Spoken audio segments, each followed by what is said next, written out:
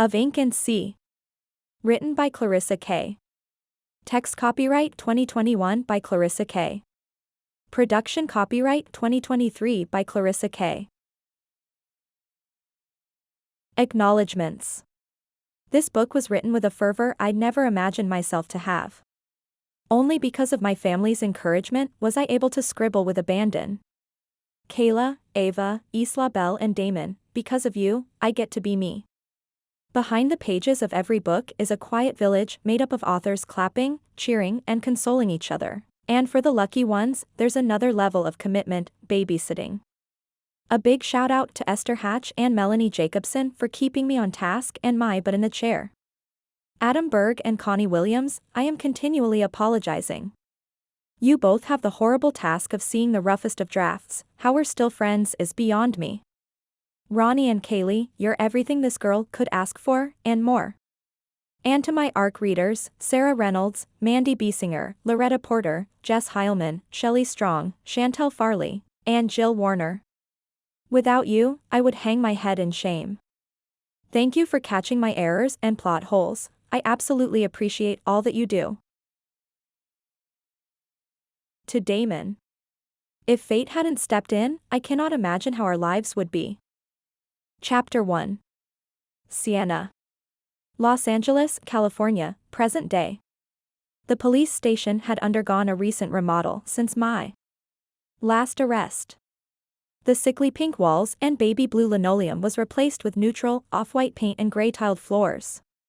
Old or new, either version had quality lighting, giving everyone, officer or visitor alike, an unhealthy pallor. I waited until my camera was safely handed over by the clerk before breathing a sigh of relief. Being arrested at a protest wasn't uncommon, an occupational hazard for some photographers, a badge of honor for others. It didn't matter how eager the magazine or news outlet was for pictures. No media house, and I mean no media house, reimbursed for a broken camera. Inspecting the lens, I double-checked the flash bulb, ignoring the officer's grunt of disapproval. Before I could respond, my cousin cleared her throat. Thank you for taking care of her.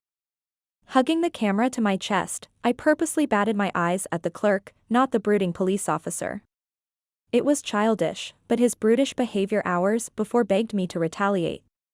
Lacey smiled sweetly to the police officer, apologizing on my behalf. She ushered me out the door, her high heels clicking along the floor. Lacey kept her face neutral and her mouth shut. Being my older cousin by several years, she was my self-appointed caretaker. Lacey caught my smirk and frowned. She motioned to her car with a slight shake of the head. I tossed a wink over my shoulder at the frustrated police officer exiting the building. He folded his arms across his puffed-up chest. He'd ignored my media badge last night at the university protest, and with the help of my cousin, had a meeting with his superiors.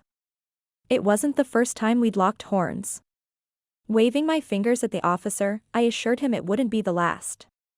Sliding into the passenger seat, I caught Lacey's searching gaze. She waited until we were on the freeway before she gave her practiced sigh. This time, however, she shook her head instead of launching into her hour-long dissertation on my careless behavior. She said nothing. Tension filled the silence. I fidgeted when she didn't take the exit to my hotel. Lacey? She gave a curt shake of her head, her dark hair sliding forward on her shoulder. She hadn't curled it, nor had she styled it. She must have heard about my arrest and drove straight to the station. You're lucky they dropped the charges. They wouldn't have stuck. This wasn't my first rodeo. My arrest had been recorded and spread by protesters greedy for a viral video. There were several photographers, but I was the only one greeted by name. It was media gold. It's getting harder, Sienna. Thank you for getting me. Guilt wiggled in. I could almost hear my parents, and her parents, lowering their voices, whispering their justifications for my behavior. With only a bachelor's degree, I was the odd one. My conversations and friends were light on cerebral and heavy on passion. Which time? Her tone was light but her lips were taut. I did show him my badge. I sounded half my age, and by the way Lacey was treating me, I deserved every bit of it. At 27, I still hadn't found my rhythm. You defied his orders, Sienna. Plain and simple. She mumbled something else. I wasn't dumb enough to ask. She must not have seen the video yet. My favorite police frenemy yelled for me to move while grabbing me, making it impossible to comply. Granted, the students I photographed were completely out of control, throwing bottles and insults. The poor officer was walking a tightrope, keeping the peace in one hand and not losing his temper in the other. Lacey combed her hair with her hand, a giant sparkler winked from that all-important finger. You're engaged. A stiff smile pulled at Lacey's lips. Yes. I am. I'd missed it, Brian's proposal. He'd been waiting for the right moment for weeks.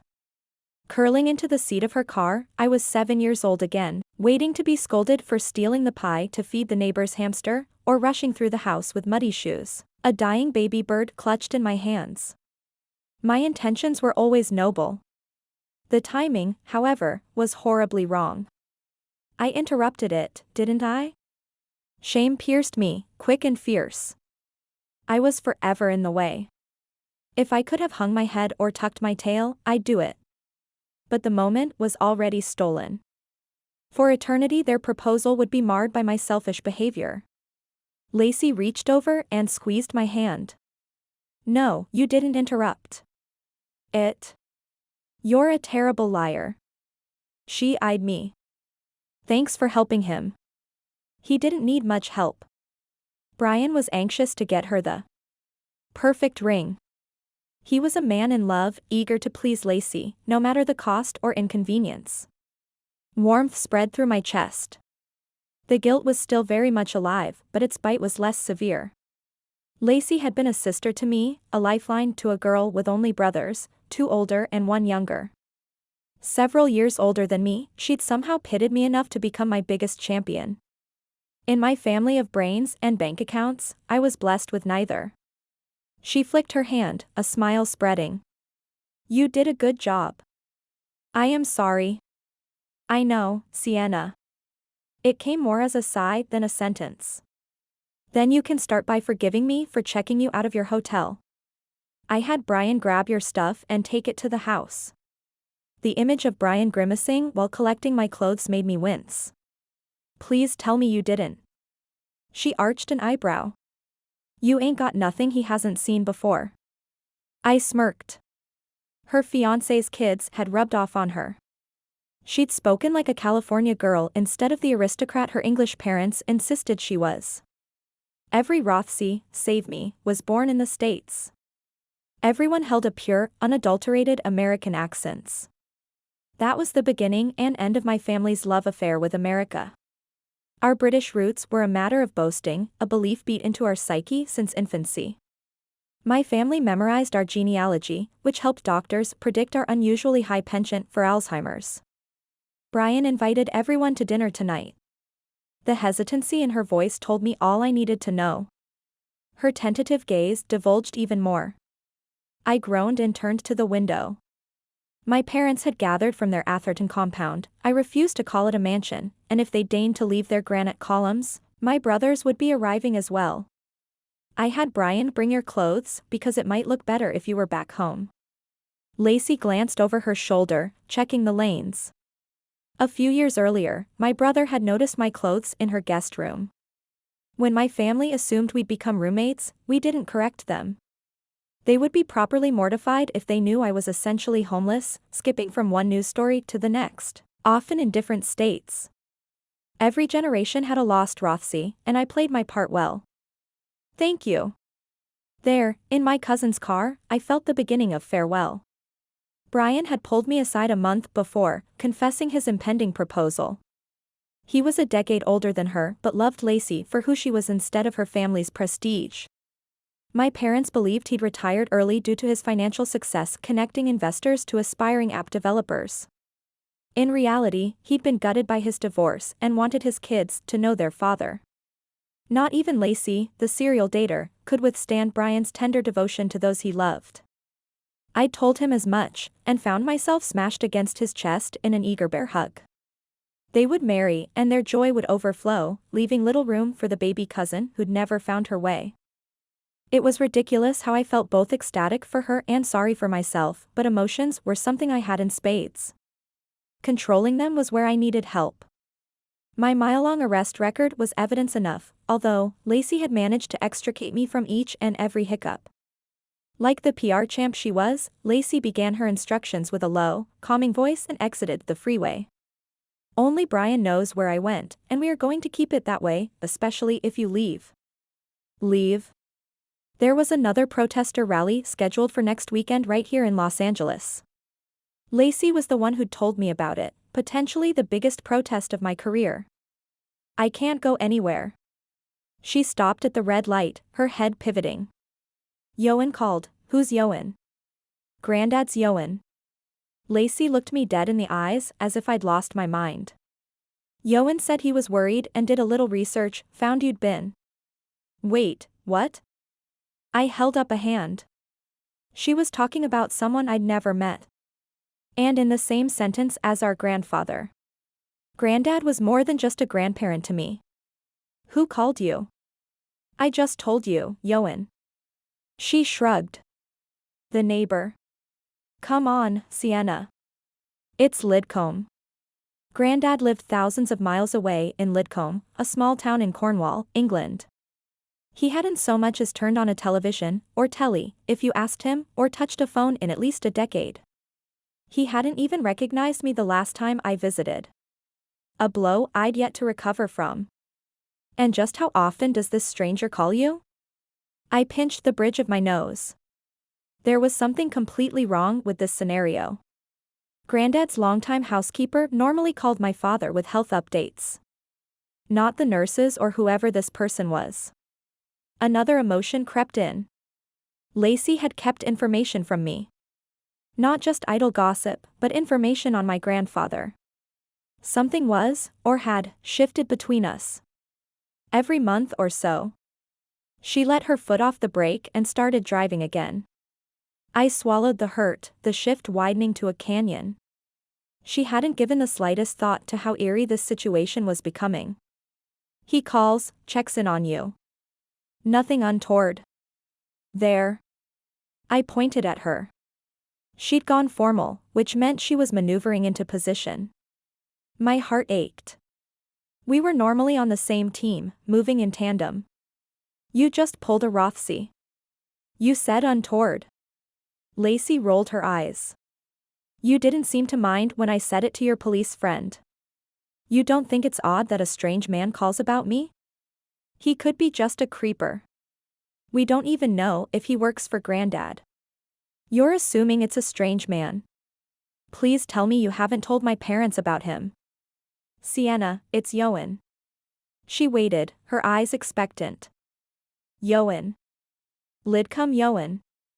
It doesn't matter how many times you say that name. I still have no idea who you're talking about. Groaning, I closed my eyes for a brief second. It wasn't her fault. She was getting married and shouldn't have to orchestrate my affairs. How did he get in contact with you? She hesitated. Your parents sort of talked to my parents. Then called me. And I called him. This is getting better and better. Would you rather have them calling you? She sighed. Your parents would have been all over you, peppering you with questions. She wasn't wrong. My parents were funny about Granddad. They wanted to dictate his diet and social calendar, but they rarely spent actual time with him. Do my parents know he's asking about me? Do they know I'm involved in any way? Lacey fished her phone out of the console and let her Face ID unlock the screen. Read it. Despite the benign texts about my grandfather, the hairs on my neck stood on end. I don't know about this. There was something unsettling about this Ioan person. It bothered me that Lacey seemed so unbothered by him. She shrugged. Sienna, anything to do with Granddad involves you. Have you spoken to him on the phone? What if he's just a bot or something? Yes, Sienna. She turned into her subdivision. We had 5 minutes before our family would make this conversation even more difficult. Just an FYI, you're going to want to communicate via text. His accent is way stronger through the phone. In person it's a little easier. Way stronger was about as Californian as. Yeah. No. Lacey was shedding her stiff upper lip. She caught my smirk and shook her head. Sienna Rothesay, I swear to you. This is not your parents doing their little puppet string stuff. But Ioan does need help. So does Granddad. Your parents think you should go over and help out. They're not too keen on letting a neighbor into the house. But just know this isn't a Rothesay thing. Ioan is just a good Samaritan here. Not a creeper. He's the same boy who dragged you from the sea. He's the same boy who listened to you prattle on and on. The sea, a faded memory flickered in my head. I'd always had an obsession with the Bristol Channel. I don't think I remember him. I do. Your brothers certainly do. He was fuming, yelling at them for letting you come down the trail. Her eyes lit with mischief. They couldn't understand a word. He'd gone nuts, swearing at them in Cornish. Or something like that. Eyeing her, I swatted her shoulder. Like my brothers had any idea I was there. She scoffed. Of course not. Neither did I. My parents said I was born with a fury, smack in the middle of a wicked storm, indicative of my personality. Curious and quiet could have been strengths if I had a healthy dose of fear. 14 broken bones and a dozen hospital stays had given me a reputation I couldn't quite shake. Lacey frowned, her car slowing. I followed her gaze to the row of expensive cars lining Lacey's street. If only Ioan were here to drag you from these waters. Chapter 2. Sienna. Los Angeles, California, present day. My nieces and nephews sat with perfect decorum on the bench, a breeze playfully pulling the branch of a jacaranda tree just above them. Their dark hair and soft, gray eyes tugged at my heart. I didn't remember their names and would have to dance around that fact. It was my own fault. I dashed from city to city with my camera in hand, my family never on my mind. Catherine, James and Diana, Brian whispered over my shoulder. And over there, he stepped forward and gave the subtlest of nods to the chubby baby laughing in Lacey's arms. That's Matthew's baby. Chuckling, I looped my arm in Brian's. My younger brother had been married a couple years and, like clockwork, delivered a baby at the 2-year mark. Is Matthew's baby a boy or a girl? Before he answered, Lacey turned, revealing the baby's adorable pink dress. Brian grinned, mischief in his eyes. A boy. Definitely a boy. Ah. Plain as day. I felt the twinge of farewell again. Brian had filled in nicely as the older brother. He laughed instead of frowned at my antics. Is there a reason you're sad? He didn't look at me. His gaze was on the joy written in Lacey's face. She'd pivoted from swearing off babies to cooing at them all, fur and human alike. She's going to be a wonderful mother. His gaze snapped to mine. Do you know something I don't? Oh. My face went hot. I didn't mean that. No, I don't think she's pregnant. No, sorry. His lips tugged to a wide smile. She already is a wonderful mother. I guess she's technically a stepmother, but it's the same to me. His face relaxed to one of contentment. And hopefully she'll be a mother in her own right. With the tender look in his eye, I was intruding on an intimate moment. As if on cue, Brian's daughter came to Lacey, begging for her turn with the baby. Lacey bent to hear the request, but our view was blocked by my parents entering the backyard, their gazes searching. I flinched, knowing their destination. It's good they came. Brian's voice was low, almost apologetic.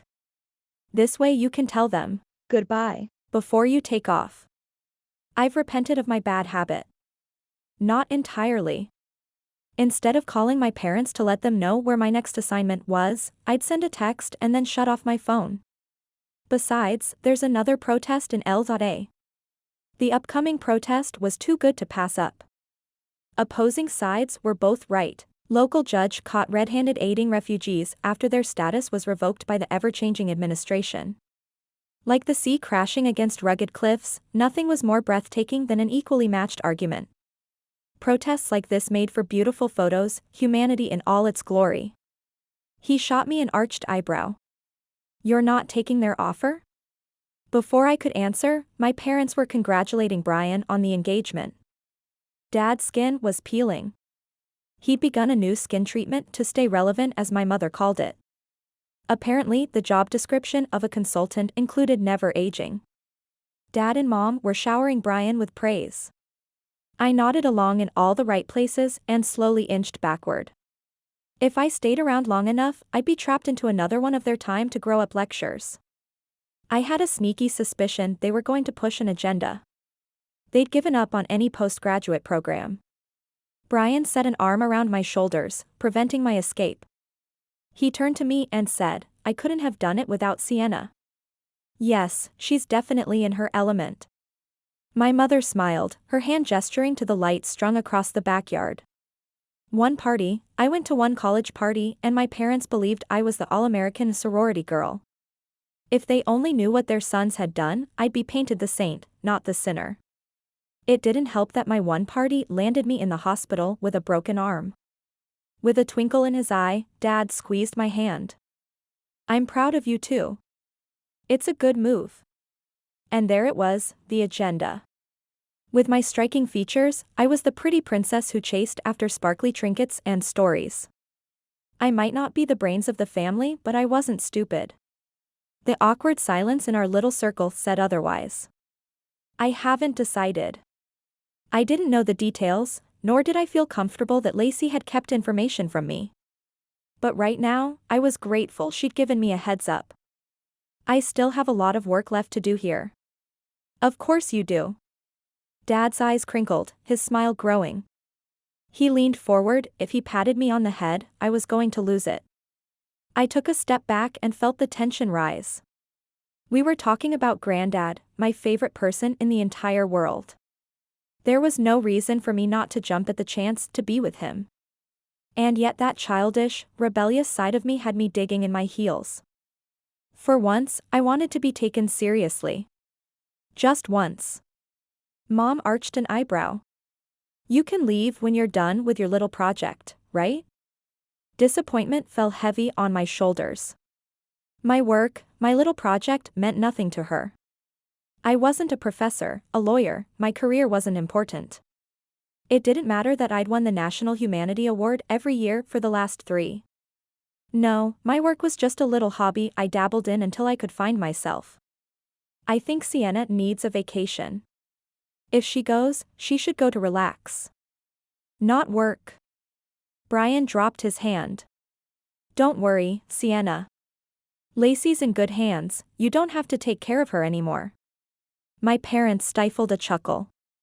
They didn't believe Brian's interference any more than I did. Lacey had always taken care of me. She taught me the art of verbal self-defense and thought my inability to stay put was a strength, not a weakness. I'm going to miss her, I whispered, watching her greet Brian's parents. Guilt tugged at my heart. I should be congratulating Lacey, not pining for her. My parents followed my gaze, my mother's face softening. You two have been more like sisters than cousins. You will be missed. Brian elbowed me. Please know that. I'm not going anywhere. My parents' answering smiles made me question my own future. Everyone in this circle thought I was leaving, when was the only mystery. It'll be good to have you in Lidcombe. My father needs a family member, not that neighbor. Dad caught Brian's gesture. You've done much for this family, Brian. Another subtle blow. I shrank in size. Brian was given credit for our bond, not me. And in truth, he deserved it. He'd continued to stretch out his hand when I doubted his concern. When I was in trouble, which was often, Brian and Lacey were the ones I'd call. Not my brothers. Not my parents. Thank you for your influence. Mom blinked and glanced at my dad. She blinked again, seemingly surprised at the emotion she felt. My gut twisted while I fidgeted next to Brian. I'd kept my future plans close, mostly because there was freedom to change if no one knew the details. The entire family appreciates your example of loyalty. No one more than my father. Dad offered his hand to Brian. Dad was giving the credit for my impending move to England to Brian. I hadn't even decided to go yet. Lacey's mother descended the porch steps, drawing the focus of my parents. Their attention, thankfully, would be gone for the evening. Turning to Brian, I folded my arms and pierced him with a look. He rubbed his neck before holding up his hands. How angry are you? Why did Lacey keep it from me? She just told me in the car. Holding up my phone, I said, they've been texting for months. He stepped back and motioned to House. She wanted to talk in person. No offense, you're not exactly easy to pin down. We smiled and nodded to people streaming in and out of the house. No one needed to hear our conversation. I followed him into the kitchen. My work is important. Brian nodded, his face guarded. I believe you. Lacey believes you. No one's disputing that. I pointed to my parents in the backyard. He shook his head. They don't count. I mean, come on, they don't have a clue what you really do, and it's not all their fault. You do as much damage by not explaining yourself than by their assumptions. Only Brian could give me a set down with a twinkle in his eye. I felt the frustration fall away. I'm not sure if I'm supposed to be angry with you or thanking you. How about you just take the offer? He grabbed Lacey's phone and plugged it into the charger on the counter. Ioan's wanting to make sure you're compensated for helping out. He seems to know how much photography means to you and what it'd mean to leave it behind. Brian tapped out a passcode but then shook his head, doubting the code. Lacey already showed me the texts. They won't change my mind. Let's be honest, capturing your grandfather's old things isn't going to hold your interest for long. His words pricked my heart. Brian was everything I could want in a brother, but he was dead wrong. Granddad's things had always held my interest. There was magic in the walls of his home, the subtle creaking of the ancient home and the whispers of the Bristol Sea. But most of all, I loved his sketches and his family heirlooms. There was a comfort in Lidcombe I'd not felt anywhere else.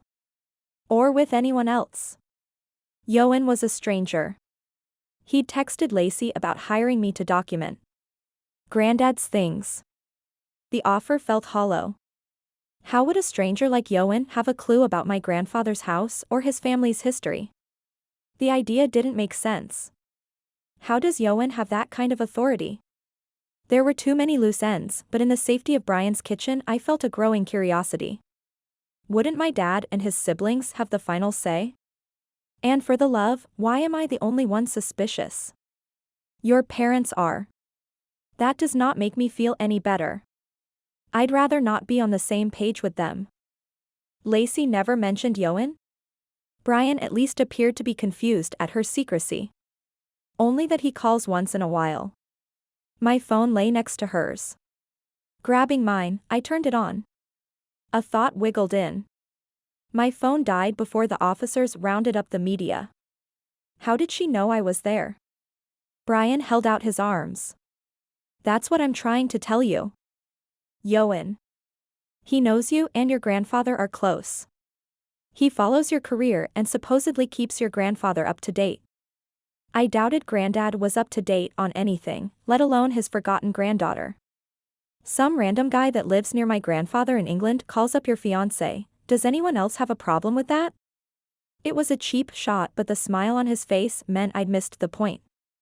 He calls to check up on you. Not Lacey. That's a little convenient. My phone screen lit up, beeping with all the missed notifications. He's never once called me. Ioan's been a help. Brian tossed a bag of chips toward me and pulled out 2 bowls. He opened another bag and started filling one. Your grandfather isn't doing well. He hasn't been doing well for a decade. I winced, realizing how crass I sounded. Most of my family avoided talking about Granddad around me. That's not what I meant. Brian shrugged. He responds to Ioan. With both hands on the chip bag, I paused, my heart racing. That was a blow I wasn't ready for. Are you telling me my grandfather responds to Ioan but not his own family? I'm not saying anything. Brian's eyes were wary. He'd touched a nerve. I had little doubt Lacey had already warned him. I was a bit touchy when the topic turned to Grandad. Aside from Lacey, Grandad was the only one who truly understood me. With one look we could unite against our family's arrogance. I was the only one who'd sit in his kitchen and beg for another story, another myth. Anything to hear about the people I'd never meet. Perhaps, I did the same thing with the camera, captured stories of strangers. Then what are you saying? My grandfather served his country, traveling the world before settling down in his ancestral home. His progeny, my father included, were born and raised far from the warm waters and black rocks of Lidcombe, a small town in Cornwall, England. Except me. I'd come 6 weeks early in the middle of a raging storm. Not only was I the first girl born to a Rothesay son in generations, I was born in the ambulance. My first breath was the mist of the sea. From that moment, I was the darling of my grandfather's life. No sin was too great. Until 7 years ago, when Alzheimer's wiped me from his memory. My greatest cheerleader was ripped from me. I'd been untethered since. I dropped the bag of chips and braced myself against the counter. Emotions were never something I could hide. My relationship with Lacey was changing. She'd been talking to a stranger about me, about Grandad. Betrayal, anger, and hurt fought for dominance. My face flushed. This party wasn't about me. Brian should be outside celebrating, not confessing another trap my family had laid. I'm sorry, I finally whispered. Sienna, he reached for me, his expression unsure. I shook my head. He pushed the bowl I was supposed to be filling aside. Lacey loves you. I'm not questioning that. Ioan asked if you'd be open to staying with your granddad. He was hoping you'd be able to see him, maybe talk to him. Brian lowered his head. Lacey said you two always had a connection. Something special. We do. I shook my head. I mean, we did. But he doesn't remember me. Like an old wound, the ache in my chest reopened. Jumping from story to story, kept the hurt of my grandfather's illness at bay. If I stopped, or if I returned, would it consume me? Maybe Ioan reminds your grandfather of himself. Ioan could be the bridge for you. Brian went back to loading the chips in the bowl. You spend your life capturing moments that will be marked in history. What if you could capture the moments of your own history? Like what? There was no history of little Ola me. I didn't live anywhere long enough to put down roots. Although, just the idea of Grandad's history lulled the anger to a simple rolling wave. Ioan thought you could photograph your grandfather's pictures and things. He seems to think documenting his history will trigger his memories. You'll be paid by the estate. Brian slid my empty bowl from me and began filling it. I blinked at the bowl, realizing I'd never filled, or fulfilled, anything. I'd bounced from one university to the next and barely graduated with a photography degree. I was 27 years old and never once signed a lease. Does this Ioan know about me? You mean, did your parents strong-arm him? They seemed pretty certain. I might have asked the question, but I didn't want the answer. Leaving for Cornwall was out of the question. My heart shriveled at the mere thought. It wasn't just that I was a coward of the first order, but my grandfather's Alzheimer's had hurt more than I cared to admit. Cornwall was where I was Sienna Rothesay, the pride and joy of Sir Liam Rothesay. The sweet shop down the way from my grandfather's house carried tart lemon drops just for me. The doctor up the hill would chuckle while setting my bones after another spill. There was magic in Cornwall, as if everything I touched became softer, more colorful instead of the black and white, the good and bad of the world. Or maybe Cornwall was gray, a blend of both. The last time I visited, the joy had been sucked from the small town. Everyone looked at me with pity instead of pride. Your parents, well, Brian's voice pulled me from my thoughts. Lacey let the idea of you going to Cornwall slip so they'd stop pestering her. What were they saying? My heart warmed. Lacey had never stopped defending me, even when I didn't deserve it. They kept thanking her for taking such good care of you. Brian pulled the chopped vegetables from the fridge. There wasn't a need to refill the platters, but he must have wanted something to do. She told them you helped her see what was most important. Said that because of you, she realized she wanted a family. That's not true. She told them you were thinking of heading back to Cornwall to visit him. He stopped and faced me, his eyes full of brotherly affection. I don't know if it's the right move. I'll support whatever decision you make, but, he looked away. What? I hated that I asked. Whatever he was about to say felt weighted. Your parents, shoot, even Lacey's parents, well, he rubbed his neck. The internal debate was written on his face. They're good people. I'm not questioning your love for my family, I said softly. He smiled ruefully.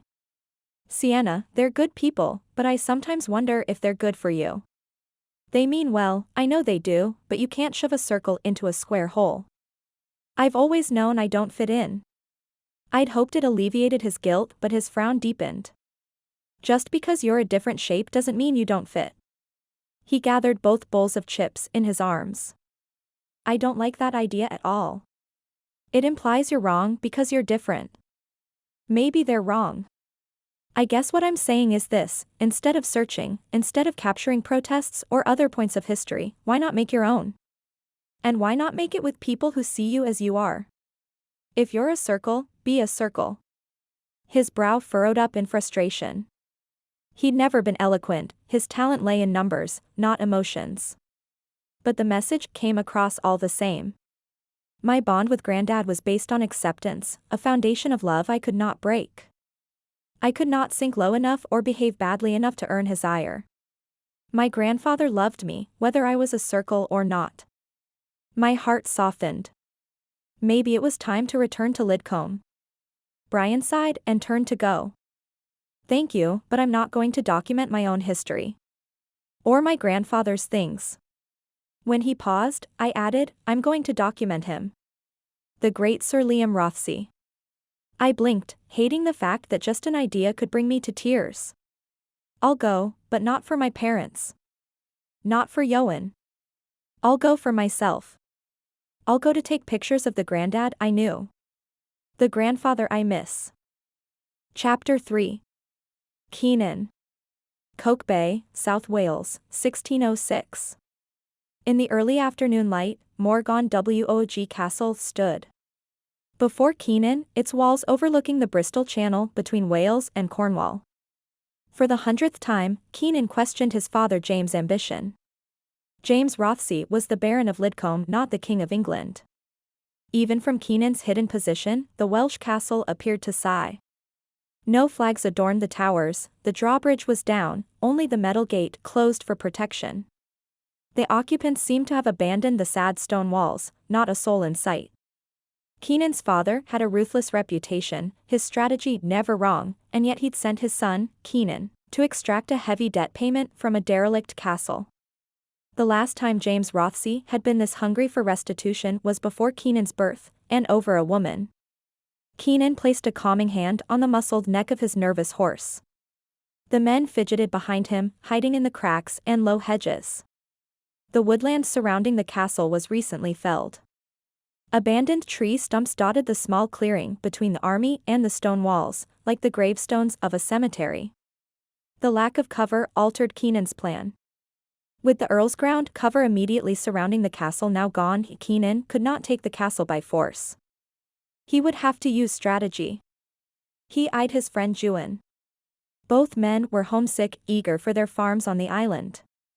Keenan was well versed in Welsh warfare.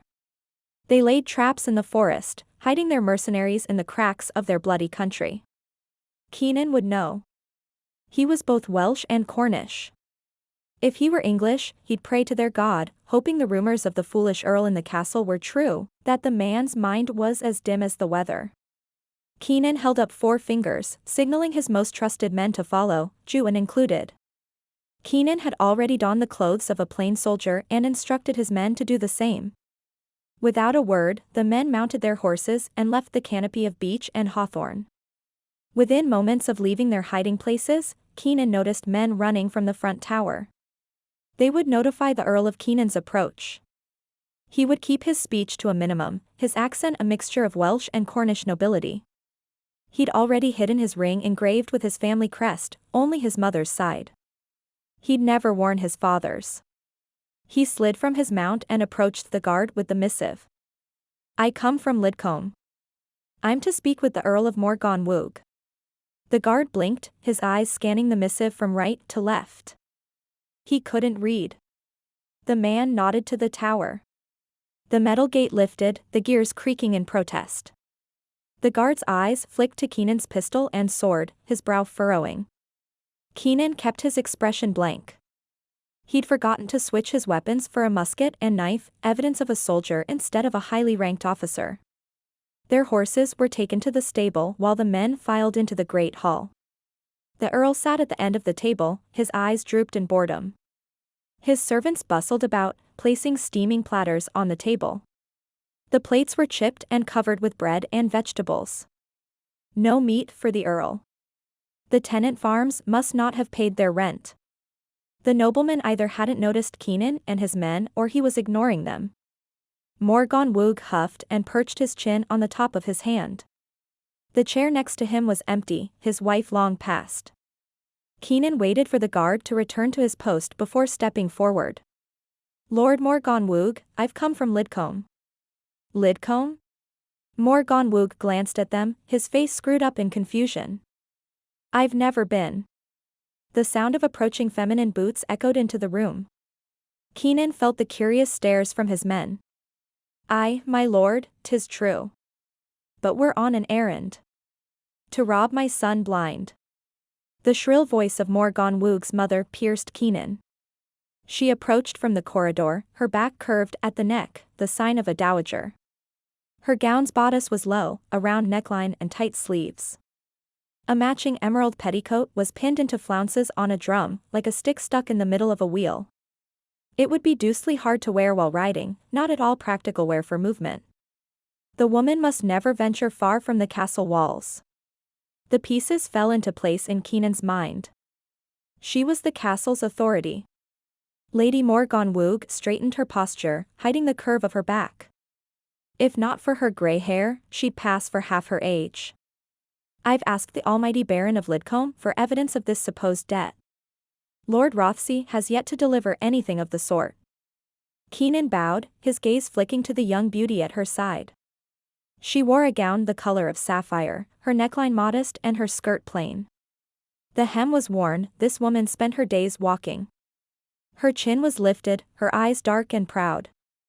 Her auburn hair was the color of tree bark after a storm. She was undoubtedly Lady Morgannwg's lady-in-waiting. He straightened his stance and addressed the older woman. "I've brought a missive. You've not read it?" Lady Morgannwg arched an eyebrow as if to say, "Can you read?" Without a sound, she stepped to her son, her hand on the back of his chair. He glanced up at her, adoration in his eyes. He blinked and glanced around happily, like an innocent child. "I'll read it." The younger woman extended her slender hand, her gaze boring into Keenan's. She couldn't be the lady's companion, not with her pride and forward manner. Keenan hesitated, not missing the furtive looks between the women. They were playing Keenan for a fool. He'd seen this before, he could taste the desperation in the air. He'd known Morgannwg was a simpleton, but Keenan's father had made it clear, Morgannwg was deeply in debt. After numerous attempts, the poor fool had avoided payment. Keenan now wondered who'd signed the document, the Earl or his mother. "I was given orders to deliver this to Morgannwg. As his daughter, I assure you, I can handle the task." Her lips turned to a disarming smile. He hadn't known about a daughter or her widow status. Details his father had not mentioned. Had Keenan not spent his life in strategy and warfare, temptation would have him. Her face was warm but her eyes were hard. Warning rang in Keenan's head but he held his ground. The servants had left, only the Earl's family and Keenan's men were witnesses to the repayment, or lack thereof. "I'm sorry, miss. Under this roof, I still am addressed as Miss Morgannwg." Her smile was forced. There was a reason she'd not given her married name. Two could play this game of distrust. I am but a soldier. My orders were clear. Will tragedy befall this document in the few steps it takes to my father? Miss Morgannwg stepped closer. Her scent of rosewater tickled Keenan's nose. A thin Celtic ring adorned her finger. Feigning humility, Keenan let his shoulders sink. He dropped his gaze and fidgeted like the servants in his father's castle. I'm to witness your father reading it. I'm to testify that he understands the written word. The ladies exchanged a worried glance. And there was the truth. If Morgannwg was too dull to understand the law, he was too simple to stand as Earl. As the nearest male relative, Keenan's father, Rothesay, would inherit the land and titles. The women would be cast aside, both widows, Dowager Lady Morgannwg and Miss Morgannwg. Keenan's father would be delighted to hear of Miss Morgannwg's predicament. Whispers of the Earl's madness must have kept his daughter out of sight and without a second match. Lord Rothesay had asked for female collateral in his missive. Keenan assumed he meant Lady Morgannwg, unaware of the daughter. The realization made Keenan's throat dry. He knew exactly how his father would twist this bit of fate. His eyesight has dimmed. Lady Morgannwg nodded to her granddaughter. I've been his eyes for some time now. Keenan folded his arms, the missive tucked safely back in his hands. The Earl was looking at the food on the table, a feat for a supposed blind man. Losing sight would allow the Earl to keep his title. His mind would no longer be questioned. Keenan felt a bit of pride at the woman's attempt to outwit his father. Has he seen a physician? Of course. Lady Morgannwg's tone was clipped. She pulled her son to a stand. The Earl balked, his eyes wide. I've not eaten yet. I believe he sees his dinner.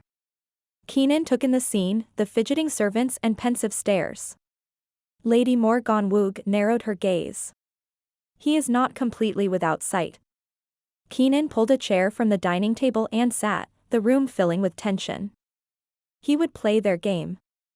When did the physician expect his sight to fully return? Not for weeks, sir. If at all. Miss Morgannwg sat next to Keenan, her voice soft. Inviting. Then we shall accommodate.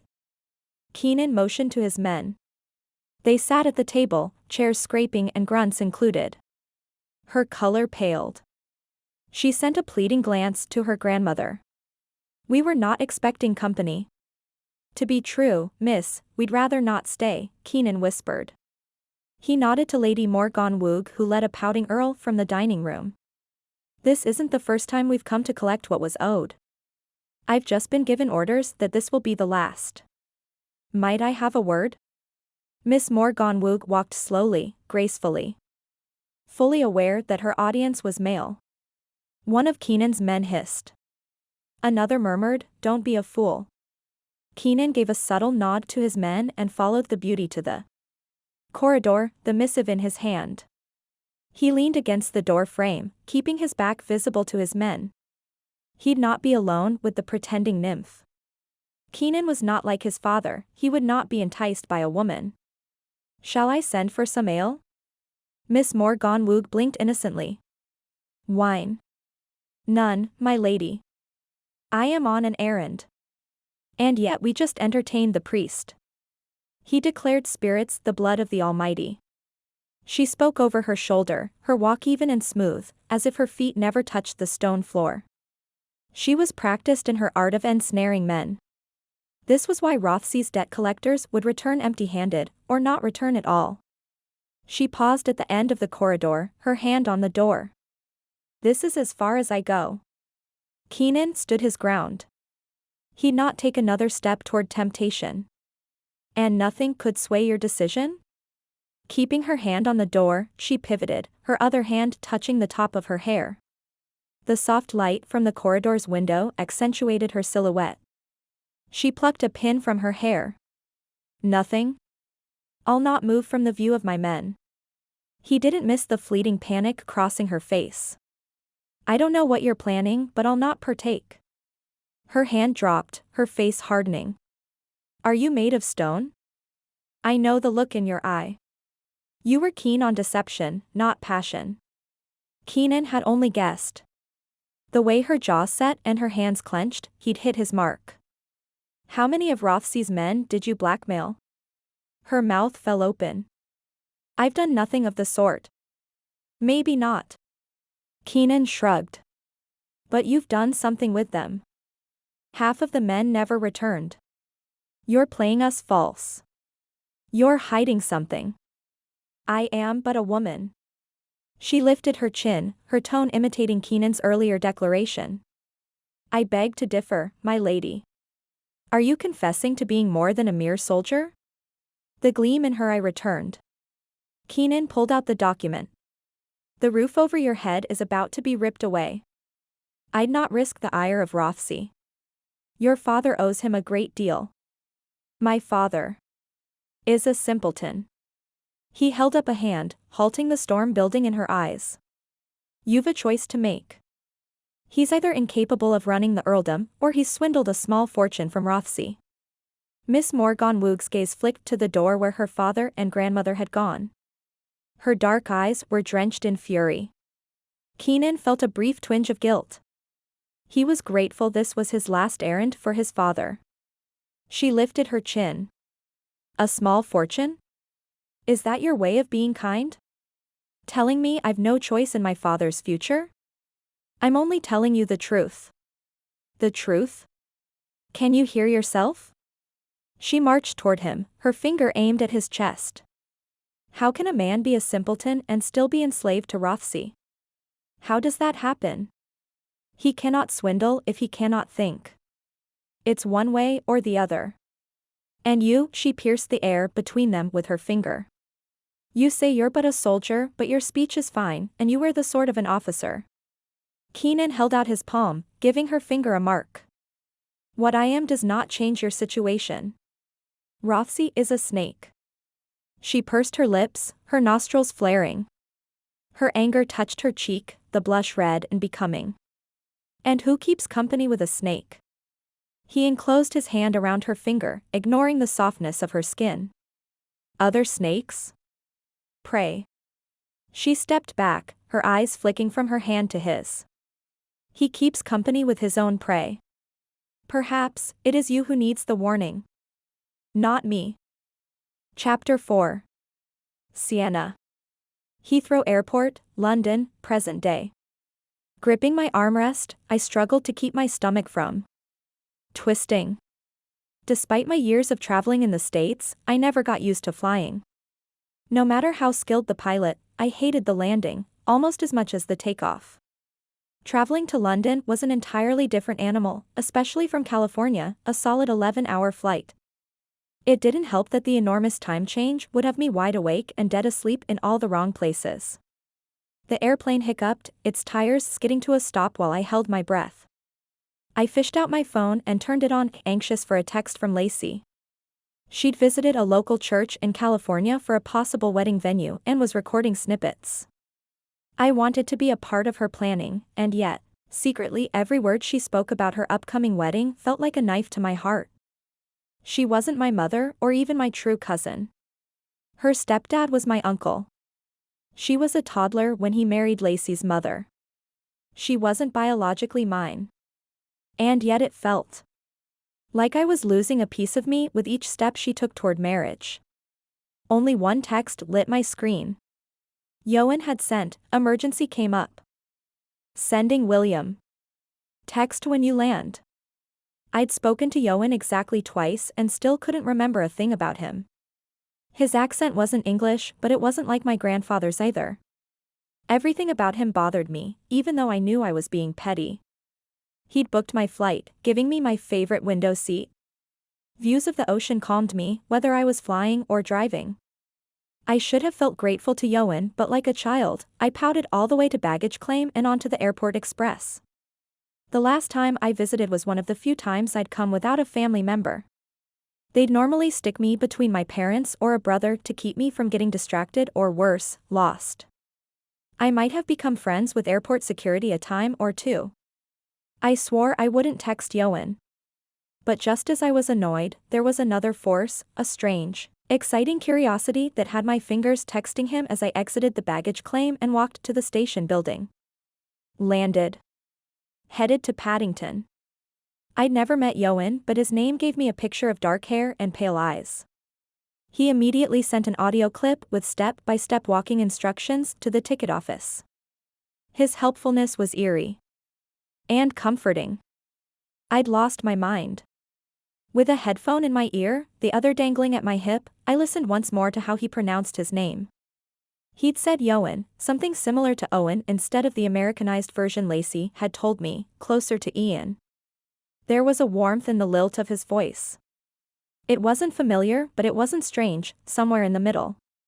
Much like me, I'd never had a solid place. I was too American to be English. And too English to be American. The sandwich I'd eaten on the plane had long ago disappeared. My frustration with the man speaking into my ear grew with each passing second. Lacey must have told Ioan about my penchant for getting lost. That was the only reason he'd know. It was another mark against him. Even if a part of me was curious.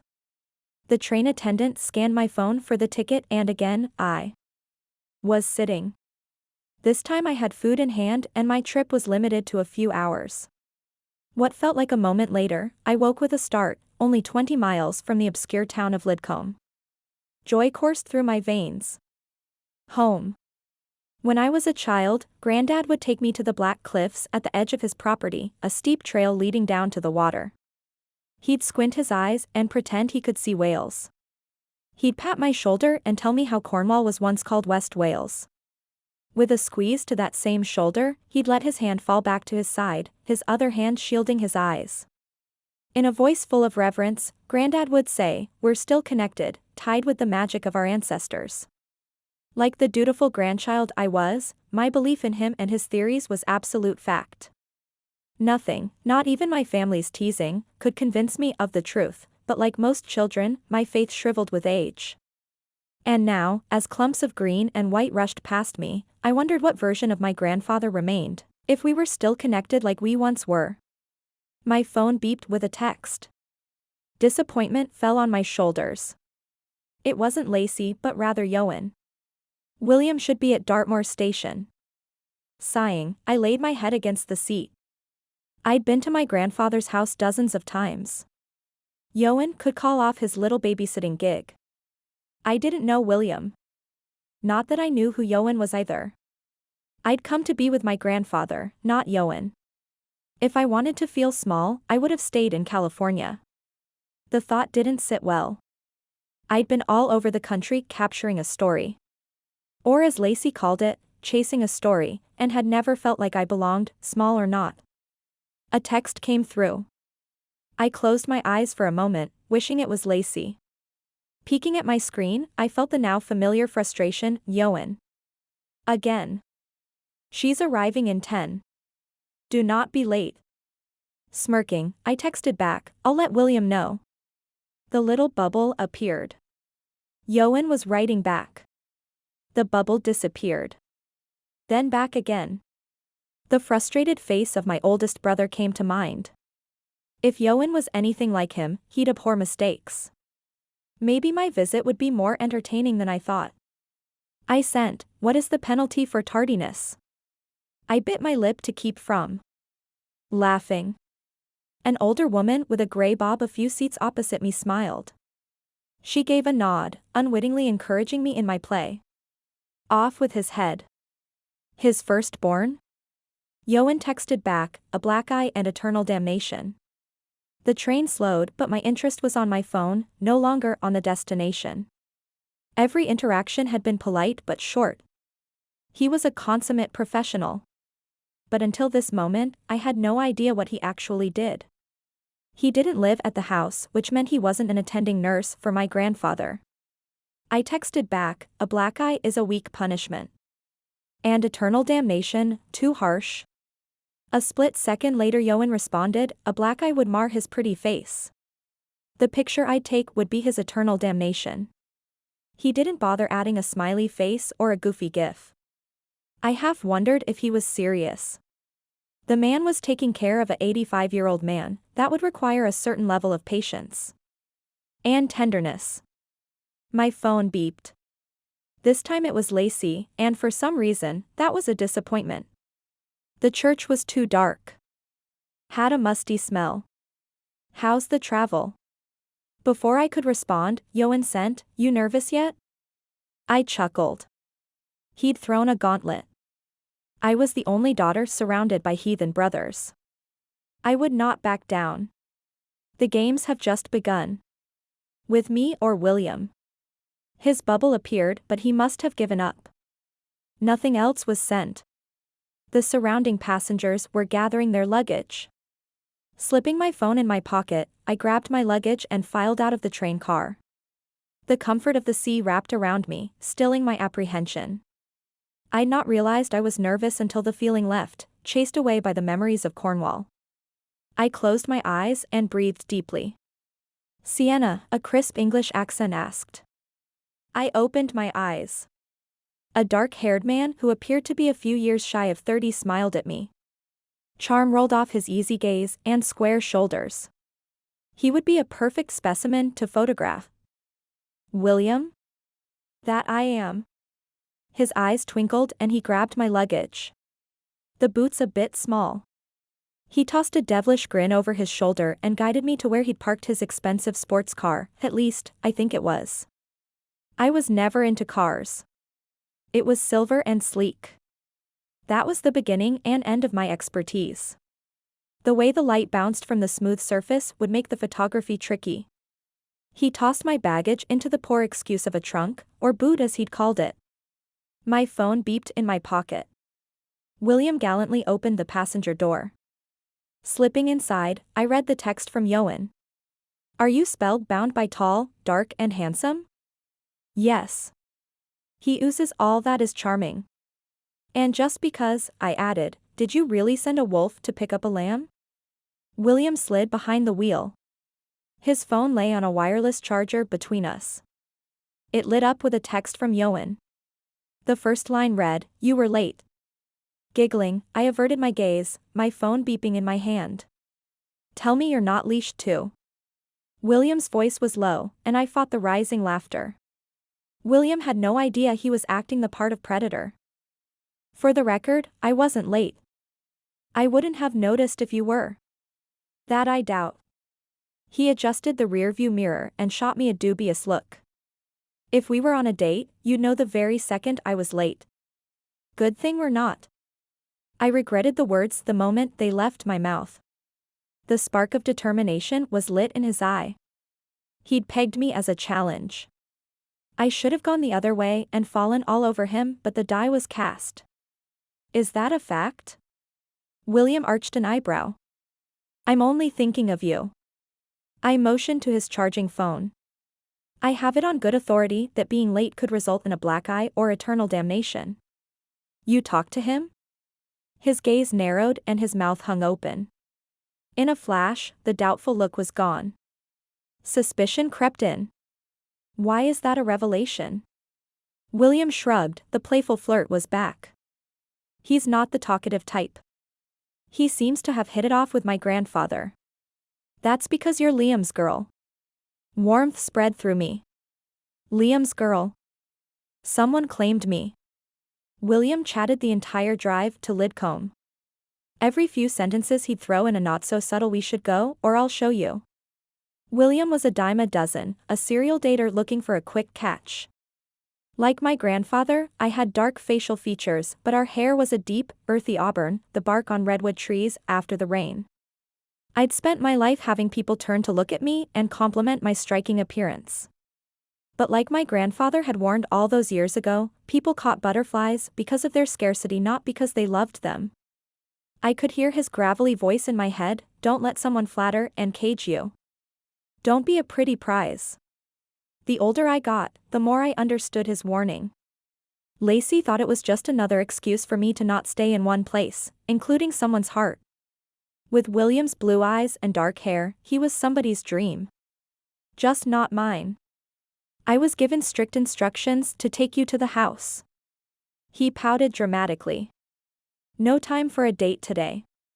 Have no fear, I devoured a sandwich on the train. His smile fell a little. I thought you'd be more. I don't know. Blonde? Tan? Shifting in my seat, I focused on the gorse and heather, offering only my profile to William. The less I met his glance, the better.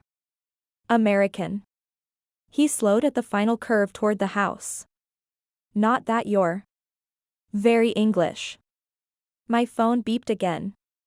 It might have been rude, but I welcomed the distraction and checked. Sure enough, Ioan had texted. He doubted I was a lamb. Grinning, I shifted my attention back to William. I've been told that a lot. You're not at all what I expected. There was entirely too much pleasure in his statement. I've been told that a lot too. And not always as a compliment. His tires crunched along the drive, bringing a slew of memories. The weight on my shoulders lifted. The same electric current from my childhood hummed in my veins. William parked in front of the patchwork house. Built in the 1st century, its walls were older than my pedigree. From the street, my grandfather's home looked like 3 homes smashed together, not much different than the United Kingdom. England, the largest structure with Wales and Cornwall on either side.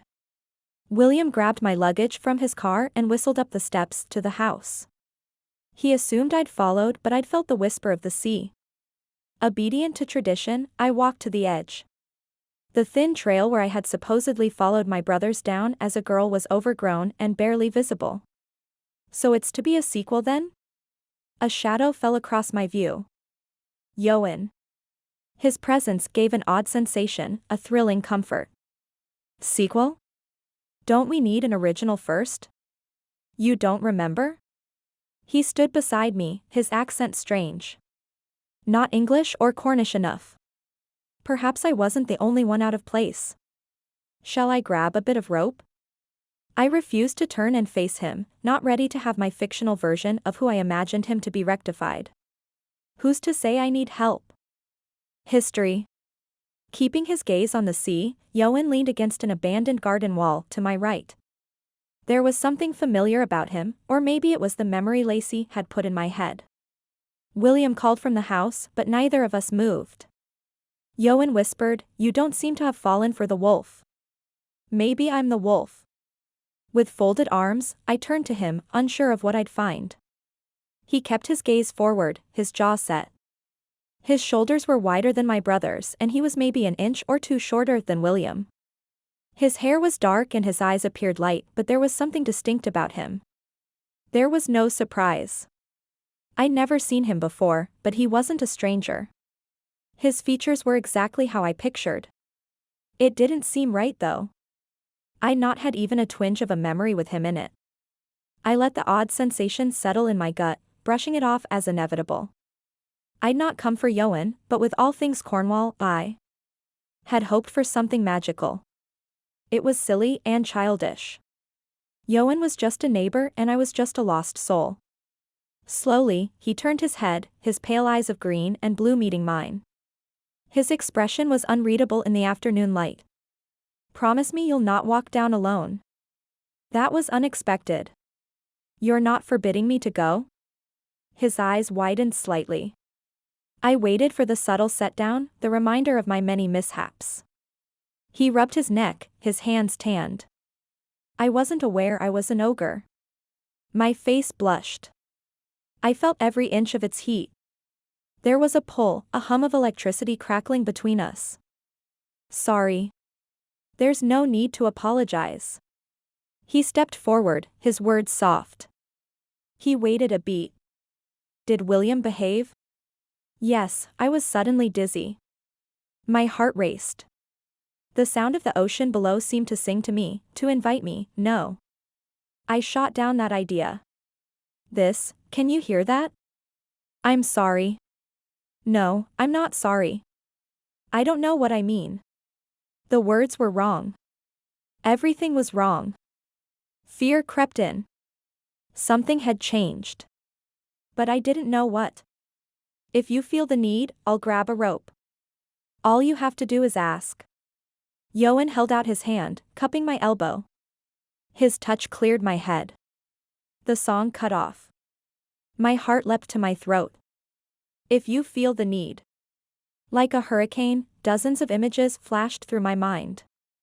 The compulsion to jump in the heart of a violent protest, the curiosity of the homeless addicts. All of it was a need. And now, the same pull wrapped around my waist, inviting me to the waters below. Like a caress, Ioan whispered, sometimes it's not enough to feel the warmth of a flame. Just don't go touching on your own. Chapter 5. Sienna. Lidcombe, England, present day. My camera felt heavy and awkward in my hands as I stood in my grandfather's bedroom. I'd come to document the man before me, but watching the shell of the greatest man I knew didn't feel right. Liam Rothesay's mind was inching toward the century mark, but his body looked as limber as when I'd been a child. He didn't speak to me when I entered the room, leaving William and Ioan downstairs in the kitchen. I didn't know their connection. They didn't appear to be close. Although William had filled in for Ioan as my personal chauffeur. I was still a little shaken with the awkward conversation at the garden wall. Speaking with Ioan was oddly intimate. And overwhelming. The late afternoon light fell into the room. When my grandmother was alive, she'd tease Grandad, asking if he'd fallen for the woman of the sea, an old myth of a Welsh woman and a Cornish man. Grandad believed the sea held the secrets of our past. The details of his myths were faded in my memories, like the sound of my grandfather's voice. Circling him, I watched his earnest face, his eyes flicking about like someone watching a movie. I followed his gaze to the watery view outside the window. There was a boat or two, but nothing out of the ordinary. Kneeling before him, I laid the camera on the floor and clasped his hand between mine. Grandad? His wrinkled brow furrowed, but his gaze never wavered. On my knees, I doubted my reason for coming. My grandfather was in the chair, but his mind was out of reach. Sunspots and veins marred his hands, and his long fingers were punctuated by arthritic knuckles. Out of habit, I checked the side of his left hand. As a lefty, his hand would be stained with ink from his hours of sketching. His hands were clean. And my heart was heavy. My stomach growled and I made my way downstairs. William stood in the kitchen, twirling his car keys around his index finger. He flashed a beguiling smile as I walked in. Ready for our fish and chips date? Other than the two of us, the kitchen was empty. I set my camera on the island counter. Where's Ioan? With his babies. William rolled his eyes as if to say, where else would he be? Come on, let's go. What about my grandfather? Grandad had lived the better part of his life in this house, but it didn't seem right leaving him alone. Even if he still navigated the stairs, a worry struck me, should he be living on the upper floor? Where's the housekeeper? Her name escaped me. I prayed she'd never know. The first day or so of returning, my head was a little fuzzy. If she found out, she'd hang me for sure. That is, if she still worked for Grandad. My parents had been vocal about Grandad's choice in housekeeper. Good question. William just stood there, his face blank. We could get takeaway. There was a lilt at the end, but not enough to be a question, just enough to hope. I wasn't biting. He glanced around. Should I grab Ioan? No, I waved away his question. There was something off about Ioan and I'd rather not be around him just yet. I would crack open his head and have a peek when I wasn't jet-lagged. William fidgeted again. The poor guy had no idea how hopeless his flirting was, but I couldn't be completely heartless. What are you doing? Here. He slipped his keys in his pocket, his shoulders resigned. Or for a living. Marketing, if you must know. I searched the fridge. If I was here to help, I might as well start with dinner. Here. What do you do for Grandad? Ha! William waited for the punchline. When I kept searching the fridge, he said, oh, you mean, why am I here? Right now? Yeah. I know Ioan asked you to pick me up. Someone had gone grocery shopping recently. The veg was fresh and enough to make a salad, that would be easy. My cooking skills had not improved since I'd left home, not that my mother was the all-American housewife. Takeout and leftovers had been my staple. He had another emergency. William circled the large island and jumped on the counter next to the fridge. Happens a lot with horses. Granddad has horses? My grandfather had never ridden. Nor had my grandmother. No. He chuckled. They are Ioan's, and you'll do well to remember just how much pride he takes in his babies. Shutting the fridge, I stood opposite William. He swung his legs back and forth, looking like a mischievous boy. Where are they? The horses, I mean. In the stables. William's smile dimmed. He, like so many other men I'd run across, felt lost when the topic wasn't on them. Granddad doesn't have stables. The lot was almost entirely surrounded by national land, part of the heritage coast. There were 3 homes along the thin line that butted up against a national preserve. The front gardens were pitiful, holding only enough space for a driveway before dropping down to the cliff and the bright yellow Cornish gorse. But then again, I never explored the other homes as a child. The sea had always been my temptation. Ioan has stables. His family has had horses since the beginning of time. William narrowed his gaze. You don't know who he is, do you? Not a clue. I folded my arms against the chill that crept across my neck. The wind picked up outside. I felt the pull of the sea once more, calling me. Like it had 7 years ago, the whispers had become louder, more urgent. There had been a shift in the song I'd heard. I'd always blamed it on Granddad's Alzheimer's. He couldn't talk to me, so the sea did it for him. Ioan Morgannwg. William waited for the shock. His eyes widened when I said nothing. He scratched his head and gave a nervous chuckle. Doesn't ring a bell, does it? I have absolutely no idea what you're talking about. Something was off, but I wouldn't confide that to William. My focus had always centered on Granddad and the sea. There wasn't much room for a neighbor. His mum was Lady Morgannwg. He winced at Lady Morgannwg, like it was an insult. You know, the Lady Morgannwg. The side door snapped open. The sound of boots falling to the floor echoed. Ioan's low voice carried. William hasn't left yet? William straightened as Ioan came from around the side door. Impressed, I asked, how did you know he was still here? Ioan eyed William, his expression unreadable like before. William is not hard to find. I felt a chill, there was more to how Ioan knew, but I held my tongue. I was going to feed the poor girl. William slid down from the counter and clapped Ioan on the back. Shall we get you something as well? Doris will have your hide, Ioan warned and went straight to the sink, blood on his hands. Doris. I tossed a towel on the counter next to Ioan. I couldn't remember her name. She loves me. William chirped. Besides, she deserves a night off. What was the emergency? Reaching over, I turned on the faucet, my arm brushing against Ioan's hand. A whisper tickled my ear. I whipped around, but William wasn't near enough, he was still at the edge of the island. My heart hammered in my chest. I could have sworn someone whispered in my ear. Colic. Ioan didn't seem to notice my odd behavior. He scrubbed his hands and eyed my camera on the counter. I thought colic was something wrong with the stomach. Horses were as foreign to me as dogs. I'd never lived anywhere long enough to own an animal. He turned off the faucet and gave his hands a hard fling. It is. But I have to shove a plastic tube up their nose with mineral oil. He wiped his hands on the towel before folding it neatly on the counter. It hurts like hell and bleeds like the dickens. William grabbed his stomach and laughed a touch too loud. I'm going to colic if we don't get food soon. You've 2 hands. Ioan checked the thermostat on the wall and then walked up the same stairs I'd just come from. It's hard to get a word in. William sked loudly. He just doesn't stop talking. Right. Exhaustion settled on my shoulders. I stifled a yawn but knew jet lag would win if I didn't start moving. Do you know which room I'm staying in?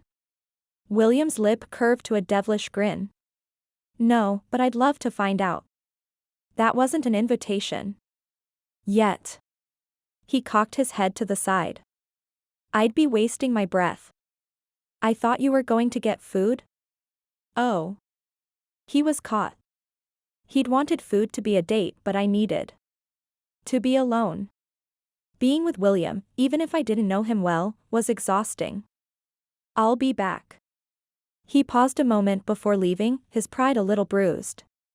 My luggage was in the grand living room just off the kitchen.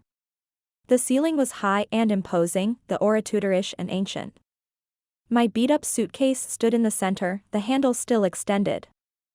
A breeze fanned the pages of an open book on the table next to my case. The windows on either side of the fireplace were open, the wind chilling. I slid each window closed, the sound echoing in the spacious room. Nothing had changed in years, possibly generations. The walls, except for a few of my grandfather's sketches, were still lined with chairs and paintings, each from a different era. The other living room on the opposite end of the house, dubbed the Great Room, had 2 pianos, both from centuries before my grandfather's time. My suitcase was the most modern item, and yet it was by far the most abused belonging. I went to close the book but paused, my hand over the pages. In the center was a drawing of an old inkwell. The sketch wasn't one of Granddad's, his were charcoal or a broad ink. This was the work of someone else. A whisper caressed my neck. I jumped to a stand. No one. I was alone. The page fluttered from my movement. I gathered the book to my chest, the whisper coming once more. The floor creaked. I spun around. Ioan stood in the doorway, his back bathed in the light from the kitchen. Are you well? I didn't hear you. The edge of the book cut into my arm. I relaxed, hoping he didn't notice. I gathered that. He stepped into the room and scanned the walls. What are you looking for? For whatever you won't tell me. His voice was smooth, not a hint of emotion. And alluring. You scared me. It came out defensive, but I didn't care. Lacey trusted him and possibly Granddad, but I didn't. Not with something so sacred. Odd how an eerie feeling, like a whisper, could feel intimate. Taking another step, he searched my face. I thought you were a wolf, says the man who sneaks up on people. Silence filled the space between us. A warning rang in my head, but I didn't know if it was for the whisper or the man in front of me. Where are you from? If he was surprised by my question, he didn't show it. Everywhere. Are you always this exact? Only when people are vague. He held out his hand. I retreated, my calves against my suitcase. I wasn't vague. I didn't scare you. He took another step forward, his hand still outstretched. But I'm fairly certain I know what did. You do not. And I don't need your help. I pushed at his hand. I was standing just fine on my own. He could keep his hand to himself. The book, Sienna. Oh.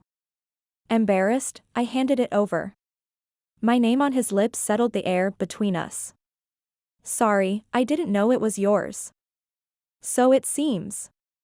With a frown, he searched my face again. Wales. I was born in Wales. No wonder Grandad liked him. My grandfather loved all things Welsh, the language, the people. All of it. I didn't mean to intrude.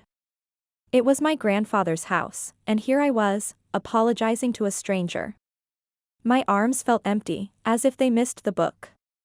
Or maybe Ioan's drawings reminded me of Grandad. Who are you? Ioan arched an eyebrow. Didn't William already tell you? He said you were Ioan Morgannwg. The chill tickled my neck. He'd known about my conversation with William. I wondered what else he knew. He seemed to have no qualms telling William he was late or telling me to be careful at the edge of the property. I'm not from here. I don't know what that means. Does it matter? There was an edge in his voice. It made him appear more human to me. For the past few days, he'd been little more than a character in my head. My family says you can reach Granddad. Something no one else has been able to do in years. So, Yeah. I think it does matter. I hadn't meant to raise my voice, but I had. Not a week before, I was in another room, arguing with a police officer about the validity of my questions. That man had thought me impertinent too. I'm not him. What? Recoiling, I stumbled back from him. He'd read my mind. No. That was impossible. What did you say? What did you think I said? He emphasized each word, like I would do with my nieces and nephews when they didn't understand something. Don't patronize me. Wouldn't dream of it. He arched his stupid eyebrow again. Answer the question. I growled and then sighed. Jet lag. That was the reason for me feeling unsettled. It had to be. I am Ioan Morgannwg. My family's land borders yours. His voice was soft again, alluring. He bent down and gently took my hand. I should leave, an electric hum crept up my arm from his touch. A peace settled into my gut. What scared you? I kept my chin down, his chest covering my view. My pulse calmed, slow and steady. I was on the edge, trying to decide if Ioan was worth trusting. The electric hum became stronger. I would trust, just this once. I thought I heard something. A whisper. What did it say? I don't know. I rubbed the bridge of my nose with my free hand. It wasn't words. I know it doesn't make sense, but I did hear it. I am not the one doubting. His hand was still holding mine. A delightful thrill ran up my arm. A door opened, echoing to the room from the kitchen. 3 plates of fish and chips, William called out to the house. Ioan retreated, his hand falling away. He reached down and grabbed my suitcase. I'll put this in the blue room. Without another word, he left, taking the long way around to the upstairs room. William's hopeful face appeared in the doorway. Ready? I nodded, fighting the urge to look over my shoulder at Ioan. A flicker of an image appeared in my mind, Ioan with his back against the hallway, his book in one hand and my suitcase handle in the other. Chapter 6. Keenan. Coke Bay, South Wales, 1606. Ioan paced the length of the small boarding room in Morgannwg Castle. The rest of Keenan's men had snuck back to the army just outside the clearing. How long? A few hours at most. Keenan had hoped to be on his way to Lidcombe by now, but his father had warned him. Morgannwg will not succumb easily. Keenan's men were only 20 large. The rest of the army were paid mercenaries employed by his father. The mercenaries were bound by their pockets, not honor. His time fighting the Dutch war had taught him the world was larger than his father's land, and honor could not be purchased. But more than anything, Keenan had learned the ugly side of man. He'd left as the younger son, filled with innocence and eager for his father's approval. He'd returned bloody and broken, and little regard for his father's whims. I don't trust them. Ioan stretched his neck and rolled his shoulders. There's secrets in these walls. There's secrets in every wall. This was why Keenan had purchased his own land. He'd not be shackled to Lidcombe or his father.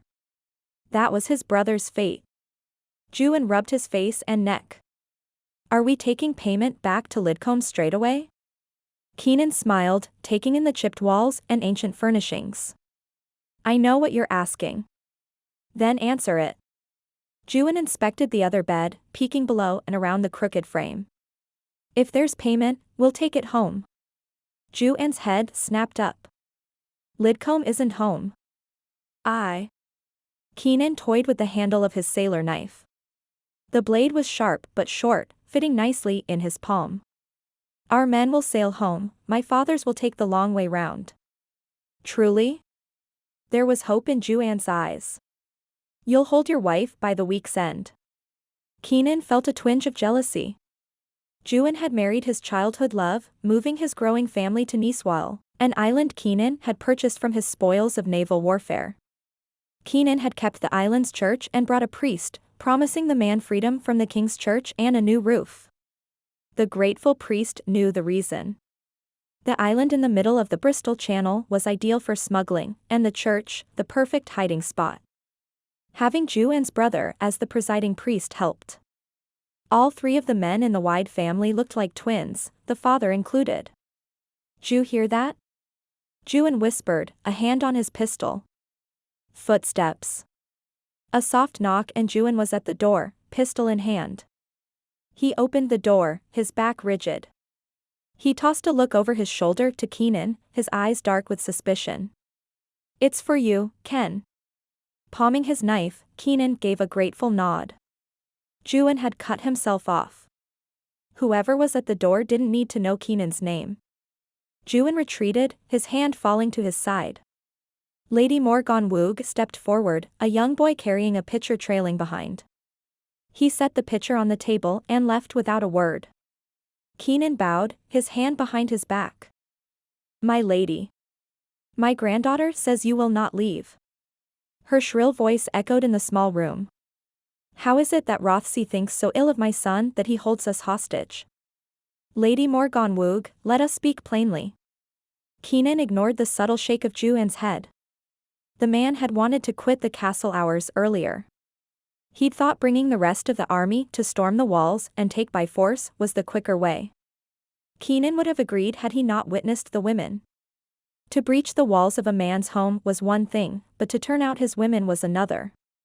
"Your son does not have the mind." "How dare you?" Lady Morgannwg raised her hand and cried out. Ioan spun her around, snatching her hand. Struggling, she spat at Ioan's feet. "I'm not here to injure you, my lady." Keenan kept his voice low. "And what is said in this room shall not leave it." "You expect me to trust you?" Her voice shook with rage. "Your son borrowed money from Rothesay but never paid a shilling."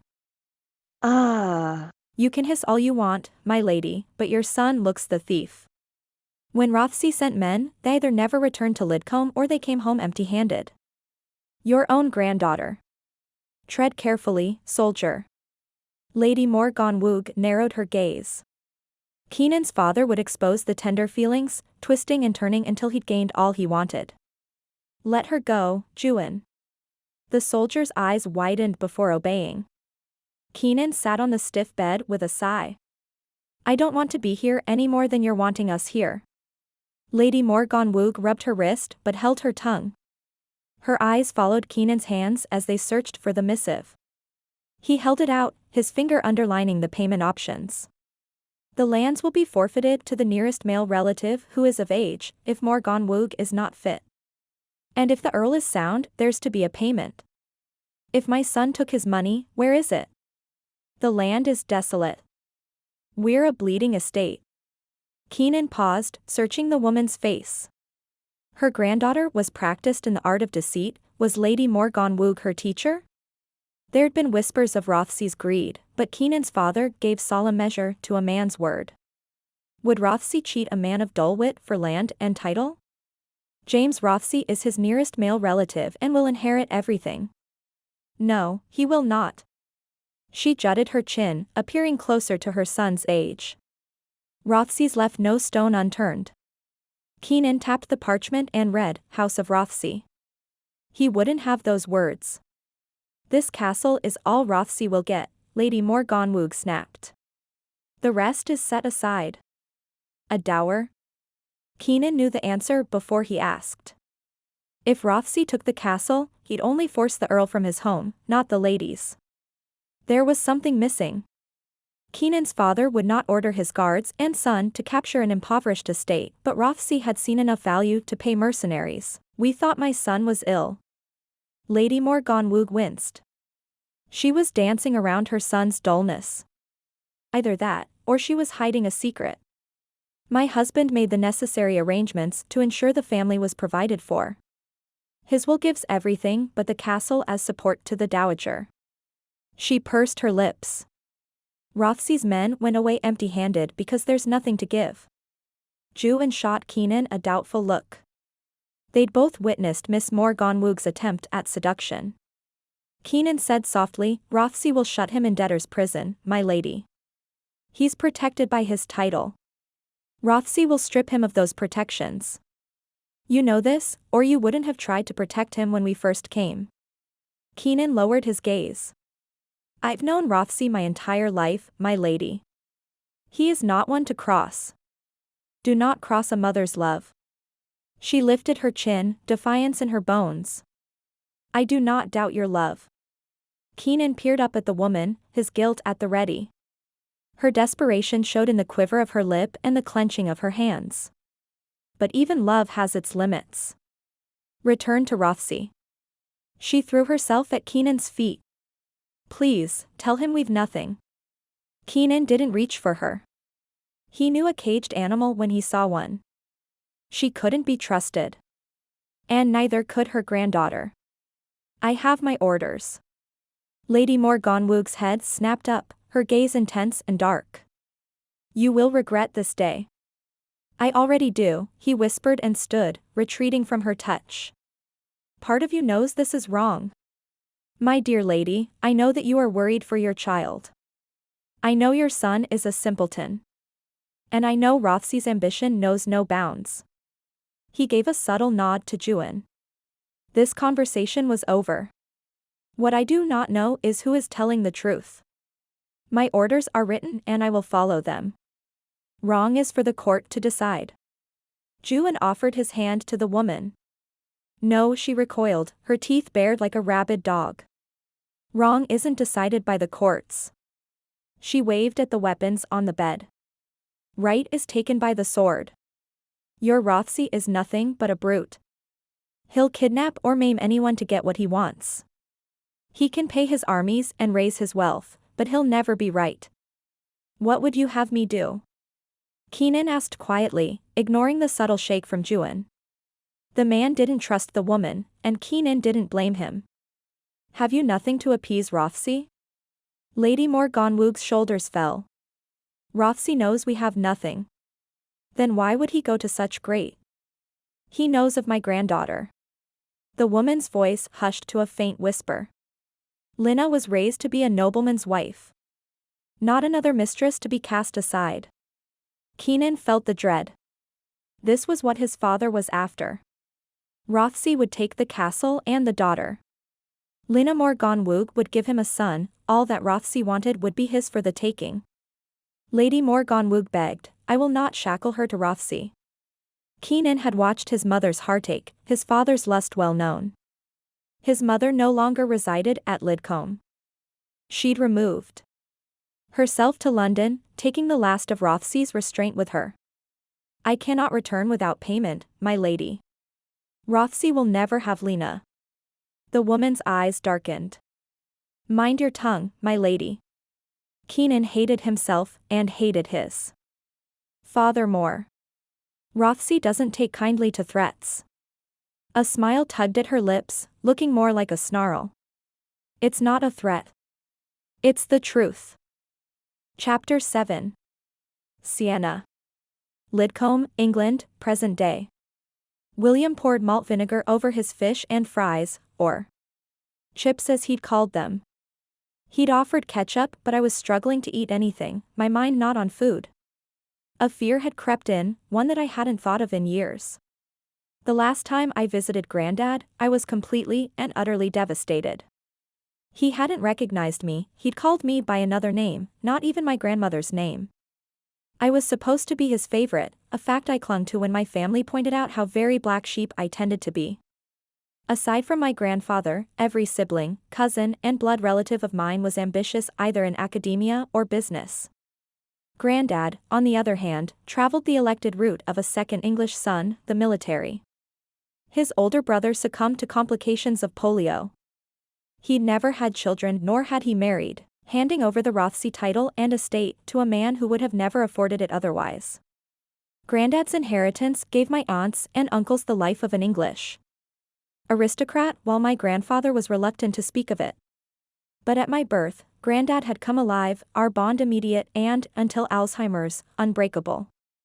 William speared his fish with a fork, reminding me of Granddad's melancholy toward his privileged life. My success was always brought about by death, in my career and in my family. Titles are a curse. So? William arched an eyebrow. From the look of it, he'd asked me a question. Sorry, I think I spaced a bit. A bit? His smile was warm and his eyes had that twinkle quality. I hadn't really looked at him until that moment. His easy fascination with me put him at an arm's length, but now, I noticed how quickly he could charm a woman. His voice was pleasing, as were his manners. He'd made sure I was settled before tucking into his own food. His shoulders were defined despite his lanky frame. He must have shaved this morning, but the faint beginning of a 5 o'clock shadow was appearing. The angle of his jaw and the cheekbones would make a beautiful portrait.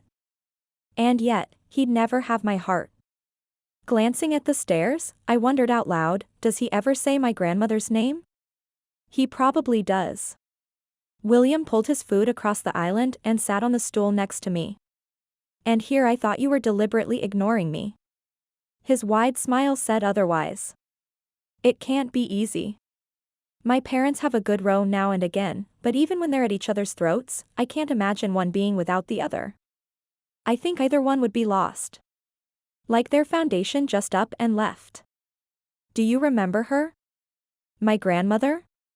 I tried another bite of fish. The coating was crisp and the fish tender and flavorful, but my stomach stomped its foot in protest. A bit. Yeah. He took a long pull of soda, or maybe it was beer. I didn't recognize the brand. She was quiet, like him. I don't remember her. The few memories I did have were just before she died. The funeral, on the other hand, was seared into my memory. To a child, the viewing was eerie. She looked 1,000 years old and absolutely terrifying. I remember you, he said softly, stirring vinegar and mayonnaise into the corner of his takeout box. You probably remember Lacey. She was hard to miss. She might not have a drop of Rothesay blood in her, but she was baptized with the same easy charm and hungry drive. He chuckled. Everyone remembers Lacey. Elbowing him, I teased, did she break your little heart? She left a string of broken hearts. He wiped his mouth after devouring the last of his meal. She was older than me, but I had to try. I have no doubt you tried. Lacey wouldn't have given him the time of day. Until a few years ago, Lacey had a type and kept herself on a strict diet of men. William would have fit the bill except he was too young and the worst offense, he lacked the well-heeled vocabulary she'd wanted. Brian was bald and divorced, 2 strikes against Lacey's idea of the perfect man. But his gentle nature won out. Again, I glanced at the stairs, wishing I could ask my grandfather about love. Yeah. Well. William shrugged. He tossed the takeout box and sat on the kitchen counter by the sink, directly opposite the counter where I sat. The extra box for Ioan lay untouched. She didn't even go for Ioan, which is odd. My stomach did a little flip. Why is that odd? He tapped his fingers against his soda can and motioned to Ioan's takeout box. I don't know. The whole Mr. Darcy thing. Ioan's always had the brooding thing going for him. Girls seemed to flock to him. William wasn't really asking about Ioan, he was asking what type of guy I liked. Funny, it didn't matter which country the male species hailed from, they appeared to think the same. I've never been a flocking kind of girl. It was the safest answer I could give. His smile stretched a little too wide, false hope. I stifled a groan. I never stay anywhere long enough to flock. William chuckled, determination in his eyes. My comment was supposed to deter, not encourage. He set the can aside. Is that a fact? Well, how long will Lidcombe hold your interest? I have no idea. This was the truth. Ironically, in the States I'd always have a couple projects lined up. I didn't want my health coverage to lapse, but in Cornwall, I was an English citizen. My parents offered to pay me a stipend for stepping in to help Granddad. I refused. Even Ioan mentioned a salary, but when I would visit as a teenager, Granddad and I made a pact. Neither of us would rat each other out to our family. We gave each other glorious freedom. He could eat all the salty and fried food he wanted, and I could spend hours traipsing all over Cornwall without a brother or parent to comment on my lack of direction. So, what do you do? William slid to his feet. Energy flowed from and around him. He couldn't sit still for anything. He tossed the can in the trash under the sink. I felt a little annoyed at how comfortable he was in my grandfather's kitchen. Before taking care of Liam, I'm a photographer. Really? He cocked his head to the side. He, like everyone else, struggled to picture me as one. His gaze flicked to the camera on the counter before pulling out his phone. A minute later, he turned it around. This your work? His screen showed the vacant stare of an 8-year-old, her blonde braid slung forward on her shoulder, framing her face. Her older cousin had come to school with a gun and a vendetta. The girl snuck into the cupboard with her teacher's cell phone and called the police. While reporters poked and prodded her with questions, the girl became withdrawn. Her cousin hadn't shot anyone because of the girl's quick thinking, but what the reporters never asked was how she felt about him dying. Her cousin had pointed the gun at the principal and was shot, sinking to the concrete with a thud. The girl had saved the school but not her cousin. It's painful looking at someone like that. William scrolled up. Being that cute and that sad. Heartbreaking. That's the reason I never sent the other picture. The girl had looked directly into the camera. I was thousands of miles away and still, I shivered at the void in her expression. At the tender age of 8, she was broken. Oh, now that's awesome. William flipped the phone back around, showing the action shot of a police horse clearing a makeshift barricade, the officer poised for combat. The police were ambushed by rioters. I never got the whole story. My next project had me on a plane an hour after the photo was taken. How did you decide on photography? I never know how to answer that. I twisted the fork between my fingers. My stomach was empty, but like a toddler it was still pouting. I guess I just kind of fell into it. How do you fall into photography? He scanned me, his eyes lingering on my food. Did you start off in front of the camera? Is that your way of asking if I was a model? I had to hand it to him. William was more subtle than most. I was striking, like a neon flag. I'd turn ahead, but only for a second. Nobody takes neon anything seriously. Sadly, William's comment slid him farther down on the dateable list. The side door opened and closed. I'm about as average as you get. Height. Build. I held up a hand when he opened his mouth. Not asking for compliments. Just stating the obvious. She means if you're going to flirt at least be original. Doris gave a pointed look at William. Just ask her out. Get the rejection over with. I jumped from the stool and fell into Doris' embrace. Her name might have been forgotten in my foggy brain, but her love was always remembered. Doris was pushing 70 and was built like an ox. Her thick arms hugged me like an old, worn blanket. She stepped back and said, "Let me look at you, darling girl." How come I never get darling boy? Doris ignored William, her eyes misting. Welcome home.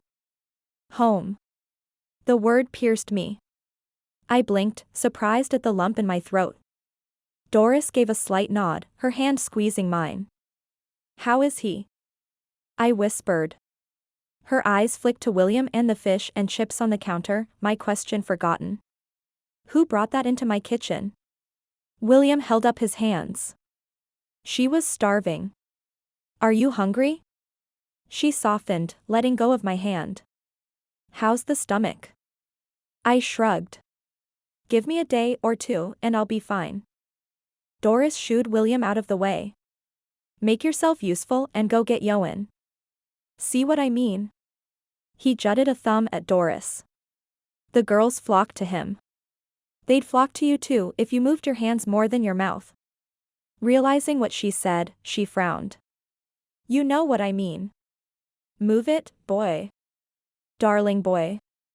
Darling boy who wants to live to see another day, go get Ioan. She winked at me and set the kettle on. William playfully stomped up the stairs. Doris and Grandad met in the military. She became the housekeeper at my grandmother's insistence. Doris had played matchmaker when my grandfather was too oblivious to notice my grandmother's undying devotion. When Grandad inherited the estate, Doris soon followed. She traded my food for a small stack of lemon and ginger biscuits. My stomach all but drooled. I'd forgotten about these. Doris beamed. Well, they've always seemed to do the trick. I'm the only one who seems to get sick after coming home. Home. There it was again. Lidcombe was always home. Lidcombe just likes to put you in a little time out. Maybe it feels the same way when you leave, a little heartsick. The kettle whistled and Doris tossed in a tea bag, squeezing lemon and honey in the cup. There you go. You'll be right as rain. How is he? She hesitated, her eyes flicking to the stairs. Some days I swear he's improving. And other days. Grief settled in the silence between us. I'd come to document Grandad. My career consisted of quick snaps of the camera. Only when I was far away from the subject did I stare at the photos. Only then did I wonder about their families and history. With Grandad, I already knew the family. I was the family. My reason for coming now seemed wrong. What helps? Doris grinned. You mean other than my cooking? That goes without saying. To prove my point, I shoved another biscuit in my mouth. Ioan. My gaze shot to the stairs. He wasn't there. When I looked back at Doris, her brow was furrowed. She pursed her lips. So you feel it too? Feel what? I refused to be the first to admit anything. My parents thought I had a pretty face and an empty head. I didn't need anyone else to think that way. She tucked her chin. Nothing, love. Nothing. The storm outside protested, rebuking me for not telling Doris the truth. Maybe my parents were right. I feel something. You've always felt something here. This is different. Or maybe I was different. As a child, we believe everything, from Santa Claus to the Tooth Fairy. Those are fairy tales, love. Nothing but entertaining stories for lulling babes to sleep. So why do I feel something now? Doris paused, her eyes lit with mirth. My darling girl, you're in Cornwall. These stories are real. I rolled my eyes. She was just as guilty as my grandfather when it came to local myths. Doris. Cradling my cup of tea, I let the warmth calm me. What does Ioan do? I mean, why is he here? He brings Liam's memories alive. Her conviction was set. She believed Ioan made a difference, which meant it was as good as scripture. She pulled out celery, onions, and carrots. She must be making a soup. I settled in against the back of the stool. Doris' cooking had a healing quality, like how most of my American friends spoke of chicken noodle soup. Lacey said my parents are suspicious. My tone was light. Doris didn't need any ammunition. Her frustration with my family was an ever-burning fire. She liked exactly 3 Rothesays, one of them was buried in the cemetery and the others were currently in residence. I don't remember Ioan. Lacey says he dragged me out of the water. I feel like that's something I should remember. You wouldn't remember. Doris paused in her chopping. If you had something in your mind, nothing else was important. That, and you weren't exactly coherent. I wasn't drowning though. My parents would have told me, rather, they would have teased me endlessly about my inability to stay out of trouble. Mom had made a picture book when I graduated high school of all my broken bones. It was a running joke in my family. No one else had so much as a bloody nose. Doris began chopping again. Her silence pricked my curiosity. I didn't drown, right? A chill swept up my neck, caressing my cheek as it left. It was a long time ago. She scooped the celery and onions into the pan, the sizzling a comforting sound. Ioan didn't give a lot of details. Weren't my brothers there? Lacey had told me they'd received a tongue lashing from Ioan. The stairs creaked, silencing the conversation. William appeared first, his eyes full of mischief. Ioan followed, his voice so low, I couldn't understand what he was saying. And then Grandad, a hand on Ioan's shoulders. His wrinkled gaze found mine and, for a moment, I saw my grandfather. My heart swelled and a spark of joy lifted his lips to a ghost of a smile. The moment passed, his eyes clouded over, and he was once again the shadow of the man I loved. Chapter 8. Sienna. Lidcombe, England, present day. Doris waved me away, not allowing me to help with the dishes. The rejection hurt more than I cared to admit. If I wasn't in the kitchen, I'd have to face my grandfather, the man who only spoke to Ioan and Doris. My presence made him uncomfortable. That was clear as day. To add insult to injury, Grandad ignored William as well, making it harder to maneuver the man's blatant flirting. Go on, now. Doris shooed me once more. I think I'll just make some tea. I reached for the kettle but was stopped by her hand. Darling girl, tea can't heal the heart. She pulled me around, her gaze searching. Liam doesn't do well with strangers. I sank at strangers.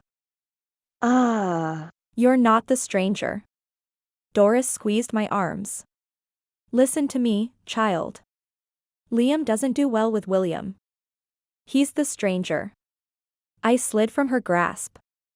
She could try to soften the blow, but the truth would not hide. Grandad doesn't remember me. I've known that for years. He does. She reached for the kettle, ignoring her earlier sentiment. He just gets a bit muddled at times. By muddled, do you mean forgetting his granddaughter? The words held an edge. I didn't smile to soften the tone. This was Doris. If anyone knew how much I loved Grandad, she did. No, Doris was entirely too chipper. He knows who you were and who you are. My heart fell to the floor. She was trying to ease the pain, but the more I stood in the kitchen dancing around that fact, the harder it was to bear. How come I don't remember William or Ioan? Doris brightened at the change of subject. William was probably too busy chasing the girls. She caught herself and added, he'd be stealing a wata from a girl or two. And Ioan? I didn't miss the way she swallowed hard or the pause in her tentative smile. What aren't you telling me? The kettle whistled. I placed a hand on Doris' arm, stopping her from reaching for it. She gave a weak smile. Ioan's a good man. The eerie sensation was back. But? She lowered her gaze. His mum was a little strange. He kept to his estate. Why? There was an enormous elephant in the room, but I couldn't put my finger on it. Jet lag was stealing my patience. Again, what aren't? Your parents didn't allow the Morgannwgs around the house. Doris kept her chin tucked. That's for Grandad to decide, isn't it? There should have been more loyalty to my parents, but for the life of me, I could never toss my grandfather over. Not for my parents. Not for anyone. I love. And there was a big row about it. Doris smiled, her eyes lit once more. Lady Morgannwg wasn't right in the mind, but that's no reason to treat someone so harshly. A faraway look crossed her face. Doris knew more about my grandfather's early life and that of my aunts and uncles than anyone. I hate to admit it, but I watched that poor boy take care of her and prayed many nights for her to let him go. I suppose she did in her own way. I tried to imagine a feminine version of Ioan but couldn't. A part of me softened toward him, even if I didn't fully trust him. Fate had given him a worse hand than mine. Doris hadn't mentioned his father. I didn't dare ask about him. His mother died, then? Doris nodded and poured me another cup of tea. I thought Ioan would pack up, head to a city. Somewhere. Anywhere. Why didn't he? I cradled the cup and smelled the fragrance of home. Her gaze flicked to the stairways.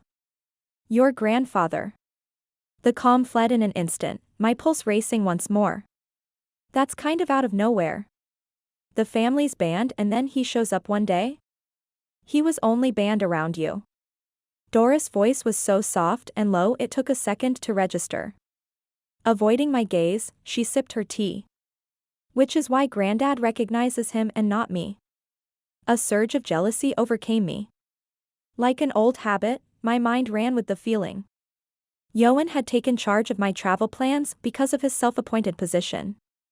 No wonder my parents were suspicious. They'd not wanted Ioan near me, only to receive a phone call about him visiting Granddad. The details were a little fuzzy. I couldn't remember if he'd texted Lacey or my parents first. Either way, Ioan had inserted himself as the pivotal man in Granddad's life. Easy now. Doris gently stole my cup of tea, settling it on the counter. I know a storm's coming and it's not Ioan's fault. I've said nothing. She'd scared. You were never good at hiding your thoughts, love. Why does everyone give Ioan a pass? There was less bite to my voice, but I felt, rather than saw, him listening to me. He was upstairs walking my grandfather through his bedtime routine. There was no possible way Ioan could have heard me, and yet he cocked his head to the side as if he'd heard every word. Again, impossible. I couldn't see him any more than he could hear me. Ioan never gets a pass. Doris wiped the counter and gathered her things.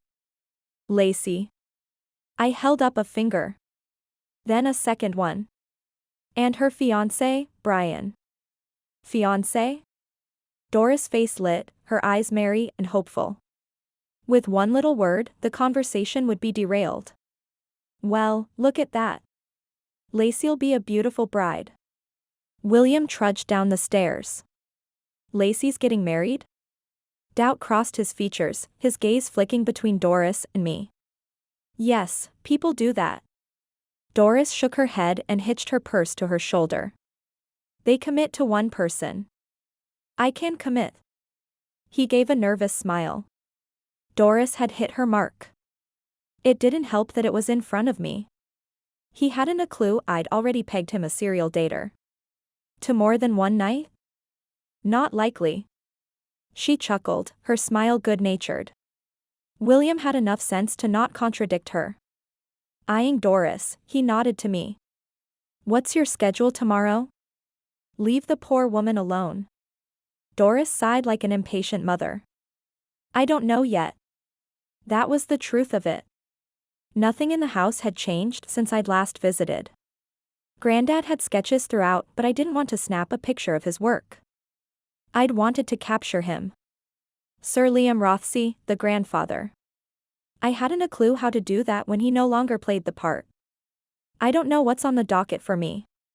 Relax, Sienna. Doris cupped her keys into the palm of her hand. Do nothing for once. Can you handle that? Are you wanting to do something? William arched his eyebrows, trying to understand what Doris meant. We could walk into town like old times. Old times? Doris smiled wide, a twinkle in her eye. Oh, child. It's a lost cause. Movement caught my eye. Ioan descended the staircase without a sound. He entered the bright kitchen. In the darkened light, his eyes were a pale blue, startling against his dark features. His expression darkened at William, sending an eerie chill from across the room. I folded my arms against the feeling, his eyes flicking to mine. Without greeting Doris or William, he adjusted the thermometer on the wall to his right. Doris' head pivoted. Ioan, will you be staying tonight? William straightened, his expression hopeful. I can stay. The idea of entertaining William exhausted me. I didn't have the stomach for dancing along his subtle flirts. Stifling a groan, I felt the weight of the jet lag. I'm here. No one needs to stay.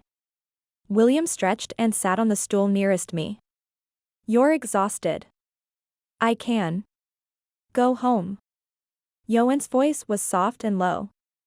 Oddly enough, the sound of him enveloped me, easing the frustration of being around William. I checked on the horses earlier and made the cot in Liam's room. You sleep in his room? There are other rooms. I was both suspicious and comforted by the idea. From the surprise on William's face, he'd not considered that part of the arrangement either. I don't think Granddad wants me in his room. Despite me holding his hand, my grandfather had barely recognized my presence earlier. I was nothing but a ghost to him, the thought sent me reeling. In California, the rejection didn't hurt as badly. How was I going to photograph him? Maybe coming to Lidcombe was a mistake. I blinked and looked down at my own hands. They were long and lean like his. When I looked in the mirror, I saw a younger, feminine version of Sir Liam Rothesay. An ache opened in my chest. A tear fell on my hand. My face flushed, embarrassed. I wanted to run and hide. I did not want William to try and comfort me. If he stuck around long enough, he'd see more emotions than he'd ever want to. Feelings, those were my specialty. It's time to go, William. Ioan leaned against the kitchen counter, his arms folded. I do you a favor and rescue this little damsel from the train, and you're kicking me out? William had already begun to stand. He wasn't going to stay in my grandfather's room. I wasn't that tempting or he wasn't that chivalrous. Oh, are you okay, love? Mind your tongue, boy. Doris waved William toward the door, sending me an apologetic smile. She's exhausted and you've worn out your welcome. William clasped a hand to his chest. You've wounded me. She'd scat at him, waving him out the door. Go on now. Don't make me fetch your mum. Their conversation was muted by the closing of the door. Ioan locked the deadbolt behind them, the sound echoing in the quiet house.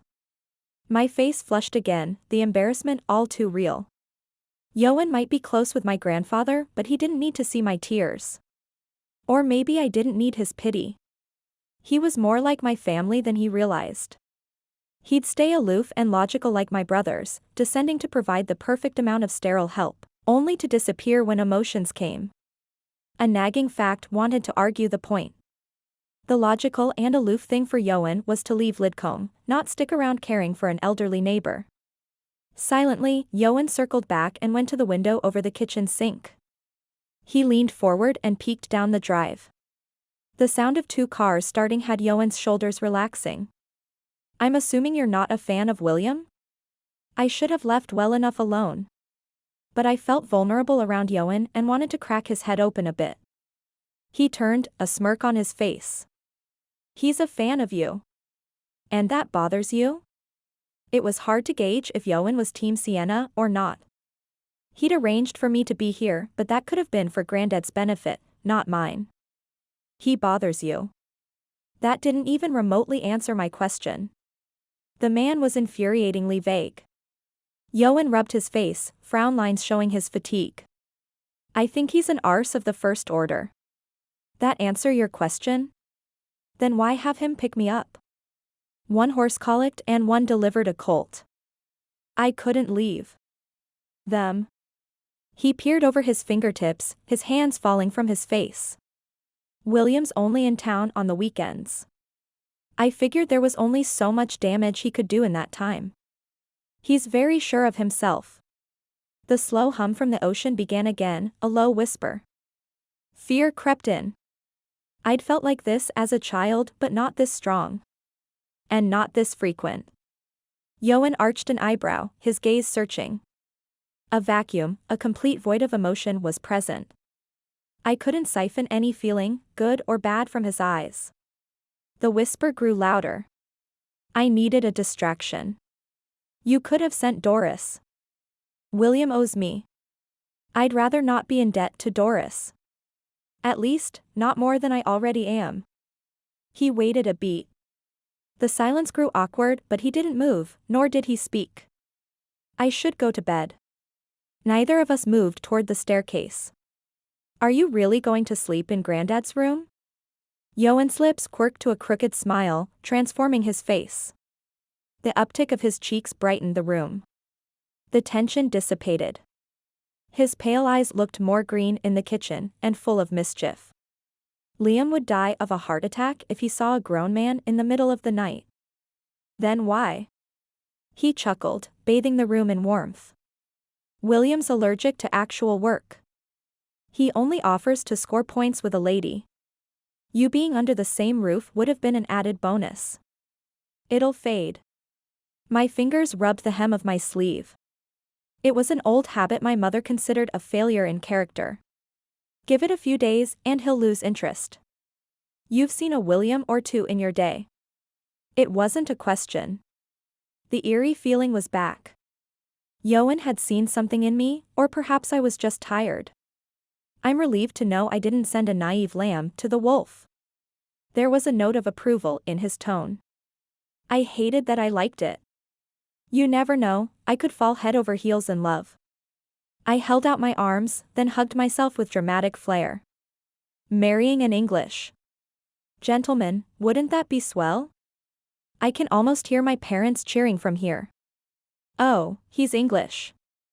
It's the gentleman part he's lacking. Ioan narrowed his gaze.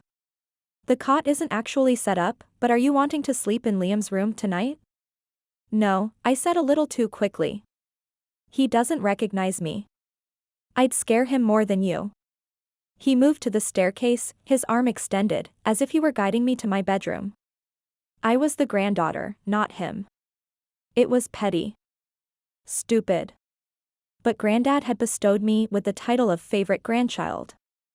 I was special to at least one person in the world. And now, I was no one. I was a ghost. A stranger. Ioan's face softened. He stepped closer, his face inches from mine. I'll be across the corridor. If you're scared or hear anything at all, open your door and I'll be there. Why? The whispers rushed into the house like a curious breeze, begging for me to visit the trail. Ioan cupped my elbow, silencing the sound. That is a question I cannot answer. Cannot or will not. With his touch, I felt braver, bolder. I inched closer. The faint smell of hay tickled my nose. Either way, I won't tell someone else's story. His voice was gentle, but his eyes held a warning. He broke our gaze and stepped back. I gripped his arm, keeping the contact. But you'll watch over your neighbor? His eyes flicked to my hand, his shoulders relaxing. I'll watch over Liam. And arrange for me to come? The courage grew. I wasn't sure if it was from the contact or the lack of inhibition, a side effect of jet lag. Again, why? There was a strength in him that was more than alluring, more potent than intoxicating. I was Sienna Rothesay, the eternal runaway date. Ioan leaned forward, his breath on my cheek. This is where you belong. Peace filled me, singing to the pulse in my head. The temptation to close my eyes and wrap my arms around him sent a jolt through me. I pulled back, my hand no longer touching his arm. His face became unreadable again, his posture rigid. My heart pounded in my chest, my breathing shallow. I'd lost my mind. I'll be across the hall, he whispered and silently walked up the stairs. Chapter 9. Keenan. Coke Bay, South Wales, 1606. The sun bathed the outer courtyard of Morgannwg Castle with comforting rays. Keenan stepped back from the castle's steward. He felt Ioan's watchful gaze, the soldier's frustration evident. Keenan couldn't blame him. Ioan's greatest weakness was his loyalty to Keenan. They were brothers bonded by war. Mumbling, Ioan turned from Keenan and recounted the pitiful flock of chickens. Feathers were missing and the eyes were dull. The animals were horribly malnourished and neglected. They most likely hadn't been out of their cages in days. Keenan's hens on the island were twice the size, the eggs a mixture of blue, green, and brown. I doubt they're laying. Ioan kicked at the ground. Morgannwg's steward cleared his throat. They are the last of my lord's flock. Keenan had assumed as much. The hens would need better food if they were to be productive at all. Lady Morgannwg entered the courtyard, her granddaughter at her side. Ioan grunted in frustration. The woman's mad, Keenan. The steward tucked his head, his gaze on his worn shoes. He'd more than likely been paid with meager rations of food instead of money. She's a mother. Keenan's own mother had protected him from his father's mercurial temper. She'd not left until Keenan could stand on his own 2 feet. They switched places, the son becoming the protector. The Earl is simple. I'd not cross a desperate woman. If I don't get home soon, you'll have to cross my woman. Ioan scowled and double-checked the knots of the cages. The man wanted to be home with his wife. Both men had hoped Lady Morgannwg would send more than the paltry payment of chickens and cows. They needed collateral to hand over to Rothesay. This isn't near enough. Morgannwg's steward winced at Ioan's words. It wasn't a secret the castle was destitute. Rothesay had a reputation, and it wasn't kind. But warfare had taught Keenan he couldn't save everyone. Some sacrifices were out of his control. Lady Morgannwg lifted her chin as she approached, the frayed hem of skirts sweeping the neglected stones of the courtyard. The animals should buy some time. Keenan waved his hand, indicating the chickens. This doesn't cover the penalties. It doesn't even touch the original debt. We have nothing left to give. She narrowed her gaze, a challenge in her eye. Keeping his voice low and soft, Keenan said, "Your son will accompany us to Lidcombe, my lady." Are you mad? Lady Morgannwg spat the words. She'd been isolated too long, her dominating behavior born from protecting a simple son. Keenan's father would have struck the woman at the first impertinent act. Rothesay will have my son in jail. Stripped of his title before he reaches Cornwall. And you, my lady? Keenan gave a subtle shake of his head to Ioan, who inched closer. He hated his father's castle in Lidcombe and all that the Baron stood for, but Keenan had given his word. Shall you take his place and accompany us to Lidcombe? She reared back, nearly colliding with Miss Morgannwg. How dare you? Keenan rounded his shoulders and held out his hands. I've orders to keep. Lady Morgannwg cried out, her voice piercing the air between them, a wild look in her eye. You know as well as I do that I cannot leave the Earl unattended. The steward fidgeted next to him. The lady's words confessed the truth. Her son was not fit to be Earl. I will go. Miss Morgannwg stepped forward, a gentle hand on her grandmother's arm. The morning light brightened her dark auburn hair, her black eyes bright and enticing. Keenan pulled his gaze from her face. He would not cave to a pretty face like his father. No, Lady Morgannwg did not bother looking at her. We will find another way. I do not want to use force. Keenan gave a nod to Ioan and with his right hand, flicked his wrist. Ioan held up a fist. With the drawbridge down, the courtyard would be filled with Keenan's men in mere minutes. Then don't. Lady Morgannwg's voice was thick with panic. My lady, Miss Morgannwg stepped forward again. Let us speak privately. No, her grandmother snapped, but froze at the worried look on Miss Morgannwg's face. The younger woman's curious glances had noticed something amiss. Keenan's men would need to hurry before the older woman discovered the men outside the walls. Lady Morgannwg touched her grey hair and straightened her back, her lips pursed. Yes. My lady. A pudgy servant rushed forward, his forehead sweaty and cheeks flushed. There are men. Lady Morgannwg held up her hand, her first finger extended. The drawbridge swung up with a loud snap, the security gate crashing down, a sickening thud echoed into the courtyard. A guard yelled, waving his hand toward the gate. Between the loud conversation, Keenan gathered that a hinge had broken, a blessing and a curse. The broken hinge locked the security gate down and the drawbridge up. The men outside the walls were experienced soldiers able to scale walls and penetrate the impossible. The castle would be captured.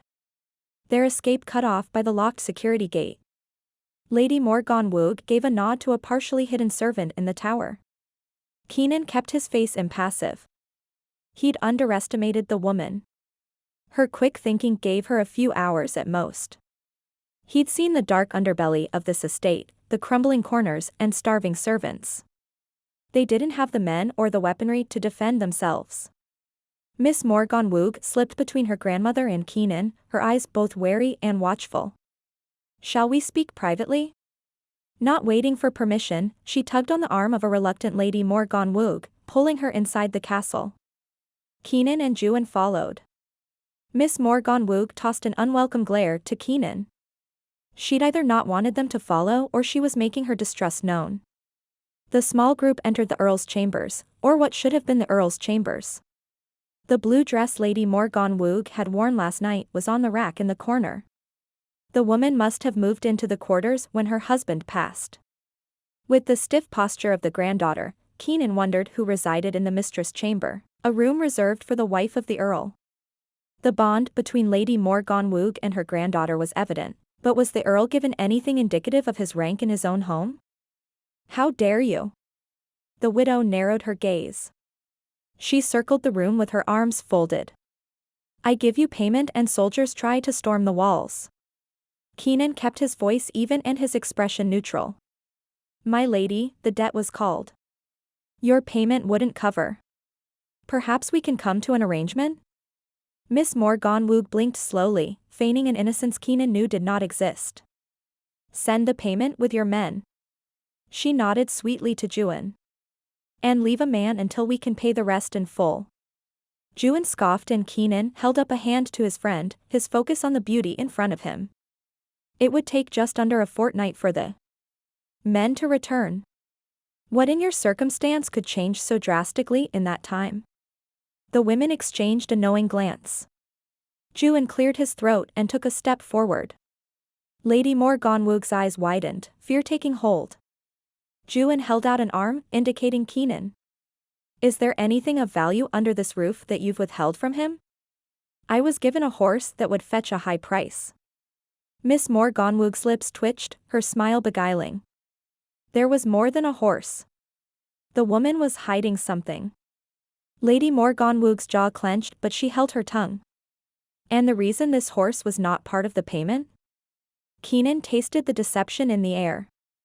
It didn't matter what pretty words came from her striking face, she was maneuvering an escape from Keenan's father.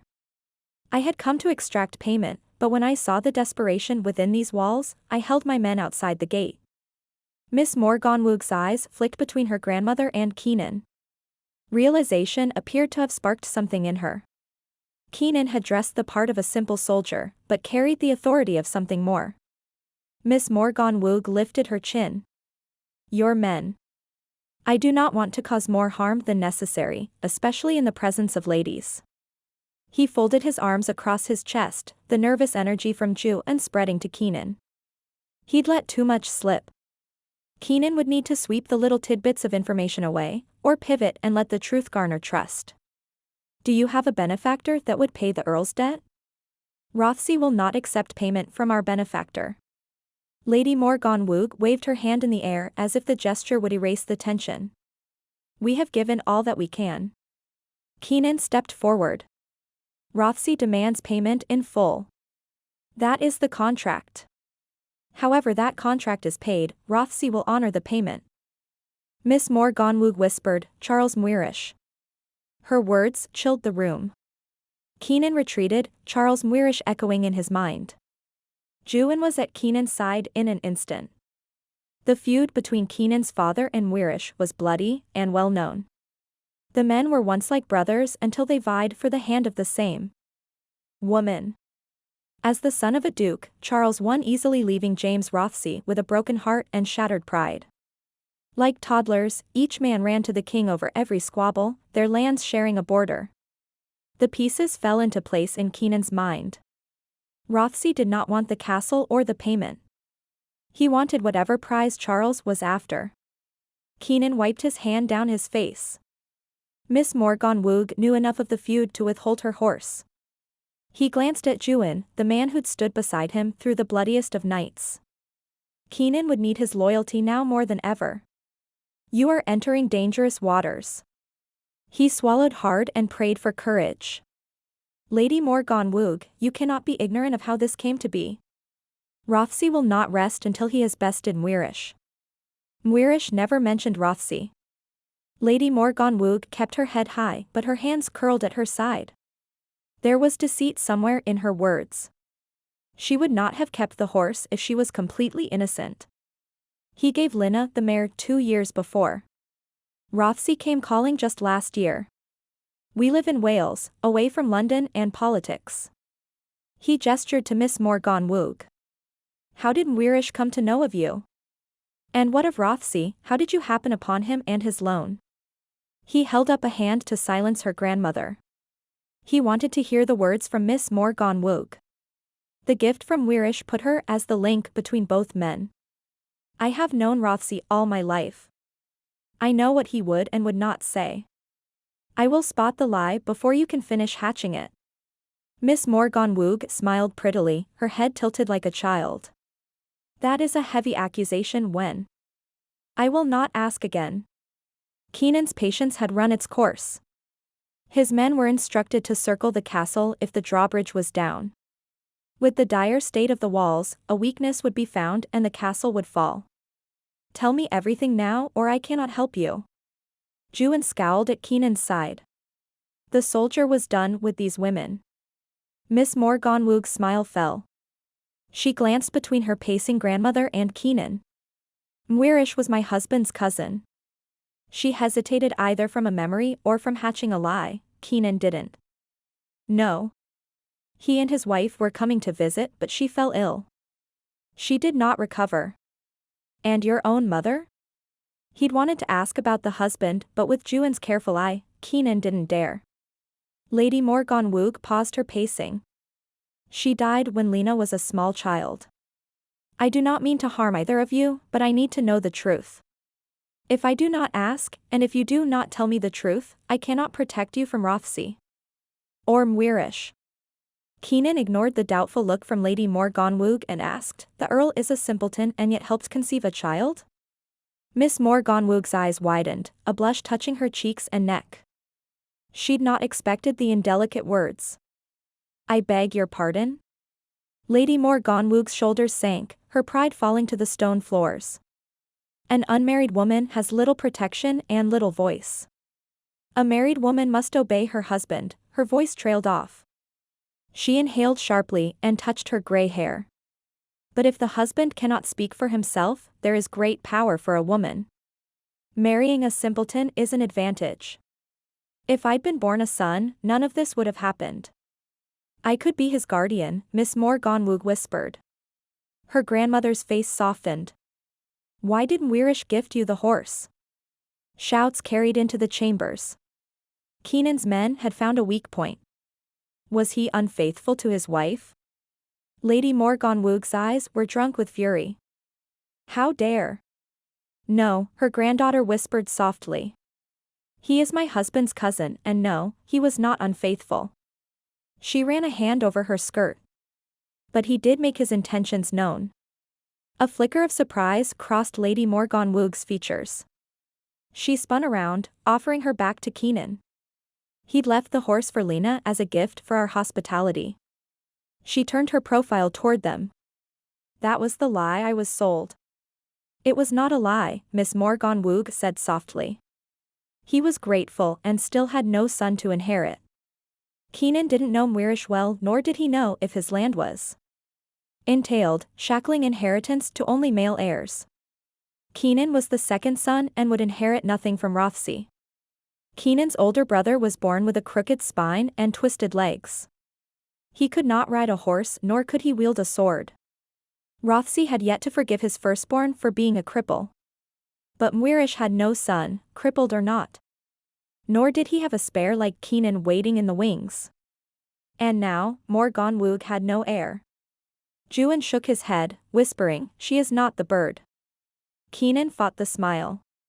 He'd rescued an abandoned falcon chick discarded from the nest. The spirited predator had nipped Keenan over and over again. The bird grew to a majestic gerfalcon, a bird only the king could own. Over time, Keenan gained the falcon's trust and taught it to circle in the air until Keenan was alone, instead of landing on his arm. If Keenan were ever caught with the bird, the penalty was severe. But he would rescue the falcon again, Keenan smiled. I've no desire to claim this predator.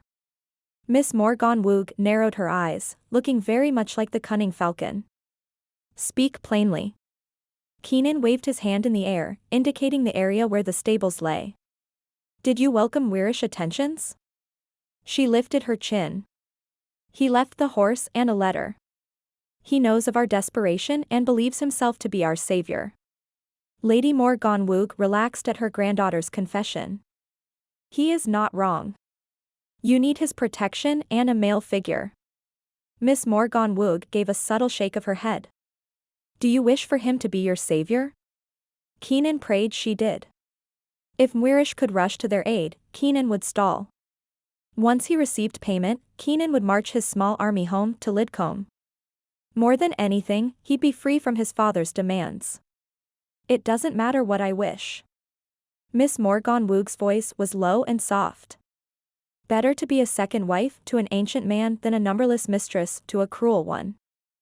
Chapter 10. Sienna. Lidcombe, England, present day. The midnight wind pummeled the walls of my grandfather's home, the house complaining at the assault. I entered the blue room, my heart thumping. During my birth, my mother had wailed against my father and grandfather, blaming them for not listening to her. She'd sworn up and down that I was coming early, but she was never silent about any of her aches. Not then, not now. Seated in the cafe down the quaint street from my grandfather's house, a storm had rushed in, railing against the coast in a matter of minutes. My mother had leaped to a stand, her hand on her belly. She'd screeched like a stuck pig. My grandfather, according to my parents, had kept to the periphery with my mother, but at that moment, he jumped into action. His attention split between the storm and my mother. My father tried desperately to calm his wife while Granddad called the ambulance on the cafe's phone. When I screamed my first breath, Grandfather clasped a hand to his chest, a tear falling down his cheek. He and my grandmother raced home to prepare a room for their newborn granddaughter. Because I was born in the midst of a storm, Granddad believed I was linked to the sea. He'd caused a hurricane of activity, and before I'd arrived at the house, the walls were painted blue and both a crib and rocking chair were assembled. The room shared a wall with my grandfather's. He was known to sneak in at night to hold me, singing an old lullaby, the love between a Welsh woman and a Cornish man. The room was still small, holding a thin bed and the same rocking chair from my childhood. But the view was of my sea, the same view Granddad had stared at earlier in his own room. The only difference, he could open his window. Mine was nailed shut the night I was born. The sound of the ocean nestled on my shoulders, accompanying me while I readied for bed. With my back against the headboard, I faced the darkened night. My grandfather was a Cornish man who fell in love with the sea, traveling the world and falling more in love with the waves each year. Only when his older brother passed away did duty call him home. No one else in the world understood the allure of freedom, of not having roots to hold us down. Every one of his children had snagged a degree and a spouse of equal stature. Nobility begets nobility was a favorite of my father's sayings. Granddad thought differently. Title and rank were more of a weighted noose that slowly tightened every year. A fact he mentioned when I'd visit. I lifted my hand to the window, a palm to the glass, barely acknowledging that I'd somehow left the bed, and closed my eyes. The whisper grew stronger, becoming notes instead of words. A song. An old lullaby from another time. Sharp pain shot through my fingernails. I jumped back, the pain growing. Little bits of old white paint were caught underneath my fingernails. I tried to open the window. No. It wasn't me trying to open the window. I hadn't had the conscious thought to do so. The room went cold. My hands shook and my teeth chattered like the nervous tapping of a harried telegram operator. I threw the edge of the comforter up on the bed and ducked under the frame. Granddad's weather-beaten chest was still there. I pulled on the cold, metal handle, shimmying backward, the wood scraping against the floor. Cracking open the lid, the hinges yawned. Too dark to see, I blindly felt for the old alpaca quilt my grandfather purchased half a century ago, my hand raking the inside of the chest. Wrapping the soft Peruvian fabric around me, peace filled me. The deep blue color had long ago faded. The only reason I knew its original color was the slew of photo albums my grandmother had taken. I didn't have Granddad's gift of art, but like my grandmother, I knew where light and beauty met. For a man forever searching for adventure, my grandfather had been wholly satisfied with his quiet wife. In the corners and in the shadows she could be found, camera in hand. I was 8 when Granddad gave me one of her old cameras. It had taken me years to realize the weight of his gift. My grandmother had been gone for a while by that point, but Granddad was determined to let her legacy live on. Fiddling with the hem of the blanket, I felt a tear slide down my cheek. Granddad was the only one who could have appreciated my humanity award.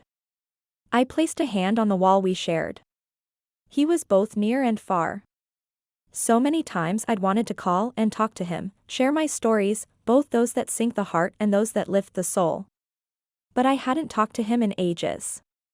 The sound of scraping vibrated from Granddad's room. I winced, realizing how loud I must have been when moving the chest. Gingerly, I tiptoed to my bed and gently, softly pushed the chest back under the bed. The sound from my grandfather's room began again, this time louder. Wrapping the blanket higher on my shoulders, to keep the hem off the ground, I peered into the hallway, cursing when the hinge squawked. I'd done the same thing when I was a teenager, bent on sneaking to the woods just beyond my grandfather's property line. Granddad would hear me every time. Instead of lecturing, he'd quietly descend downstairs and pull his boots on. About half a mile from the house, he'd begin whistling. We'd walk a few yards apart until my mind stopped racing and my curiosity was satiated. Without a word, I'd turn around and we'd walk side by side back to the house. Whenever he'd accompany me, I'd never feel the pull of the ocean, a fact I learned the last time I visited. The silence of not hearing him was more than I could bear. Granddad was talking in his room, his voice carrying. The sound of furniture being moved echoed once more. I snuck along the corridor, keeping to the right side instead of the squeaky left. This house had more groans and complaints than any other home I'd lived in. The doorknob leading to Granddad's room turned.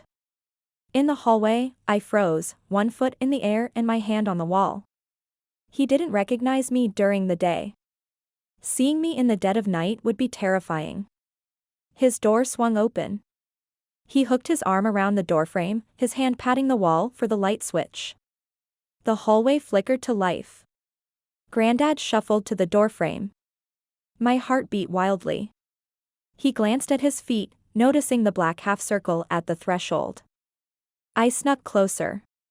The black was shiny, but I couldn't tell if it was a sticker or a paper-thin mat. Frowning, Granddad huffed, gone was the easy-tempered man from my childhood. He lowered his foot but then pulled it back, his eyes wide. He was scared of the half circle. I crept closer. Granddad grunted and tried his other foot. Twice he lowered his foot to the black half circle, only to rip his foot back as if he'd been stung. He scoffed and slammed the door shut, the sound echoing in the nearly empty corridor. I leaned into the wall, my quilt pooling at my feet. The soft hinge of the door at the end of the hallway sent my heart racing. Muted light spilled onto the worn wood floors, Ioan appearing at the threshold. His hair was spiked on one side, flat on the other. The sound of Granddad slamming the door must have woken him from a deep sleep. A palm to his eye, Ioan yawned and lumbered into the hallway, the wooden floors creaking in complaint. Go back to sleep, my whisper sounded more like a frog fighting a cold. Ioan blinked, and then arched an eyebrow. Have you slept? Sure. With my back against the wall, I slid to the floor, tucking the quilt around me. The sound of furniture scraping across my grandfather's wooden floors set me on edge. Sundowners. Ioan scratched his eyebrow with his thumb. Sighing, he walked to where I sat and held out his hand. That's what they're called. Sundowners. They're lively when the sun goes down. How long has he been like this? I placed my hand in his. Touching wasn't common for me, and yet the act felt natural. And oddly intimate. Being awake at night? Ah. That's been the last year. He helped me to a stand with one hand, the other grabbing the blanket from off the floor. Rearranging the furniture, that's been in the last month or so. Tentatively, I took the offered quilt. Other than my grandfather and me, Ioan was the only person I'd ever seen touch the blanket. Granddad had purchased it in Peru, a country he desperately wanted to remember. He'd complained that he was stationed there for too short a time. I loved that the original blue color was my favorite, the same shade as the sea outside his, and my window. I'd wrapped it around myself thousands of times in my life. Every one of my siblings turned their nose and refused to touch it, saying it smelled too old and musty, despite its frequent washings. Ioan offering the quilt felt odd. Not wrong, just out of place. Or maybe I was the one who didn't belong. He does this every night? Ioan helped tuck the quilt around my shoulders, his eyes still sleepy. Every night. How do you get any sleep? No wonder he texted my cousin. He shrugged. Honestly, sometimes I don't hear him. He just roams the house. Visions of my grandfather running rampant in the night had my heart racing. This was much worse than I'd feared. Granddad should be in a nursing facility, not in this home. What if he goes out into the street? Or drowns in the sea? In 2 long steps, Ioan was kneeling at Granddad's door, his finger tapping the black half-circle. This keeps him in the room. He picked at the seam, revealing the silicone bottom. I place it here every night after he finishes his bedtime routine. Don't worry, it doesn't damage the floor. There was an edge to his voice at damage. His mind doesn't know it's not a real hole. I'm more worried about Granddad than the floor. In the middle of the night, I felt hope. Ioan was different, the epitome of an eccentric, but I'd never been more grateful for a stranger. Tell that to your parents. I'm sorry. My cheeks became hot. As did my ears. Thankfully, Ioan didn't glance my way. There was no doubt how the conversation went. Ioan probably gave them an update, and the accusations immediately followed. My parents believed there were always ulterior motives. Ioan must be there for a reason, to take something that wasn't his. They'd thought the same thing when my old mentor offered to fly me to the British Virgin Islands after the hurricane. He must be something, my mom had insisted. I had lowered the speaker volume. My parents didn't know I was already knee-deep in debris. I'd only told them I was going, omitting the vital information that I'd already arrived. Ioan stood, his eyes more alert and his frame more limber. As far as they're concerned, I'm a Morgannwg. And Morgannwgs are good for nothing. Why? I shouldn't have asked, but the night had a way of softening secrets. He shot me a lopsided grin. Am I one of your subjects? Subjects? Ioan motioned to my hand. Photography. Am I one of your victims you'd like to portray? Oh. I stared at my hand, as if seeing it for the first time. My photography hadn't been discussed in this home in ages, aside from William's failed attempt at flirting. No, I was just curious. Isn't that where it starts? He turned toward the stairs. He paused at the first step, apparently, I was expected to follow. You're curious and start asking questions only your camera can answer. No, that's not at all how it works. I gripped the blanket. My voice was firm and a tad too defensive. Ioan didn't know me or how I worked. He took another step, his face unreadable. I followed, and silently cursed myself for following. I'm either hired by a media company or sometimes I'm given a heads up. For the most part, I know who I can sell what pictures to. Are you saying it's all a business transaction to you? The idiot took another step. He didn't bother to check if I was behind him. That's not what I said, and you know it. It came out as a growl. He didn't flinch. Dropping the quilt, I hurried after him. You asked if you were my newest subject. Like I'm a scientist and you're an experiment. It's not like that. It's not a business transaction either. His gaze flicked to my hand on his forearm. I hadn't realized I'd touched him. Then what is it? Anger flared in my chest. Who was this man? He was a neighbor, a virtual stranger, who decided that I needed to defend my career to him. A man who felt more at home in my grandfather's house. You want to know what it's like? Softly, he whispered, that is what I asked. I stepped closer, fury building in my veins. What you're asking is for an explanation that doesn't exist. I arrive, it could be a riot or a shooting or a debate, but I'm there with a camera in one hand and a press pass in the other. Most of us are looking for a money shot. One that will get a fat check to replace a broken camera or busted computer. But you? There was an urgency in his words. He inched closer, his eyes shadowed in the staircase well. Me? I snapped. The man hadn't let me finish before demanding another answer. It's a compulsion. It's a drive to find something. It could be a flower in the middle of a business highway, smack in the middle of protesters disrupting traffic. There's beauty in nature refusing to cave. It could be a child's tear-stained face, his eyes trained on the athlete winning gold. Humanity, in all its forms, is worth capturing. It's not business. It's not science. It's, the words hung between us. A fear crept in, followed by a thought. I sank to the stairs, my head in my hands. I'd been a photographer for years, and I didn't have a clue why I did what I did. Was I truly as rudderless as my family accused me of? Perfect. Ioan's voice caressed my ears. He sat beside me. It's perfect. No, it's not, I spoke to the stairs. He'd not listened to a word I'd said. You missed the point. I believe that's the idea. He sighed and stretched out his long legs on the steps below. You do not have a point or an idea to prove. My heart sank. I was too tired to argue. This was not at all how I thought visiting Grandad would be. Hear me out, darling girl. Ioan mimicked Doris' voice. There is beauty in freedom and there is power in beauty. I shot him a look. He had to be joking. He wasn't smiling. Nor was he frowning. He leaned against the wall opposite me. Bending his leg, he tapped his knee against mine. Your parents calculate everyone and everything against their value system. Unless it can appreciate or be improved upon, there is little to no worth.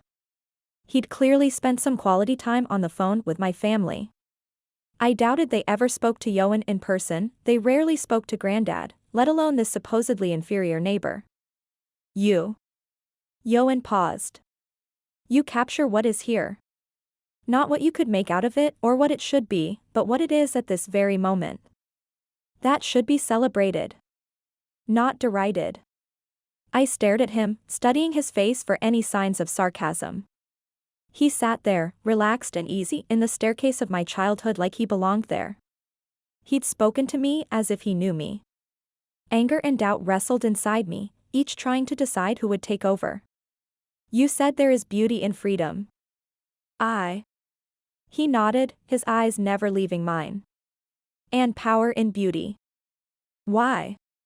You can learn and expand your mind. There is power in knowledge, but we can easily get boxed into our way of thinking. Our right and wrong. He arched his eyebrow. Your parents are very sure in their right and wrong. That has literally nothing to do with beauty. Or freedom. Does it? He leaned in. Beauty and freedom are two things your parents will never have. There is power in both. Both can be taken away. Beauty and freedom are both out of our control. I flinched at my tone. It was far too defensive. He kept speaking as if he knew me far better than the few minutes we spent in each other's company. He was waxing poetic in the dead of night. You've changed the definition of beauty. And freedom, he whispered softly. Dozens of faces flashed through my mind. Some old, some young, but all of them had a story to tell. All of them were given a chance to be heard. My humanity awards were given because of the characters, not for grandeur or the subject's beauty. The idiot next to me was right. There was a power, an intangible force that took over when I looked through the lens of my camera. Faces became stories, stories became human. My heart lifted and for a moment, I didn't feel lost. Chapter 11. Sienna. Lidcombe, England, present day. It had been a week of sleepless nights. Grandad had a penchant for rearranging furniture. All of it. Every night. Cracking an eye open, I flinched, the sun far too bright. I'd forgotten to close the curtains and now paid the price, the waves carrying the sun's light out across the sea. My feet were twisted in the covers, I must have tossed and turned throughout the night. Kicking at the blanket, I realized I'd slept on top of the bed with only the old quilt wrapped around me. My grandfather moving around in his room was not a distant memory, but speaking to Ioan on the staircase last weekend was. Ioan had grown quiet and stoic after pouring tea. He was turtle-like when he spoke, emerging for an intimate conversation, only to slink back inside himself when I wanted more information. The smell of Cornish potato cakes wafted up the staircase and into the room. Saturday in Lidcombe.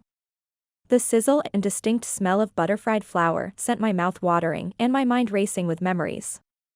Doris would have English bacon, completely different than the thin, fatty American bacon, and sausage, tomatoes and eggs. Every item would have a crispy layer of fried crunch. My younger brother Matthew was my only sibling who relished the English breakfast with me. My older brothers were bona fide Americans who vacillated between strict vegan or pescatarian diets, both of which were exceptionally organic. Doris would cook for an army, only to see my family snub her food. Whatever was left over, she'd package up and hand it over to me, always with a wink and a smile. With my belly full of fried cakes and eggs, I'd scamper off to the chicken coop while my parents would sit and drink Doris tea, giving thinly veiled insults. My father and his siblings had always felt a little misplaced around Doris. She had unconditional loyalty for Grandad and unpardonable sin. She refused to bend, nor would she blink when they begged her to change his diet. My stomach growled, impatient at how slowly I dressed. I had no idea when I'd actually gone to sleep, but from the ache in my bones and the puffiness of my eyes, it had to been exceptionally late. The groaning of the floor as I made my way down the staircase welcomed me. Every creak and grunt of the house was a warm embrace. Ah. Did the cakes get you? Doris beamed, scrubbing away at the frying pan. Ioan was pouring our tea. He'd not bothered to look up. Doris nodded to the plates on the island just as Ioan set 2 cups down. Watching Ioan in my grandfather's kitchen made my stomach sour. I had never cooked with Doris. She would shoo me and my grandfather from the kitchen. Help wasn't welcomed, at least I thought. Where's Grandad? My grandfather could tuck into his food like a champ, a knife in one hand and a fork in the other. He's already eaten. Doris shook the excess water from the pan and set it on the counter to dry. He'll be restin' for a few hours before needing another meal. I flicked my wrist and read my watch. It's 9. Ioan sat at the counter. He'd not looked at me yet. The man was a horrible mystery, one I didn't know if I wanted to solve. He cut into his tomato, and cakes, neat little squares appeared where food once was. Lacey had done the same thing for her fiancé's youngest child. He smirked as if I'd spoken out loud. Blushing, I turned my attention to my food and shoved a mini mountain of cakes and eggs into my mouth. Have you been to the island? Ioan asked, a twinkle of mischief in his eye. He'd timed his question perfectly. Doris wiped down the counters. One look at my chipmunk status, her grin stretched across her face. Nothing made her more happy than watching her cooking disappear. Look at that. Reminds me of so many mornings. I struggled to swallow the brick of cakes in my throat. Ioan reached over, settling my cup of tea closer to my hand. The man had an infuriatingly sweet smile on his face. I shot him a glare. He winked. The idiot winked at me. Delicately, he speared some of his squares and waved his fork at me. So, have you been to Nice while? Or should I wait until after breakfast to ask? Glaring, I folded my arms. I was my grandfather's daughter, of course I'd been to the island. Ioan would have known that. What do you think? Your breakfast is getting cold. He stifled a chuckle and slipped his food into his mouth. My mind raced to find something to ask while he chewed. Have you ever been? I sucked at this. He nodded and swallowed his dainty bite. I'm a Morgannwg. Of course I've been. Doris stiffened at Morgannwg. She shot him a pitying look but kept her mouth shut. Ioan didn't seem to notice, his focus on my plate. Stabbing the last of my cakes, I started in on the tomatoes. What does that even mean? Doris froze, her back to us. She was in the middle of chopping vegetables for the next meal. Ioan sat back in the stool, folding his hands neatly over his stomach. The morning sun from the windows behind us rose just a touch, casting an otherworldly glow about his head. My frustration, not that I understood where it came from, dissipated, replaced with an urge to capture the moment. His long black eyelashes appeared almost golden, his hair reddening with the rays. But his eyes, the alluring green and blue of the sea, in an instant, he was beautiful. He paused in his talking, the words lost to me. A flicker of something crossed his features, morphing to another face. Or another time. I reached out, my hand touching his face. He froze, his eyes pale, heavy with grief. The slamming of a door broke the moment, stealing the breath from my lungs. We jumped apart, down from our stools and away from each other. That smells divine, chirped William, his voice too bright. Ioan and I mumbled some sort of greeting. Doris stood there, her mouth open and eyes wide. She'd witnessed me touching him. My face was on fire, my ears burning with embarrassment. Ioan was no better. He fumbled around, grabbing our plates and cups. Doris said nothing, her head pivoting between us. I wanted to crawl in a hole and die. What's on the docket today? William was either the least observant man I knew or horribly optimistic. Ioan murmured something in Cornish. I didn't know enough to understand. Whatever he'd said shook Doris from her stupor. She snapped her towel at him. Foul boy. Is that allowed? William smirked, enjoying Ioan's set down a little too much. Never thought I'd see the day when Doris gets after Ioan. He's still my darling boy. Doris softened, her eyes full of maternal adoration. I felt a twinge of jealousy. Selfishly, I thought I was the only recipient of Doris' care. Ioan had made himself at home in her heart as well, Grandad being the first. She waved her hands at both Ioan and me. Now, off with you. You said Grandad won't be up for hours. The untethered feeling came again. I didn't have a project or anything to focus on. My parents thought I'd come to help Grandad and I had done nothing of the sort. Doris and Ioan had everything under control. I'd also not really taken pictures, which had been my plan. All I had done was stay up with Grandad while he went stir-crazy at night. You should visit the island. Doris didn't look at me as she said it. Oh, you've never been?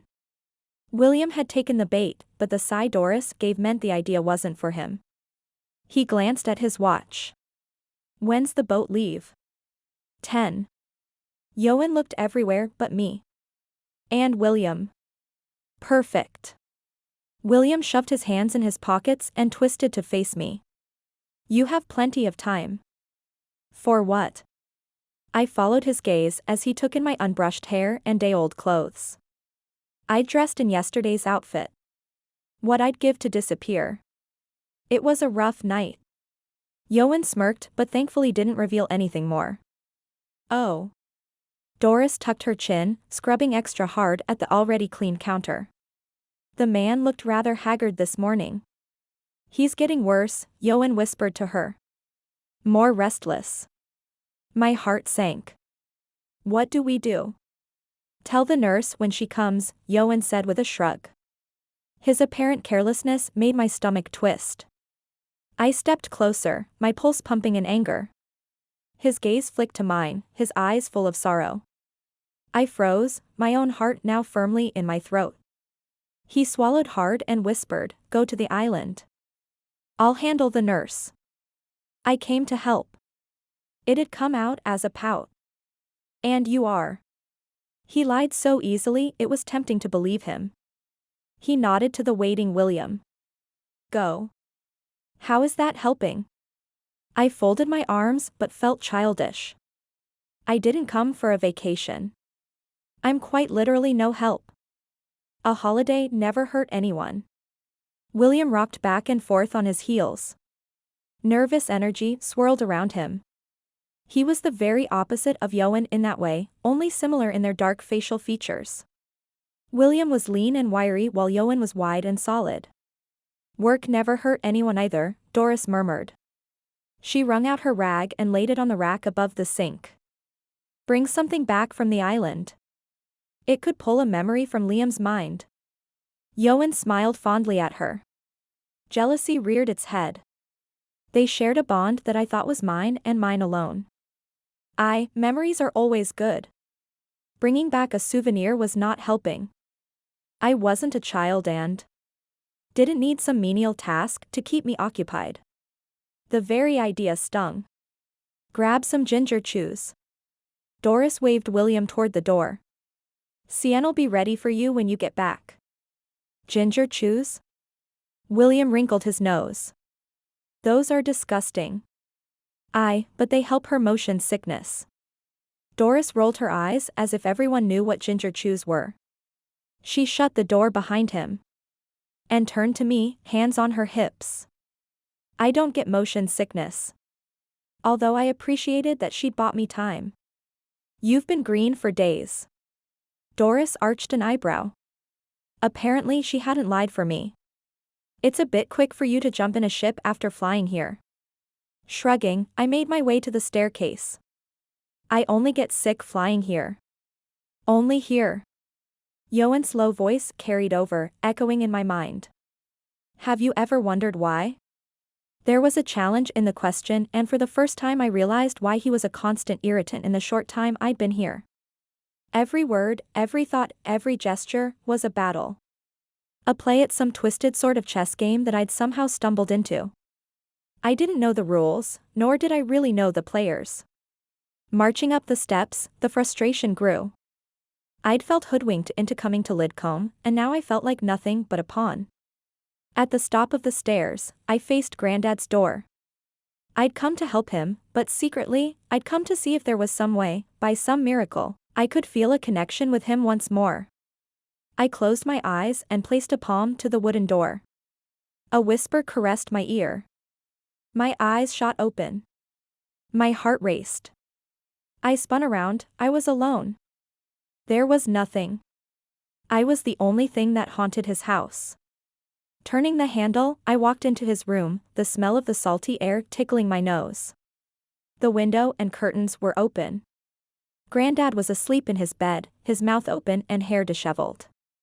With his face relaxed, he looked like the man I'd adored for all of my life. It was a cruel joke to be so close to him and yet completely out of reach. "He does remember you," Ioan said softly behind me. "Don't lie to me." He walked to the window, shutting it without a sound. "I would never lie to you. A souvenir won't bring my grandfather back. Have you ever thought you might have it backward?" Ioan folded his arms, his gaze boring into mine. "That you're the one needing to be brought back, not him? Can you just go?" I didn't want to do his little dance. Not when I needed to spend the next 6 or so hours with William. His face softened. "Do you need me to go with you?" Relief filled me, and I hated it. "You are the most aggravating person I know." He smirked. "Maybe you need to spend more time with William. That'll cure you of your opinion." Chapter 12. Keenan. Coke Bay, South Wales, 1606. Miss Morgannwg lifted her chin, revealing the stony resolve in her eyes, the color nearly black. Emotions swirled, looking eerily similar to an angry ocean storm. Her dark features offset the deep auburn of her hair. Keenan knew she was a rare beauty, one that Rothesay would fight to obtain. The feud between Rothesay and Miss Morgannwg's admirer, Charles Mwirish, would die down only to re-emerge at the slightest provocation. Both men felt wronged by the other. Keenan doubted either was innocent. He'd witnessed his father's ambition too many times to trust the man's judgment. Standing before two desperate women in a destitute castle did not soften Keenan's suspicions. His men, and his father's mercenaries, would breach the walls soon, the castle neglected for decades. Keenan needed a plan before his father's men, soldiers bought to remain loyal to Rothesay, could try their hand. "I've answered your questions." Miss Morgannwg swept phantom dust off her skirt, the hem beyond repair. Her delicate skin was smooth and fair, so unlike the Mediterranean women Keenan had met in his travels. She turned her dark eyes to him. "Now give me a reason to trust you. Answer me, are you a mere soldier?" "I am many things and I have been many things." Keenan felt Jew and stiffen next to him. "A soldier. A sailor." Miss Morgannwg frowned, tossing an exasperated look to her nervous grandmother who sighed and wrung her hands. "A careful man it seems." She narrowed her gaze and pursed her lips, the deep red matching her hair. Her fingers trembled. Her thumb and forefinger stained with ink. She was learned enough to correspond, igniting Keenan's suspicion. "You do not trust me any more than I trust you. The only truth I know you've said is your desire to be elsewhere." Her lips tugged to an innocent smile. "We share that same goal. I do not want you here either." The chit was impertinent, Keenan would hand her that.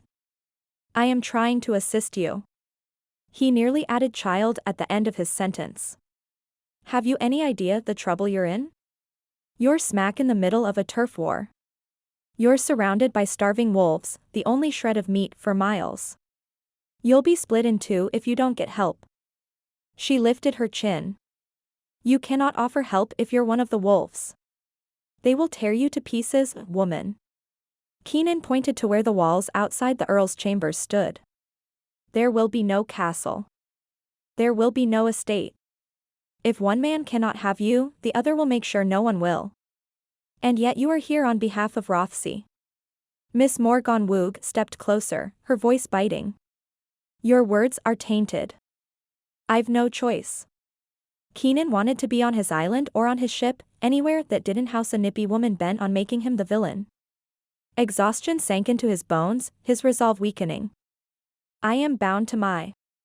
"Keenan," Ioan warned, a hand on Keenan's shoulder. Lady Morgannwg's mouth fell open, her eyes narrowing. It would be just a moment before her mind pieced together who Keenan was, or rather who his father was. The little trust Keenan had been able to lay down would be gone. "You've been bought by Rothesay." Miss Morgannwg hadn't noticed her grandmother's silence. "You cannot help us." "I doubt Mwirish can either." Keenan stepped from Ioan's touch. "But I've been bought by no one." He shot an apologetic look to Ioan before kneeling in front of Miss Morgannwg. "I am the second son of Lord Rothesay. I can promise you he is determined to be paid. This was my last errand, described as a simple collection of debt." He kept his gaze on Miss Morgannwg, feeling the weight of her stare. She'd flinched at his admission but had not retreated. She was stronger, or more stubborn, than he'd given her credit for. Rothesay would love her fire, only enough to break her will and feel the rush of domination. A combined force will breach the walls in mere minutes. We have little time to devise a plan. I know my father and what he is capable of.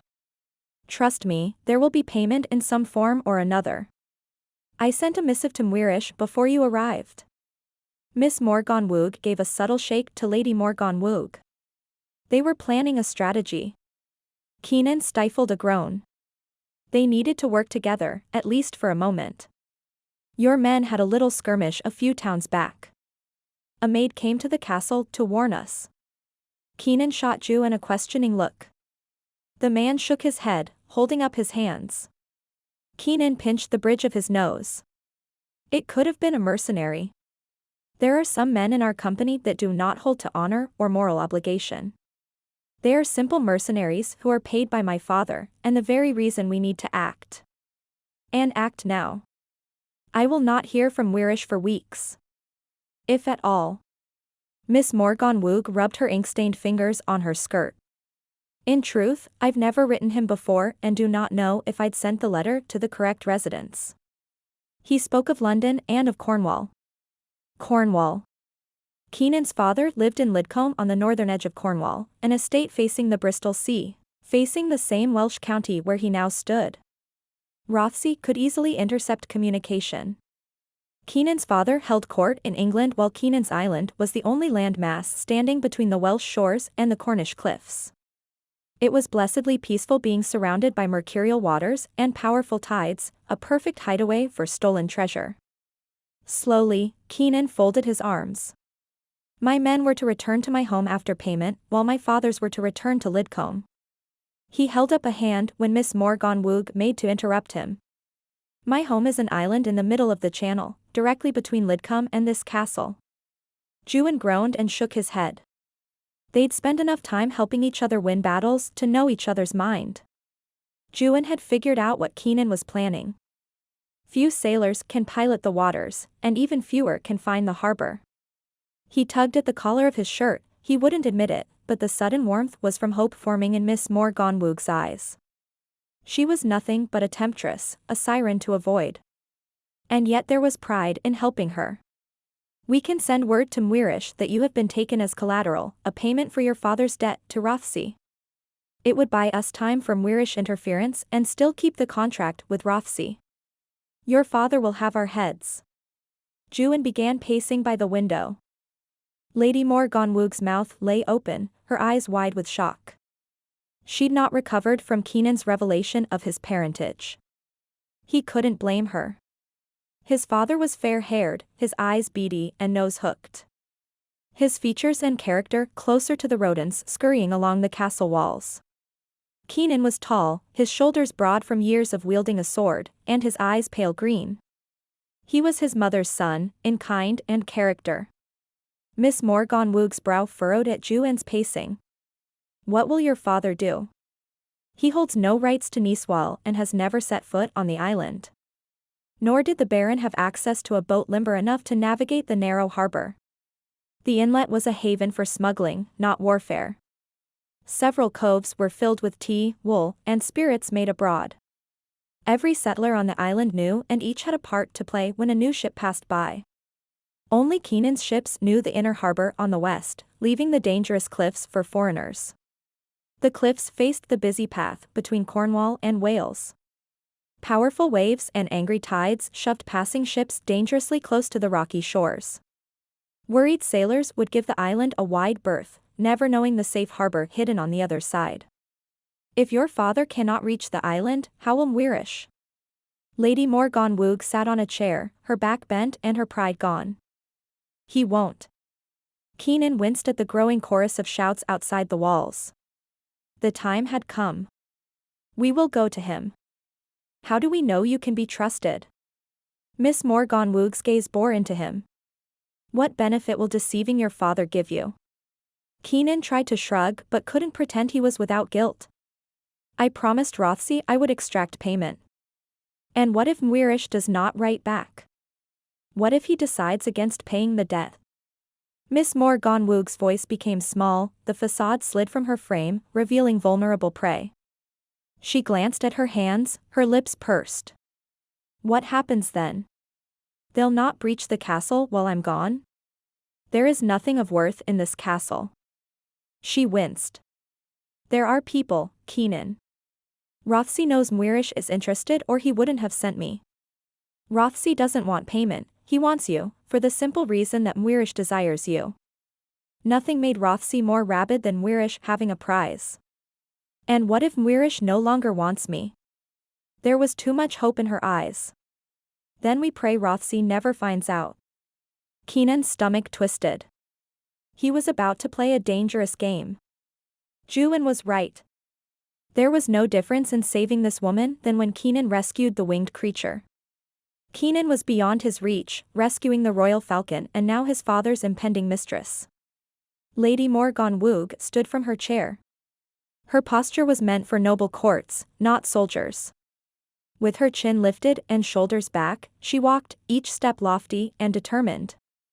She held out her hand. "Promise me." She sniffed, the haughtiness gone. Her shoulders curved. In defeat. Blinking back tears, she begged, "Promise me, your father will not have her." "No," Ioan growled from behind Keenan. "He'll promise refuge on the island, nothing more." A tear slid down her cheek. She clutched Keenan's hand. "Promise me." Ioan was at Keenan's side, whispering, "Promise nothing. For all our sakes. I'll be fine." Miss Morgannwg laid a delicate hand on her grandmother's. "He cannot promise what he cannot control. You are Rothesay's son." Lady Morgannwg swallowed hard, emotions welling in her eyes. "If Mwirish does not come, you must protect her, Anne." Keenan retreated. He would do no such thing. His father would never forgive Keenan, nor would Rothesay allow his son to live after such a betrayal. "He would rather slit my throat." "She will not leave without an assurance." The woman's voice shook, rising in panic. Keenan shook his head. "I cannot promise to take her, Lady Morgannwg, but I can promise she will be safe in my care." "Keenan." Ioan spat and murmured a stream of curses.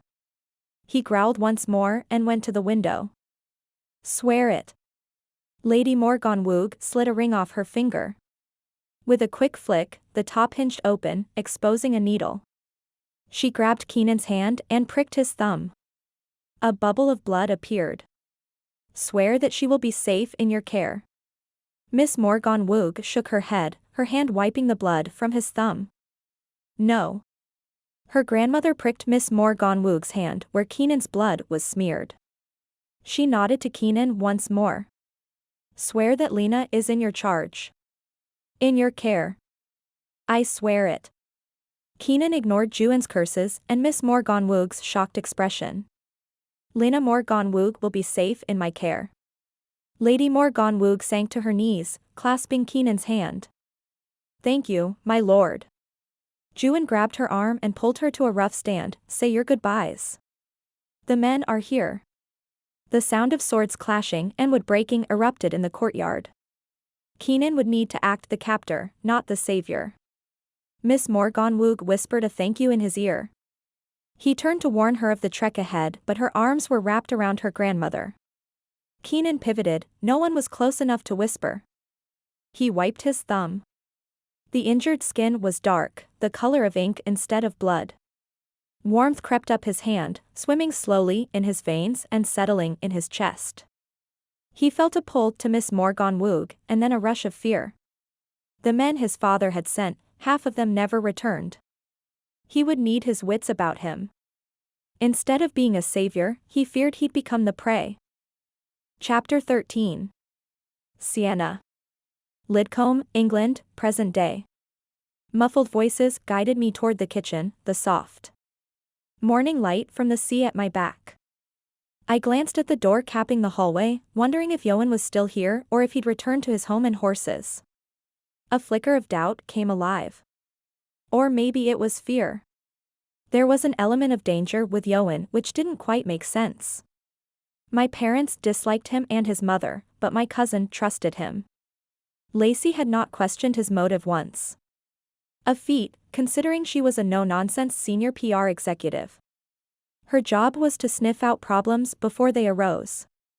But she was in California. A lump formed in my throat. She was getting married. Her happily ever after was coming in like a speeding train while my life was still stagnant. My grandfather's room was behind me, he'd not woken from his morning nap yet. I was supposed to be here to document his life. The thought didn't sit well. It twisted and turned in my stomach. I closed my eyes, feeling the same pull I had as a child. Opening my eyes, I gave in and let myself be walked forward, past Granddad's room. The pull lessened at Ioan's door. With my palm on the door, an image appeared in my mind. Ioan had a hand on the muscled, dark brown neck of a horse. He turned his head as if he could hear me. His lips quirked upward, not quite a smile, just a whisper of delight. The horse nickered impatiently.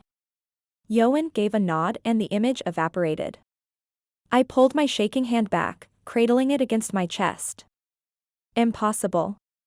I'd seen Ioan as if he were here, in front of me. I spun around. No one. I held up my hand. It trembled but appeared normal. Normal?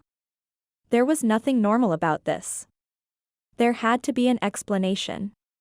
A reason for seeing Ioan in my head. Cornwall had always been special, magical, even. But this, seeing a vision or daydream of someone else. No. That had never happened. Not once.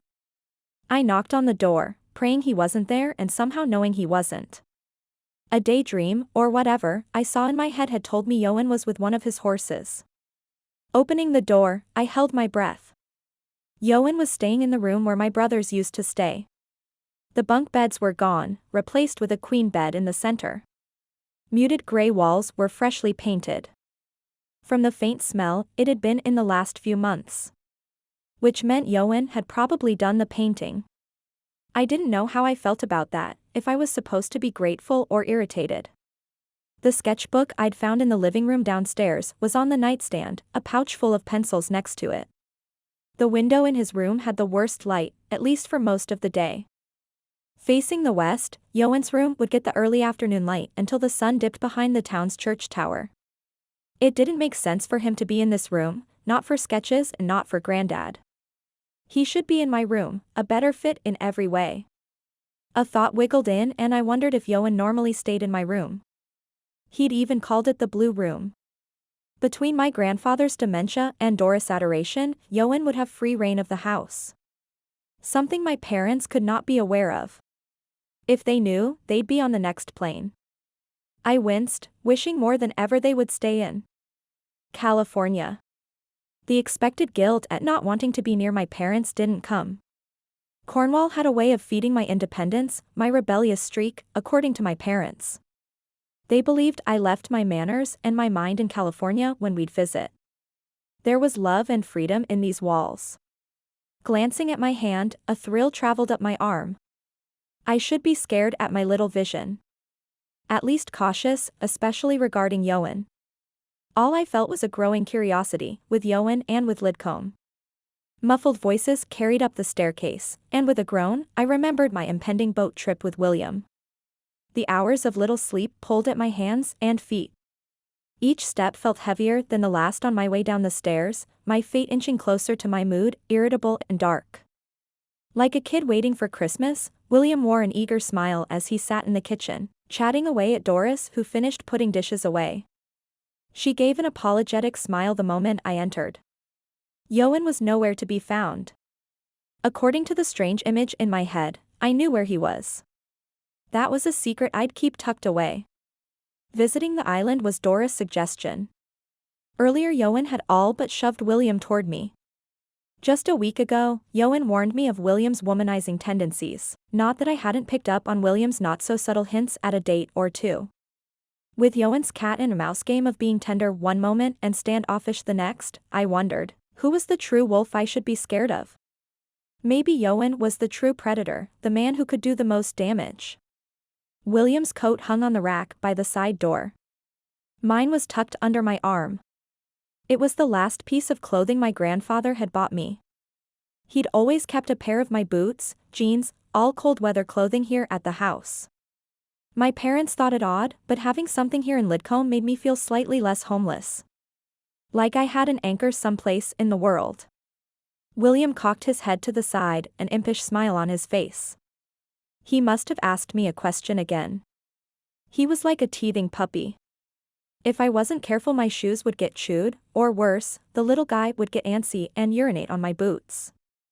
For the first time, I wished Ioan was here, not William. I felt a flicker of panic. My stomach didn't like that idea at all. It didn't matter. Both men would soon start to tease me like my family. Even Lacey's patience had thinned the last few years. Not that I would blame her. Only Grandad stubbornly saw me as adoringly imperfect. On cue, William ran a hand through his dark wavy hair, chuckling. Is there anyone home behind that pretty face? Doris shot him a scowl and wiped her hands on her apron. Shaking her head, she muttered something indiscernible.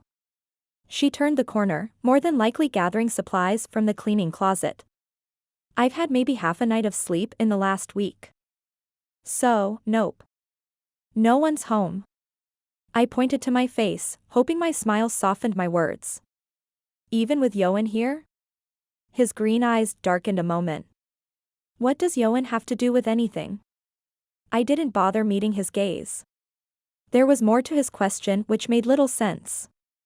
With William's sleek jeans and tailored shirts, he was every inch the English aristocrat. I didn't recognize the brands, but money and prestige was something I could see a mile away. The easy cadence with how William filled a room, he was a man who was raised with expectations, from the world and for himself. Ioan worked with his hands, calluses on his palm from shoveling manure and caring for horses. Fear crept in. I'd touched Ioan's hand only once, my eyes flicked to the kitchen where I'd sat with him a few hours earlier. Part of me was scared of Ioan. The other part had a growing hunger to know him. Rubbing my eyes, I forced myself to relax. There was one way I could sidestep William, giving him a chance to volunteer as my grandfather's night nurse. Maybe you should take a turn in Granddad's room. William grinned. I'm not sure Liam would appreciate that. His furniture would. Doris returned to the kitchen, broom in hand. Oh, Sienna. Is it that bad? No. It's fine. The last person I wanted to inconvenience was Doris. The woman had worked hard for my grandfather every day of his adult life. If you stayed because of what I said, Ioan would kill me. William brightened, far more than I wanted him to.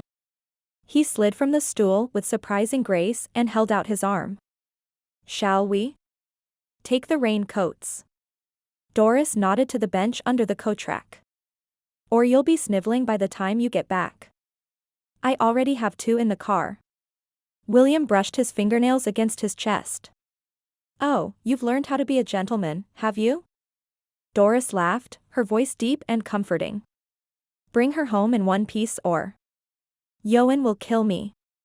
He rolled his eyes and drew a line across his neck. Ioan? Doris waved the name away. He's the least of your worries. I'm the one who wields the knife in this home. That went dark rather quickly. William winked at me, charm rolling off him. The sooner we leave, the sooner I can return you to your knife-wielding protector. You think I'm teasing, Doris warned. The twinkle in her eye destroyed any threat. William chatted and joked as we walked down the street to the harbor, my camera bag strapped across me like a seatbelt. More than once I was tempted to ask why we hadn't driven. The walk was short, but William struck me as someone who'd use any excuse to show off his sports car. It wasn't until we neared the harbor that I realized parking was limited, if not impossible. As the last passengers to purchase tickets, attendants ushered us onto the ship with nervous grunts. It had been years since I'd sailed the channel. My grandfather believed these waters were the trickiest in the world, the current and winds always at odds with each other. This ship was motored and still only ran half the year. Most tourists believed there was treasure buried on the island, but wrongly assumed the old inhabitants were pirates. Granddad had told me they were actually smugglers, and our ancestors. Although, smugglers' souvenirs didn't sell as well as gold-plated trinkets and treasure maps. The gift shop abandoned the truth long before my time. Granddad believed there was a treasure still on the island and not the hidden wool or liquor from the original owners. He believed there were myths and legends, stories that gave us hope. He believed wrongs could be righted by a second chance, a second life. He was a romantic in every sense of the word. I did bring the ginger chews. William scanned my face. Doris really will kill me if I bring you back green and sickly. I'm fine. The low hum of a whispered song tickled my ear. But if you don't mind, can we sit by the window? He cupped my elbow and guided me up the steps to the covered upper deck. There was just enough wind to keep the airflow without chilling my wimpy California body. William sat next to me on the bench. It wasn't 2 seconds later, he began to fidget. Maybe you need a ginger chew. He smiled sheepishly.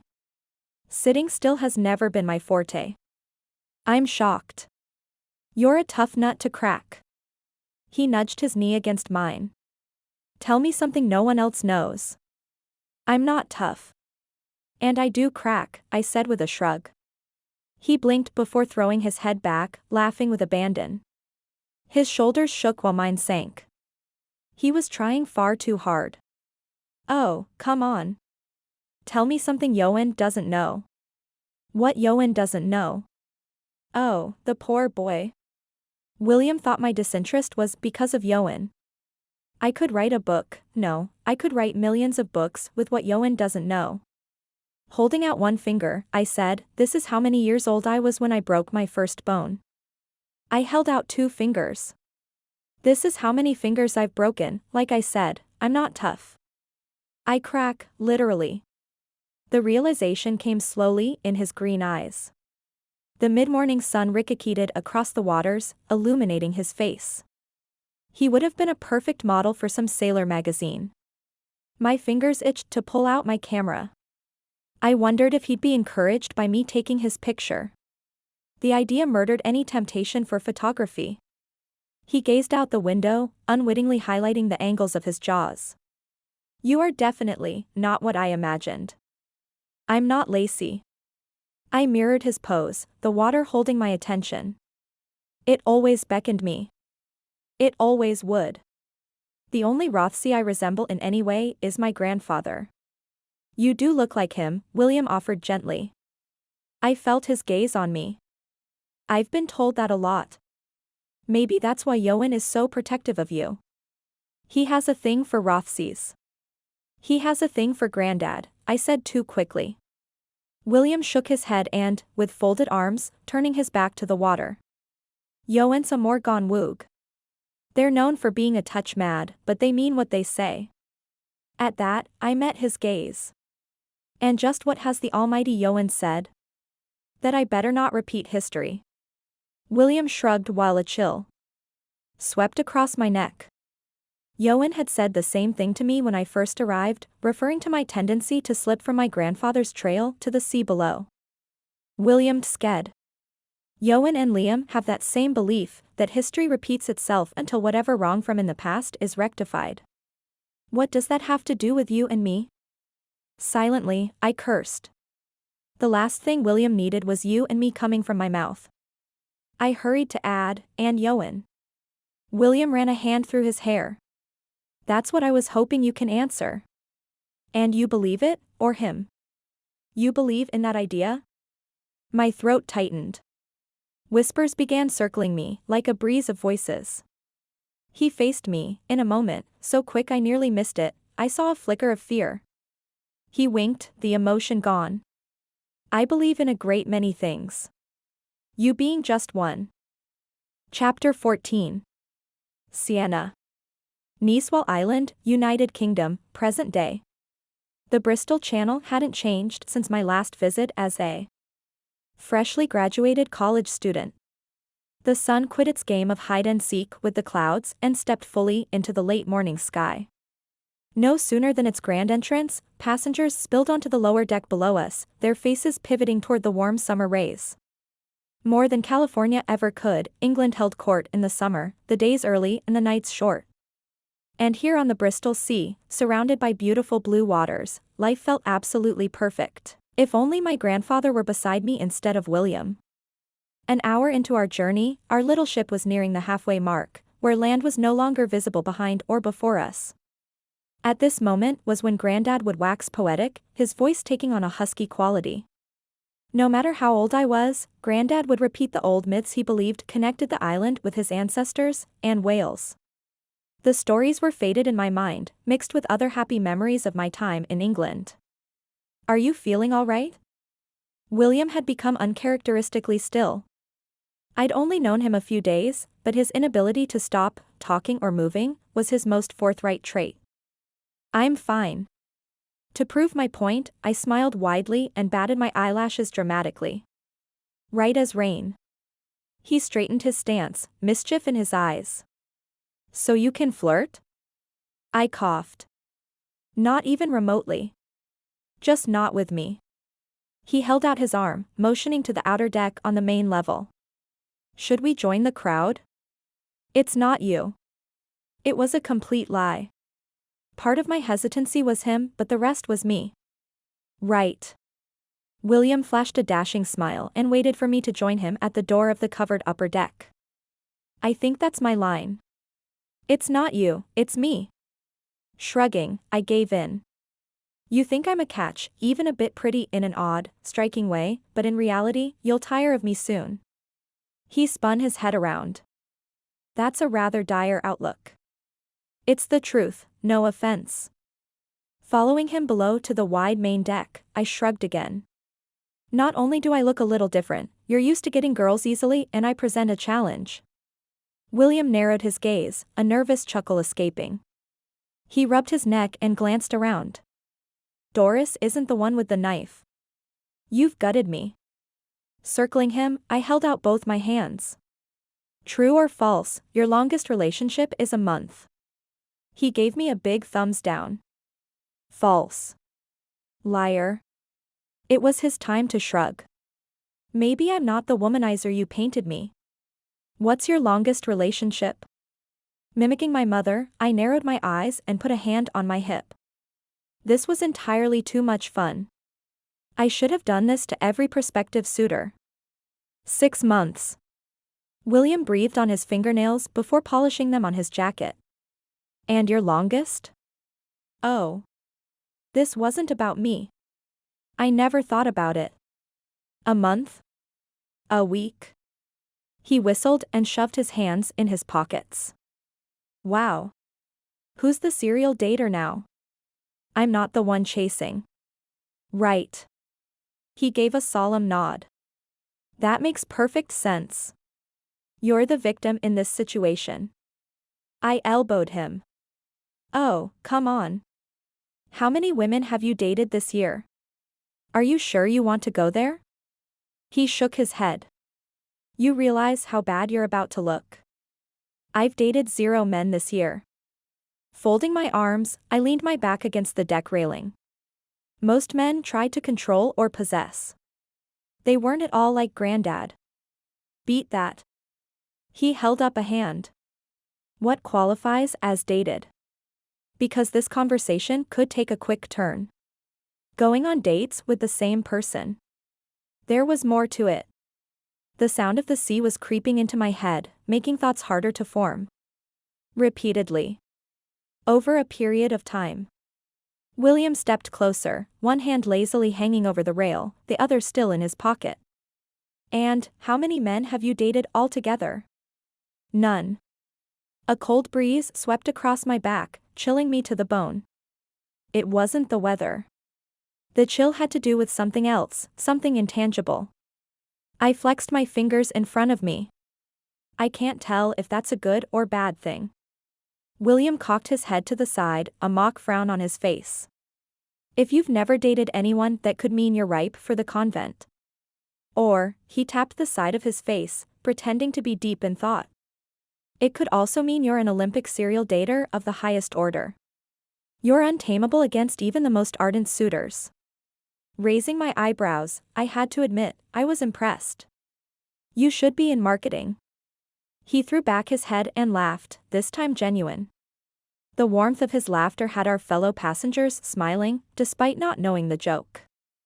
In the spell of the moment, I was tempted. He was life and joy, what was I? Lonely. The lump in my throat returned. As a child, I had buckets of joy and a thirst for life. When had I become a sad blob of nothing? The passengers began murmuring, pointing to the island growing bigger by the minute.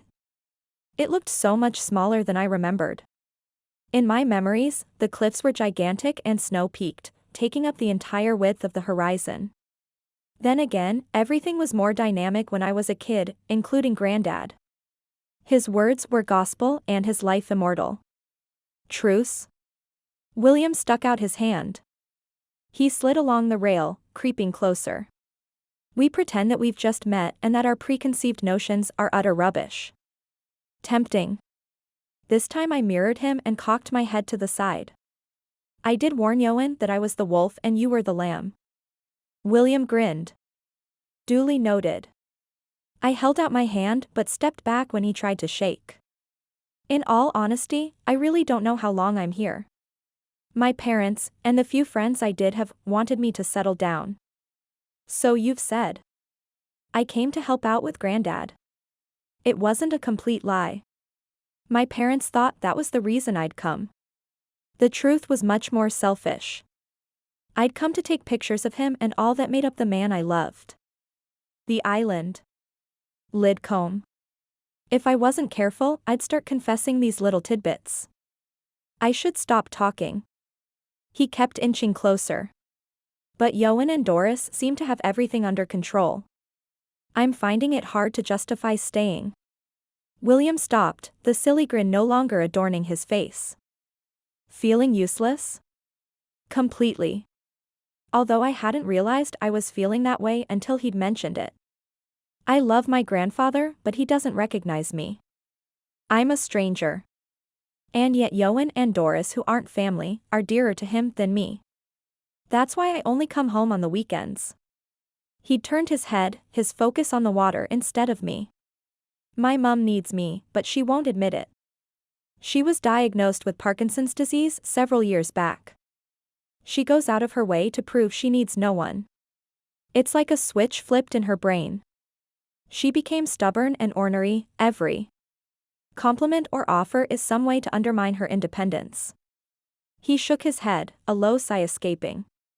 Like I'm a miserable son who'd throw her away at first chance. What of your dad? He just takes it. William rubbed his neck again. It must be his nervous tic. I couldn't do it. Get barked at all day just for trying to help. Do you have any siblings? Anyone to help carry the load? I felt like a fraud. Like I had any idea how a normal, functional family should act. If my parents struggled with a physical ailment, they would never admit it and they'd hire a fleet of the finest healthcare workers. I would not be trusted to help with anything. Even the diagnosis. He gave a solemn nod. 3. One in New York, one in New Zealand, and one in the ground. Oh, I'm sorry. I never knew him. William's face screwed up in frustration. That sounded rather crass, but it's hard to grieve someone you don't know. I'm still sorry. I'd never lost a sibling. I'd never lost a family member, except for my grandmother, and in a way, Granddad. Documenting loss with my camera was how I had experienced grief the most. If I'm half as moody about my grandfather, I can't imagine how I'd be if I lost someone in my immediate family. Or if I knew I was losing myself. He arched an eyebrow. Losing yourself? Your mom. I tucked my hands in the pockets of my jacket, feeling closer to my grandfather in that moment. She knows her time is coming. Maybe not tomorrow, but she knows the finish line is coming, or worse, she knows her ability to be in control of her body is coming to an end. I think that's more terrifying than death. I know Granddad was devastated by his diagnosis, wishing he had cancer instead. I grabbed William's arm, completely mortified at what I'd admitted. Not that cancer is easier. It's just that he was scared he'd be a burden. That he would be a man-child. I know my mom's scared. I understand that part. He smiled softly, his green eyes flicking from mine to my hand. It's the anger part. The barking at me and my father. That part one don't understand. Does she lash out to all the siblings or just you? Just me. He pointed to the harbor of Nice. But I can't really complain when we're about to see the aftermath of extreme brotherly dysfunction. We're English. I thought dysfunction is in our DNA. No, we're human. There isn't a country or culture in the world that doesn't have a family scandal somewhere in their history. He winked, although this time it appeared more forced than genuine. Our conversation had struck a chord. To be honest, he wasn't nearly as exhausting as I'd thought. A breeze tugged the loose strands of my hair, carrying whispers, notes of a song. I gripped the railing to keep the temptation at bay. The boat's motor sighed, shifting to a slower speed and sidling up to the thin pier waiting patiently for us. The waves lapped against the poles of the pier, teasing and calling to me. We walked up the pier, the water fading from blue to greenish and finally to the shallow brown, colored by the sand just beneath the surface. Missing California? There was a sharpness to William's gaze. No, with a shake of my head, I added, I've only had eyes for this. See. Ah. He held up his index finger. So you're a one-sea woman now, are you? I gave a dramatic sigh and clasped a hand to my chest. With a fake English accent, I said, to be true. Is it because of your grandfather? His voice was softer, more sincere. Maybe. We stopped at the edge of the pier. The rest of our fellow passengers were filing into the quaint little shops, choosing among the pirate gift shop, an old-fashioned ice cream shop, and the information building. Despite my American accent, I was born in Cornwall. Maybe it is Granddad. Maybe it's my birth. With the toe of my shoe, I nudged some of the pebbles on the gravel road. This, Lidcombe or the island, all of this has always been home to me. Me too. In tandem we walked up the road toward the church and the museum. Despite his long legs, William matched his pace to mine. I've traveled all over the world but I keep coming back here. Like some outside force has bound me. His words pierced me. No matter where I lived or where I visited for work, the UK was home. And it always would be. Even if I couldn't stay anywhere for long. It took a full moment before I trusted my voice to respond. I know the feeling. Where have you gone? He folded his hands behind his back, his tone easy, the flirting long since forgotten. Traveled, I mean. Sadly, I've really only traveled in the States. I held out my arm, indicating the island. This is about as exotic as I come. But your parents. I groaned, cutting him off. I know. They travel a lot. I'm always working when they go on holiday. That's convenient. He winked. Exactly. A warmth spread in my chest. William was still very much a charmer, but I held on to the feeling. I couldn't trust him with my heart. But it felt glorious to be heard, to be seen. Chapter 15. Keenan. Pennell, South Wales, 1606. Clumps of elm trees dotted the tops of the dark Welsh. Mountains. The mountains surrounded Keenan's view as the trail crept inward for miles before meandering back toward the coastline. The late afternoon sun peeked through the branches, lazily sinking in the sky. Slowing his horse, Keenan signaled to Ioan they would camp here for the night. His fingers played with his ring now back on his finger. His family crest, or rather his mother's family, was engraved on the band. As the only male heir of her line, the insignia was his. Keenan's older brother, the first son, from the first wife, would inherit Rothesay's barony. Miss Morgannwg eased her grip on the reins, her black horse nodding its head in response. She'd said nothing since she'd left her grandmother's embrace in Coke Bay. Keenan had spared only a few minutes for Miss Morgannwg to bid farewell to the older woman. They whispered promises to each other. Lady Morgannwg repeating, "I'll take care of him." Keenan felt a twinge of guilt. He'd not given Miss Morgannwg a moment with her father. The Earl was a simpleton and more than likely didn't, or wouldn't, understand what was happening. Keenan wondered if the Earl was aware he'd fathered Miss Morgannwg or if the man had enough sense to know his daughter was saving him from debtor's prison. Keenan frowned. It didn't matter what the Earl did or did not understand. Keenan had needed to assert authority the moment his men, and his father's men, breached the castle. Lord Rothesay, Keenan's father, no longer led his men. He preferred the safety of his own castle walls, forcing his son, Keenan, to do his bidding. Keenan knew the truth, Rothesay's health was fading, while the man's temper was forever at the ready. With a quick glance to the dark, red-haired beauty riding at his side, Keenan wondered who fared better, the lady with a simple father or the knight with a tyrant parent. Either way, Keenan would soon be free, unlike the fair Lina Morgannwg. He still didn't know her married name. Rothesay wouldn't care. He'd take her, widowed or not. Her gaze met Keenan's, her expression stoic. His pulse quickened. He broke the connection and spurred his gelding forward. He could not afford to look upon another man's prize, whether that man be his father or Mwirish. Keenan knew the heartache of pride and lust. Rothesay claimed every one of his children, daughter or son, each birth a blow to Keenan's mother. She'd been a faithful wife. Even now, living estranged in London, she kept her vows. Miss Morgannwg's horse snorted behind him, stealing Keenan's attention once more.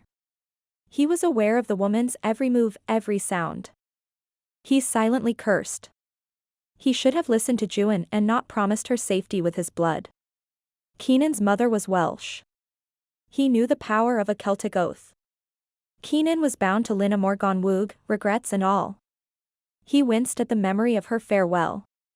Keenan had tried to warn both Miss Morgannwg and her grandmother of how he'd need to act when the men broke through the castle walls. If Keenan didn't show authority over the estate, his father's men would take over. Lord Rothesay was well known for not only his own cruelty but the low morals of the men he employed. Keenan knew firsthand of his father's mercurial temperament. He'd spent his life grateful for his mother's tender care. The men had filled the courtyard, swords and pistols at the ready. Keenan had barked out orders, leading the suddenly submissive Miss Morgannwg forward. She'd not spoken since. Flanked by his men, Keenan marched from the castle walls within the hour. He needed to reach the hamlet outside of Swansea tomorrow, but his father's men were suspiciously slow. Their company should cover 20 or so miles a day. They had kept their pack light and agile. But they'd only managed 10 today. The worry on Ioan's face confirmed Keenan's fears. Barking another round of orders, Ioan circled back, his horse slowing to a walk next to Keenan. "It's not escaped your notice then?" Ioan's voice was low. "It shouldn't take 2 days to reach Swansea." "Aye." Keenan needed to send for his ship or he'd have to wait another week for the post. "Is there an illness? Or have the men become lazy while waiting for us at the castle?" Ioan narrowed his gaze, searching the men. He glanced over his shoulder at Miss Morgannwg. "I'd think they'd be motivated now that we have something to show for our voyage." "Is it everyone?" Keenan knew the risks of mutiny. His education on the seas had taught what fear could do to a man. "No, but we are outnumbered." Ioan gave a subtle shake of the head. "What benefit is there to stalling?" He slowed his horse and motioned to Miss Morgannwg. Miss Morgannwg swallowed hard. She lifted her chin and straightened her back. If not for the widening of her eyes, she'd be the very picture of nobility. "My lady, might we have a word?" Ioan asked loud enough for the immediate men to hear, his tone warm and deceptively inviting. The deference was for the benefit of the men. If he showed respect, they would follow suit. She gave the slightest of nods. Ioan dismounted and led the way to an overgrown fir tree. Keenan and Miss Morgannwg followed close behind. Ioan pretended to examine her saddle, whispering, "Did Rothesay send you a letter to you personally?" "No." Miss Morgannwg shook her head, her hands flexing at her side. She seemed too nervous for a simple answer. Keenan asked softly, "Have you sent any other correspondence?" A flicker of panic crossed her features. She pursed her lips, as if deciding on what to say. "I have." Keenan rubbed his neck. Their plan was unraveling fast. "What did you say?" Ioan spat at the ground. "Do not play me false. I sent a care package to my old maid." She narrowed her eyes. "I will not give you her name. She will not be pulled into Rothesay's clutches." Ioan shifted his weight and folded his arms. "Did Rothesay send any correspondence to anyone in the house?" She lifted her chin. "He wrote to my father only." "Which meant your grandmother read it." Keenan softened the accusation with smile. "Did you read it?" was what he'd wanted to ask. Miss Morgannwg had the ink-stained fingers, not her grandmother. Did Lady Morgannwg respond? With her reins in her hand, Miss Morgannwg shook her head once more. "She wouldn't. Rothesay has a reputation." She didn't trust him. His letters went unanswered. Keenan rubbed his neck. Miss Morgannwg was clever. She'd not admitted to reading the correspondence, only that Rothesay's demands were ignored. A dangerous game the Morgannwg women were playing. Ioan wiped his face with his hands. This could turn on us in an instant, Keenan. That was the obvious part. Keenan didn't need to be reminded. He needed a solution, not another warning. There has to be a reason they're moving this slowly. What do you mean? Her words were laced with suspicion. We've only left Coke Bay this morning. We'll clear Swansea before tomorrow morning, yes? Her voice rose when she said Swansea. The city somehow made her nervous. We should be in Swansea by now. Ioan let the reins fall, allowing his horse to nibble on the low grass. These are seasoned men. They know how to march and they know how to strategize. You expect too much of them. Miss Morgannwg sniffed. They're brutes who mistreat women. Keenan's mind raced back through the past few days. She'd mentioned the woman before. The men, they mistreated someone from the village? She nodded curtly. That's why I sent the missive to Mwirish. One of your men attacked an innocent woman. She told me Lord Rothesay's army was coming. You were still ill-prepared for us to come. Ioan narrowed his gaze. His suspicion matched hers. And how could we prepare, she snapped. We've no money. No friends. We are at the mercy of men. And men can never be trusted. Even Mwirish? Keenan asked quietly. Is he a man? Miss Morgannwg arched an eyebrow. Why encourage a man you've no intention of marrying? Ioan folded his arms and leaned against the tree. Seems to me you're the sex to be wary of. You can say what you like. She held out her hand, indicating the surrounding soldiers. You've men at your disposal. I cannot defend the very home I was born to. I'm only as good as the child I can bear. And what if I marry a brute, or worse, what if I'm to be nothing but a mistress? My children will be at the mercy of that man's temper, they'll not have the protection of a last name. For someone so against men, you've thought a lot about tying yourself to one. Ioan hissed at the ground. Tell me the truth, woman. He stabbed his finger in the air, pointing to her. Are you scheming? Have you betrayed Keenan's trust? He risked. She scowled, her eyes wild with rage, a blush creeping across her face. I'm aware of what he's risked. As am I.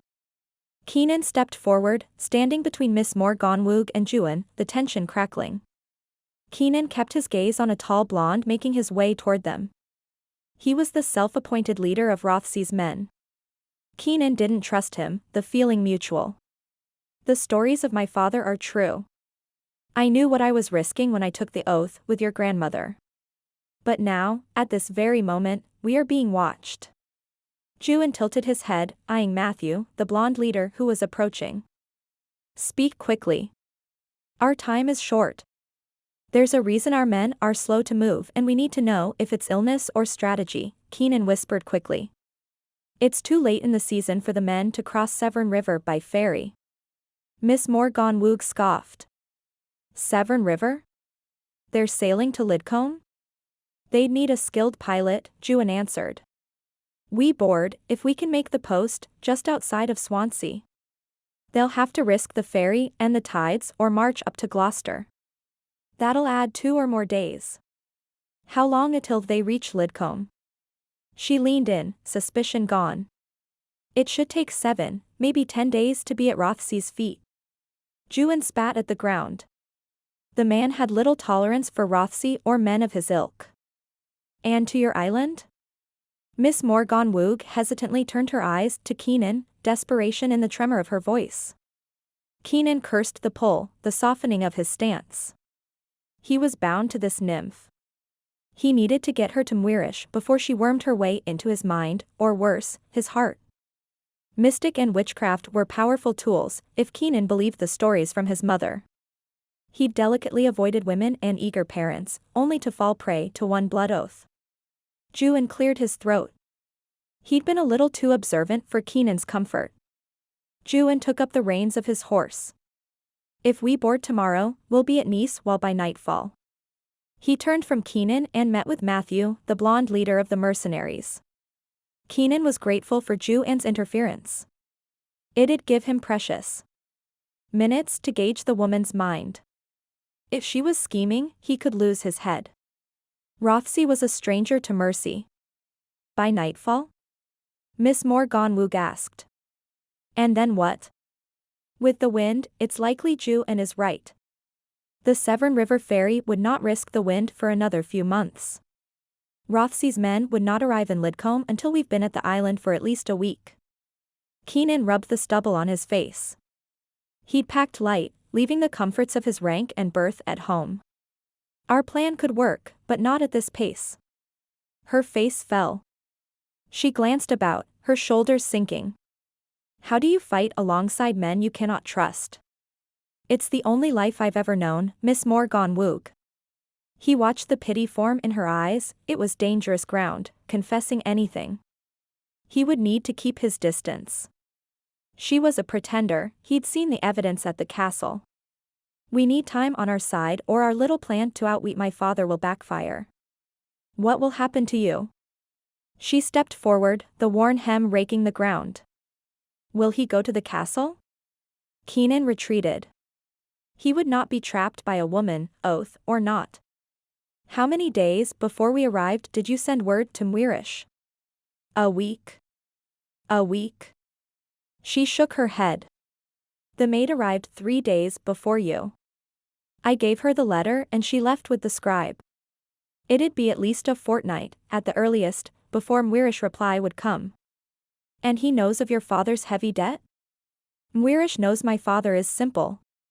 And he knows we are destitute. Keenan wiped his brow, the weight of his decision on his mind. She'd not answered the question. Mwirish does not know of the debt. No, her voice broke and her eyes were downcast. The island is removed. He sighed and against his better judgment, would offer reprieve. It's isolated by tides and winds. He cursed himself as he stepped closer. She glanced up, her eyes wary and her stance unsure. He pressed on. I keep a post at a church just outside Swansea, manned by Ioan's family. His family lives in Swansea? Her eyes widened and she covered her mouth. She'd not taken to Ioan. She didn't know the loyalty of a man like him. Ioan's parents kept tabs on all communication to Anne from the island. Keenan trusted the family more than his own. Keenan's father had never been to the island and assumed Keenan's holdings were the sad church and the surrounding farm. Rothesay would never set foot inside either building. He'd never see the fine furnishings and several servants, keeping Ioan's parents comfortable.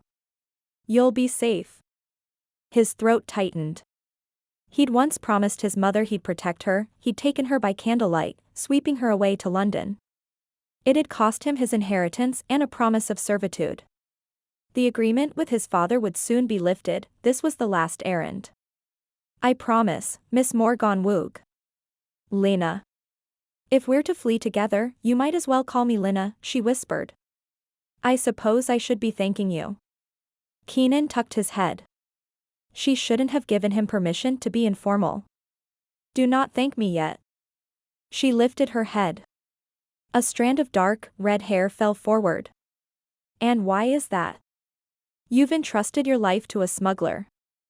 Chapter 16. Sienna.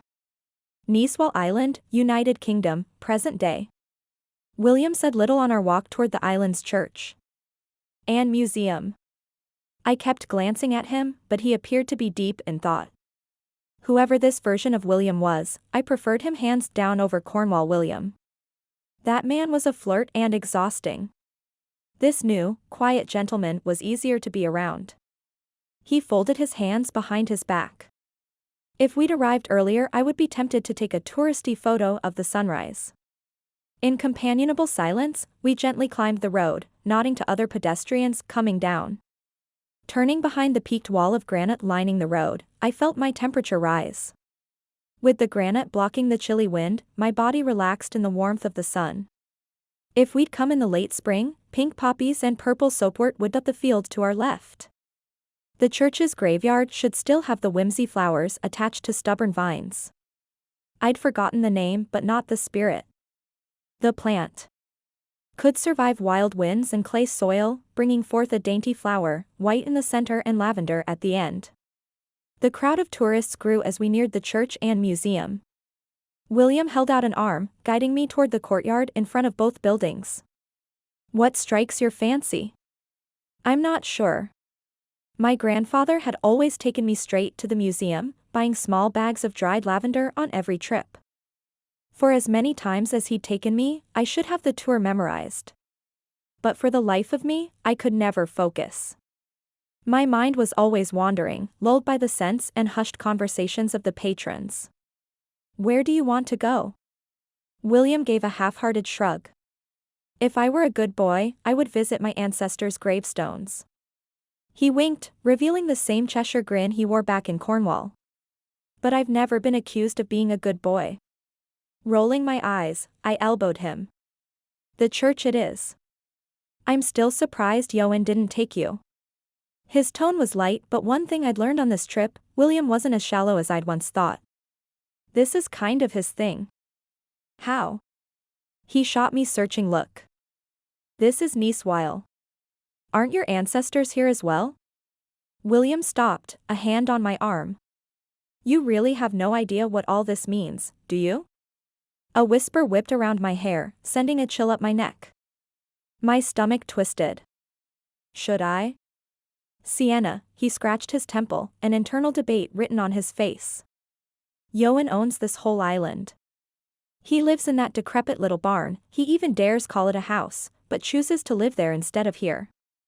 I swallowed the correction. Ioan lived at Grandad's house, not at the barn. William's error made me wonder what else he didn't know about Ioan. It's not like there's a house here. There's a bloody castle on the other side of the island. He placed a palm to his forehead as if the idea pained him. The man's just like his mum. Not right in the head. I thought the island was part of the historical society. I could have sworn that was covered in the museum. Not that I would bank on my memory at the moment. They leased the land from him. It's renewed every year. He shoved his hands in his pocket. He wouldn't pay a nasty council tax. He wouldn't pay anything. He could live like a king here. A king of what? I couldn't help but laugh. There's lavender and chocolate. Oh, and a pirate shop at the pier. William smiled, but there was sorrow in his eyes. You're right. There's not much here. Except your ancestors' gravestones. He nodded, the mirth still not back. The entire village exists for tourism. It's tempting, isn't it? Folding my arms against the cooling breeze, I tried again, feeling a bit of guilt for taking the humor from him. To look at all of this and wish for it, but you're William. Not Ioan. He would probably thrive here, secluded away from most of the world. How would you survive? The ship doesn't come regularly after October. What would you do for those 6 months of nothing? I could pretend to be Hades and trap fair maidens in my lair for half the year. I could ply them with chocolates and an unending supply of lavender perfume. William met my gaze. The sadness melted away. Cornwall William was back, which was still infinitely better than sad William. There's even a spiritual retreat in late April. I could be the savior for all women. Liar. Shaking my head, I started up the walk toward the graveyard tucked behind the church. You'd be bored and a king. Probably. He followed suit, his hands behind his back once again. But I'm bored already. Why not be bored somewhere else? You don't strike me as someone who's bored. Oh. He cocked his head to the side, a sneaky grin firmly in place. And what type of a man do I strike you as? Mischievous for sure. He tipped his back and laughed.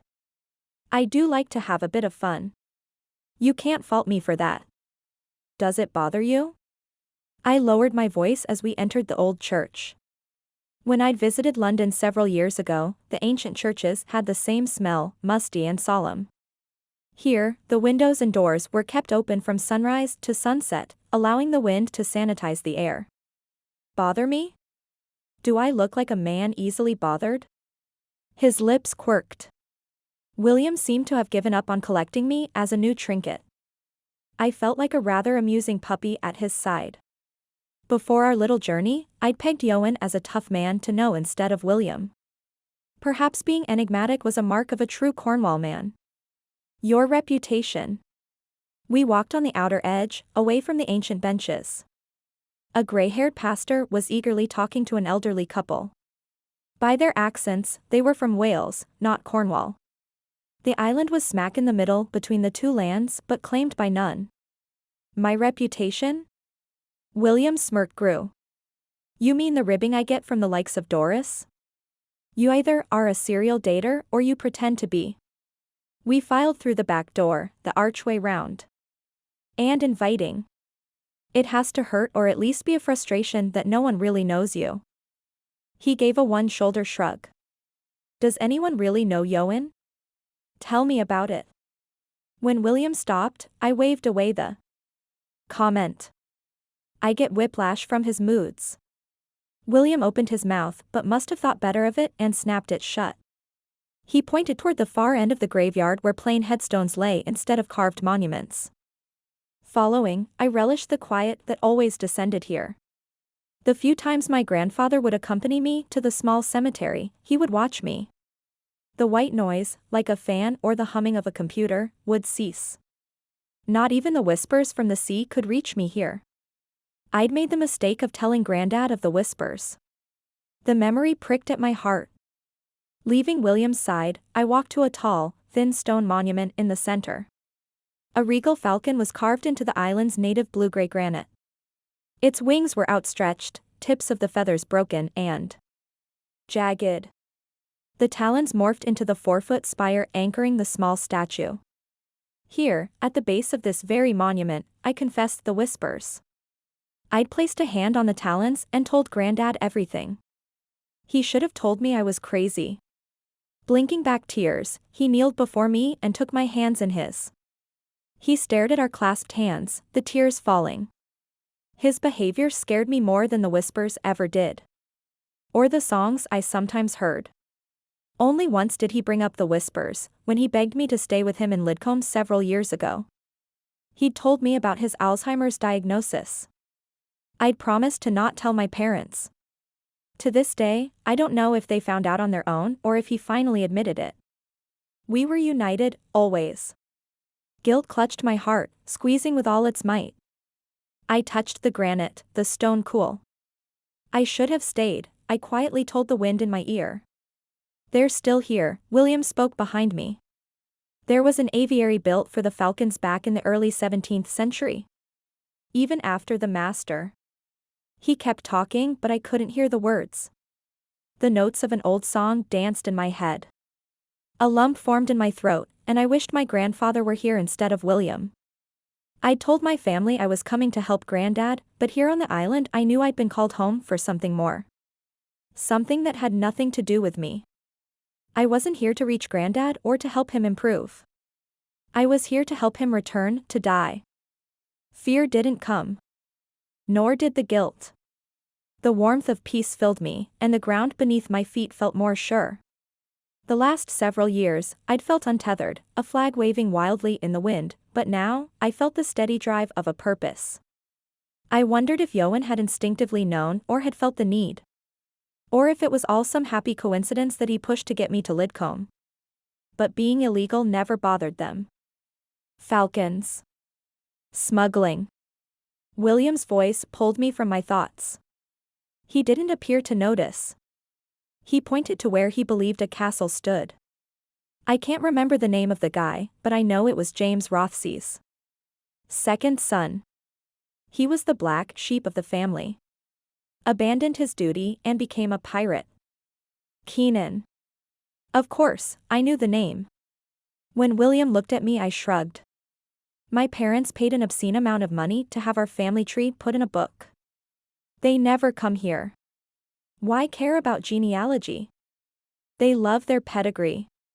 We walked to the outer edge of the cemetery. About 10 feet from the white fence, the ground dipped down into a low valley. A cluster of small, ancient homes lay in the belly of the island. They're not fans of actually living in England or paying English taxes, but they take great pride in their ancestry. Where's your mother from? His fingers tapped on the railing. The light from the afternoon sun gave warmth to his profile. The angle of his jaw and tilt of his forehead, he should have been a model. London. She was proud of her upper aristocrat heritage, even if she no longer had the accent. A bird flew low in the valley below us. Why were falcons illegal? In ancient times. Why was that a crime? Depending on which time in history, only the king and his family could have them. He leaned on the railing, his eyes squinting, searching the homes below. This is England. There was class system for everything. Birds, clothing. Accents. I watched him. Who were your ancestors? William fidgeted, uncomfortable with my question. I'm from Lidcombe, which means I'm related to half the town in one way or the other. He poked my arm. Not everyone escapes to America. I was born in Lidcombe. He nodded his head slowly. That's right. I forgot about that little tidbit.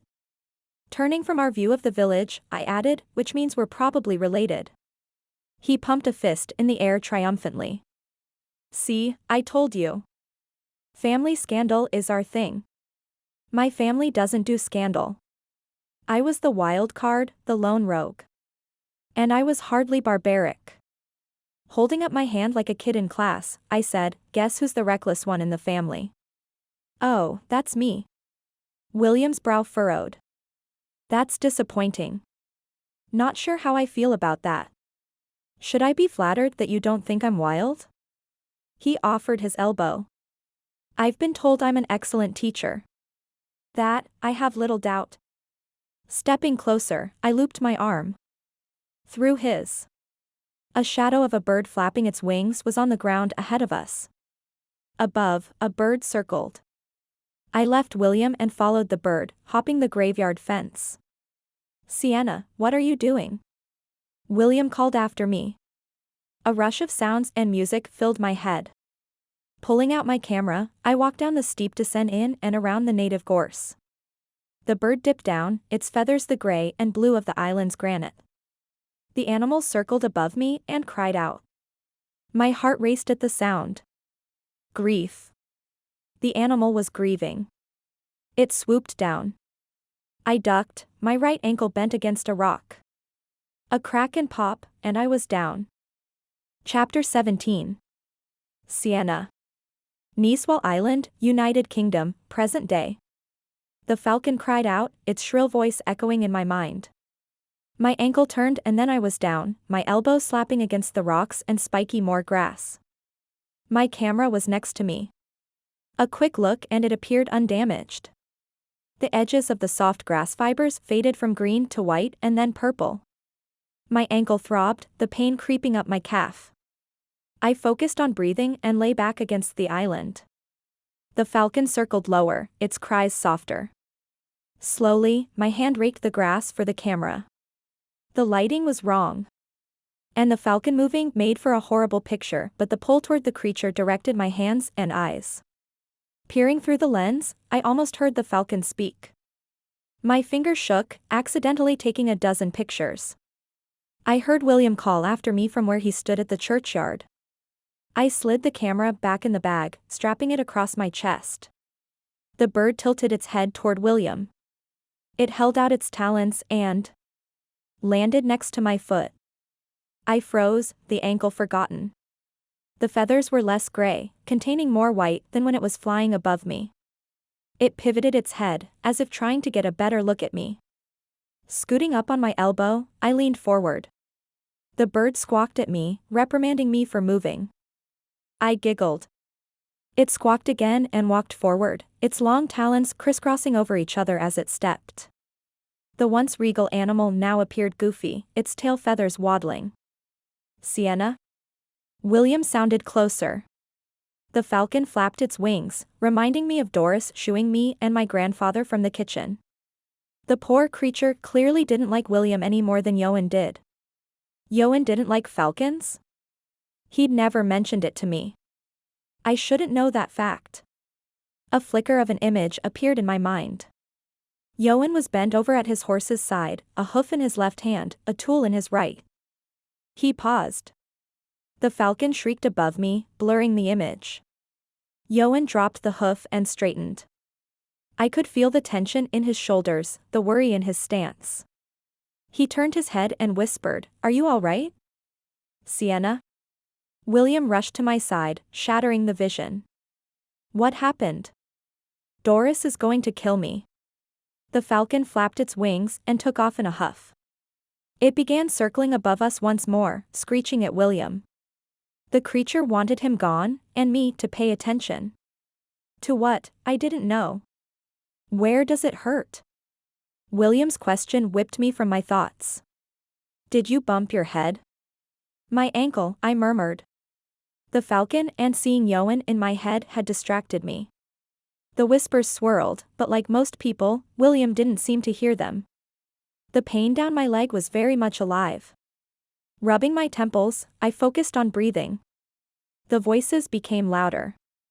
"I'm coming," Ioan whispered. My head snapped up. Ioan wasn't here. I grabbed William's arm. "Did you hear that?" "How can you not? The bloody thing won't shut up." He shook his head and pointed a finger at the falcon. The falcon swooped dangerously close over William's head. "It's possessed." An ache opened in my chest. I'd not wanted to come to the island. Spending the day with William had seemed like an insurmountable, exhaustive task, but once we'd left, he'd been affable. Charming, in a brotherly way instead of flirtatious. But he'd not heard Ioan's voice. Nor had he heard the other whispers. I felt suddenly alone. Isolated. The only person in the world that knew of my whispers didn't recognize me anymore. The falcon cried again. William shook a fist at it. "Shut up. It's my fault." Leaning into William, I struggled to a stand. My ankle began throbbing and for some reason, so did my right elbow. I came into his territory. "There's no way you're going to be able to walk back up to the church." I followed William's gaze, my heart sinking. He was right. The incline was tough enough, but the rocks and shrubbery would be tricky with 2 solid ankles.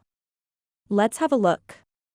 William kneeled at my feet, my right foot propped against my left. Gingerly, he lifted the cuff of my pant. "Oh, Sienna. It's already swelling." "How in the world?" "I told you I'd crack." He stood slowly, sighing. "I don't even know how to tell if it's broken or not." "Not much of a Boy Scout, are you?" He arched an eyebrow. "My job is to make things pretty so people will buy them." He pointed to my feet. "There's nothing pretty about what's going on. You're a master of compliments." "It's beautiful." "Want me to take a picture for you?" William smirked, the tension easing from his shoulders. "Hilarious." I rolled my eyes. "Seriously, though? We need to get you up that hill before Doris and Ioan find out." I swallowed hard. "He already knows." His gaze flicked to mine. He scoffed. "Right." I wasn't lying, but that didn't make the turning of my stomach stop. Fear shadowed my thoughts, creeping behind me as I tried. Hobbling up the incline. William was silent with only a few grunts here and there, helping me up and over the gorse and grass. A lump formed in my throat. Not from my throbbing ankle screaming with every step. No, the emotion was spurred from the realization of how lonely, how utterly alone, I was. Because there was a truth I hadn't acknowledged with even my grandfather. This wasn't the first time a vision had accompanied a whisper. To be fair, I'd forgotten, the moments long past. They were before Granddad lost his grip on his mind and before I could ever be called an adult. The memories were fragmented, but I'd see a man, his accent thick and his words odd. Sometimes I'd see a boy, and sometimes, I knew the boy saw me. A pair of security guards descended, scrambling along the rocky terrain. I gripped William's arm. Are you sure Ioan owns the island? Yes, why? His voice was almost as wary as his eyes. He'd not yet forgotten my comment about Ioan knowing what happened. He's going to kill me. William chuckled, his voice light and warm. Because you tripped and fell? Since when does a security guard mean a good thing? Not a week before, I tangoed with a police officer. Security guards were just as difficult to maneuver. My current batch of rent-a-cop was running toward us with more gusto than I wanted. He smiled, his eyes dancing with amusement. Please tell me you have a story behind that question. No comment. I winced as he brushed his leg against my ankle. Woman. I swear if you've broken your ankle, you're writing my eulogy. He shifted his arms underneath me. He must be tiring. I promise I'll tell them the truth. Which is? He sobered for a moment. You and I both know you didn't fall that easily. The truth is I chased after a falcon. I motioned to my ankle. It was much easier to talk about the sprain instead of me seeing Ioan or admitting I'd felt a pull to a flying creature. And then I tripped and fell. He narrowed his eyes but didn't have time to question. The guards were upon us. He flashed his disarming smile and held out a hand. Thank you for saving us. The younger of the two guards rolled his eyes while the older, gray-haired man shook William's hand eagerly, saying, Oh, this hill can be quite the devil. Seriously, William and I both said in unison. The guards chuckled, elbowing each other. The older one playfully poked his companion. If they thought my ankle was a flirtatious ruse, me pretending me to be a damsel in distress, they were in for a major disappointment. Best take the other side of the lady. The younger guard gave a nod, sliding up next to me. The name's Davy. Sienna. William waved his hand with a flourish. Or you can call her, Lady Trips-a-Lot. And me. Not Prince Charming, I deadpanned, earning a good-natured chuckle from the elder guard. William clutched his chest. After rescuing you from the falcon, this is how you treat me? That's a sight to see, isn't it? Davy whistled. Today's the first time I've seen one. Harry, what about you? The older man, Harry it seemed was his name, glanced up, his face wistful. Not in years, Davy. Not in years. I do bring out the best in people and islands. William gathered applause from his new friends. He carried the conversation as we made our way up the hill. The pace was excruciatingly slow, but the hollow look in William's eye haunted me. Something had happened between the moment I fell and when the guards came. William had become the flirtatious idiot once more. Except this time, I could see the difference, the dampened smile, the hesitation in his gestures, the dimming in his eyes. In what felt like hours, we were back in the church and the guards settled me onto the pew in the back. Harry squeezed my shoulder. We'll make a quick call to have the physician look you over. I grabbed his hand. The last thing I needed was a proper scolding for leaving the churchyard. The guards were kind, but I was raised in a bureaucratic America. There would be forms and follow-up phone calls. With emergency contacts. The less my family knew, the better. Thank you, but I think I'm good. I just need to get back home. Davy and Harry exchanged a glance. William held up his hands. I'm staying out of any decisions here. I promise I'll be fine. Pointing at William, I added, the sooner I get back in one piece, the better. William pivoted from me to Harry. What's the quickest way to get Miss Gimp over here to the ship? The island's physician can take a quick look and she can be on the employee return boat. He leaned over the pew, his face earnest and kind. One of our perks is going to and from Cornwall on one of the employee ships. They're small but fast. Only a dozen employees use them on a regular basis. I'm fine. With a hand on the old man's arm, I tried to look as confident as possible. I promise. I waved to my throbbing ankle propped on top of my other. This is I absolutely promise you, nothing new.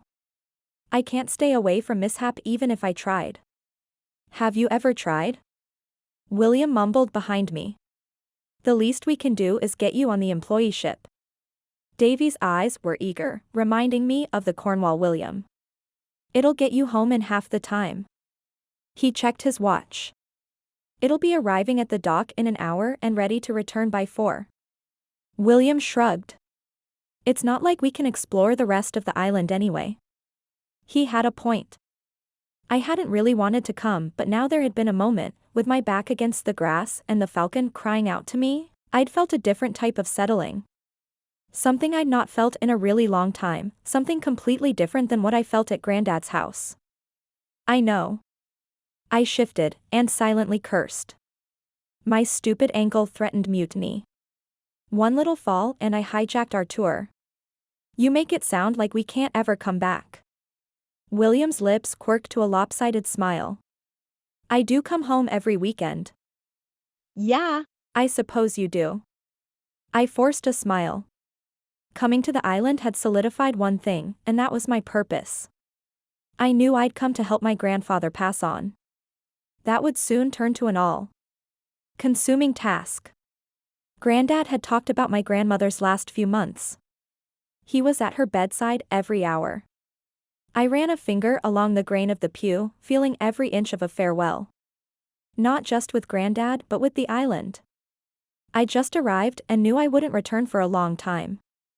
If at all. I swallowed hard. The truth at the core of Grandad's death, the horrible fear that followed me like a rabid shadow, was what would happen when he passed. The last remaining link, the only true connection I had with my family, would be gone. There would never be a reason to return to Lidcombe. Or the island.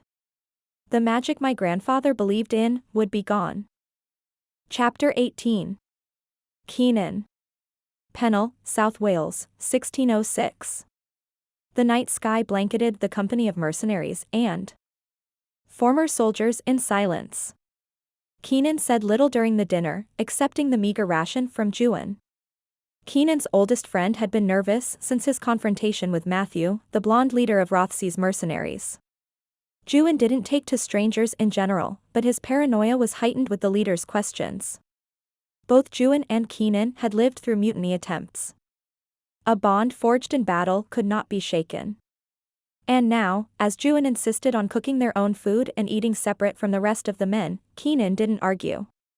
Lena must have felt the tension and held her tongue as well. She had kept to herself for most of the journey. Her gaze drifted to Keenan every few minutes. When Matthew offered wine, she declined, even when he offered a second jug with a wink, confessing that the second round was the good stuff. Keenan wouldn't have deprived her even with his suspicions. Ioan wouldn't defend her, he'd hated the woman and her grandmother at first sight. He'd be enraged if Keenan admitted to feeling a pull toward her. Even more so if Ioan knew how many times Keenan's mind wandered to thoughts of her. And if she did the same. He should have paid more attention to his mother's stories instead of dismissing her words as superstition. If the stirrings Keenan felt were from the oath, he could not trust them. Nor could he trust Lena's affection, if she held any for him.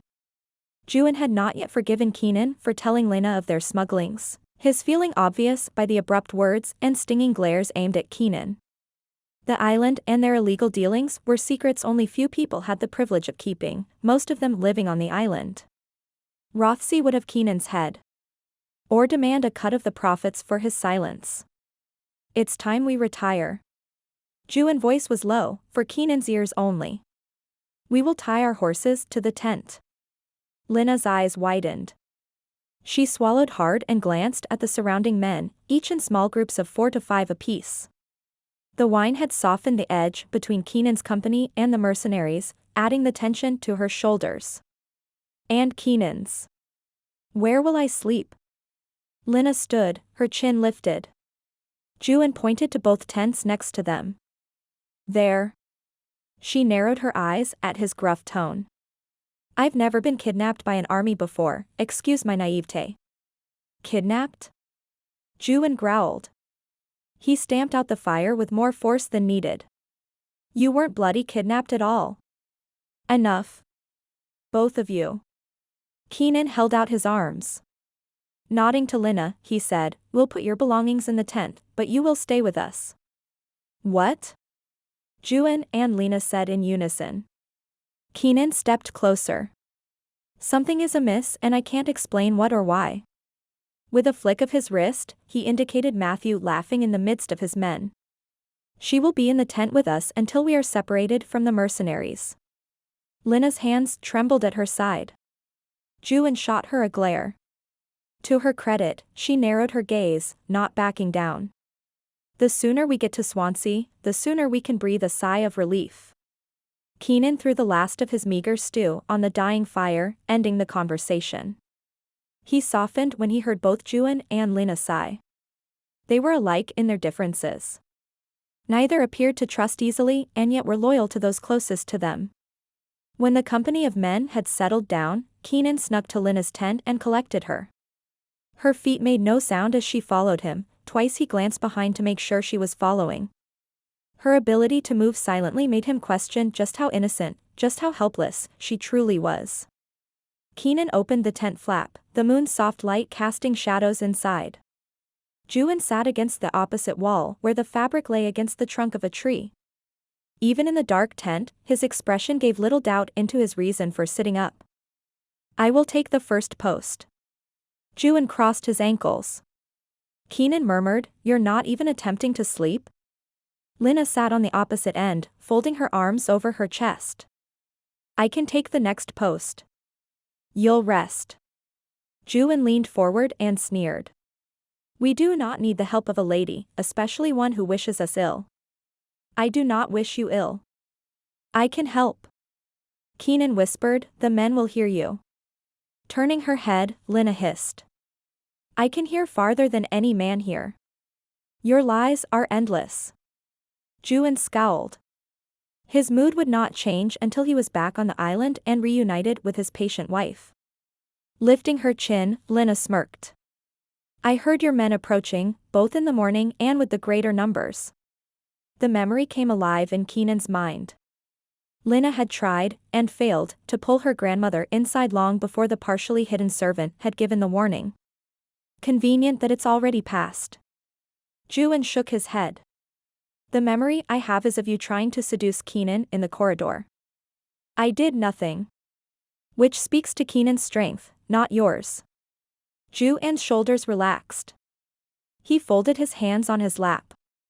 He was winning the battle and didn't bother to hide it. It matters not what happened before. Keenan tossed his blanket to Lina. She would need the comfort more than him. He was used to sleeping on the ground, leaning into his saddle. His fingers played with his mother's ring on his small finger, his mind drifting to her. We must tolerate each other for the moment. Some of us are less tolerable than others, Lina whispered. Miss Morgannwg. Cutting off Keenan, she held a finger to her lips and tilted her head, listening for something. Or someone. For several minutes they stayed silent and still. Finally, she shook her head and said softly, Can you hear that? Ioan scoffed. I changed my mind. Keenan, you take the first shift. He scooted over to his saddle and stretched out. Instead of leaning against his saddle, he folded his blanket and covered his eyes with his forearm.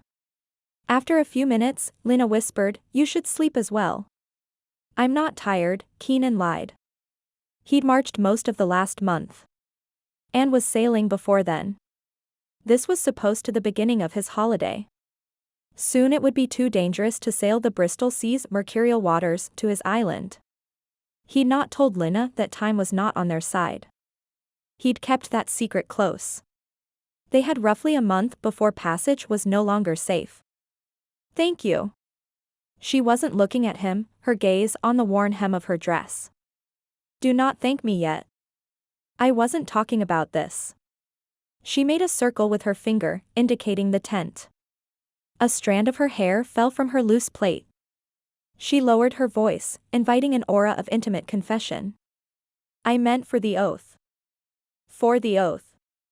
The words echoed in Keenan's mind. He swallowed against the fear. He knew the oath would haunt him, but he could not confess that to her. Not with her back hunched and her voice small. It meant a lot to my grandmother to hear it. She wrapped the blanket around her shoulders. I know I'll not see her again. But those words will comfort her. We don't know. She waved away his words. I don't know what lies ahead, but I do know I'll not return. Then why did you agree to go? Pursing her lips, she inhaled a shaky breath. For the same reason you took the oath. Keenan coughed into his fist. You've the advantage over me. I'm still struggling to know why I did it. He jutted his chin toward Ioan. I'm sure I'm not the only one who wants to know. She smiled, softening the night. It was the right thing to do. I don't know about that. Keenan's focus was still on Ioan's stretched-out frame. It doesn't feel like the right thing to do at the moment. Because it's hard? With a delicate hand she propped her chin, her elbow digging into her thigh. Nothing right has ever been easy. He felt the disappointment in her words. She'd never understand what it meant to watch over a company, to worry about them, worry for them. These men are my responsibility. Taking your oath has put them in jeopardy. If you'd not taken the oath, my grandmother would have offered herself. She made a face, her lip curling into a scowl. We both know Rothesay didn't want her. She would not leave her son. Never underestimate a mother, Keenan. Lina's words filled the tent, the warning echoing in the otherwise still air. She would have found a way to disrupt Rothesay's plans. An oath doesn't save you from my father. And it doesn't pay the debt. She arched an eyebrow, a mischievous grin in place. Silently she crept forward and placed a hand on his. A current, a humming, ran up his arm, a whisper in his ear. He shrank back, breaking the contact. She cocked her head to the side and did it again. This time she gripped his hand. The whisper turned to words, a flicker appeared in his mind. He appeared in his mind, as if he was looking through a mirror. No. He swallowed the panic. He was in her head, seeing through her eyes. Get back. He stood with a jump. Chapter 19. Sienna. Niswell Island, United Kingdom, present day. Davy and Harry helped me to the courtyard where a pale green car with Royal Historical Society was printed on the side. Car was a generous term. It looked more like a big bubble. I'd spent my driving years in California, the land of trucks and SUVs. Flying back and forth from England had warned me of one American trait: bigger is better. For the most part, I didn't subscribe to the belief, but with my ankle throbbing, the last thing I wanted to do was squeeze into the tiny two-door automobile. Foldamobile? An N2? This is a dream. It has to be. I haven't seen one of these in years. William circled the car, his tongue wagging. He tapped the hood and nodded, his dreams had apparently come true. He got down on his knees and peered at the undercarriage. No rust? This has to be what, a 52? No, 54? At least take it on a first date before you get into her bits. Davy chuckled, his grin spreading from ear to ear. Go ahead and look. There's not a speck of rust on her. You're kidding. William's head popped up. That's incredible. How often do you have to tinker with it? Tell you what. Take me to the harbor, and you and Davy can have your little date with the pretty princess. Pointing to the car, I added, that is, if we can all fit inside. Oh, come on, now. Don't be cruel to my girl. William flashed a winning smile, his eyes crinkling in delight. I'm pretty sure we should take 2 trips. He rubbed his hands together. Or maybe 3. Harry shielded his eyes from the glare of the sun, his hands sprinkled with sun spots like Granddad. I think I'll leave the joy ride to the young folks today.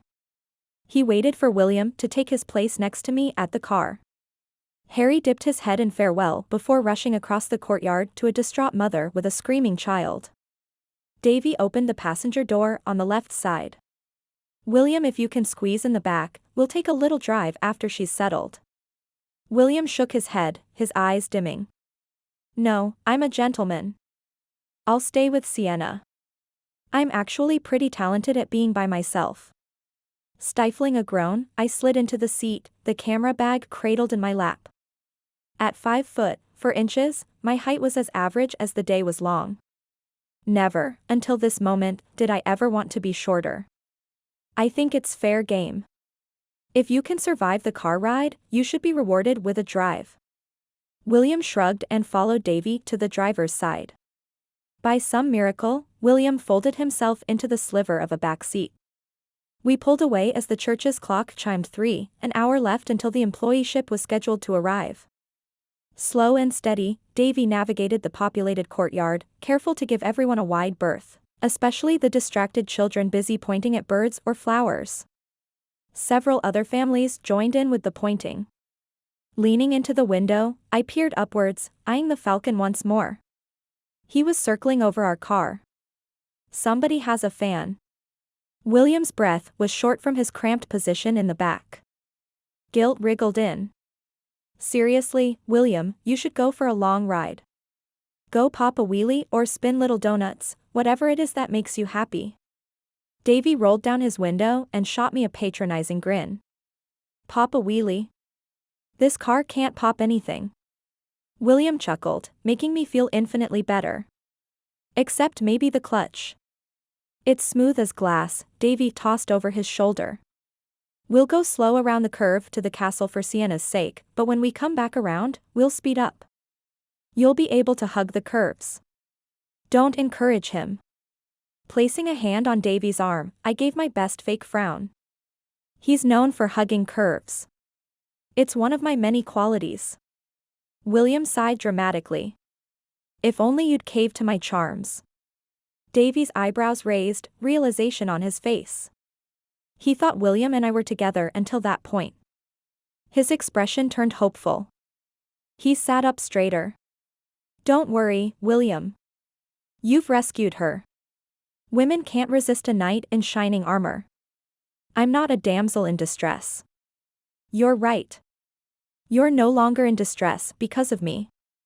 William leaned forward, his hand on my shoulder. You're welcome. I swatted his hand away.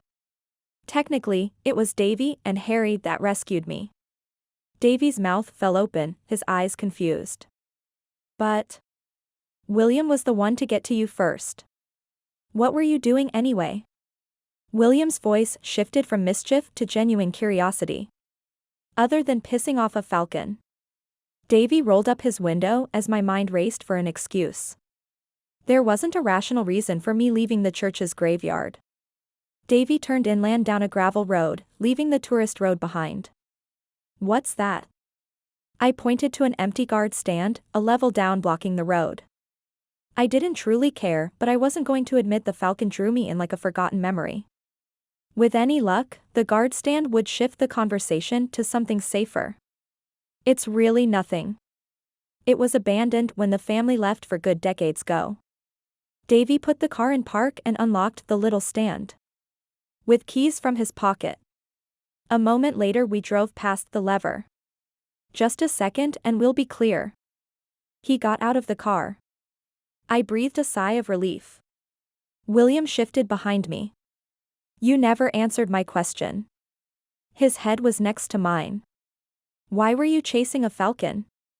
If that's what you were really doing. William. I shouted, pretending to be surprised. You're worse than my brothers. Davy was back in the car, saving me from answering. I felt William's gaze on me.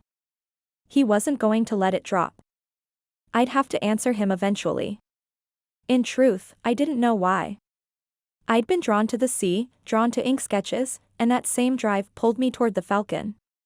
If my family had been with me instead of William, they'd be teasing me relentlessly of my thoughtlessness. And how I'd ruined their little tour. That is, if they cared at all about the island. They were more interested in museums and artifacts than a neglected strip of land in the middle of the Bristol Sea. Driving inward on a road splitting the North Valley from the south, I was grateful I would soon be alone. Bushy sycamore and beech trees rushed past us as Davy sped along the mountain road. Each valley took a much more gradual decline here than over by the church. The road was wide enough for an American freeway but lacked any center line. This would have never worked in California, even in the outlying rural cities I'd visited on my journalist adventures. This island never had to worry about traffic with the small population of employees. The granite cliffs and low valleys obscured my view, making the island seem expansive. How wide is the island? Just under 3 kilometers. Davy slowed the car for an upcoming bend. She's American, Davy. Sighing, I rolled my eyes. I know what kilometers mean. What's the conversion, Einstein? William crouched forward. 3, 2. A mile, no. I think it's a mile and a half. Davy winced. That's a good guess. 1.8 miles, thank you very much. William sat back. I caught his smug expression in the reflection. A mile and a half is close enough. You two sound like an old married couple, Davy said with a shake of his head. We're not dating, I blurted. Davy raised his eyebrows. He clearly didn't believe me. See? William held far too much joy and mischief in his voice. Even Davy thinks we should date. Just as we rounded the curve, I heard a voice. He's the only one. I swallowed hard. Those words weren't mine. I didn't dare ask if anyone else heard them. A chill swept across my neck. The only thing that had changed was the view. The granite wall was now miles of ocean, the color matching Ioan's pale blue-green shade. The road turned, creeping along the coastline, revealing the crumbling tops of a stone castle. This was the home that William thought Ioan should live in. Are you still jealous, William? Davy nodded. Just wait a bit. A moment later, the small hill hiding the rest of the castle gave way. The crumbling stone wall was not part of the castle but of either an abandoned tower or barn. Just behind the roofless structure stood a simple castle made out of the darker, bluer stone. With its 4 stories, the home stood like a beacon at the edge of the island. Yeah. William's voice was a mixture of envy and resentment. I'm still jealous. How did you know it was here? It came out before I could stop myself. The tone of William's statement meant there was history between him and the island. Or between him and Ioan. Everyone knows it's here. William waved his hand in the air. I've been coming here since I was child. Grabbing the headrest, I turned but only saw his profile, his gaze on the castle. Until today, I'd never, not once, heard of it. William said nothing. Davy cleared his throat. He apparently didn't like silence. He glanced over his shoulder at William before saying, it's not common knowledge. I mean, I knew about it, but my parents worked here. They actually met here. Another love story. William sat back against the seat, sighing. Give a little romance and everyone looks the other way. Ioan courts the historical society and everyone calls him a hero. He's not paid a dime in taxes. He owns 2,000 acres of British soil. Who's the pirate now? Davy and I exchanged a look of surprise. He gave a tiny shrug. We silently agreed to change the subject. He nodded at the castle. You want to know a real secret?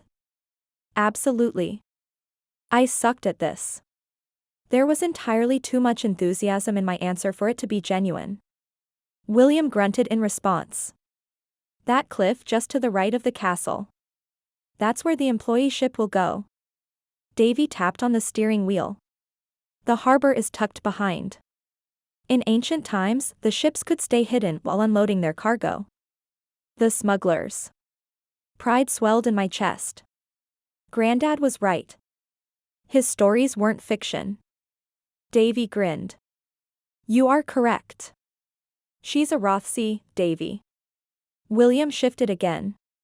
Her family has memorized their lineage. Davy's brow furrowed. Rothesay would mean nothing to him unless he lived in Lidcombe or came from money.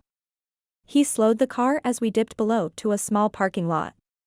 A building the size of a 2-door garage stood in front of the castle, completely obstructing the view.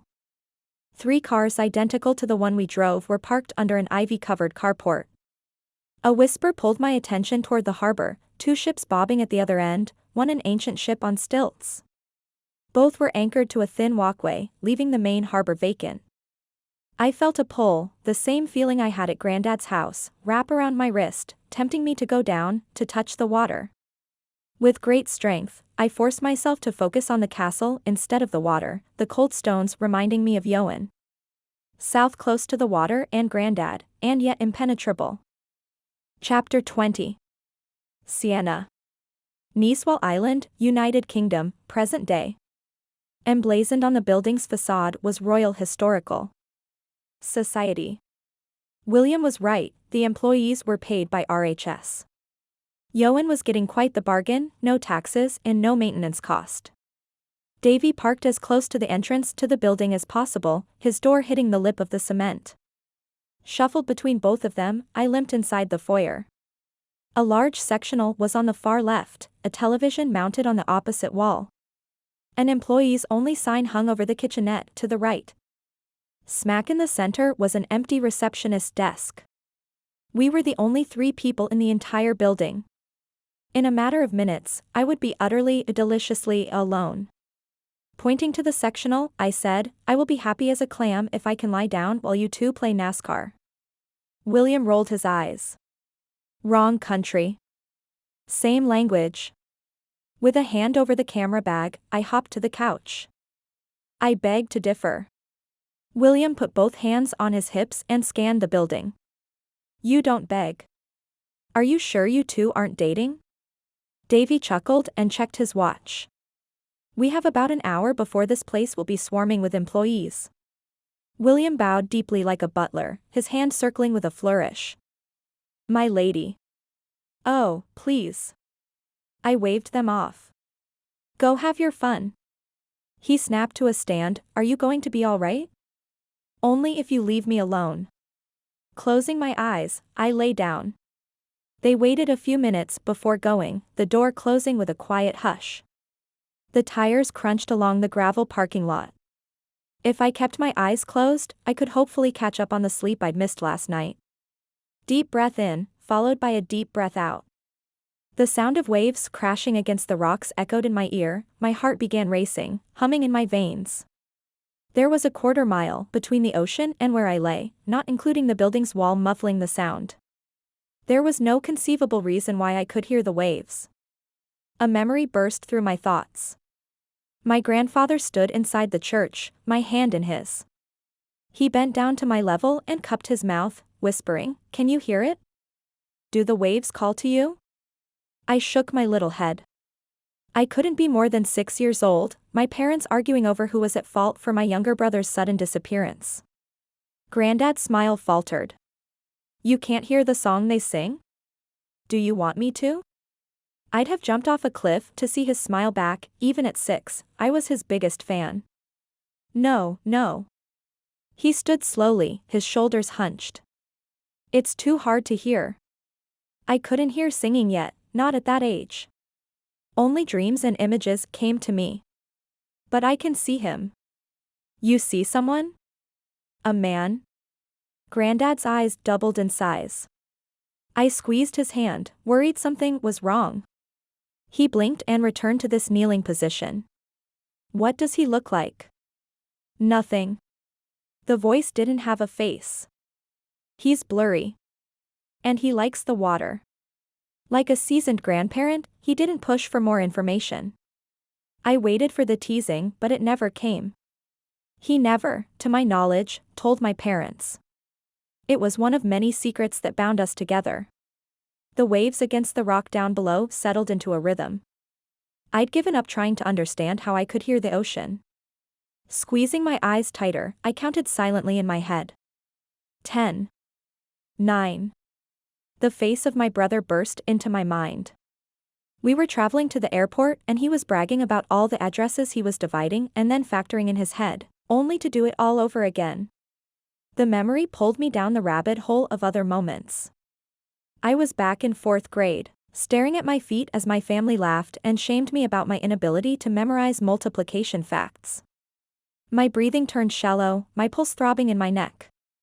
My cheeks flushed warm.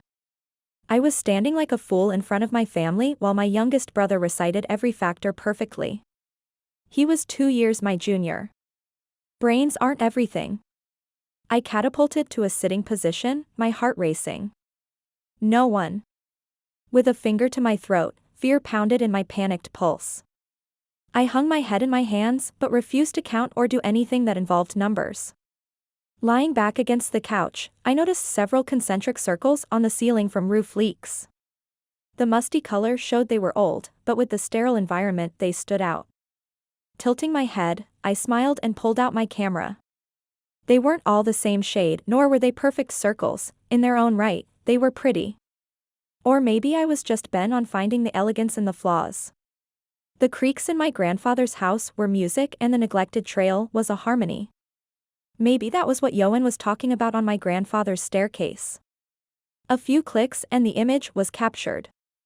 There is, something breathtaking, something precious about capturing what is rather than what could be. Or what had been. The Humanity Award was given to me when all I'd done was capture the exact moment a child lost her cousin, or an athlete won a medal, or an officer protected his enemy.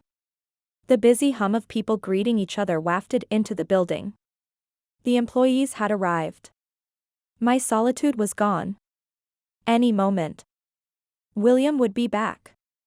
Exhaustion settled around my shoulders with a heaviness that shouldn't be there. William was fine. The problem was me. The commotion grew louder and I braced myself. With a quiet swish, the door opened. I gripped the armrest and pasted a smile for whoever was entering. And I thought my horses were high-strung. Ioan's voice stole my attention. His pale eyes pierced me, stealing my thoughts. Just hours before, Ioan was in my mind. And now he was here. A fragment of an image one moment, reality the next. Ioan cracked a smile and offered his hand. "Where's knight in shining armor?" Without thinking, I slipped my hand in his. The calluses from hours of farm work rubbed against mine. An electric hum shot up my arm. There should be fear at this eerie connection, but the dizziness from the sea and the whispers dimmed. Ioan was both the cause of distress and the remedy. Granddad was the only link between. I'd heard of twins having an otherworldly bond. I'd photographed a woman who believed she was linked to an old ancestor. She could hear her thoughts. She was also a humanities professor that was not exactly beloved by her peers. She wore her outlier reputation like a badge. Agents for change never fit in, she'd say with mischievous smile. With my hand in Ioan's, there had to be a true explanation. We were no more related than William and I. Our families were from Cornwall. It would take only a few centuries back to find every resident of Cornwall tying each of us to a common predecessor. Ioan pulled me to a stand. Instead of helping me to the door, he bent down and turned up the hem of my jeans. I winced, realizing I'd not shaved my legs. Ioan chuckled. My humiliation was complete. "Can you put any weight on it?" Shifting, I winced. The stupid thing screamed at me like a tyrant. Gently, he palpated the skin. "I'm not sure if it's broken. Only an X-ray can determine that. It'd be easier if it was." "Easier, how?" He peered up at me, his dark lashes framing the pale greenish-blue color. Outside in the sun, his eyes would turn more blue. I'd thought colors only changed in hazel eyes, but apparently there was plenty I knew nothing about, including the confusing man at my feet. He tugged the hem of my jeans down. "Tendons take forever to heal. A break is fairly easy. I've never visited my grandfather without going to the doctor down the street." Ioan smiled, his eyes sparkling. "It's tradition then. One I'd like to break." He chuckled softly. "You're too busy breaking everything else." Hilarious, I deadpanned. "Can I get a schedule?"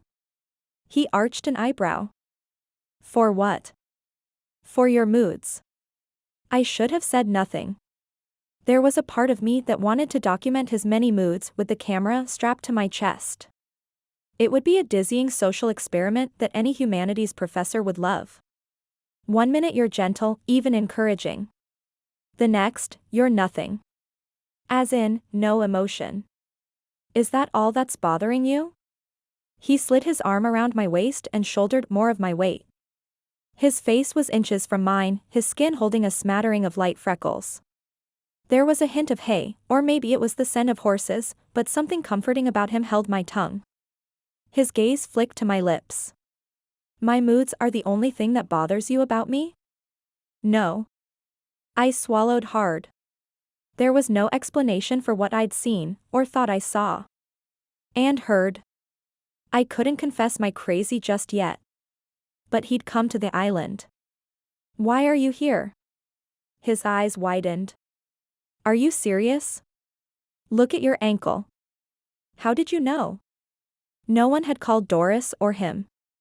William has been with me every step of the way. Well, until he went on his little joyride. I know he didn't call you. That timing wouldn't have worked. His arm stiffened. You tell me. I'm asking you. The building filled with employees chatting away, the commotion growing. I cursed under my breath. He leaned in, whispering, "Let's get you to the house so we can talk." My breath hitched. So we can talk held a promise of something more. It was silly, but I was starved for answers, for something solid to hold on to. Warmth filled my chest. Ioan took my camera and we hobbled around the building to a cement walkway leading to the side of the castle wall. The building was smaller than I'd thought. In my mind, castles were enormous mansions. The granite cliff appeared to have swallowed half the structure. Ioan shuffled my weight and entered a code on the handle. He nudged the wooden door open with his foot. The door swung open, revealing a kitchen, a near-identical kitchen that was in my grandfather's house. The dark cabinet held the same wooden grain. The granite countertops were different, opting for the same gray-blue of the cliffs. The position of the island and the stools, the exact number of cabinet doors, and locations of the sink, all of it was exactly like Granddad's. The chill caressing my neck was back. The promise for answers was false. This was just another layer of questions and mystery. Ioan gave a nervous chuckle and rummaged through the same drawer where my grandfather would keep his medicines. Do you want to sit in the kitchen or the living room? Please tell me you see what I'm seeing. He filled a cup and came to my side, 2 pills in an offered hand. Yeah. It's a little freaky. Why?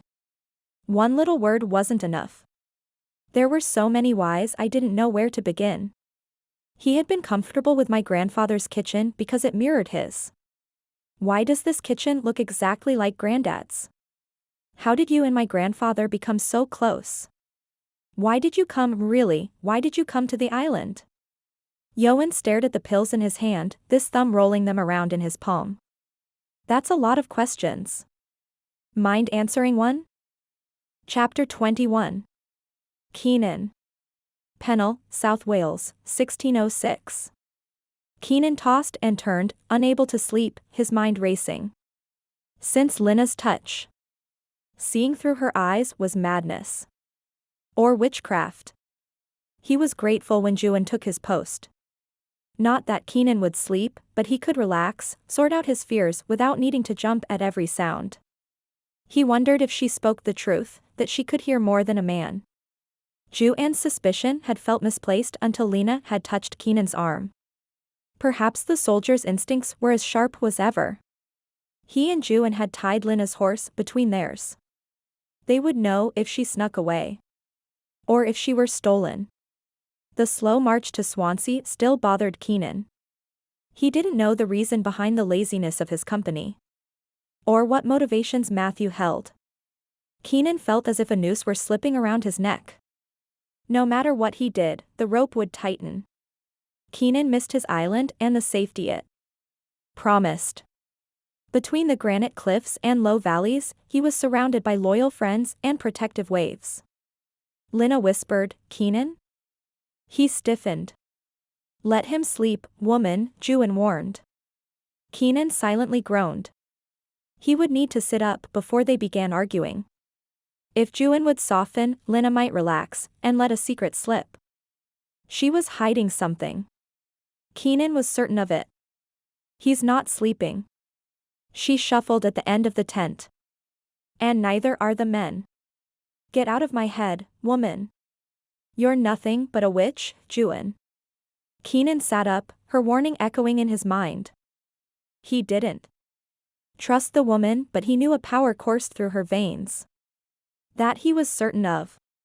If you don't believe me, go and see for yourself, Lina hissed. Have you laid a trap for me now? Ioan's voice was low. Do not think I won't haunt you from the grave, woman. Ioan. Keenan rubbed his head, his friend's name coming out as a sigh. He sounded more like a tired parent than a trusted confidant. We need each other. We'll sort the rest of this, he twirled a finger in the air, indicating the three of them. We'll find the answers once we reach the island. Ioan stood, his frame bent forward with the low ceiling of their tent. Right or wrong, we're all awake. We can break camp and begin the day early. We won't win any friends. Keenan began gathering the few belongings in the tent. Our men are few in number. No, Ioan paused at the entrance. But it'll reveal who is foe and who is friend. He left, his footsteps light and hesitant. Lina crawled to Keenan, placing a hand on his forearm. He fought the temptation to shrink from her touch. Her hair fell forward, caressing his skin. Lina's face was inches from him. Her mouth parted and she spoke, but Keenan couldn't hear the words above the racing of his pulse. She cocked her head to the side and pulled her hand back. Can you hear it? Hear what? She sat back, her brow furrowing. You do not trust me. Do not cry foul when you're guilty of the same. He sighed. I shouldn't have said that. I trust you more than Ioan. Keenan smiled.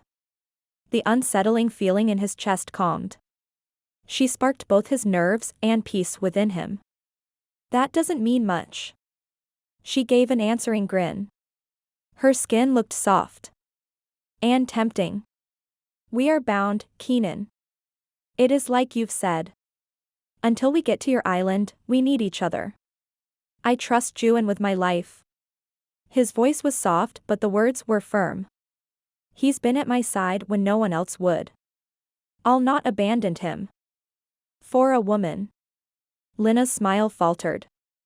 I did try to seduce you at my father's house, but not for the reason you think.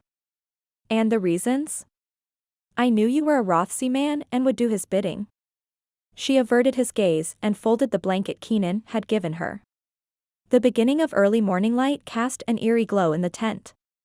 The woman who'd warned us of your army had told me Rothesay loved the art of war. She placed a hand on top of the folded blanket. Including women and children. Nothing is sacred to that man. The woman thought Rothesay wanted to win by dominating. I thought if I appeared submissive, you would report to Rothesay and he would lose interest. Keenan had watched her mind take in the men. She'd scrutinized the small band the moment she'd stepped foot in the dining hall. Strategy, not lust, was in her eyes. Your eyes betrayed you. You were not consumed with passion. Her head snapped up, her eyes wide with worry. I am sorry. I meant no offense. The shot to my pride was not fatal. He gathered Ioan's blanket and saddle next to him. I do appreciate the candor. Trust was built with honesty, not flattery. Her confession soothed his suspicions. With his saddle under his arm, Keenan slipped from the tent. The morning was not yet lit, the sun hours from peaking above the horizon. He saddled his horse. The animal flicked its ears and kept his neck taut. Something was wrong, but Ioan was nowhere to be seen. The camp was silent, alarmingly so. Even the birds had not begun to stretch and chirp. He felt a chill and the presence of another. He spun around, only to see Lina's worried expression. He placed a finger to her lips and pointed to her horse. She nodded and began saddling. Keenan hurried to saddle Ioan's horse, leaving the tent upright. Several tents surrounded them but not the slightest sound, not even of men sleeping, echoed in their camp. Lina whispered, "They have him." Keenan shook his head.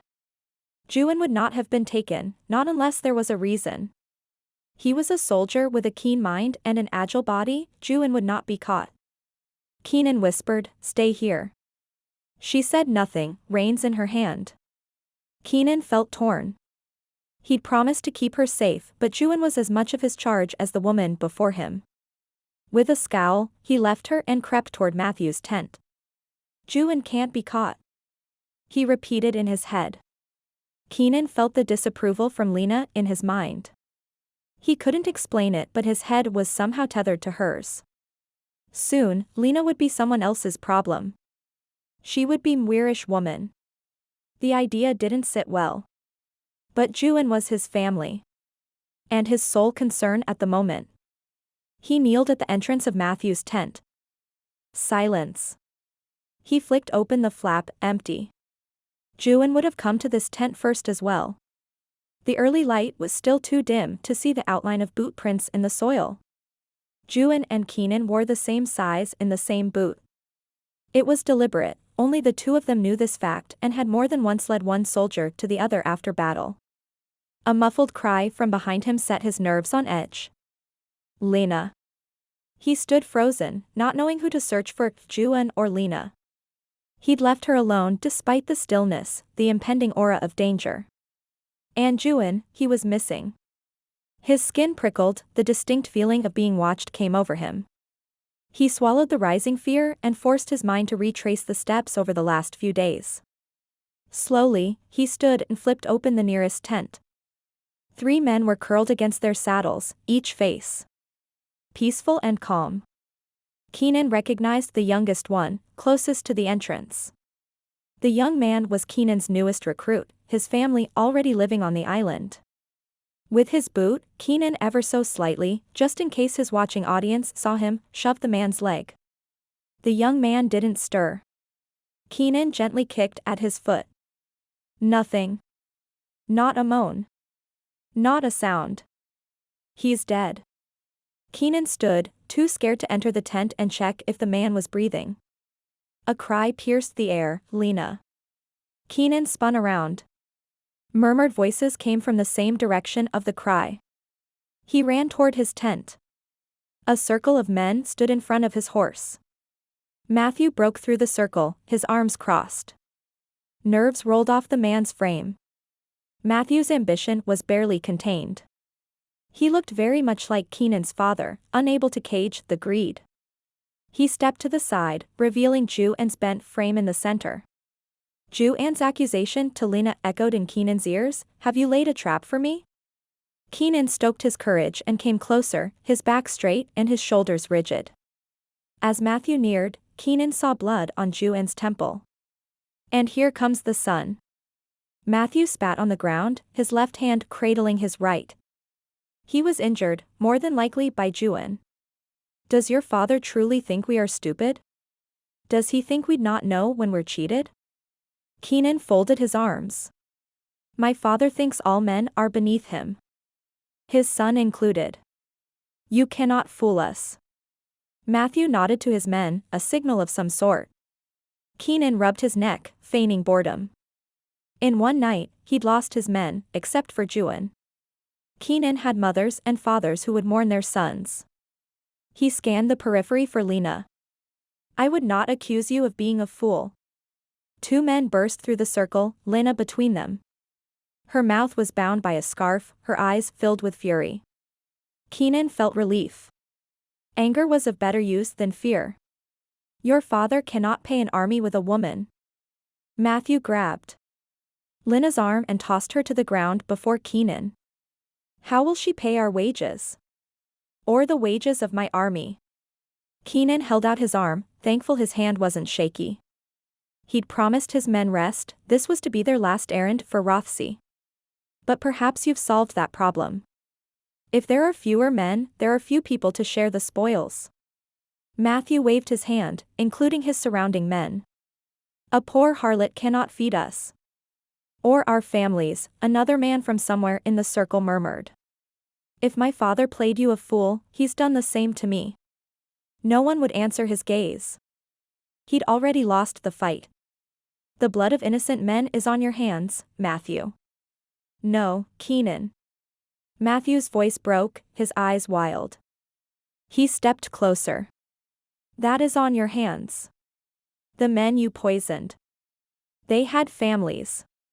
Keenan watched for the recognition. No one argued his guess.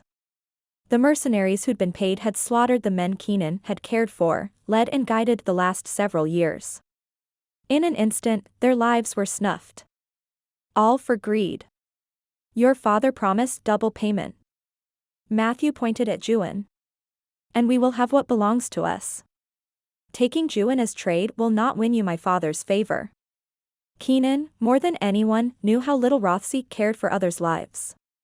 His father cared for only one person, himself. Rothesay would bury Matthew for the insurrection. His pride matters more than men or gold. But you are not your father. A gleam entered Matthew's eye, 4 of his men surrounding him. You care for Ioan. You're like brothers, are you not? You would trade my place with Ioan? It was too easy. Keenan was walking into a trap. Linna's gaze snapped to his. She was just as much his charge as Ioan was. And what of the lady? She comes with us. Matthew snapped his fingers. 2 men were back at each of her arms. But we will have your word that you be our prisoner. You accost my friend and now my father's mistress. He scoffed. And now you want me to pledge my submission? Matthew stepped forward and with a loud crack, smacked Keenan across the face. Linna cried out. Keenan lunged for Matthew, arms encircled him, holding him fast. Fists and feet pummeled his head, and then stomach. He struggled to breathe. He landed on the ground, the world growing dark. Chapter 22. Sienna. Niswell Island, United Kingdom, present day. Shoving Ioan's hand aside, and with the little pride I still had, I limped to the barstool in his kitchen. Ignoring the goosebumps littering my skin was impossible. There were far too many questions bouncing around in my head. The similar layout of Ioan and Granddad's kitchens were just one of dozens. Ioan put the kettle on, his motions mirroring Doris. His calm demeanor irked me. I'd thought she'd welcomed him into Granddad's kitchen because of how often he came, that he'd won her over because of his close proximity. But Ioan had made himself at home because in a way, he already was. Silently, I snuck my camera out of the bag. I felt like a child spying on my brothers, but I felt infinitely more powerful taking a picture without Ioan's knowledge, as if my simple act gave me more control. The soft light coming from the kitchen window warmed his skin, highlighting his broad back. There was a strength in Ioan, something I'd only attributed to my grandfather. My father and brothers were heavy on the pretty and light on the strong. Ioan turned around and folded his arms. If he'd been my brother, the stance would have been arrogant, an impending victory. My brothers had a way with words and facts. They could wield an argument better than a pugilist. But Ioan's dark circles under his eyes told a different story. His shoulders were forward, not quite hunched but not a hint of confidence. He leaned his back against the counter, both arms stretched out. We had battled my grandfather's Alzheimer's every night this week. But here, with only the center island separating us, he felt 1,000 miles away. I slid the camera back in the bag. Ioan didn't seem to care about having his picture taken. Or maybe he'd known what I was doing. Ask away. He rubbed his face. What do you want to know? You might want to sit. I tipped my head at the bar stool next to me. This is going to take a while. My mother. Ioan frowned. He seemed annoyed by my frustration, making little sense to me. She was close to Liam. Your mother. She lived here. He gave a half-hearted wave, indicating the house. Ioan Morgannwg lived here off and on. And her parents lived here before then. What does that have to do? I met Liam here. He lowered his eyes. He used to come and visit. Your grandmother got seasick and rarely came. But he always did. Whispers wrapped around my body, chilling me. Granddad had never told me about the visits. Or about the castle. Granddad and I told each other everything. He wouldn't hide something this big from me. Ioan had to be lying. My grandfather couldn't do that to me. That doesn't explain why both kitchens are exactly the same. My grandfather's kitchen hasn't changed in at least 30 years. Maybe some granite, but the layout? No, that hasn't changed in probably centuries. 4 centuries. Ioan shrugged. But who's counting?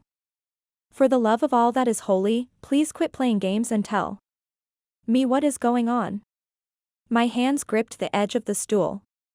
I prayed my face was smooth. My pulse raced and I couldn't tell if it was from fear or anger. I hated that Ioan had another link to my grandfather. Another tie to Granddad's life that I would never have. Where do you want me to start, Sienna? The beginning would be nice. I didn't bother hiding my irritation.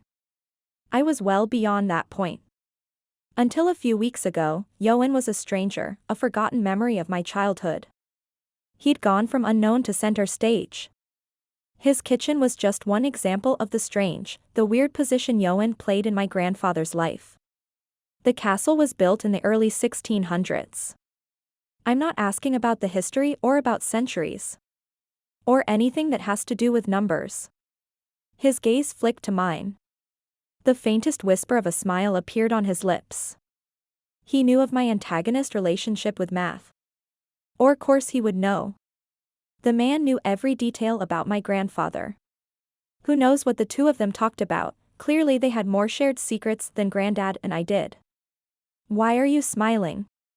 I'm not. Ioan frowned dramatically, looking more like William. Liam's house was renovated the same century this castle was built. After 4 centuries they would keep the same layout? Both homes were remodeled again when Liam inherited his barony. The kettle whistled and just like Doris, he made a lemon and ginger tea for me. You don't want any tea? He shook his head. I'm not the one who gets seasick. Airsick. It came out defensive. Ioan's knowledge of me felt like a betrayal from my grandfather. Granddad and I kept secrets only for each other. We were each other's safe person. We could love each other and never betray our trust. I only get sick when I fly home. I mean here. Growling, I shook my head. I meant Cornwall. You only get sick coming home? Interesting, that. His lips quirked upward again. Have you ever wondered why? Lidcombe calls to you. The sea calls to you. That's low on my laundry list of mysteries. My hands cradled the hot mug. Why did you come? Tell me the truth. There's no logical reason for you to know about my ankle. Logic has its place. He rolled his eyes. Just not here. And by here. What's your first memory of Lidcombe? Ioan circled the island, his movements silent, his eyes on me. Think back. As far as you can go. What's your first memory? Snapping my fingers, I said, oh, you know I've got it. My first memory is when I asked you a question and you answered it. When was that again? Fine. He smirked and sat next to me on the stool. You win. It's about time. Before I say anything, he eyed the door behind us. Promise me this stays between us. You don't want William to know? That made 2 of us. He swallowed hard and leaned over the island's counter. I don't want anyone to know. Why? I cut myself off, the reason more than clear. I didn't want William to think I was crazy, but having a crazy mother wasn't a battle I'd ever fought. Because everyone will think you're like your mom? Sort of. Was she, did she have the vision things? I sucked at this. There was a reason my camera did the talking. My cousin Lacey was much better at navigating the minefields of delicate conversation. Vision things? Ioan arched his eyebrows. You feel the connection or visions, as you call them, and your first priority was to ask about the kitchen? Why are you acting like any part of this conversation is normal? The warmth from the mug spread. My cheeks and neck were hot. Nothing about this is normal. Or logical. Irritation soured, turning to frustration. I'm not a child. I'm not stupid. Why can't you just talk to me like? I'm sorry. For which part? I barked. I was hoping that you'd have answers. Not questions. He folded his hands and placed them in his lap. Liam always seemed to have answers. I guess I assumed you would too. I can't solve this without him. Solve what? It came out as a sigh. The same sound my mother made when I had another injury. Or another question about how the world worked. Keeping his profile to me, he continued, the tragedies. Our family and their curses.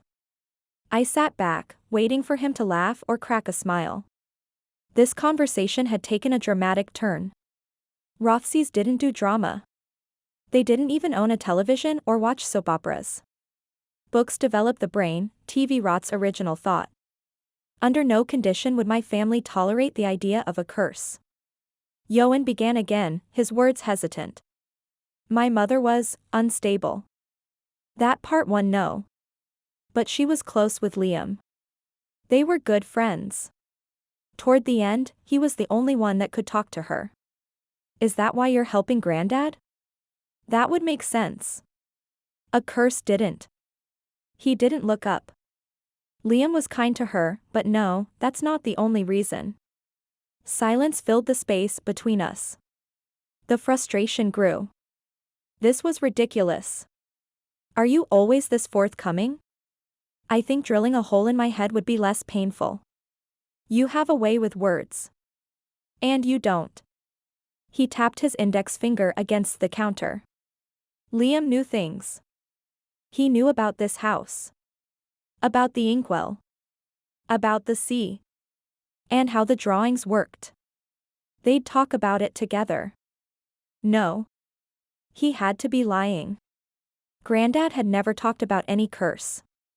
They meaning your mom and my grandfather? His words echoed in my head. Curse. Inkwell. See. I didn't know which threads to start unraveling. I only knew Ioan was wrong. Yeah. And drawings? The only sketches I'd seen at the house were Ioan's. Granddad loved colors. He believed the world was richer than black and white. And infinitely more vibrant than the gray of charcoal. Pencils. But more importantly, Granddad thought I was vibrant, full of life and color instead of too bright and too much. Yeah. Ioan sighed and slid off the stool. I'd say follow me, but I think I'll just bring it. I'll pretend I have a clue what you're talking about. He smiled sheepishly. I'm in the dark as much as you are. I doubt that, I murmured while he quietly left the kitchen. He'd been hesitant with any information, even seemingly insignificant tidbits. Having the same kitchen layout wasn't earth-shattering. A bit creepy and odd, but hundreds of homes in California had the same basic layout. The idea didn't sit right. Cookie-cutter homes in California were to keep costs down and production up. 17th century England didn't care about either. There was no reason for these two homes, one in Wales and one in Cornwall, to be remotely similar. Lidcombe was an ancient barony inherited over several centuries while the island was only 4 centuries old. Here. Ioan held an old inkwell in the palm of his hand. His breathing was shallow. Are you scared of it? No, his voice said otherwise. How old is it? He arched an eyebrow and straightened his stance. You know what this is? Yeah. An inkwell. An ancient one by the looks of it. How do you know that? He placed the small cylinder on the counter. It's the smallest one I've ever seen. Granddad has one. Leaning over the counter, I flipped the top of the lid over. The tiny hinge squawked a pitiful yelp. The cylinder wasn't more than an inch or two high and roughly the same in diameter. Why so little? Liam thought it was portable. He grabbed it and turned it over, showing a calligraphy carved M on the bottom. Both he and my mom thought it stood for Morgannwg. The ache of my ankle started again. I'd sat too long on the stool with my legs dangling. The inkwell became infinitely less interesting. I don't know the name. You wouldn't. Gee, thanks. Easy, girl. He chuckled, reminding me of Granddad. A lump formed in my throat. My grandfather was resistant to my temper and tongue. He was absolutely impervious to my antics. No one had ever loved me so completely. And no one ever would. Ioan set the inkwell back down. Your family wouldn't know the name because the last Morgannwg was a girl. The Earl's direct line ended with her. Those pesky girls ruining everything. My smile didn't lighten the words as much as I'd hoped. Her father was considered mad, he said softly. I'm sorry. His room was considered haunted after he died. His voice cracked. He wasn't talking about history. This was too personal to be about ancestors. He'd gone gold mining after the birth of his only child. He died in a mining accident? No, mercury poisoning. He rubbed his temple. Mercury surrounds the gold and then evaporates, leaving the gold. Gets married and dies. No, he swallowed hard and shook his head. He wore the ring made from the mining. Mercury poisoning takes time. Eats away at the brain. Oh. The air tensed between us. He wasn't talking about some ancestors. Did your mom have mercury poisoning? He nodded once. But it wouldn't have mattered. She'd have lost her mind anyway. I thought mercury was, I had no way to put this nicely. I thought everyone knew that mercury was bad. Mercury was still used in teeth fillings. Dentists thought it was safe as long as it stayed encapsulated. He took the untouched tea from the mug and laid it in the sink. He'd not bothered to ask if I was done. By the time we found the source, it was too little, too late. They couldn't just take it out? We'd gone from curses to inkwells and now to mercury.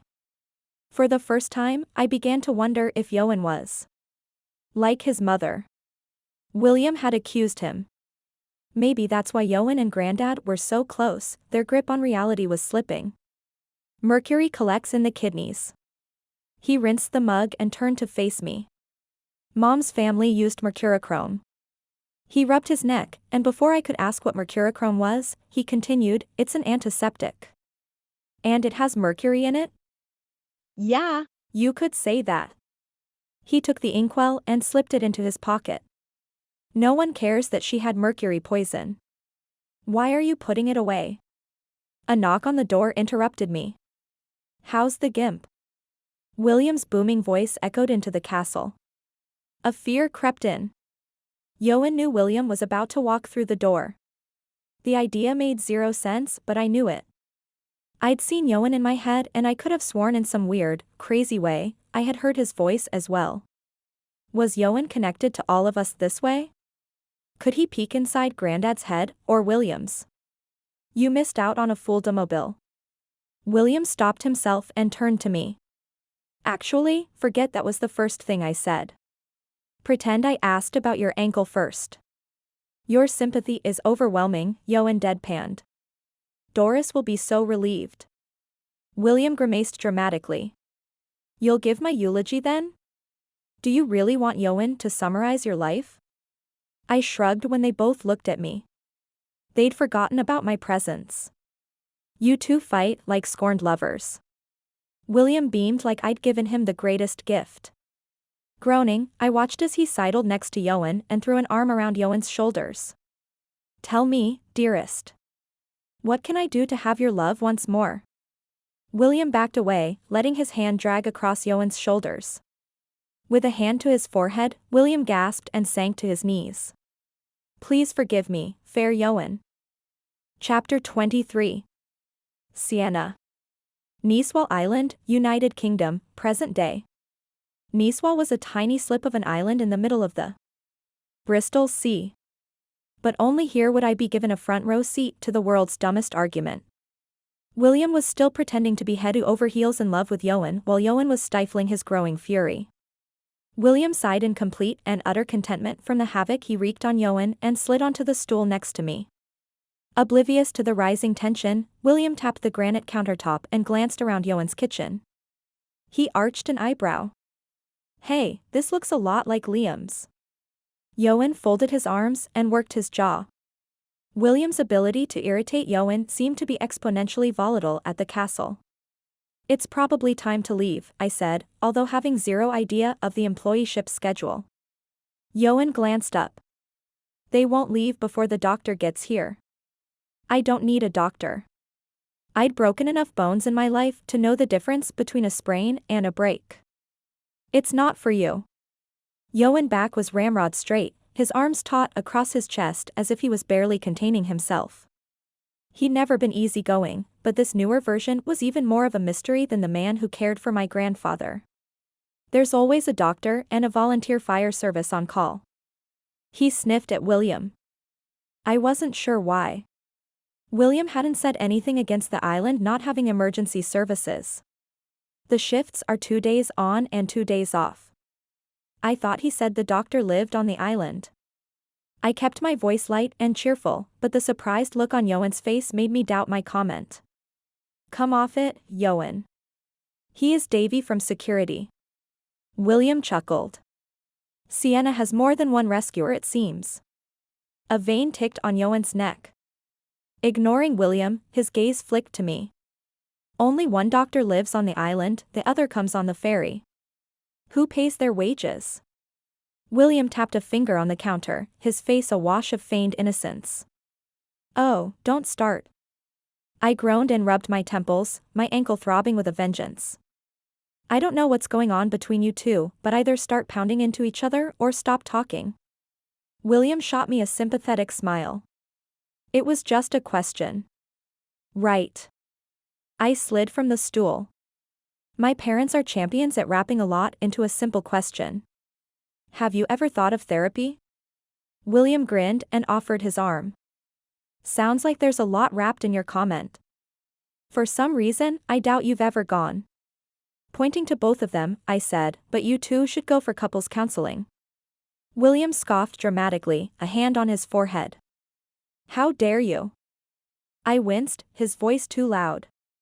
My head and neck were screaming. Ioan was at my side, whispering, "Let's get that foot up." William dropped his act, his face sobering. "How bad does it hurt?" "It's just my stupid ankle." "And now my head." "It's fine." "I'm fine. I just want to go home," I almost added. Ioan placed a reassuring hand on my back, his eyes giving a knowing glint. I'd not said the words, but somehow he knew. I stared at him, wishing I could read his mind the way he appeared to see mine. With a man on each side, I hobbled to the living room, the same layout as Granddad's. The sofas surrounding the grand fireplace were in the same U-shape as my grandfather's, although the room was bigger. Come to think of it, the kitchen was slightly larger as well. The entire castle was bigger, slightly grander than Lidcombe Manor. Ioan helped me to the sofa and placed a cushion behind my back, his touch both gentle and firm. The fury was still there, the current just below the surface.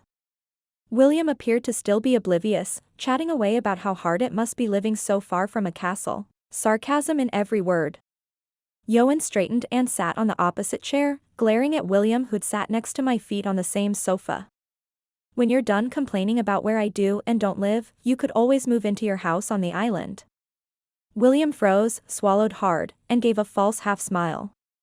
"Your definition of a house and mine are worlds apart." "Wait, you own a home here?" For as much as William crowed about how unfair it was for Ioan to own a castle and not reside in the stone walls, he'd forgotten to tell me that detail. "This, I have to hear." "It's not a home." William lay back against the sofa, failing to appear relaxed. His jaw and shoulders were tight. "A house has a roof. No roof means no tax." Ioan leaned against the mantel, his thumb scratching his jaw. The island had to be the source of contention between them. The sparring was much more tame in Cornwall. Says the man who pays nothing, William murmured.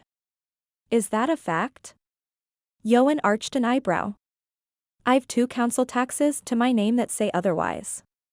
I thought council tax is paid by where you live. My parents had become US citizens before I was born, granting me dual citizenship. If I stayed in Cornwall for too long, I would have to pay taxes, and I knew next to nothing about them. It is, William and Ioan said at the same time. You can't live in 2 places at once. William smirked. Yeah. Ioan, how does that work? Sienna would love to know why you're. I'm not the one pretending, Ioan barked. A knock on the door snuffed out the argument. Don't worry, I'll get it. William jumped to a stand, we can't let the nobleman dirty his hands. Ioan scowled, his pale eyes filling with heaviness. A flicker of an image appeared in my mind, Grandad comforting Ioan in this very room. Is there a time limit for how long I'm left in the dark? With a shrug, I sat up. I get that I'm not from around here, but it's exhausting trying to figure out what you 2 are arguing about. Ioan glanced above me and winced. Following his gaze, I froze. On the wall above me was a framed canvas painting. The girl was young, her hair a dark, deep red, the color of rain-soaked redwood tree bark from Northern California. Her eyes were nearly black, her skin pale and smooth. She couldn't have been more than 17, maybe 18. The raincoat was the same color as the one Grandad had given me. A chill ran down my spine. The girl was me. What in the? I can't explain. Ioan held up his hands in surrender. He at least had the decency to appear sheepish. It's not what it looks like. By all means, tell me what it looks like. He sat where William had just left. I scooted away. This was beyond freaky. He hesitated, his gaze moving around the room, touching everything but me. I painted it. Yeah. I gathered that. I didn't mean to draw you or paint you. He rubbed his eyes and laid back his head. The woman. I was trying to get the woman out of my head. But the more I drew, the more color I put on the canvas, the more she came out like you. That's from years ago. Explain that. His hand slid from off his face, revealing a sheepish expression. Yeah. About that. Do I want to know? It was Liam's idea. I threw a cushion at him. Liar. He caught the cushion and grimaced. He said it would help get the woman out of my head and offered a picture as a guide. You're telling me that my grandfather gave you a picture, a virtual stranger? I cut myself off. Ioan was a stranger to me, but not to Grandad. A lump formed in my throat. Grandad had this whole family, people he cared for, spent time with, that I knew nothing about. I didn't know Ioan or his mother. I didn't know he owned a castle that replicated my grandfather's home. Ioan shot to a stand. Yes. Yes, to what? The idiot wasn't getting out of this. He'd painted a picture of me, the me from years earlier. The me, I looked at the canvas once more, the shirt peeking out from under the raincoat. It was the last time I'd worn it. I wasn't a teenager, I was 20 years old. I wore it the last time I came, it was when Grandad didn't recognize me. You're lying. Liam did give me a picture. Ioan hesitated. But the painting changed after your last visit. After I got a better look, his voice trailed off and he looked to the door where William left. A better look? I hadn't met Ioan at that point in my life. Don't lie to me. I see you, Sienna. I gripped the armrest of the sofa. This wasn't happening. Ioan might have known Grandad, but he was a stranger to me. And yet, Ioan had watched me. He'd painted me. I felt naked. Vulnerable. Hey, everyone ready?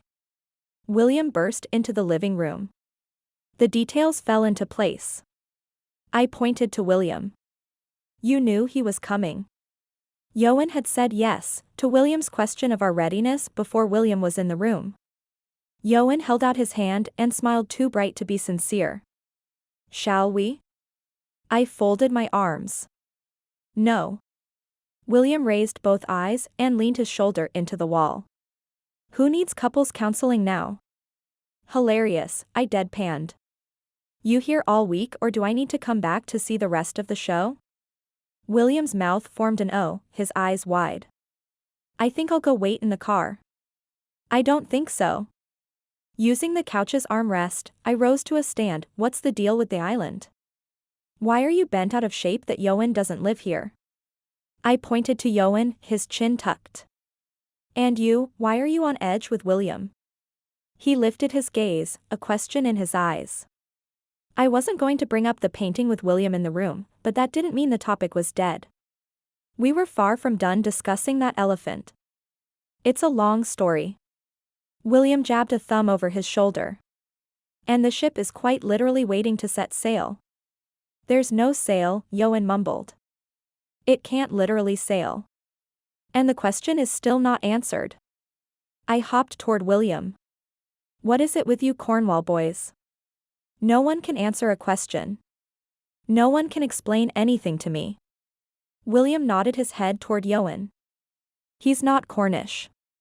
You know what I mean. Call it sibling rivalry. William grinned.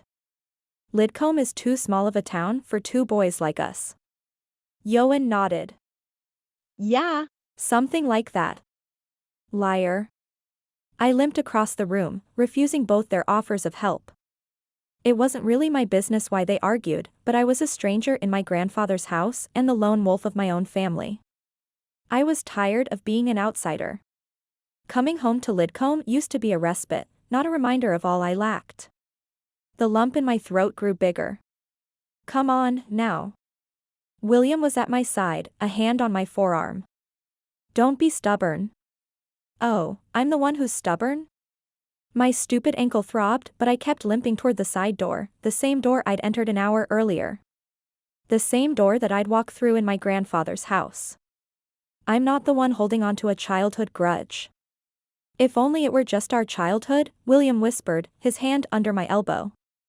Ours goes back generations. Oh. My family clung to their ancestry like the last breath of a drowning swimmer. Hobbling from William's touch, I pivoted back to Ioan. If you're both from Cornwall, how do you two have a grudge? I wasn't born in Lidcombe.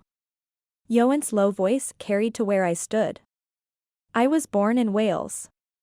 Straight across the sea. William smiled wide, his eyes glinting with mischief. He was literally born across the sea. The lump in my throat disappeared, my mouth dry and my nerves on alert. Where in Wales? Coke Bay. Ioan pursed his lips, a sad frown forming. Why do you look like you're about to apologize? I glanced between the two of them. William appeared confused while Ioan's shoulders slumped. Why is it a big deal that you're from Coke Bay? William's brow furrowed. He's Lord Morgannwg. Why are you surprised by this? He's the Earl of Morgannwg. He's the Earl of Morgannwg? I clung to the wall and waited. William had announced Ioan's title as if I should be in awe while Ioan was cowering like a dog caught with his head in the trash. What exactly am I missing? It's how he gets away with all of this. William threw both arms in the air, indicating the castle. What does the island have to do with being an earl? Most of my life was spent in America, a country that outlawed nobility in all its forms. Earls and castles weren't something I studied. That was my family's department. That's an Ioan question. William winked. The emergency crew is here and so is our ship. We should leave, Ioan said gently. William playfully elbowed me. We can always come back. I'll grab her camera. Ioan nodded to the door. Will you make sure they don't leave us behind? Sounds like a plan. William saluted us both and left. Why is it a big deal? I asked Ioan's retreating form. It's hard for William to swallow. He returned with my camera in one hand and a book in the other. Me being a Welshman and owning English land and title. I thought that argument was buried a few centuries ago. William was the perfect kid with perfect parents and a perfect lineage. Ioan held out a sketchbook. I was the kid who had nothing going for him. Like Liam, my family inherited only after a string of mishaps. What's with the book? It's a place to start. He swallowed hard. At least, for me it was. Chapter 24. Keenan. Pennell, South Wales, 1606. The afternoon sun tore through the branches of the elm trees. Keenan blinked against the onslaught, the light piercing his eyes. His head throbbed. He took a shuddered breath, his side hurting with every move. The early morning assault from the mercenaries had left its mark. He leaned against the stump of a tree, the men's voices too low to understand. He needed to steady himself before escaping. The less you move, the less you'll hurt, Lena whispered to his right. He stifled a groan. The woman was nothing but misery. Lena's hands were loosely tied and she sat cross-legged next to him. Her dark red hair fell over her shoulder, framing her face. Her smooth, pale skin against dark features, she was beautiful.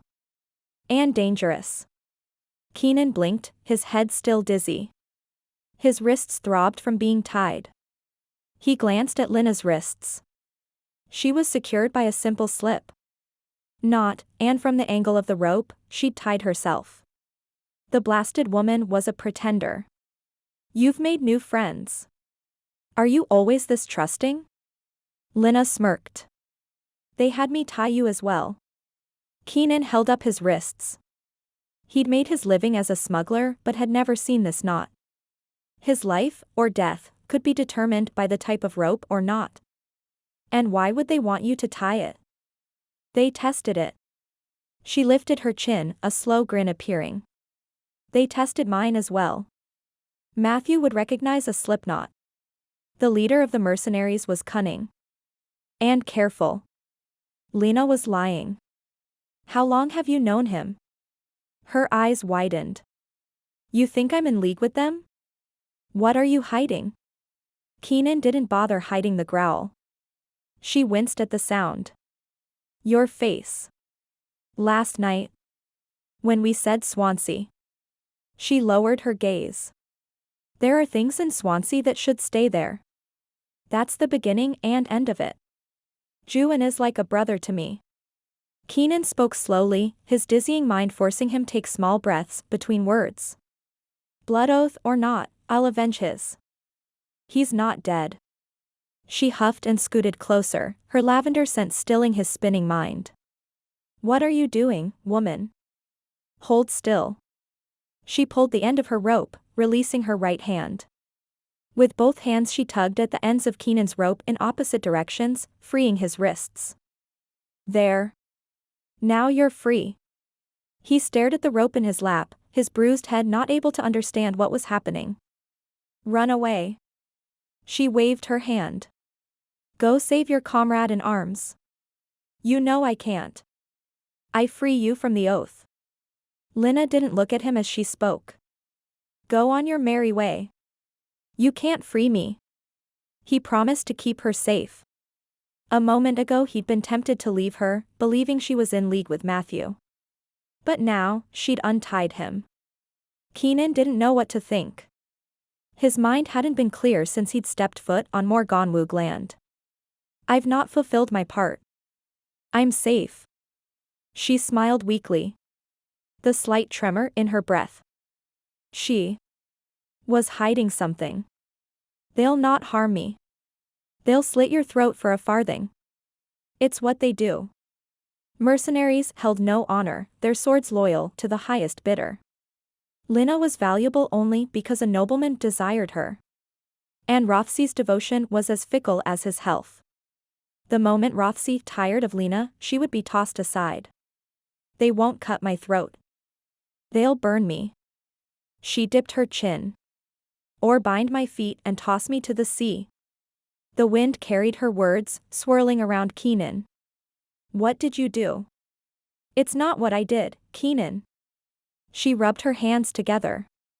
It's what I am. And what are you? I'm a Morgannwg. Her hair fell forward, shielding half her face. Your friend calls me a witch. My family is different. Ioan didn't mean what he. You weren't awake when he told them of my hearing things. And how I've trapped you with witchcraft. She straightened and tucked her hair behind her ear. A finger to her lip, she cocked her head to the side. They're coming. Where's Ioan? Keenan whispered and retied his wrists with a loose knot. He was tied to a tree. Lina's lips curled to a mischievous smile. By me. Is that when he called you a witch? The smile faded. No. Help him to his feet. Matthew's voice bellowed, several men trailing behind. He snapped his fingers. A man on either side roughly pulled Keenan to his feet. Matthew shoved a parchment to Keenan's chest. The man's eyes were wild. Matthew's plan was not going as smoothly as he'd hoped. Sign the letter. My father won't pay a ransom. Keenan kept his wrists together. Pretending to be tied. He swallowed the rising bile. The sudden movement sent his stomach reeling. We've got his whore and his son. Matthew chuckled, his lips forming a sneer. He'd been wronged before. Keenan had seen his kind before. Matthew would trust no one. I'll help him, Lina said softly. She glanced at Matthew coyly, feigning an innocence she didn't possess. I've an inkwell in my pocket. And just why do you have an inkwell? Matthew sneered. Why would a lady have need of a quill? I helped my father address his tenants. Her lie came quickly. Their tenants couldn't have paid a penny in months. Morgannwg's estate and his land were destitute. She held up her hands. If you'll untie me, I can help him sign. Matthew snapped his fingers at his men. Do it. The nearest man helped untie her, his face confused. He'd noticed the slipknot. She could have untied herself. Lina shot Keenan a nervous look. She produced a small canister in her palm. Interloping Celtic ringlets were carved on the outside. Keenan's mother wrote him from the same canister, keeping her ink separate from his father. Matthew held out a quill. Lina curtsied, playing the submissive woman. Matthew turned his back to her and began whispering to his men. Keenan shook his head, and winced, his head dizzy.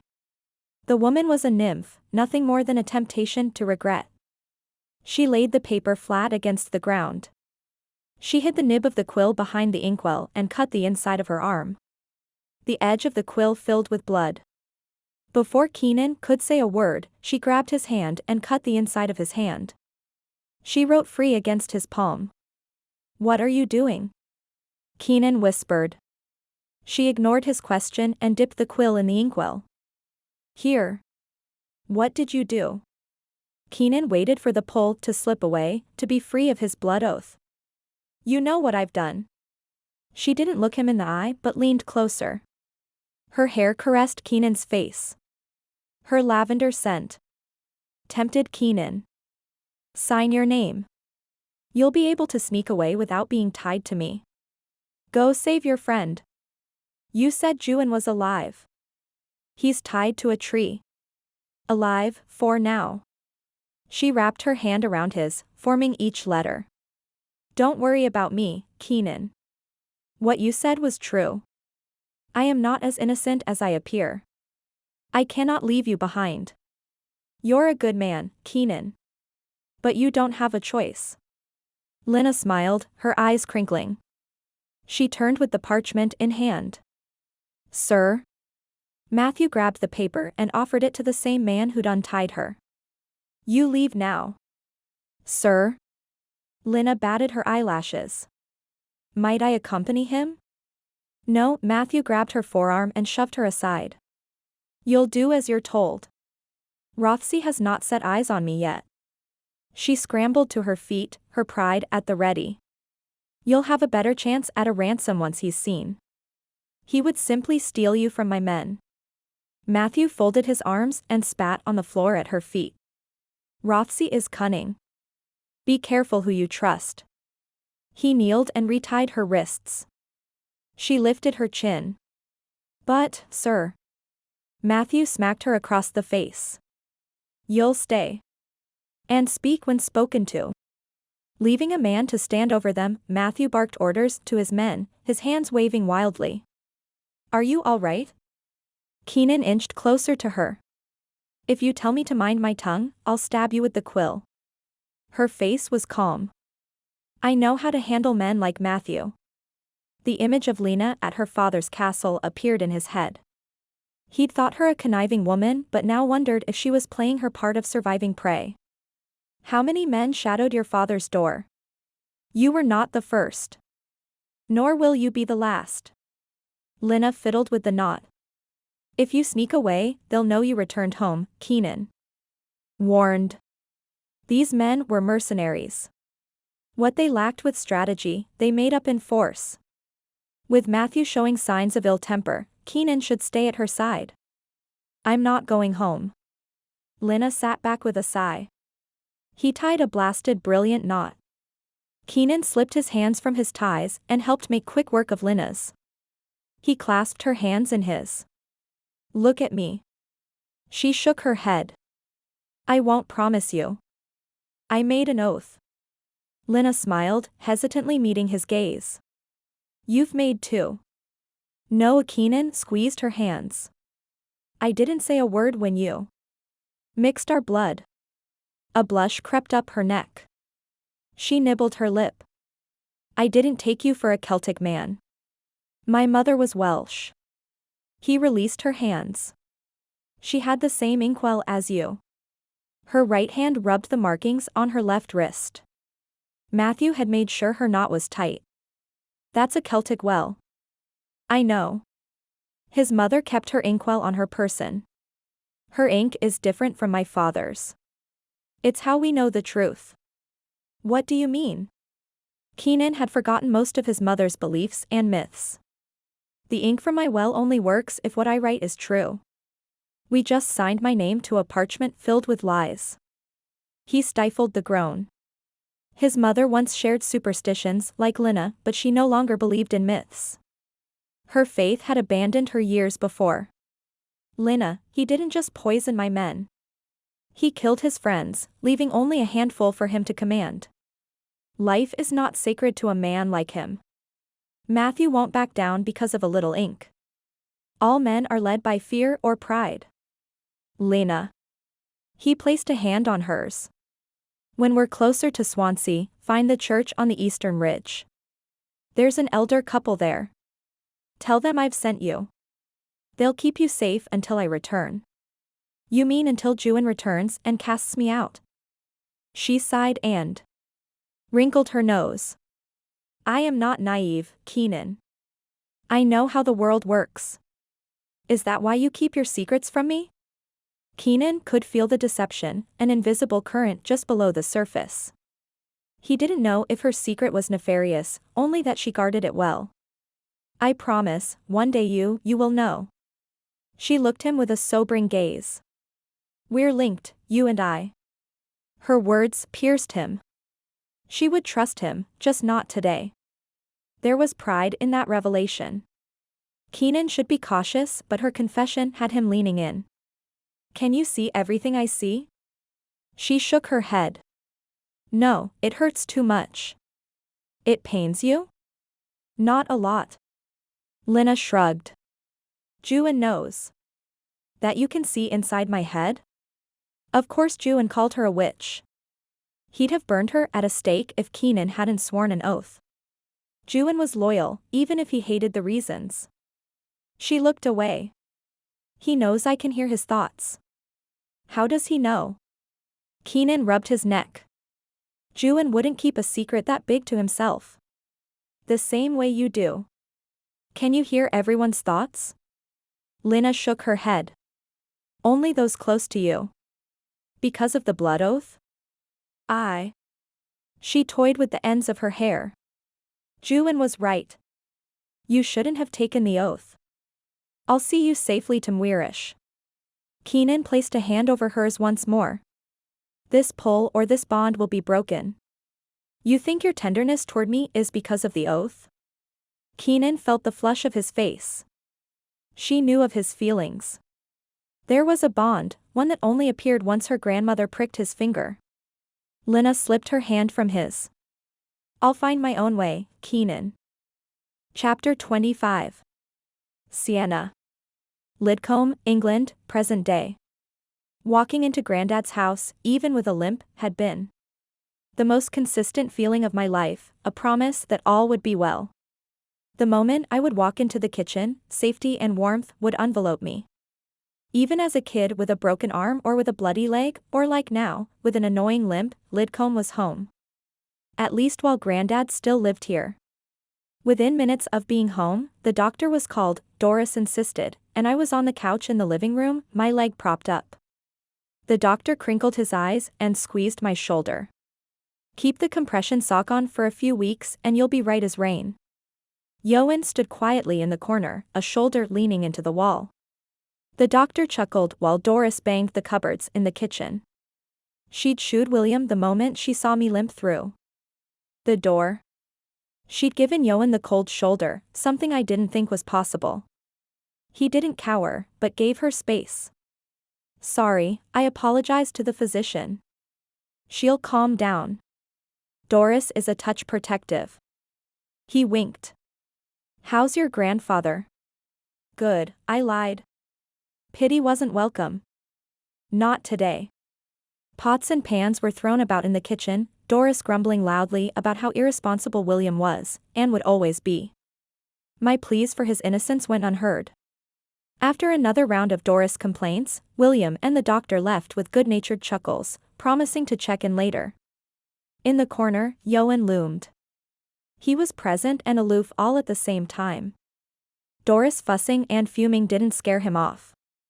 Even her chopping of vegetables sounded angry from where I sat in the living room, the same setup as Ioan's island home. The fact was screaming at me. I sat back silently, both angry and grateful that Ioan wasn't speaking. He'd begun staring out of the window, his eyes on the swirling sea. His dark hair and broad shoulders against the gray and blue background of sky and sea made for a beautiful picture. I slipped the camera from its bag where Ioan had placed it next to me. A few clicks of the button and he turned, eyebrow arched. That's the second time you've stolen a picture. Stolen, lowering the camera to my lap, I smiled, remembering Grandad's stories. As in, stolen a piece of your soul? He gave an answering smile. Yes. A simple word. Yes. And yet, a warmth spread in my chest. An annoying feeling. Ioan was the same man who evaded my questions. He straightened, no longer leaning into the wall. I tucked my chin, not knowing what he was doing. He came to my side. Doris must have seen the movement, the chopping became even angrier. From where I sat, she couldn't see me, only where Ioan had been. He sat on the other end of the couch, a crooked grin on his lips. What are you doing? Hugging my camera, I sat up. My ankle no longer hurt with the compression sock on it. I was tempted to walk upstairs to my room. Or better yet, my grandfather. Ioan slid a sketchbook across the cushion toward me. It wasn't the one from his room, but rather the one from the castle.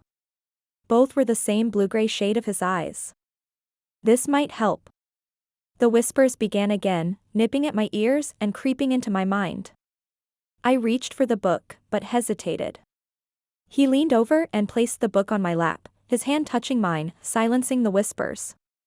He pulled back his hand. Wait. I wasn't ready for the voices to begin again. His gaze flicked to mine, his brow furrowing. Feeling foolish, I scooted back, away from his touch. This was silly. I wasn't a child. Ancient civilizations, according to my grandfather, had often spoken about the whispers of the sea. I wasn't crazy. There wasn't a curse. Ignoring his stare, I opened the book, the spine complaining with a creak. Ioan stretched his arm and slipped a finger into the book, toward the back. I drew this about a couple of weeks ago. I was getting arrested about that time, I murmured. My hands froze. In the center of the page was a woman on her back, an elbow propped up and her face toward the sky, a falcon circling above her. Above me. I was the girl. In the shaded background was the church's graveyard. The same graveyard I walked a few hours before. Please tell me you have an explanation for this. I'm sorry you were hurt. Ioan let his head fall back, his eyes on the ceiling. I see things, hear things. I'm not sure if they're happening right now or already happened. Or sometimes going to happen. I have no idea how it works or how to tell what's real and what's not. This is very real. My mom would say things that didn't make sense. Same with your grandfather. A hand over his face, he shook his head. I can't help but think I'm going down the same path. It's not just you. My throat was dry. I didn't know who or what I was supposed to fear. Granddad spoke of legends from a faraway time, not today. Not with real people. You can't be insane if you drew a picture of me before I'd even come. His voice took on a husky quality. I saw you getting arrested and texted Lacey. Does she know? Did Lacey and my grandfather share secrets with Ioan as well? Was I again, the lone Rothesay, kept to the periphery? He frowned. Unfortunately, yes. Of course. My heart sank. I didn't know Ioan that well, but I wanted at least something of my own. Granddad used to be my everything, or rather, I was his everything. His favorite grandchild, no, his favorite relative aside from his wife. But that was false. The proof lay in how much Ioan and Granddad shared together. And from the undeniable recognition that my grandfather had with Ioan. And not me. I've sort of always seen you. He cleared his throat, the sheepish look appearing again.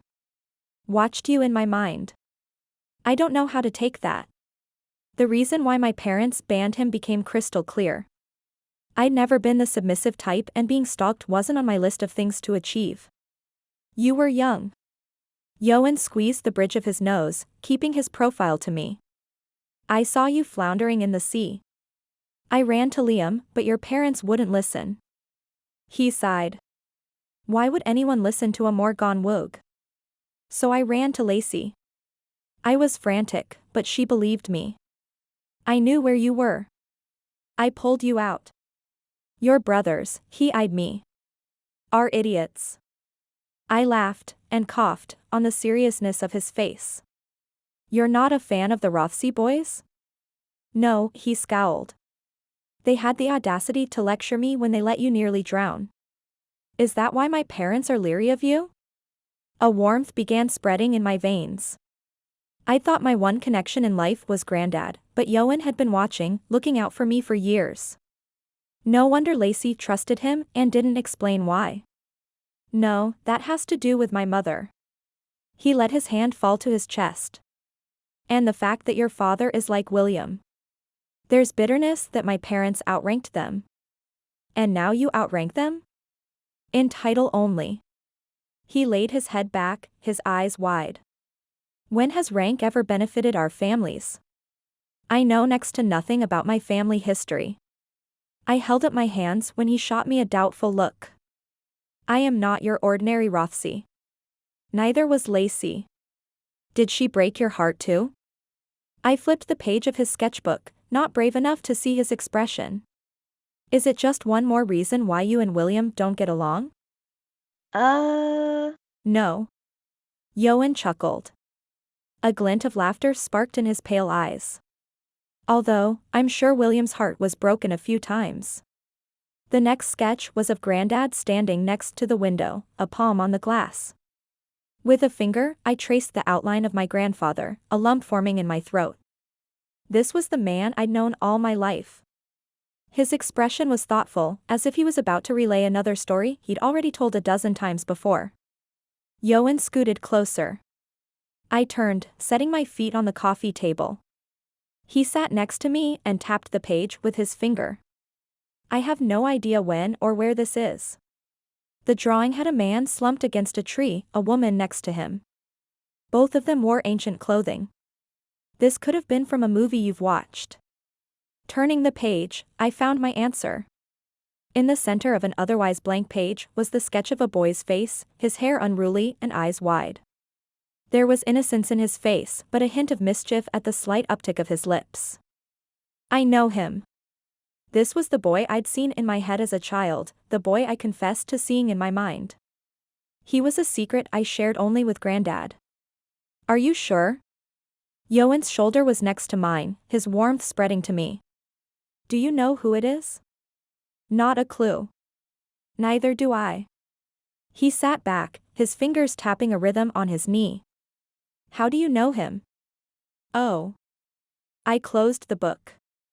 Tossing out questions was easier than answering them. I sort of see him. Or used to see him. Ioan nodded. As a child, that's right. My heart sunk. Grandad told you, didn't he? He arched his eyebrow. And that bothers you. Thank you for letting me look at this. Placing the book on the coffee table, I stood. There was only so much disappointment I could take. He shot to a stand. I'm fine, Ioan. I'm just going to go lay down for a while. He slipped an arm under mine to steady me. I'll help you. No, I snapped, then clapped a hand over my mouth. Defensive, obnoxious, ungrateful, there were a million ways I could describe how I sounded. I'm sorry. Liam loved you, he offered softly. He was being too generous. He should have told me off, not given me leniency. You've spent too much time with him. Is that why you're angry? He inched closer, his hand grabbing mine. Would it make you more comfortable if I stayed away? Yes. No. I stared at my hand in his. I don't know. I'm not trying to take your place, Sienna. He squeezed my hand. He thought we were one and the same. That we were affected or bound together by the same myth. His voice sounded doubtful. He wasn't quite sold on my grandfather's stories. We stood in silence for a beat before I whispered, I used to believe every word he said. So did I. Ioan dropped my hand and stepped back. A chill wrapped around me. He took another step backward, the temperature dropped once more. I hugged myself, completely confused by what I felt. I wanted him near but couldn't or wouldn't. Admit it. Sienna? There was an apology in his tone. Doris burst into the living room from the kitchen, hands on her hips and a frown on her face. Would you get Liam for dinner? She pointed at me. Get off that foot, darling. Both Ioan and I scurried to obey our orders like guilty children. Doris grabbed a blanket from underneath the coffee table and wrapped it around me. Thank you, I mumbled, unsure if I was in trouble or if Ioan was still on her naughty list. Oh, Sienna. It's good to see you here. She smiled and patted my knee. Pausing, she said to herself. I don't understand why Ioan does this. He wasn't there. I shrugged. I fell and twisted my ankle all on my own. Why encourage you to go to the island at all? She shook her head. Completely forgetting that she was just as guilty of encouraging me to go. He can see things. She groaned and shook her head again. He knows you're going to get in a bit of trouble. Why not stop you? Why not help instead of swoop in afterwards? She took her one-sided conversation back to the kitchen. I gripped the blanket and saw the image in my head. Ioan had heard every word she'd said. Chapter 26. Sienna. Lidcombe, England, present day. Grandad wiped his face with the sleeve of his cardigan, the same old, navy fabric he'd worn for the last few decades. He'd slurped his soup and struggled to pierce his vegetables on his plate. He'd scooted to the very edge of his seat away from me, his eyes wary. Without a word, I slid to the farthest chair, my fork moving the chicken and potatoes around in circles. Doris peppered Ioan with overly cheerful questions, leaving me to stare at my plate, blinking away the tears. Doris must have felt charitable, she'd let me keep my camera on the table. I slid it into my lap, catching my grandfather's attention. His eyes lit. He pointed a shaky finger at my camera. That's a pretty one. It is, I whispered and turned the screen toward him. The first image to pop up was of Ioan staring out the living room window. That's interesting. Doris's grin was far too hopeful. I quickly skipped to the next picture. Ioan's back in his kitchen on the island.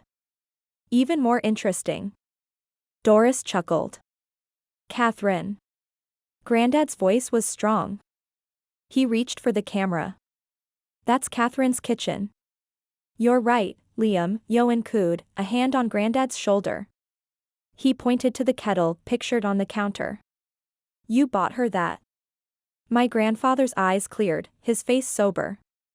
I missed the sound of the waves. I'd heard the same sounds despite the house being far too high on the cliff to hear any waves. Was Granddad like me? Did he hear the whispers as well? Ioan's gaze flicked to mine before returning to the camera. He clicked the button. The falcon circling in the sky above the island appeared on the screen. Hebug, Granddad said with a soft smile. His eyes crinkled. He turned to Ioan. Tell Catherine to come for a visit.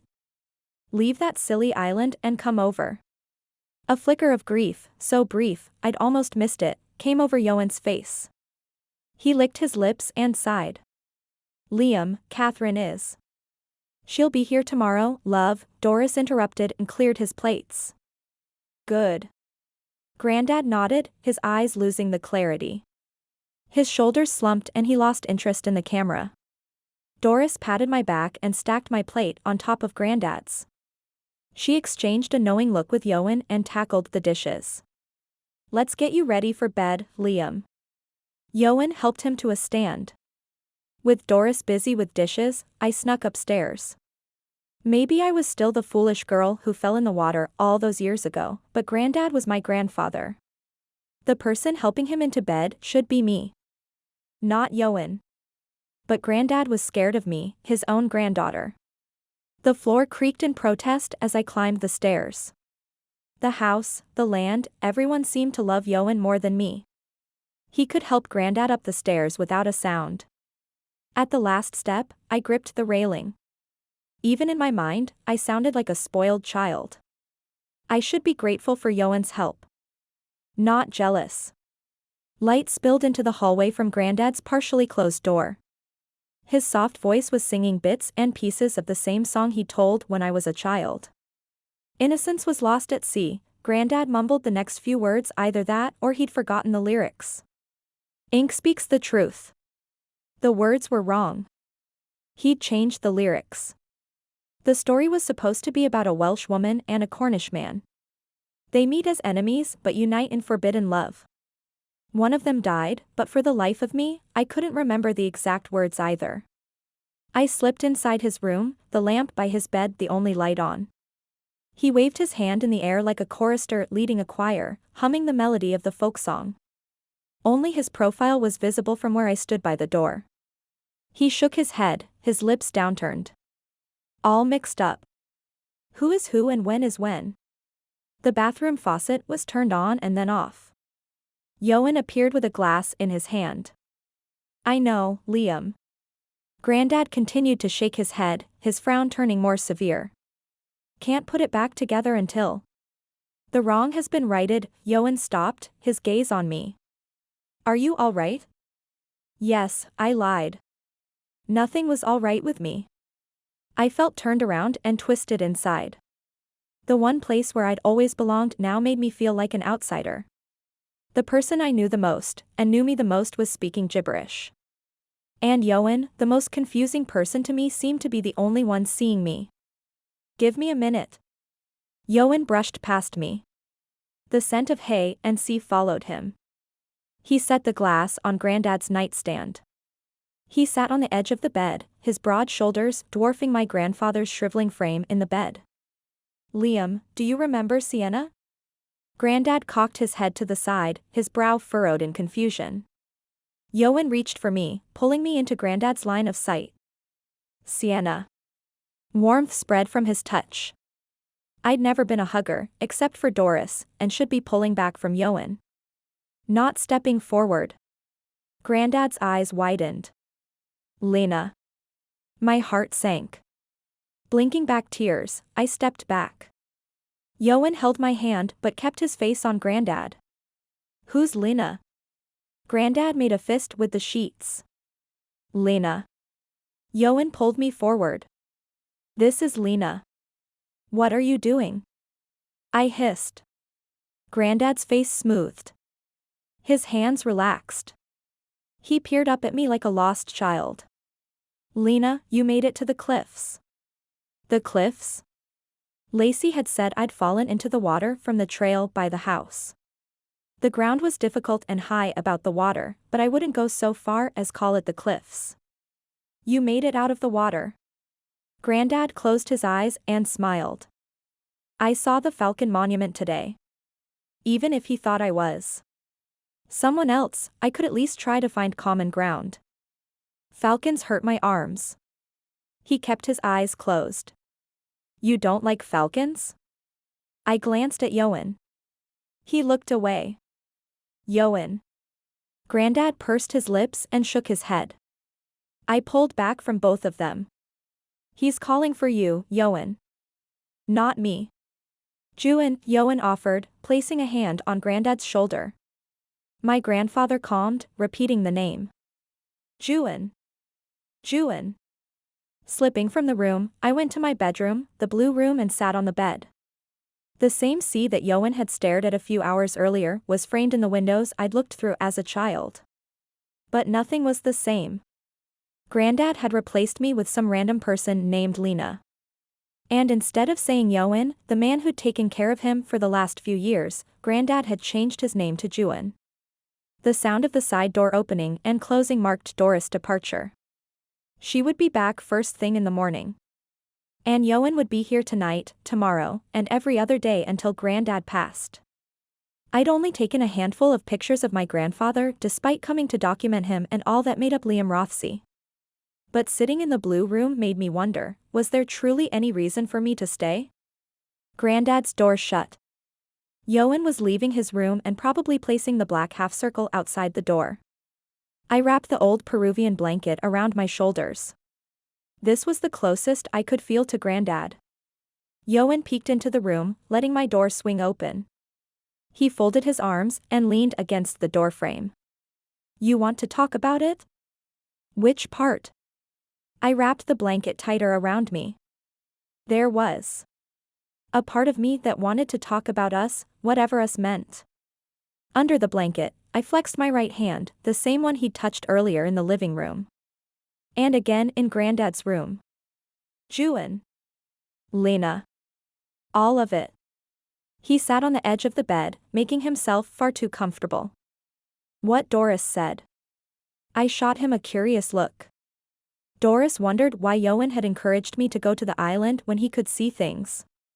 I didn't know what was more weird, the fact she was nonplussed about his ability or the fact that Ioan knew about the conversation. Do you see her thoughts too? No, Ioan folded his hands behind his head and leaned back. I can see yours. Liam's. And sometimes William. Not all the time? He shook his head. Only when he's near you. Why did you encourage me to go to the island with William? My cheeks flushed and I didn't dare look at him, for fear he'd think my blushing had to do with William. He crossed his ankles and sighed. I don't always know if what I'm seeing is the past or present. Or another time. Won't the clothes tell? There had to be rules for this sort of thing. It's not like a television screen, he said with a scoff. I'm still not sure it's real.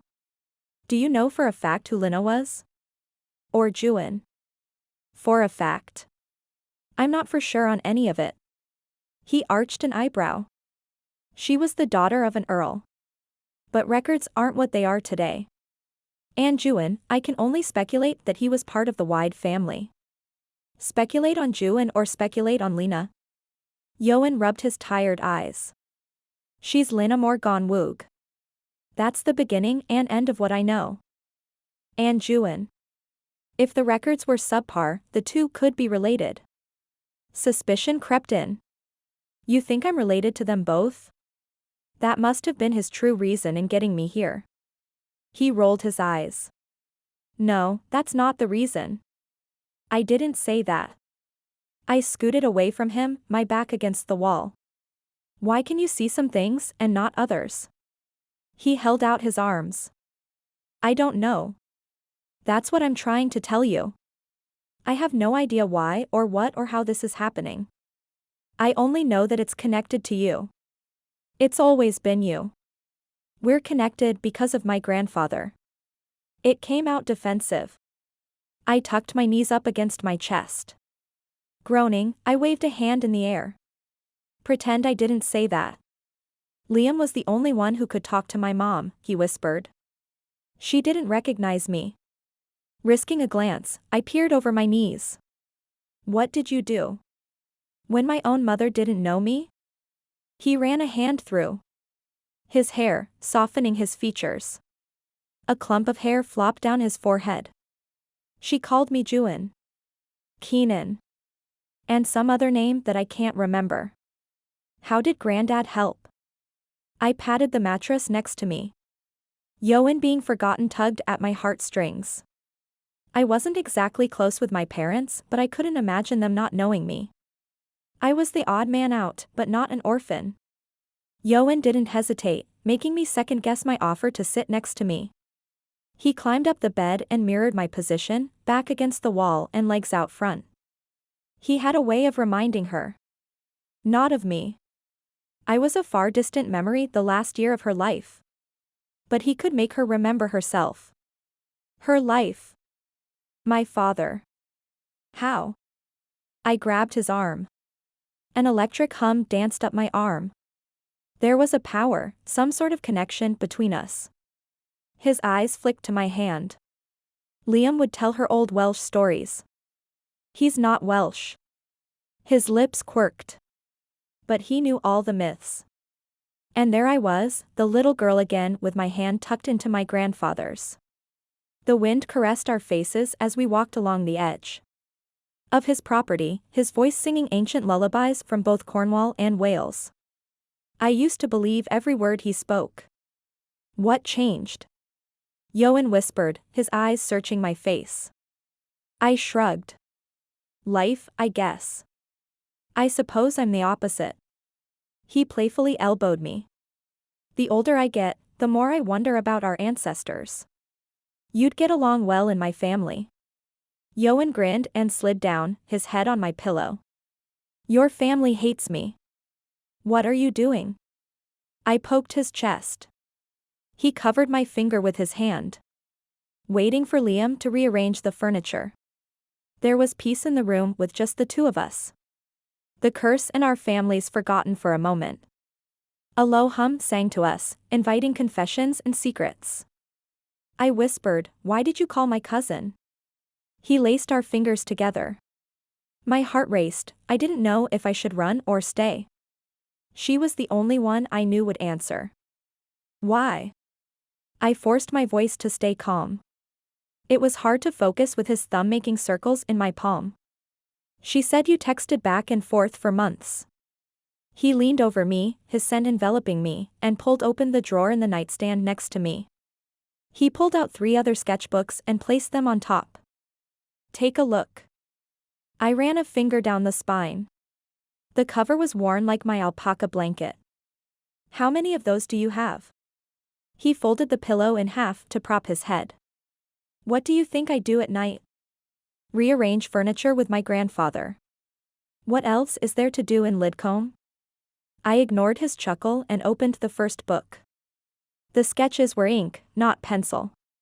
The first drawing was of the harbor of his island, but instead of the employee ship that we traveled on, there was another ship. The same one that was on stilts at the employee harbor. It's called a flight ship. They're light and narrow. Perfect for the island's harbor. Ioan inched closer. He apparently didn't know that I was not a cuddler. Or touchy-feely in any way. I'd shut down William as gently as possible.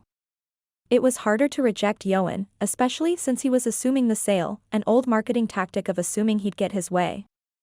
They were light and agile. Granddad said the currents made the island difficult to navigate. I wonder if these are the cliffs he talked about. Ioan sat up and tapped the paper. His cheek was inches from mine. Ioan, there was no easy way to say this. Listen, I get that you feel a connection to me. He leaned back. The chill was back. Even with the blanket around me, I could feel the draft from his withdrawal. Do you want me to leave? No, I should have said yes. He smirked and closed his eyes. Great. Let me know when Liam starts his routine. Frozen next to him, I cradled his book and didn't dare move. Up until a few weeks ago, Ioan was a complete stranger to me. I'd been in this situation before, I'd run. Every time. Ioan's breathing had steadied. His eyelids twitched. I placed the book on top of the others on the nightstand and debated leaving. One last glance at Ioan, I felt the pull. His face was relaxed, almost boyish. The temptation to touch his hair was there. He was asleep. He'd never know. He sighed, contentment flowing from him. Another image, his arms around me, holding me.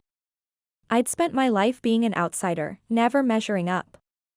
Ioan admitted to watching me for years, he'd not judge me. Like Granddad, there was only soothing acceptance. I lay back, my head against his arm, I touched his hair. My heart raced. He didn't move. I placed a palm against his chest, images flickered in my mind. Me, on the ferry next to William.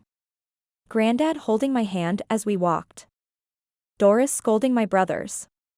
I didn't know if the memories were mine or Ioan's. He turned his head and shifted his arm, his hand on my head. Peace. I felt nothing but peace. Chapter 27. Keenan. Pennell, South Wales, 1606. With every step toward Ioan, Keenan was torn. He'd snuck from the campsite after giving Lena his knife. She would be blamed for his escape but was still protected by the simple fact that she was Rothesay's prize, the reason he'd launched the campaign. And if she was correct, Ioan needed Keenan more than she did. Keenan still didn't trust the woman, but he'd seen inside her head. Could she truly see that Ioan was injured?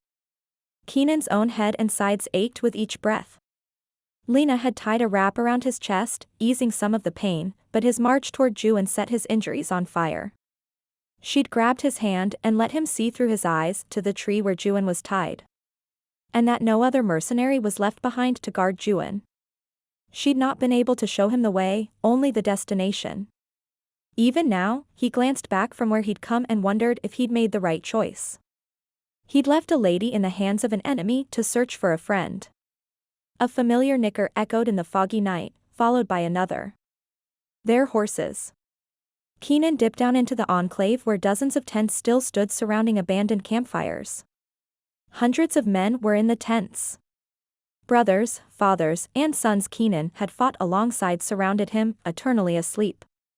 Murmuring, he sang, "Whence the healing river doth flow, let the fire and the sword lead me all my journey through," his voice broke. He began again, "Deliverer, deliverer be my strength and shield. Avenge my death and curse the traitor." He kept his arms crossed, not able to touch the canvas of the tents, the frustration brewing inside. Passing his tent he'd shared with Lena and Ioan, he closed his eyes, allowing his mind to remember where Ioan was held. The tree was split in half at the top, the trunk the width of a horse. Keenan retraced his steps from the night before, first to where Matthew's tent had stood. Slowly, he spun around and saw emerging from the fog a man slumped against a tree. Ioan. Keenan rushed to his friend. Dried blood ran down Ioan's face below a large bump just above his temple. His left eye was swollen shut and his hand black and blue. Keenan kneeled before him, untying his hands and feet. Ioan groaned, his right eye blinking. Bloody man. Keenan inspected both hands and face. He's gone a bit mad on you. Blame your woman for that. Ioan winced as Keenan touched his injured hand. Don't touch it. Ioan. Keenan heard the word in his mind, Welsh for broken. Whispering, he repeated, Ioan. She's got you speaking Welsh now? Ioan cradled his hand against his chest. You pledge your life and lose your men. Now you've forsaken your own tongue? My mother's Welsh. I'm warning you, Keenan. That woman is no good. Ioan narrowed his gaze, as much as he could with his eyes swollen. She'd turn on us to save her own skin. She's hiding something. She's taking the brunt of Matthew's temper for my escape. Keenan felt her approval, as if she could hear his words. Let's get you on your horse and to your family. My family?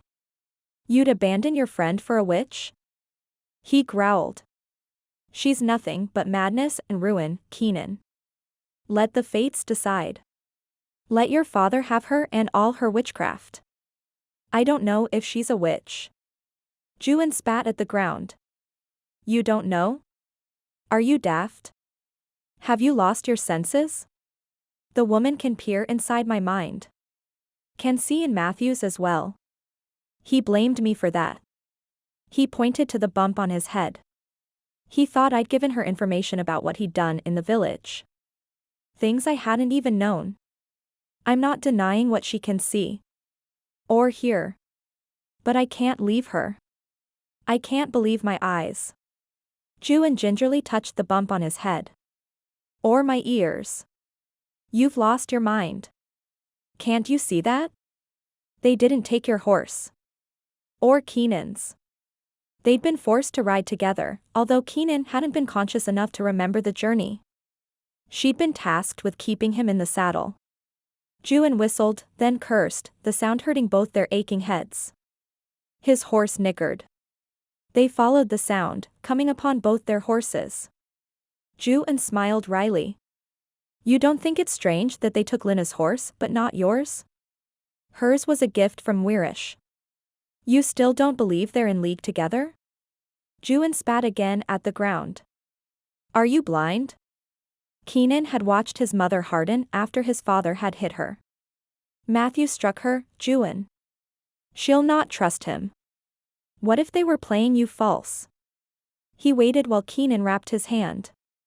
He cursed and winced under Keenan's ministrations. I don't think she is. You can't see what's in front of you. Ioan checked the saddle before mounting. To hell with your father. And to her. It's not your fight. Mounting his horse, Keenan said softly, I gave an oath. And so you've sold your soul? Just like that, you'll give your life for a witch who'll see you to your enemy? Matthew is only my enemy because of my father. Keenan couldn't blame the man. Rothesay wasn't known for honor. He'd cheat his wife and his men, anything to gain power. He's not the first, nor the last, to hate me for a relative. Can't you ask your woman to curse Rothesay? Ioan glanced down at his wrapped hand.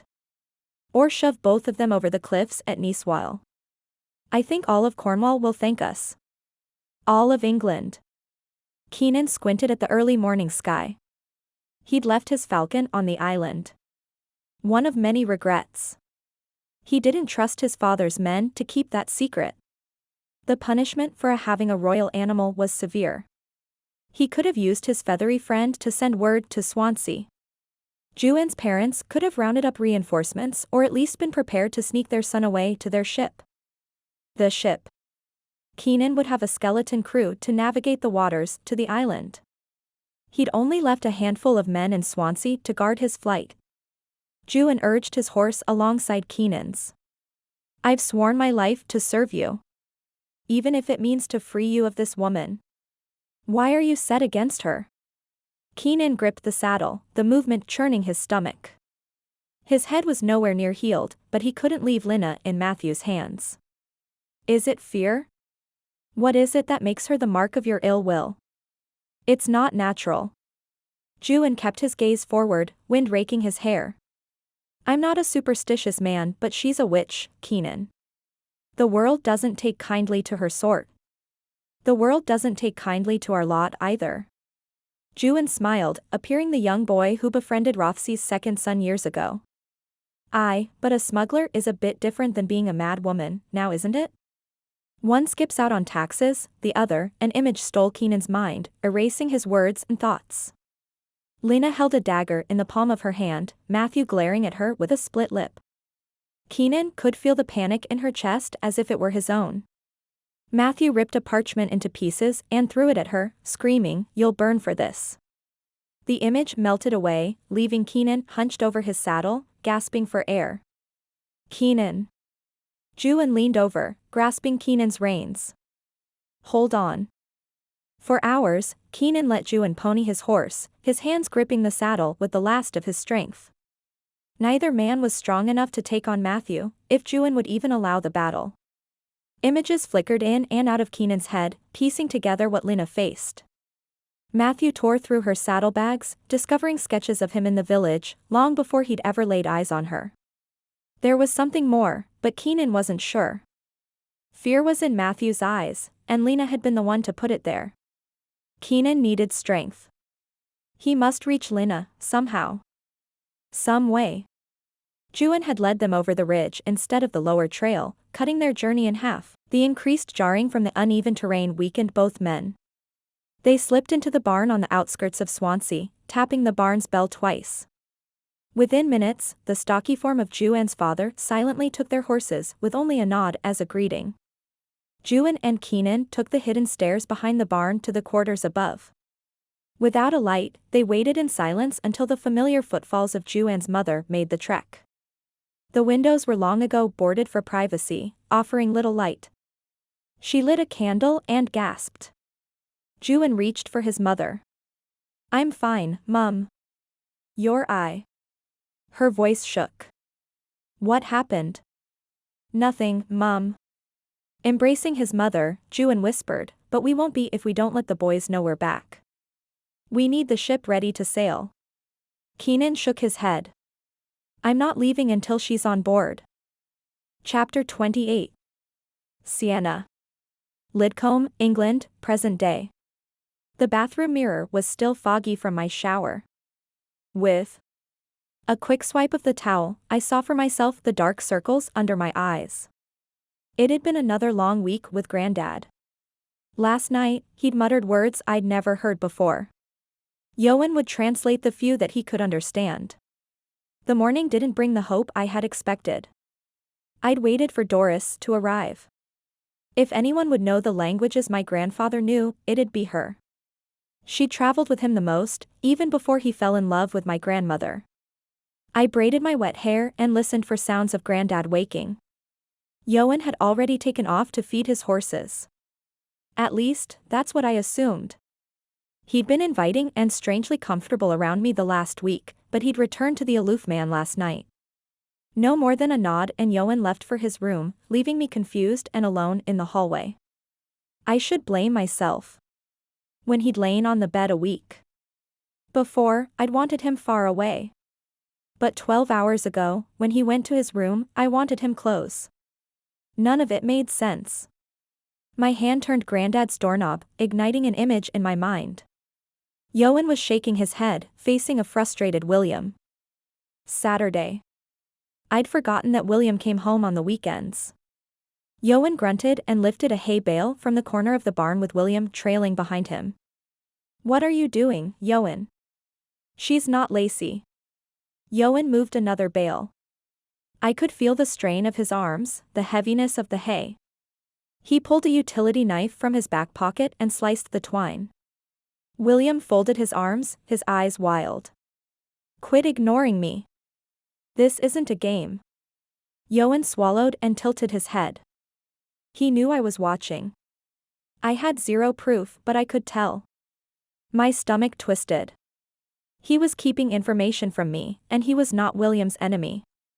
They'd not come to blows, but they were most definitely not friends. At least, that's what I'd thought. A chill wrapped around my neck, settling in my chest. If William and Ioan were close, then William could have called Ioan when I'd hurt my ankle. Or texted him at the very least. William had come to pick me up from the train station. Ioan's sketches of me and the falcon, all of that information could have been given to Ioan from William. The question was why? What benefit would either of them gain from confusing me? "I'm telling her." The words faded from my head. I couldn't tell who'd spoken them, William or Ioan. Energy drained from me. I ran to my room and held my phone, not knowing how or what to text Lacey. Other than Grandad, she was the closest member of my family. And yet, she'd been just as determined as my parents to get me here. Why echoed in my head. "How's the wedding planning going?" was all I could text, instead of, "What the hell is going on, or what aren't you telling me about Ioan? And William? What part did he play?" He'd mentioned Lacey the first day I'd come. This was the first time in my life that my parents weren't pulling the strings. When my parents did their usual push and pull dance, there was always success involved: grad school, better job. Helping Granddad in Cornwall didn't fit that category. Lacey and I were close, right? If we were, I shouldn't be scared, to be honest. Taking a deep breath, I texted, "What aren't you telling me? What are William and Ioan hiding from me?" The three bubbles indicating Lacey was typing started moving. And then nothing. She had to have read the text but not responded. I waited. Again, nothing. I sat on the bed, the phone in my hand, my throat dry and pulse racing. The bubbles reappeared. Then disappeared. The stack of sketchbooks was still on my nightstand where Ioan had left them. At this point, I now wondered if he'd even been the artist. My head ached trying to understand what in the world was going on. Lidcombe was once my sanctuary. Tucking my phone in my back pocket, I grabbed my camera. Even if I didn't know the ins and outs of what was happening, there was one thing I could control. The groans of the hallway welcomed me, reminding me that not everything had changed. I slipped inside Granddad's room. As quietly as I could, I opened the curtains. Soft morning light spilled into the room. Granddad lay with his mouth open and face calm. Through the camera lens he looked like two different people, the grandfather and the stranger. His painting easel was folded, leaning against the wall. His brushes and paints were abandoned in a half-opened case. He'd not painted in a while. Even when he hadn't recognized me, he'd continued to paint. After snapping a few pictures of his easel, I checked his closet. Not a canvas in sight, even the small 4x6 canvases. An old pair of my grandmother's boots was in the back. My heart melted. Granddad had given most of her things away when she'd died, insisting that she'd want her family to have a piece of her. I pulled a boot out but noticed a stack of sketchbooks. Grabbing one, my heart stopped. They were the same gray-blue of Ioan's. Page after page were the sketches, the same simple charcoal strokes from his books. There were sketches of my grandmother. Of Granddad. And of a boy, the boy I imagined as a child. His hair was unkempt and his eyes searching. I'd always thought he was lost. I grabbed another book. And froze. The first page was me on my back, the falcon in the sky, a near-identical sketch to the one Ioan had shown me. The next drawing was of me holding a baby in my arms, my gaze to someone off the page. The next, a woman in medieval clothes riding into her skin. The falcon was after her, sitting on top of the falcon monument. The next drawing, me, placing a palm to Ioan's chest, his eyes closed. We were on the bed. I dropped the book and scooted backward. Ioan and I hadn't been separated long enough for him to hurry and draw it. Or stuff the book in the back of my grandfather's closet. Cradling my head, I rocked back and forth. None of this was making any sense. Granddad grumbled, his lips smacking. I grabbed my camera and placed it in front of the book. Someone was going to have to explain this. Granddad was sitting up. His eyes bulged at the sight of me. I curtsied, like an idiot. He wouldn't recognize me, but I didn't want him to be scared. "Hi. Granddad, I mean Liam. It's good to see you." His brow furrowed. He held up a hand. I was too far away for him to touch me. He shook his head, as if to clear it. I stepped closer. He blinked and wiped his face. "Did you sleep well, Liam?" His name didn't feel right on my tongue. He was Granddad. And would always be a simple grandfather to me. "Is it time?" He looked down at his feet. "Have you come to collect me?" "Sure. Doris should be here by now." I clutched the book and camera. This was the clearest he'd spoken to me. "Do you want to go down to breakfast together?" "Breakfast?" He scoffed. "They serve breakfast?" Grief pricked my heart. He might have spoken clearly, but his mind was anything but. Yeah. They do. He narrowed his gaze. You're not Lena. I'm Sienna Rothesay. A lump formed in my throat. Tell her she's late. He pursed his lips. She never returned. Tell Sienna she's late? This had taken a turn I'd not expected. Why is she late? He made a fist with his hand. She's late. Lena's late. She should be here by now. A thought wiggled in, inviting hope. This was the longest Grandad had talked with me in years. Can you help me find her? You don't know? Grandad cocked his head to the side. He stood and slowly walked to the window. He pointed a shaking finger to the sea. She's there. The chill embraced me once more. A compulsion, from years of capturing moments, brought the camera to my eye. My grandfather kept his vigil, his eyes crinkling, as if the sea brought joy. My lips quirked. The man in front of me, for the briefest of moments, was Ioan Morgannwg, lover of the Bristol Sea, my grandfather once more. Chapter 29. Sienna. Lidcombe, England, present day. The morning light in my grandfather's room painted the truth in prettier colors. Ioan and William were lying to me, possibly Lacey as well, but watching Grandad murmur the lullaby he once sang to me made everything insignificant. A rush of memories came over me, underlined by each click of the camera. Grandad walked to his easel and without dipping the brushes in the paint, began creating a work of art. He kept his eye on the sea, his hand massaging the wooden easel. There was no paint. No canvas, but there was peace in watching Grandad continue to create. At least in his mind. Pots and pans were clanking below. Doris must have arrived. Ioan would be back from caring for his horses. And done talking to William about me. My throat went dry.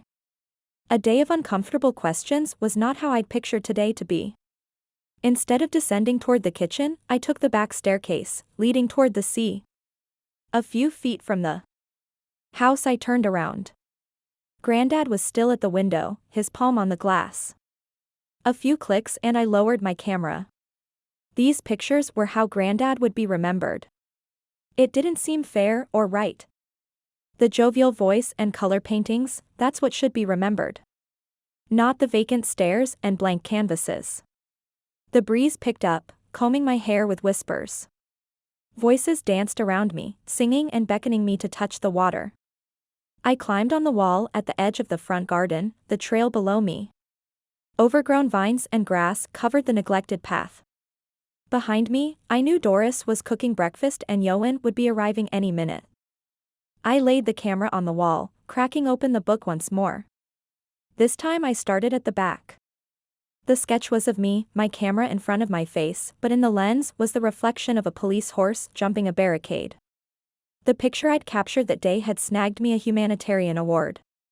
I should run back inside and demand answers, one being who'd sketched this picture. It couldn't have been Grandad. He wasn't traveling when I was at the protest. He wasn't coherent enough and hadn't been for several years. If Ioan had drawn the image, why was it in my grandfather's closet? The whispers grew louder, fluttering the pages of the book. The breeze stilled on a drawing toward the center. A man tying a woman's hands and feet up at the top right of the page. Both the man and the woman were dressed in ancient clothes. History wasn't my strong suite, leaving me to wonder what century. In the middle of the page a different man was embracing her, his frame shorter than the first. And finally, the woman staring at waves below, her bare feet on the cliffs above. She's there. Grandad had pointed at the sea when he'd said it. I snapped the book shut. My mind was playing tricks on me. I rubbed my temples, feeling the fatigue of the last couple's sleepless weeks. The voices started singing. Maybe my mind only knew how to trick me. I'd been playing tug-of-war with the water since I was a child. Maybe it was time to give in. Leaving the book, my phone and the camera on the wall, I slid down the wall and carefully made my way down the path. The compression sock kept my ankle from throbbing. The uneven terrain sent sharp pains up my leg. The socks seemed to only work if I kept my foot level. The gorse became thicker, the yellow flowers nearly naked from the wind stealing their petals. I heard shouting from up above. The voice sounded male, William or Ioan. The whispers grew louder. I covered my ears and took another step. Glancing up, the cliffs in the drawing were wrong. The edge of my grandfather's property wasn't high enough. The sketch had steep cliffs, the water swirling at its feet. The drawing of the ancient woman was of somewhere else. The singing continued, wrapping around my wrist and gently leading me forward. My foot slid on the rocky step, my ankle screamed at me. The voices shouted in my head, refusing to be cast aside. Another step and they calmed. And another. The whispers became gentle. Alluring. The waves crashed against the rocks, spraying me and the trail. Voices shouted, but not from the water. Another step. The path turned to a cemetery of smooth rocks. My ankle struggled. To stay upright, I placed a palm on the rocky wall. A memory came to life. I was young and running after my brothers. They were betting each other to jump into the water. They were bolstered by the rare sunny day. Lacey wore a frilly summer dress, her strappy heels in her hand and her legs dangling over the edge. I'd been left behind again. I couldn't keep up because I'd lost the battle over my outfit with my mother. She'd wanted me to match Lacey, but my legs were half her size. A tea-length skirt on her trailed on the ground for me. The fabric would catch on the buckles of my dress shoes, tripping me. Twice, I'd been yelled at for hiking my skirt above my knees. I wasn't running toward them, but the song. The whispers. Like a snap, the memory disappeared. The water swirled and splashed against the rocks. Closing my eyes, I felt the pull once more. With a hand on the wall, I hobbled closer to the water, with each step, the waves quieted. The foaming of the water seemed to take on a shape, a form of a woman. Another wave and the form disappeared. I shivered. Glancing down, the water was up to my knees. I gripped the gorse on the wall to keep myself steady, but the waves pulled me forward. Gently, like an embrace, I felt the waters envelope me. My body shook. The water was cold. Another step. The water up to my chest. A woman swam nearby, her hair dark auburn. My footing slipped. A wave splashed my head. I wiped my face. The woman was gone. My hand was losing its grip. I looked around, the woman was farther away, but she didn't seem to be swimming. She was too far away to see her expression. All I could see was her shape. Sienna. Someone called from above. The woman held out her hand, beckoning me. Sienna, a man shouted. She spoke, but I couldn't understand her. She was too far away. The woman started singing, the melody the same as my grandfather's lullaby. She pointed up, toward the house. Toward Granddad. I let go of the gorse. The water rose. I started swimming. My foot caught. The woman started shouting. Hands grabbed my shoulders. I spun around, smack into Ioan's chest. Let go. He grunted and wrapped an arm around me, dragging me through the waters. His hands raked the gorse and pulled us toward the trail. I struggled in his grasp. I said, let go. He didn't answer. Ioan's entire focus was on getting me out of the water. I pulled at his fingers. He tightened his grip, his bicep and forearm taut. Are you deaf? I twisted, he spun me back around. With a grunt, he heaved me up on the path. No. I'm not. What are you doing? My teeth chattered. We need to get you inside. He sat with his back against the wall, his breathing labored. Answer my question. What are you doing? I wasn't going inside or anywhere with him. He bent his knees and wiped his face. I wanted to scream at him, I didn't need him to rescue me. There was maybe a foot or two between the end of the trail and where I was. There was no reason for you to freak out and jump in. He scowled. I could say the same thing. I didn't jump in. Then what exactly were you doing? He shouted, revealing a side of him I'd not yet seen. He was either aloof or comforting, or talking to William about me. But angry, this was new. You promised me you wouldn't go alone. When? He held up a finger. The first day you came back. I said to not go alone. Congratulations, you actually told me something. When he blanched, I added, we both know I saw your conversation with William. No. You saw William talking. Using the wall, I scrambled to my feet. You lied to me. He turned his face to me, whispering, I've never lied to you. Not then and not now. The tenderness of his voice caught me off guard. What were you talking about? What don't I know? It's about your family. Ioan swallowed hard. He rubbed his neck, grimacing. You mean Lacey? He unfolded his legs and stood, his frame taking up most of the trail. I mean your grandfather. I folded my arms against the chill of the water. I heard the name. Lacey. There's a reason why your parents wanted you here. They didn't trust you. That was obvious. He sighed and brushed past me. And they shouldn't. What's that supposed to mean? When he didn't answer, I ran up the steps, my ankle screaming at me. I pulled at his elbow. Answer me. He turned, his arm under mine. His touch warmed me, and I hated it. This wasn't natural. Or remotely normal. It means, he glanced out to the waters. Tucking his chin, he said, Liam had said he didn't want the house to go to his children. He can't stop the barony from being passed on, but he can stop the house from going to your dad. And aunts and uncles. Granddad is disinheriting my family? My family didn't always get along, but this was a whole new level of separation. Are you telling me Lidcombe won't stay in the family? He didn't meet my gaze. Ioan, look at me. There was more going on. I hadn't known Ioan long, but his hesitation was all but shouting at me. I gripped his forearm. Is this what William was talking about?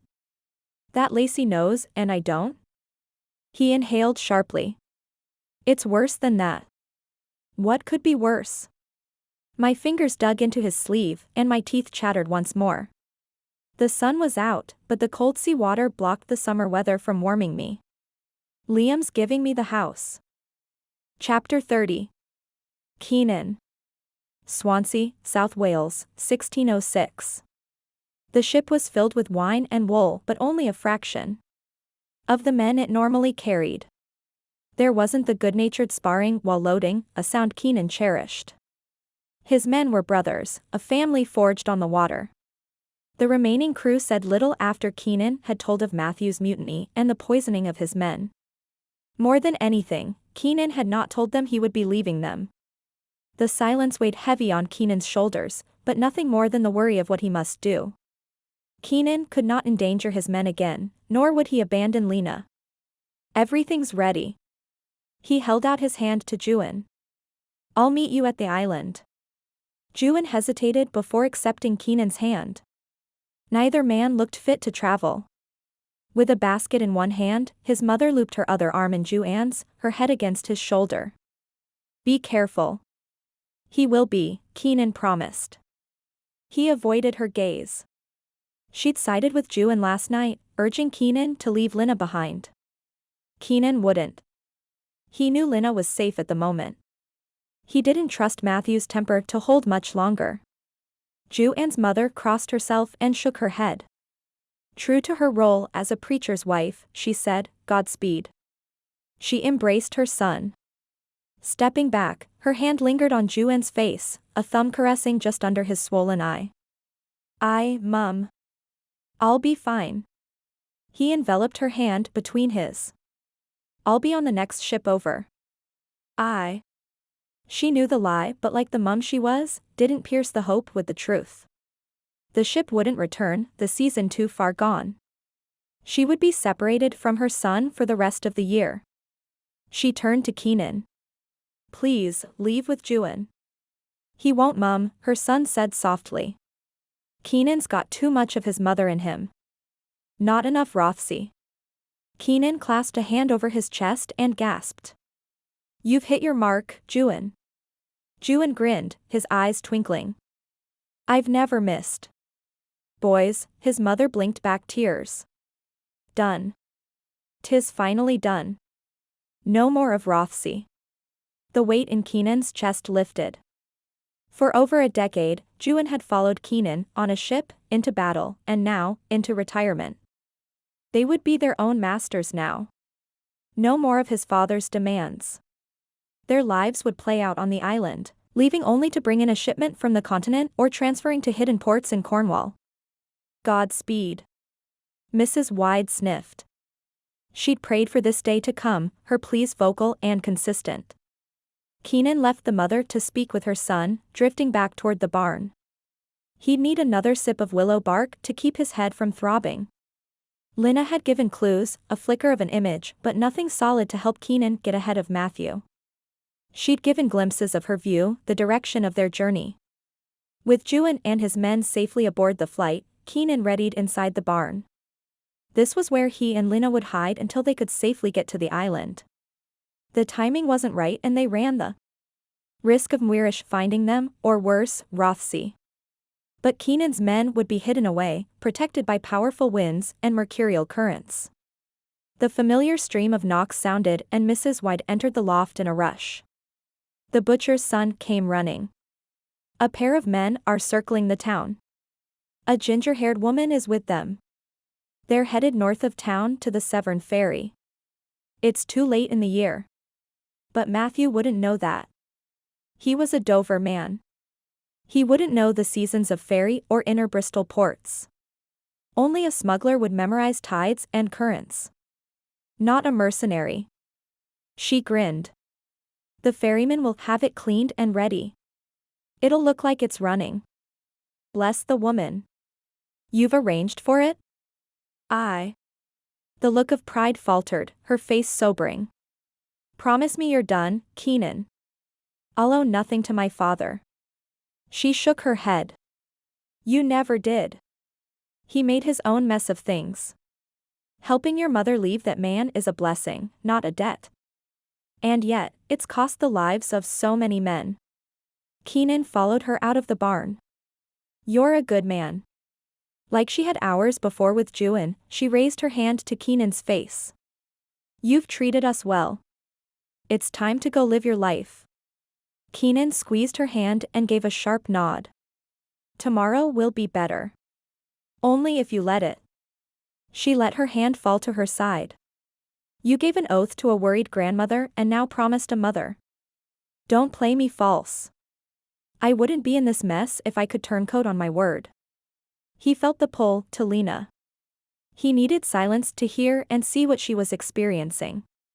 I'll head to the graveyard. Keep to the outer brush. You're known in these parts, Mrs. Wyde warned, a mother to her core. That used to be a good thing. Keenan paid a good wage and a portion of profits for those who'd worked with him for several years. But coin in the hand could switch a man's loyalty, especially when war had drained so many pockets, from farmer to nobleman. Only the worn graves near the church were true to their purpose. The monuments on the outer edge were filled with smuggled goods. Along the Severn River were dozens of graveyards just like this.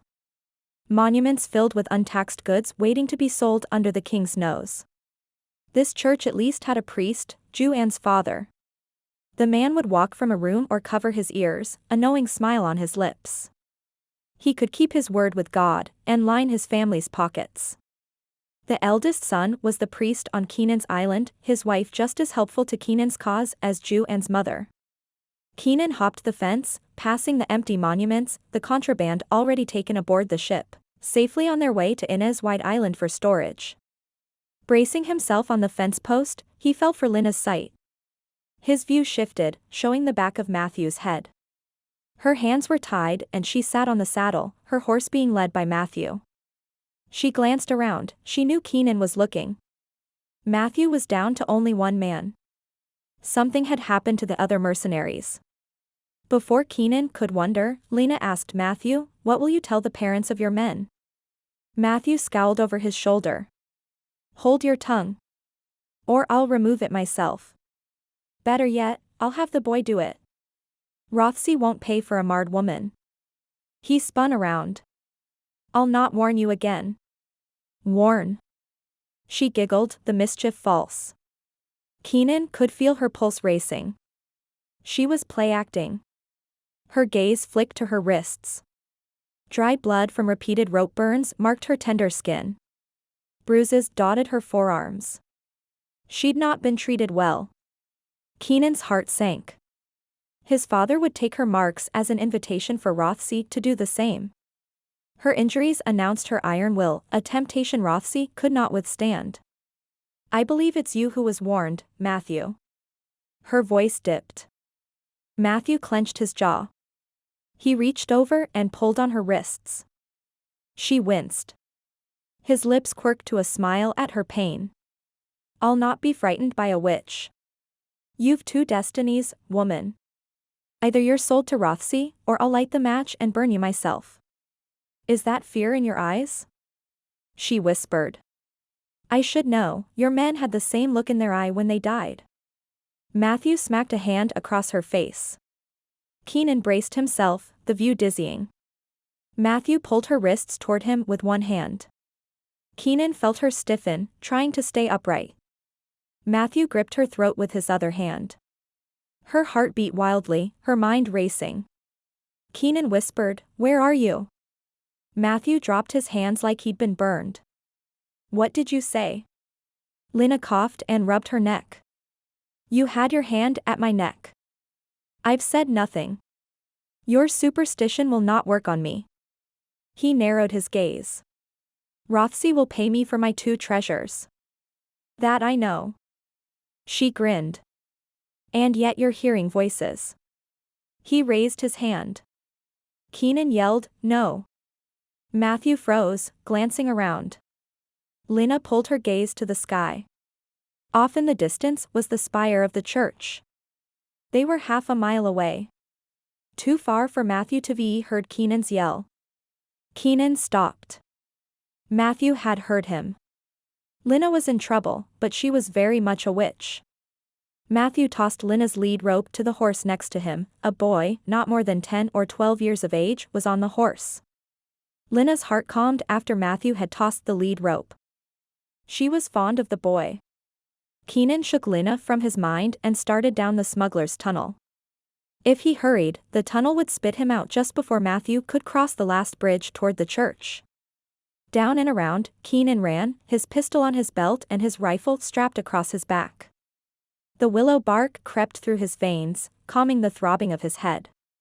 He climbed the old yew tree, his heart in his throat.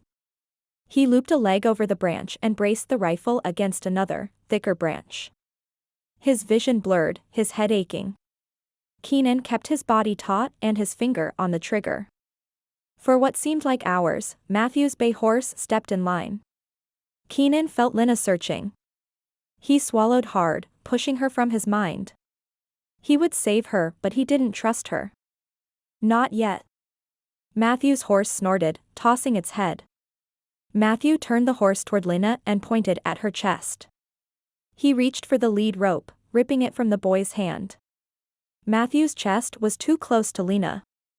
If Keenan's aim was off, he'd injure her, or worse, kill the woman he'd sworn to protect. Pointing at Keenan, the boy shouted and stepped in front of Lena. She handed him something small and dark. Matthew pulled a pistol from his belt and followed the boy's finger, aiming the gun at Keenan.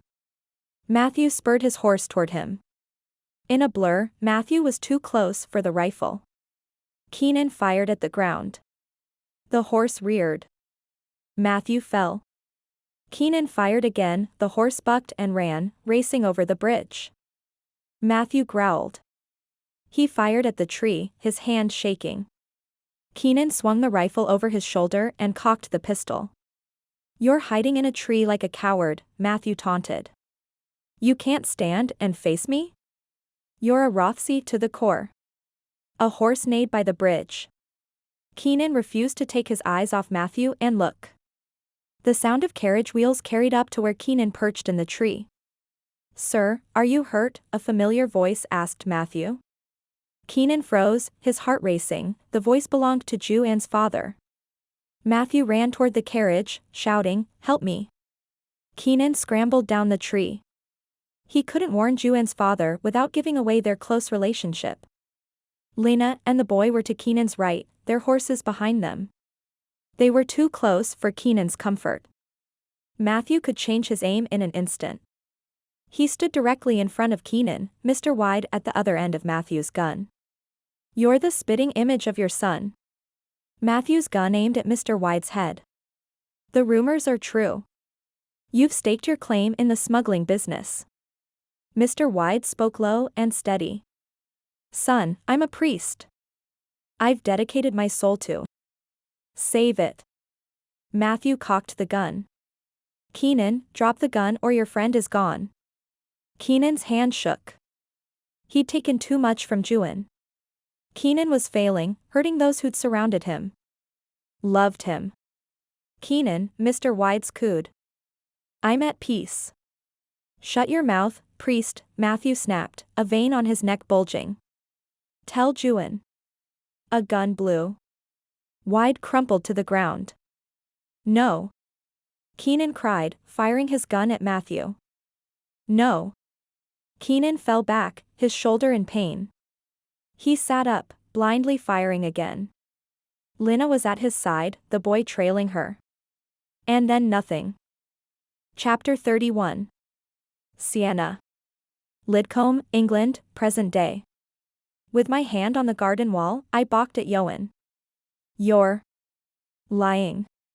My voice cracked and my teeth chattered. The breeze chilled me to the bone, my wet clothes not helping. "I didn't believe it either," Ioan offered gently. "But Lacey found the paperwork. Liam assigned Lidcombe to my family's estate." Of course Lacey had found the paperwork. Her stepfather, my uncle, was a posh solicitor in London. My parents would have said something. Anything. They're hoping to change his mind. He doesn't have his own mind. How could he change it? I pushed Ioan out of the way and marched up the path, ignoring the whispers of the sea. He was lying. It couldn't be true. My parents wouldn't have let you within an inch of this place if they knew. They don't have a choice. Regret filled his words. "What do you mean?" I shot back. "I'm the executor of his will." No, this was why Ioan was here. Grandad had given him the reins. A tear slid down my cheek. Grandad was giving Ioan the house. This was the real reason William was upset with Ioan. Lady Morgannwg's son was going to inherit another house. Fate had given him a castle and the barn near Grandad's house. And now Lidcombe. My heart ached. Not only was Lidcombe no longer going to be my family's ancestral home, but Lacey had known. And never told me. Neither had my family. Was I thought of so little that I didn't deserve to be told the biggest secret of the family? Did no one care about Lidcombe? About me? Ioan said nothing more, but I knew he was behind me. My body shivered, freezing from my impromptu water adventure. I opened the side door. Doris was aiming a finger at William, who looked entirely too comfortable on the bar stool. They turned at my entrance, both eyes wide. "Sienna?" Doris rushed over. "You're cold as ice." Shrinking from her touch, I blurted, "Did you know?" "Know what?" She paused, her eyes scanning me. Worry filled her face, her lips taut. "You're soaked through. We need to get you out of these clothes." "Did you know?" My voice cracked. Ioan entered behind me. William slid off the bar stool, a slow grin appearing on his face. "I volunteer as tribute. Taking one's clothes off is my expertise." "Stop it," I snapped, halting William's progression. "Stop pretending to be interested in me. Is it true? Is Grandad leaving the house to Ioan?" "What?" Doris's back straightened. She turned to Ioan. That's not true, is it? You threw him in the sea? William chuckled nervously, his eyes flitting about, touching everything but me. How can I not flirt with you now? Do you know how many times I've wanted to do that? Don't. The bite in my voice silenced the room. Without looking to my right, I knew Ioan stood there with shame in his hunched shoulders. I leveled William with a glare. How did you find out? He shrugged and pulled on his collar. It's Lidcombe. We know everything about everyone. It's true. Doris shook her head and backed away. Oh, love. I'm so sorry. Backing away from them, I pointed to William. You're lying. Doris didn't know. William smiled, his eyes twinkling. Hey, now, get out. I refused to look at him. Now. Sienna. I said get out, I screamed, watching everyone wince at my tone. Doris turned to William. I think you should leave, my boy. William's mouth fell open.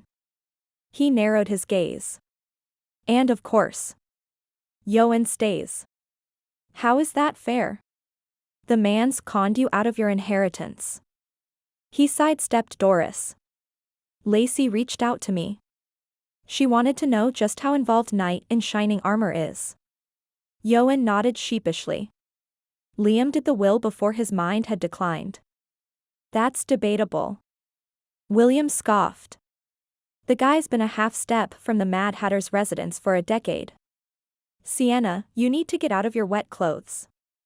Doris held out her arms, ushering us toward the staircase. You too, Ioan. Tossing over her shoulder to William, she said, I'll send for you when they're dressed. William rolled his eyes. I won't hold my breath. Without a word or even a glance to Ioan, I climbed the stairs, the compression sock no longer providing comfort to my throbbing ankle.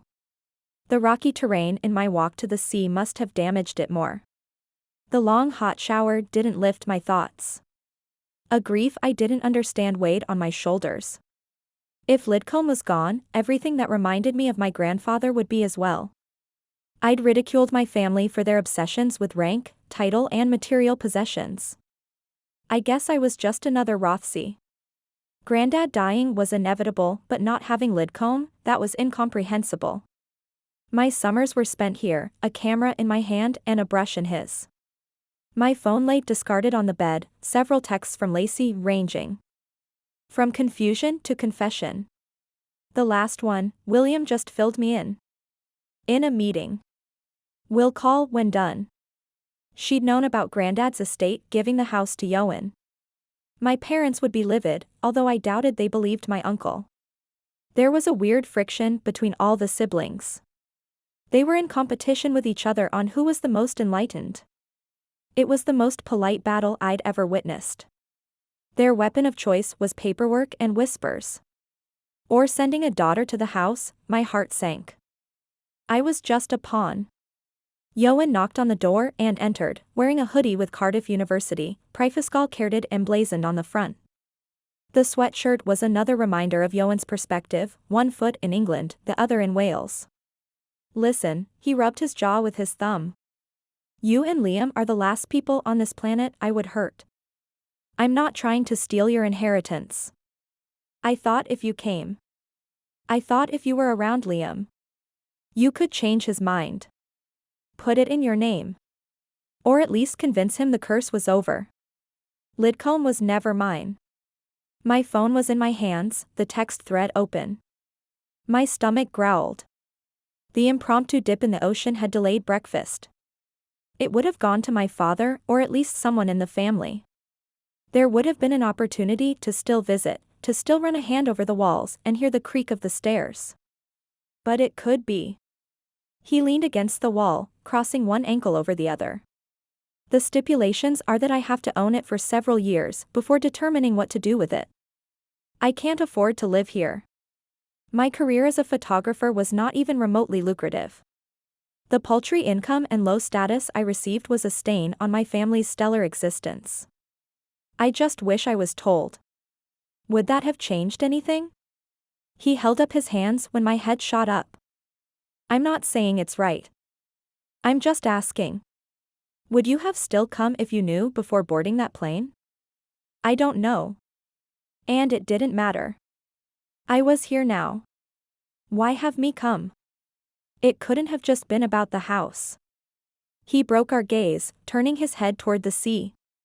Liam helped me uncover our shared past, but he wasn't the missing link. He turned back, leveling me with a sober expression. You are. I hear whispers. That doesn't have anything to do with you and Granddad. He frowned. When I said our shared past, I wasn't referring to Liam. I meant you and me. Because you pulled me from the water? That was a memory I still didn't have. I'd been told I was 10 or 12-ish, but Ioan wasn't in any childhood memories. Because sometimes we have some weird ESP connection? He jutted his chin. That's what you call it?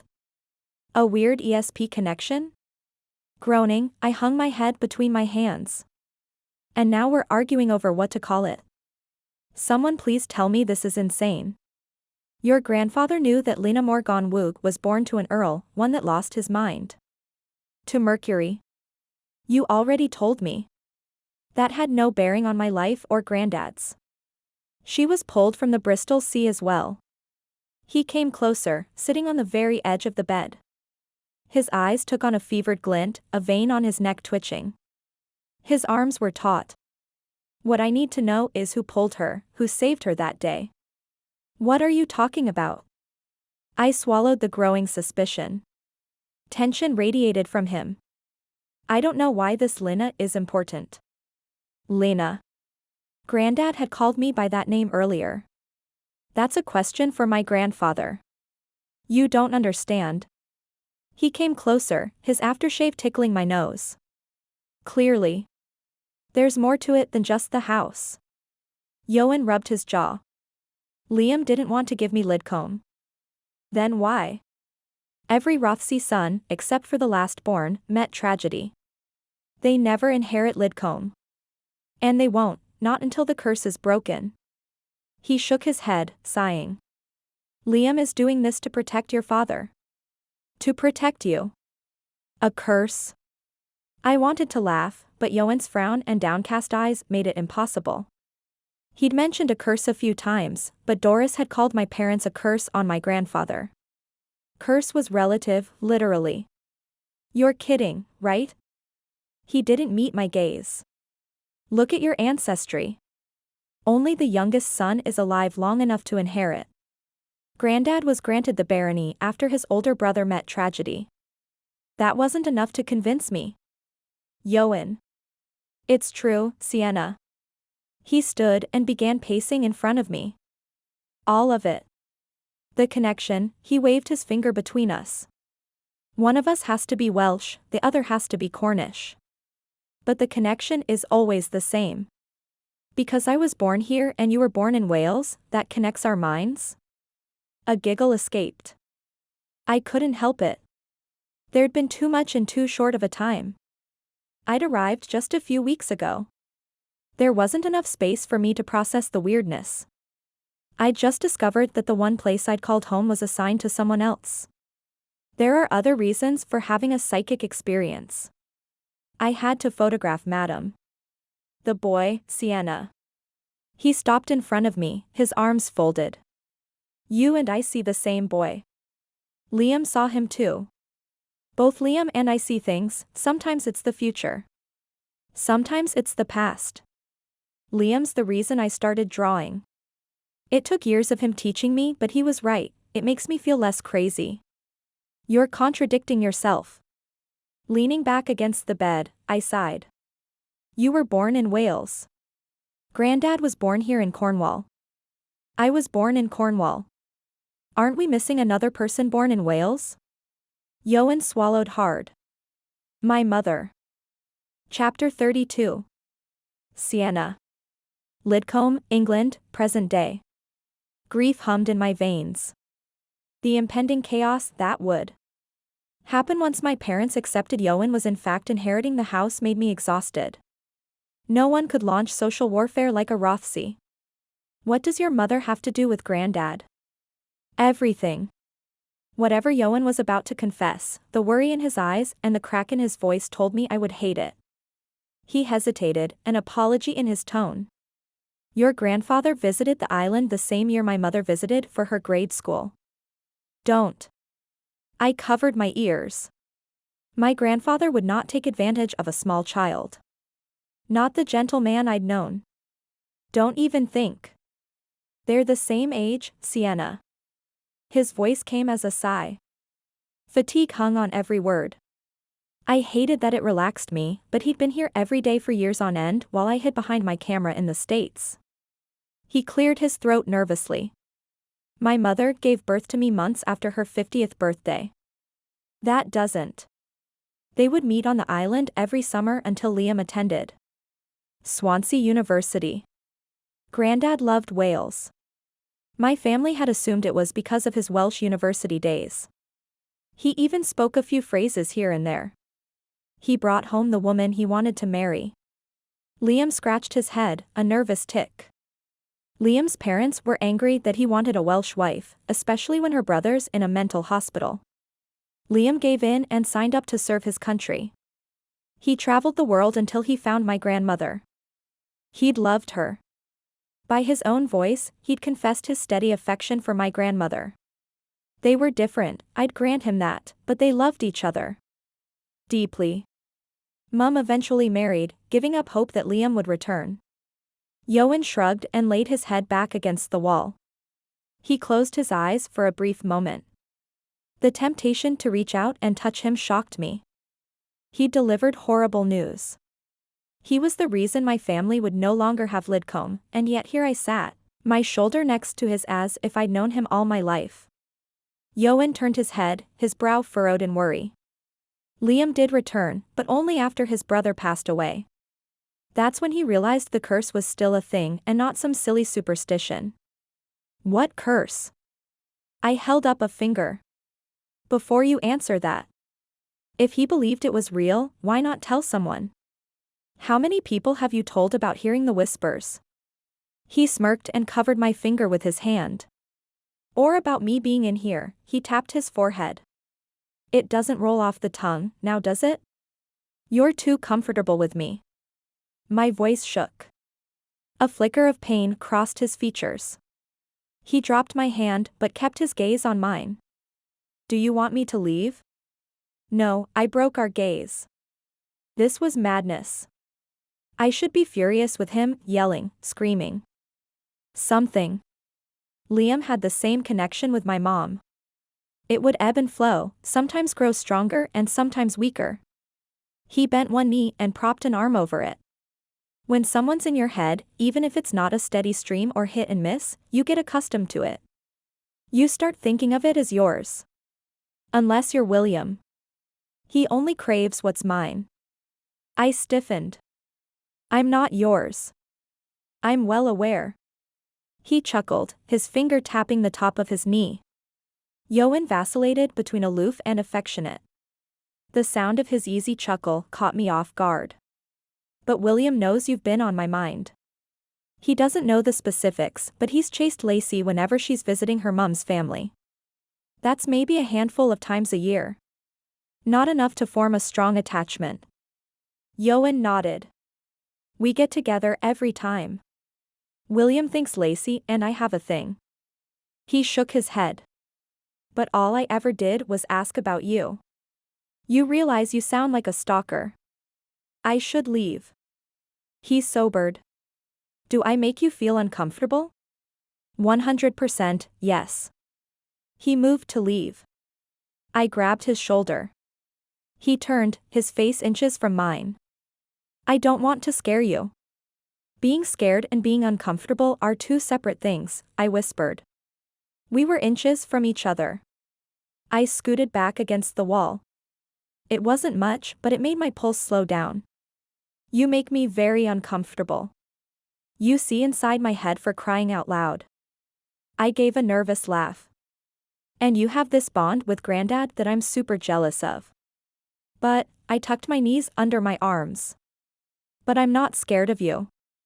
I don't know what this is between us and I don't understand or really believe in a curse. Instead of returning to the wall next to me, he sat up and crossed his legs. I don't know all the specifics. I just know the patterns. The youngest brother always inherits after all the older brothers die. And if you're, he gave air quotes, lucky and do live, you eventually lose your mind. Like your mom? His theory was still hard to follow. You said it. Was mercury poisoning? Pointing toward Granddad's room, I said, and Granddad has Alzheimer's. That's not a curse. It doesn't matter how, it only matters that it happens. He sighed and returned to his earlier position, his back against the wall, careful to keep our shoulders from touching. I felt the draft from the lack of contact. I inched closer until our shoulders lightly touched. Warmth spread from his body, spreading from the touch down to my toes. My pulse began racing. Lacey and my college friends were the ones who'd get excited over being next to a boy. They'd fantasize over their first kiss. I'd run from it, knowing I was just another toy to be gawked at. But Ioan had known me his whole life, and most of it without me acknowledging his existence. This was something completely new. If he'd peeked inside my brain or watched me, I wasn't a novelty. But a comfort. The idea of what my childhood or even my life was up to until this point seemed false or not whole, at the very least. I pulled the alpaca blanket over my legs. Not for warmth, but for a reminder that at least some things were the same. I whispered, neither of us are crazy, right? Ioan softly elbowed me. You just walked into the sea. People have been going to the beach for generations. It was a weak defense, but I felt the need to fight against the idea of a curse. And of Ioan taking Lidcombe. I couldn't submit, not yet. He leaned over, his eyes pleading. He believed in all of it. The curse. The connection. And do they always see a woman with red hair when they go? How did you know that? My throat went dry. According to you, it's all just a simple ESP connection. He smirked, his eyes pale. Alluring. And don't forget the sketchbooks. Ever wonder how they're all similar? An electric hum snapped between us, both a thrill and a fear. I searched for something to grasp onto, a lifeline to ground me. You could have mimicked Granddad's drawings. I dare you to go through every last one of them. He has books stored in every nook and cranny of this house. So do you. And I should be scared. Suspicious. But with his shoulder touching mine, I couldn't truly doubt him. And how did the sketchbooks get that way? Did they just appear? His eyes took on a knowing glint. I was no longer indifferent to him or his idea of a curse. The electric current crackled in the space between us. You tell me. That's what I'm trying to do. Ioan scoffed. You capture things just as they are, exactly how I do. Exactly how Lena did. How would you know that? I stiffened. The idea that an ancient woman was like me, a career photographer, made zero sense. If we're so much alike, why does she appear in the sea? Why pull me into the waters? Liam thought she was trying to save you. Or whoever the Rothesay is at that point. But somehow being on land causes us pain. What? Pulling back, I coughed into my fist. And you believe it? Wouldn't being in water cause more pain, as in death? He scooted closer. And yet you still submit to her siren song. I hadn't truly submitted. Twice, once I remember, the other I don't, that's hardly submitting. The connection dulled, the electric feeling gone. What does it matter? Even if everything you said was true, what does it change? Your grandfather is going to give away your family's home to me if we don't do something. Groaning, he held out his hands in surrender. I don't want to be the villain in this story. Who says you're the villain? He arched an eyebrow. If there's a victim, there's always a villain. How do we know she's the victim? A whisper wrapped around my neck, it wasn't a word but more of a feeling. Lena, whoever she was pained. If, and I mean a very big if what you said is true, what makes you think we can stop it? Give me one good reason we should do whatever it is you think we should be doing. I'd rather not go insane. And no matter how creepy or how much you think I'm a stalker, I've watched you. I've spent too much of my life watching yours to not care. I'd rather not see you lose it either. He pointed to my cell phone. Do whatever you have to do for this to make sense to you. Call your parents. Ask about your ancestry. Every brother that lived eventually went insane. You're confusing genetic predisposition with a curse. Alzheimer's runs in my family. Even as I said the words, I felt the chill reappear. And besides, your mom and granddad were in love. There was a connection. There's nothing between us. Ioan swallowed hard, his gaze flicked to my lips. My pulse raced. He turned from me, breaking the gaze. He whispered, "You're right. There's nothing between us." Chapter 33. Keenan. Swansea, South Wales, 1606. Pain shot through Keenan's shoulder. He sat up, his pulse racing. He blinked in the darkened room. He was above the barn. His shoulder was wrapped and throbbing. He licked his lips, his throat dry. The taste of bitter dwale, the dulling agent. Details pierced him. Mr. Wyde was injured. Keenan shot to his feet, his head dizzy. "Whoa, there's soldier," Lina cooed, her hands on his arm. "Mr. Wyde?" His voice cracked. She didn't wince. She didn't have to. "I'm sorry." Keenan flinched, her memories flooding his mind. Mr. Wyde's blank stare, he'd died. Another memory, Mrs. Wyde stitching up Keenan and Matthew. She'd not taken kindly to Lina, throwing in icy glares and cutting remarks. "Easy, Keenan." He stilled. Keenan. His name on her lips dulled the pain. "Ioan, does he know?" Lina nodded. He does. It's my fault." Keenan gripped her shoulder to steady himself. "I believe the blame lies with me." She pulled at the wrap to inspect the injury. "I can't see much in here. We'll need to get you downstairs." "Where is he?" Keenan had failed Ioan and deserved the truth. And quickly. Ioan should be halfway to Inez Wyde by now. "I couldn't reach him, if that's what you're asking." His mother flagged him down. Her pride at the mother was evident in her voice. Never get between a mother and her child. She fired the rifle herself. Ioan knew it was her. Is he angry? Keenan couldn't blame him. Ioan had every right to curse Keenan's name. "I can't make it right. I won't ever be able to do enough." Lina gently pulled him forward to the first step. "He's not angry with you. Only me." "That's not right. There is nothing right about this." Squeezing his hand, she guided him to the next step. "We can't save everyone, Keenan.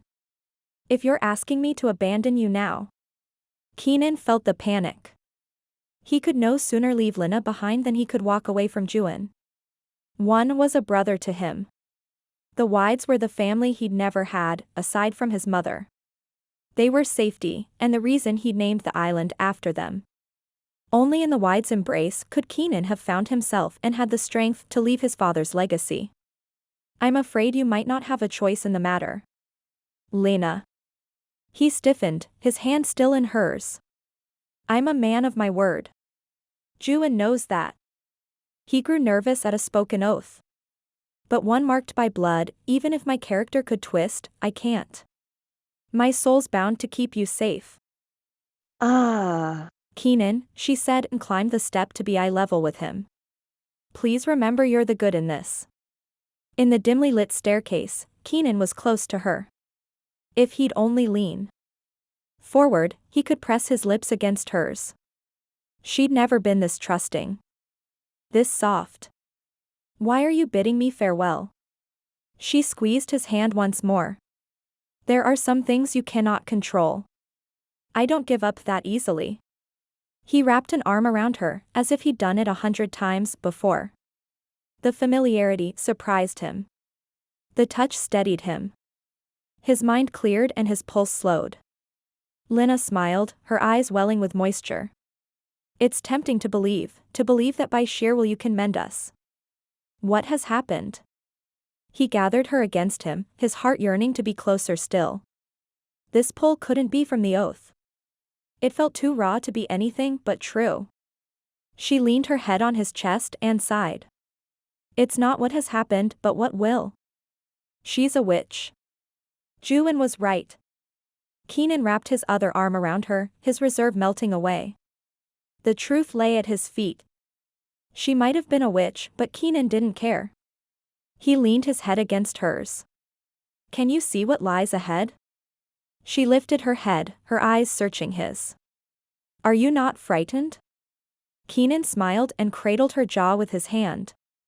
Should I be? Let me free you, Keenan, she whispered. Let me break the blood. Oath. You know we can't. He leaned in. The dimly lit staircase welcomed his confession.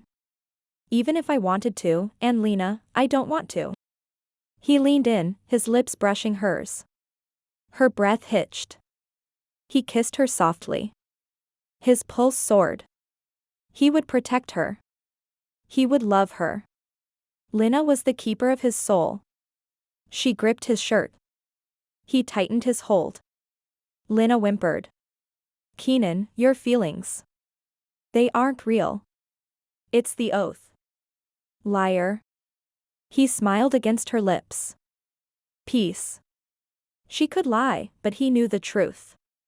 I can feel your emotions, your pulse racing. Don't, Keenan. She pulled away. A tear fell down her cheek. Don't make it harder than it needs to be. You sound as if you're saying farewell. He wiped her tear with his thumb. She leaned into his touch. Because it is. It doesn't have to be. He placed his forehead against hers. He would not let her go so easily, his father be damned. She stiffened and stepped down, away from his touch. Lena. The door swung open, light spilling into the dim staircase. Ioan stood in the door of the barn. Lena mumbled a greeting and left. The burst of light, the burgeoning of hope Keenan had felt, fled in an instant. He didn't deserve joy. Not when Ioan's father had been killed. Ioan, Keenan didn't have the words. Nothing he said could ever repay the debt, the hurt of losing Ioan's father. My mother is coming with us. With a grim frown, Ioan waited for Keenan to descend the stairs. The tides are changing. We don't have much time. Keenan placed a hand on Ioan's shoulder. I've no words. I don't need your pity. He stiffened, retreating from Keenan's touch. My mother won't stay here, and I can't blame her. I cannot deny her. Keenan stood dumbly, unable to comfort his friend, his brother in arms. He'd fought for years beside Ioan, only to fail him when Ioan needed him most. I rushed from the tree the second I heard his voice. Ioan held up a hand, his face stone. I know who to blame. Keenan whispered, how can I make this right? Do I have your word? Ioan shifted his weight, his eyes dark with fury. Will you do all that you can to make my family whole? Keenan retreated. I cannot break the oath. So don't. Ioan scowled. Send her with the boy to Rothesay. You promised she'd be safe. The boy can't harm her. She didn't shoot your father. Shame filled Keenan. He'd not protected a man of the cloth. A friend and a saint. Matthew's to blame. Matthew's gun was cold. What? Keenan's stomach churned. What did you say? Matthew didn't shoot my father. Keenan's mouth fell open. Did I misfire? He gripped the hair on his head. His world shifted underneath him, his lungs refused to work. Matthew's gun was cold. Keenan bent to his knees, his injured shoulder screaming at him. I don't know who shot him. Ioan's voice came clipped. Ioan, Keenan's tongue failed him. He glanced at his hands and held them out. Had he been the one to kill the priest? The one man who'd been more of a father than Rothesay ever would. No, it can't be. We've sent post to your father, telling him of Matthew's treachery. Ioan turned from Keenan and said over his shoulder, Lina's horse will also be sent. A partial payment. I'll pay the debt. Keenan stood slowly. He couldn't heal Ioan's heartache, but at least he could save Lina. You will not. I'll pay her debt. With each word, Keenan knew the truth. This was how he'd save her. Lina would have her freedom. Her family would be out of Rothesay's reach. I'll sell the island. Or the ships. I'll do what I have to. If you sell the island, where will we live? Ioan growled. That woman has only my half. You know bloody well I can't own land, Ioan cried, his hands in the air. Have you been so long without your father that you've forgotten? You and I are of different stars. Different ranks. I cannot own land. What you do affects us all. Keenan circled Ioan, clapping a hand to his shoulder. I'll make it right. Please. Let me make it right. You're the best of men. Ioan shook his head, retreating. But you can't save everyone. Ioan. Ioan pulled away with his head hung low. His hunched shoulders pricked Keenan's heart. He followed Ioan to the hidden port, his body heavy with grief. Waves crashed against the hull of Keenan's ship. The tide was spinning. Ioan was right. Time was not their friend. Lina stood at the cockboat, her head bent. She lifted her head as Keenan approached. The boy was at her side, fear in his eyes. He couldn't have been more than 10 or 12. He clung to her, his terror in the white of his knuckles and flitting glances. How did you convince Ioan to bring the boy? Keenan knew his heart was good, but to harbor one of Matthew's men, even a boy, was a stretch Keenan couldn't make. This is Burke. Lina wrapped an arm around the boy's shoulders. Ioan knew you wouldn't board the ship if I wasn't on it. And you wouldn't board without the child? There was little mystery as to why Ioan hated this woman. She'd strong-armed him once again. I'm not a child. Burke's soft voice said otherwise. And where is home? Keenan couldn't discover his accent. The sooner the boy was shipped home the better.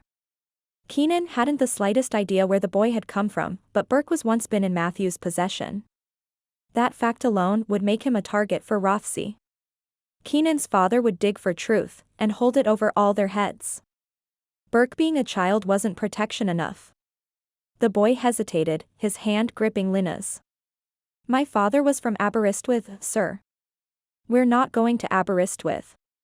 Keenan could feel Ioan stare from across the main deck. We're headed to an island. I can't ask another favor of Ioan. He's suffered enough. Burke exchanged a worried glance with Lina, igniting Keenan's suspicion. Lina gathered the boy's hands. Don't fret. This world is bound by the ink. If Ioan hears you, he'll begin railing against you, Keenan warned. Ioan was on the other side of the desk, not far enough for Keenan to comfortably have this conversation. Fate cannot be controlled by a quill, woman. You'll not convince us otherwise. Burke's lips quivered. You promised. I did. She smiled, her eyes shining. Her gaze flicked to Keenan. I never said a quill alone could control fate.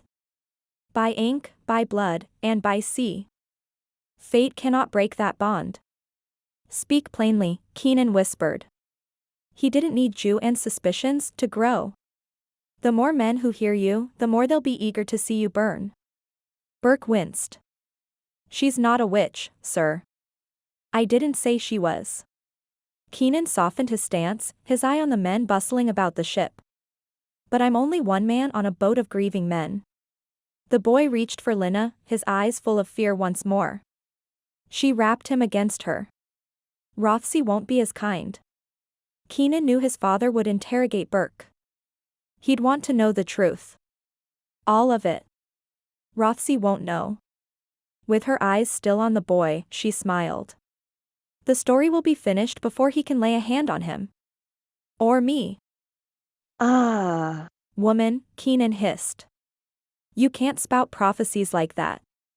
She lifted her gaze. I know the power of sacrifice. Keenan sighed and scratched his head. You're speaking in riddles again. She stepped forward and placed a hand on his arm. In an instant, Keenan saw the boy at his side. Both were dressed in the clothes they now wore. They clung together on his island, sorrow in their stance. Rothesay was nowhere. Keenan swallowed, neither was Lena. Chapter 34. Sienna. Lidcombe, England, present day. William didn't come over after breakfast, not that I had anything to say to him. I tried helping Grandad get ready for the day with Ioan, but Grandad kept pointing at me, yelling, Lena. A few more agitated shouts and I slipped from his room. He'd not been this animated before.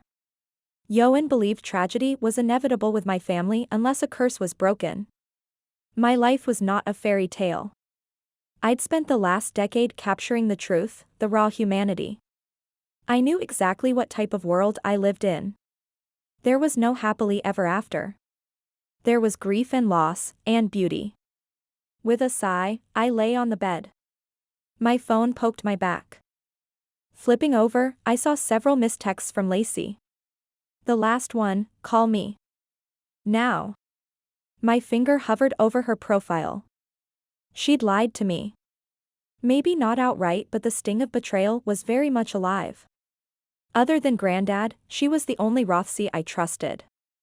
She wasn't my cousin by blood, but we were closer than sisters. At least, we used to be. She answered on the first ring. Sienna? Lacey's voice was worried and breathless. Guilt crept in. I'd not given her the benefit of the doubt. Nor had I talked to her since her engagement party in her backyard. A text here and there didn't count. Hi. How mad are you? 10 out of 10. 20 out of 10? Her words flooded through the phone. I'd watched Lacey turn combative police officers into purring kittens. If she was nervous about my feelings, did that mean Ioan was right? It's not what you think. Explain it to me. I leaned against the window, my hand on the pane. Lacey hadn't a clue what I thought about Ioan or the house. Or the safety I felt with both. They were home. I froze. Ioan shouldn't feel like home. He was a stranger. He might have affection for my grandfather, but the connection was between them. I wasn't, I shouldn't be a part of the equation. We still don't know for sure if it'll happen, but Dad swears the house is going to Ioan. Footsteps echoed. She must be pacing in her home office. She'd recently retiled the floors. She complained that her video conference calls sounded tinny with the new acoustic feedback. It looks that way. But let's be honest, none of us truly know until the will is read. And, I mean, that wouldn't happen until Grandad passes away. The only person who has access to it is the executor, and that's. Why did you encourage me to come? Lacey sighed. I pictured her closing her eyes and sitting in her oversized leather chair. She would nervously run a hand through her hair before pasting a smile and sealing whatever deal she'd hatched. I didn't mean for it to be like this.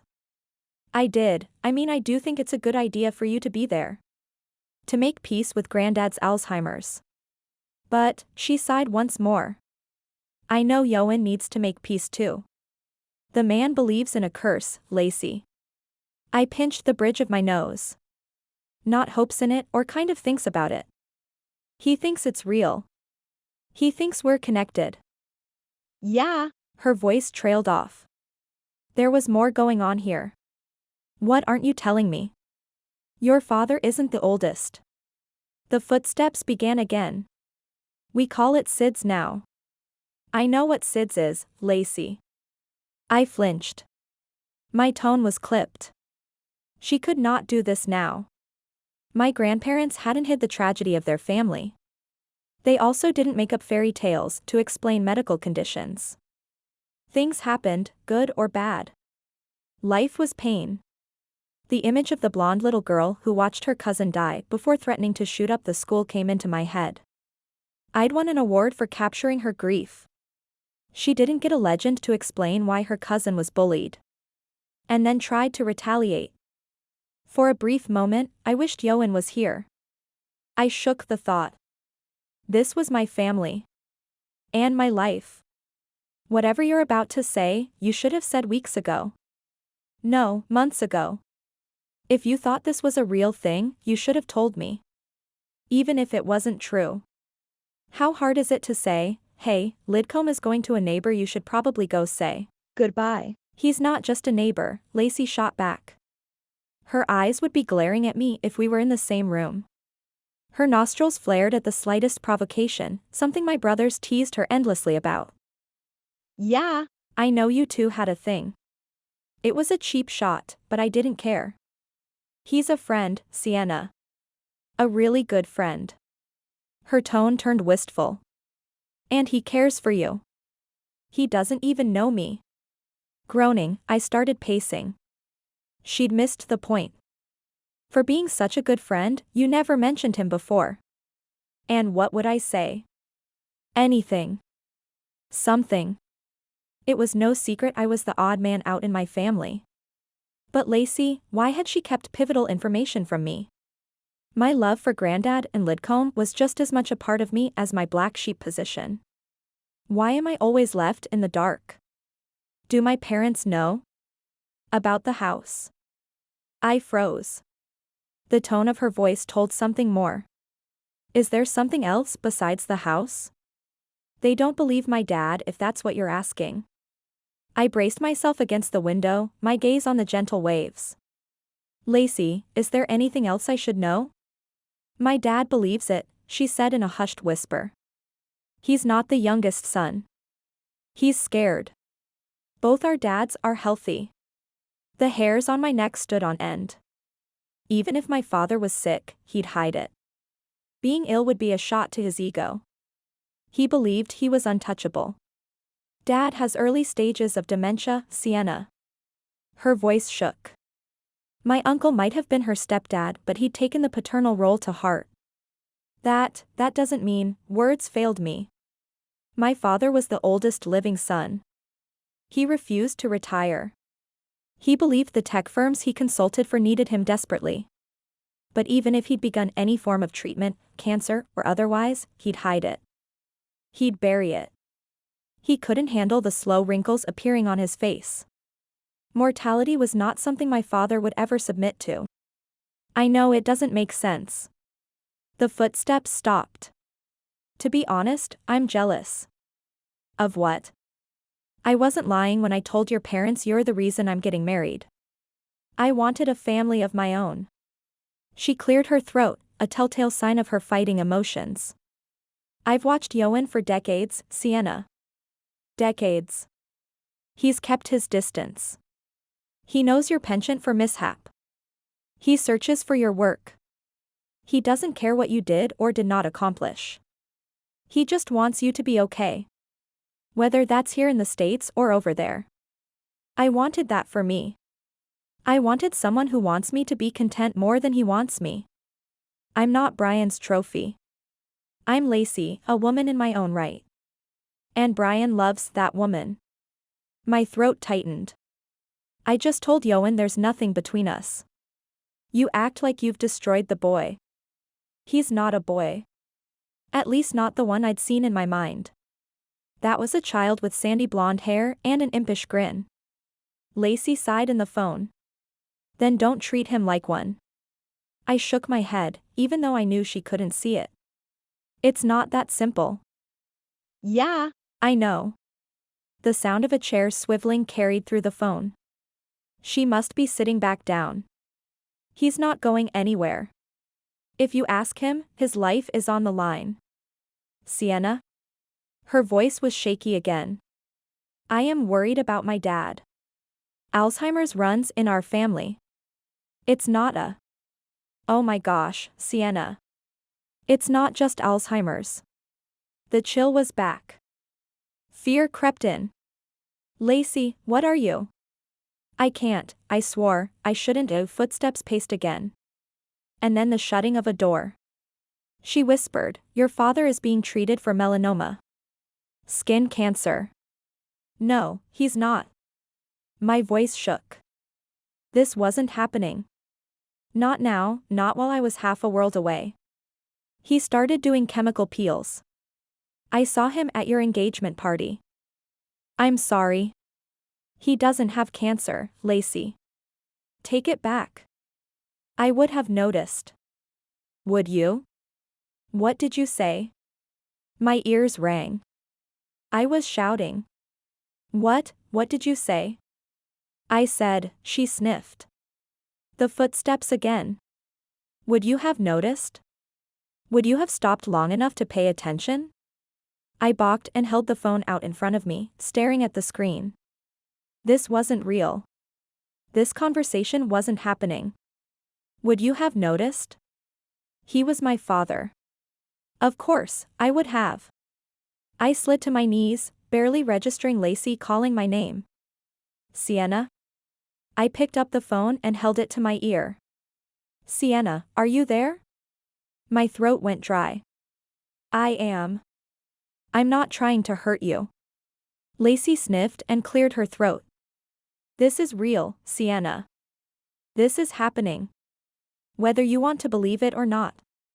What am I supposed to do? I cried out, my back against the wall. Taking a picture was the beginning and end of my talents. I wasn't a doctor. Nor did I appear to be an attentive daughter. You're making it sound like there's no hope. I know it's hard, but it's not hopeless.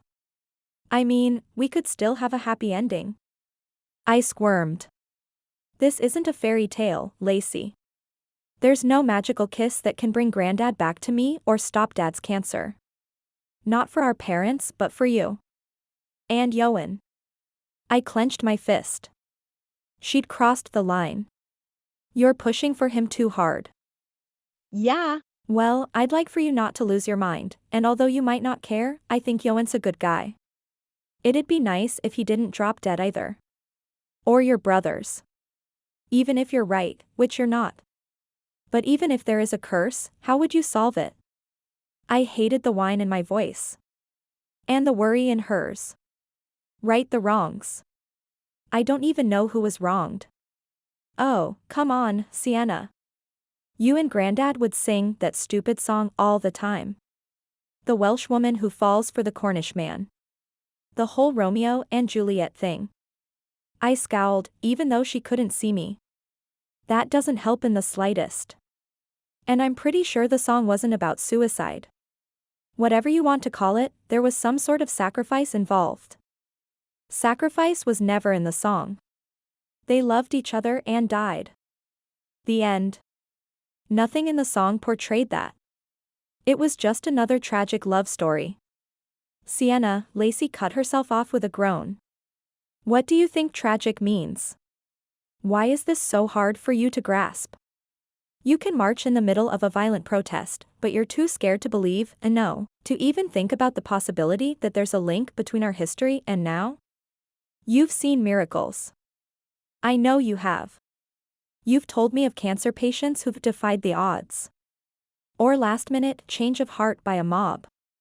Those are stories you've spent your life documenting. Why? Just answer me, why can't you take a leap? Prove me wrong. Mumbled voices were in the background. She hurried, listen, Sienna. I have to go. I'd love to be wrong on this. Please. Just please prove it. Or better yet, solve it. The phone call ended. I tossed the phone to the bed and just stared at the sea, its waters beckoning me. Lacey was wrong. She had to be.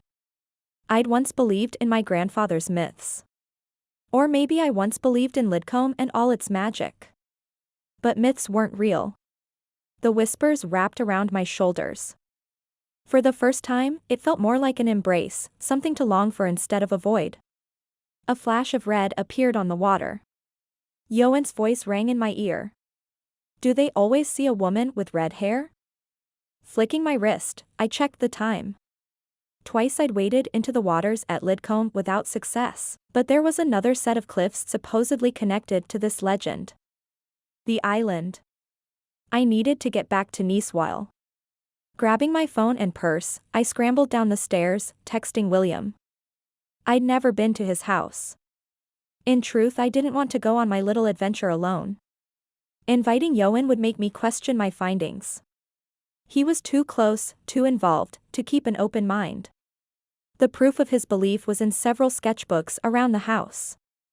I froze, a hand on the side door. I needed a sketchbook. Quick as I could, I raced around the house, collecting as many books as I could hold. Just as I slid outside, William stood with his hand up, ready to knock. William grinned and began grabbing my books. Are you going to tell me why we're headed to the island? You'll laugh. So, no, I won't. His lips quirked. You do realize I've been friends with Lacey and Ioan for decades. Fantastic. You're officially vice president in charge of proving them wrong. Vice president? He scoffed good-naturedly. Why can't I be president? You can be king and emperor for all I care. King William. He grinned and brushed his knuckles on his chest. I'll take it. What are you doing? Ioan barked. His voice pierced me, forcing me to turn around. He stood with his arms folded, hurt in his eyes. His broad shoulders were hunched. I'd once laid my head against his chest.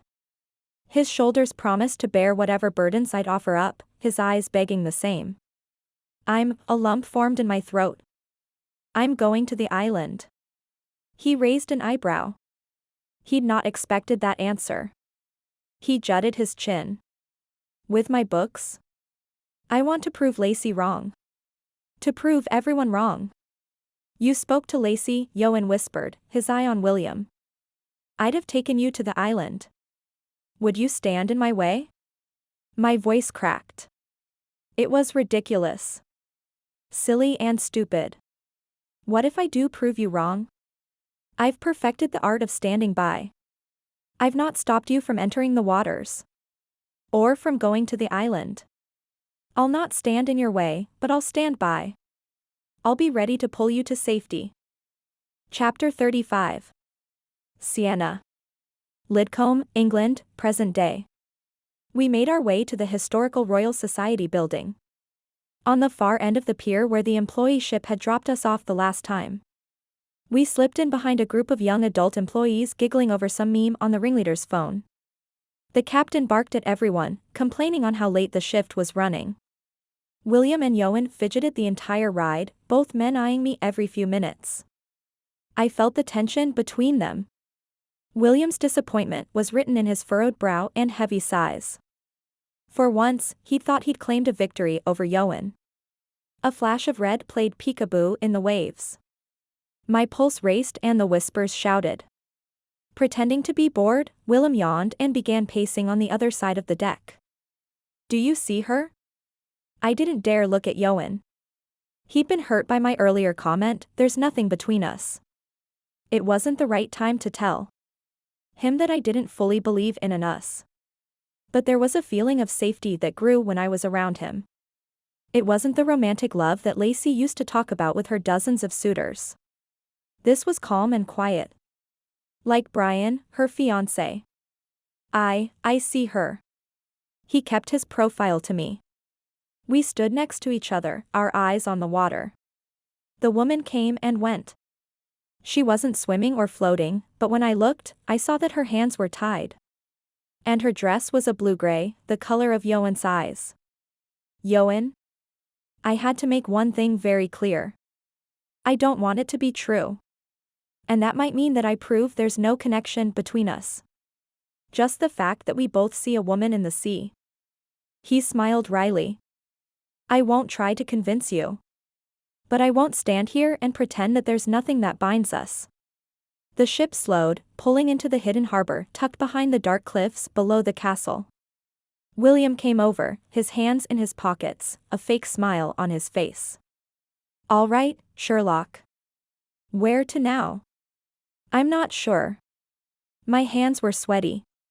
Instinctively, I reached for my camera and cursed. I'd left it at the house. Life was less scary behind the lens. Stories began and ended with the click of my camera. I hadn't realized how dependent on that one little piece of equipment I'd become. I guess the phone will have to do. Most of the world thinks they're good enough, Ioan offered, mischief in his eye.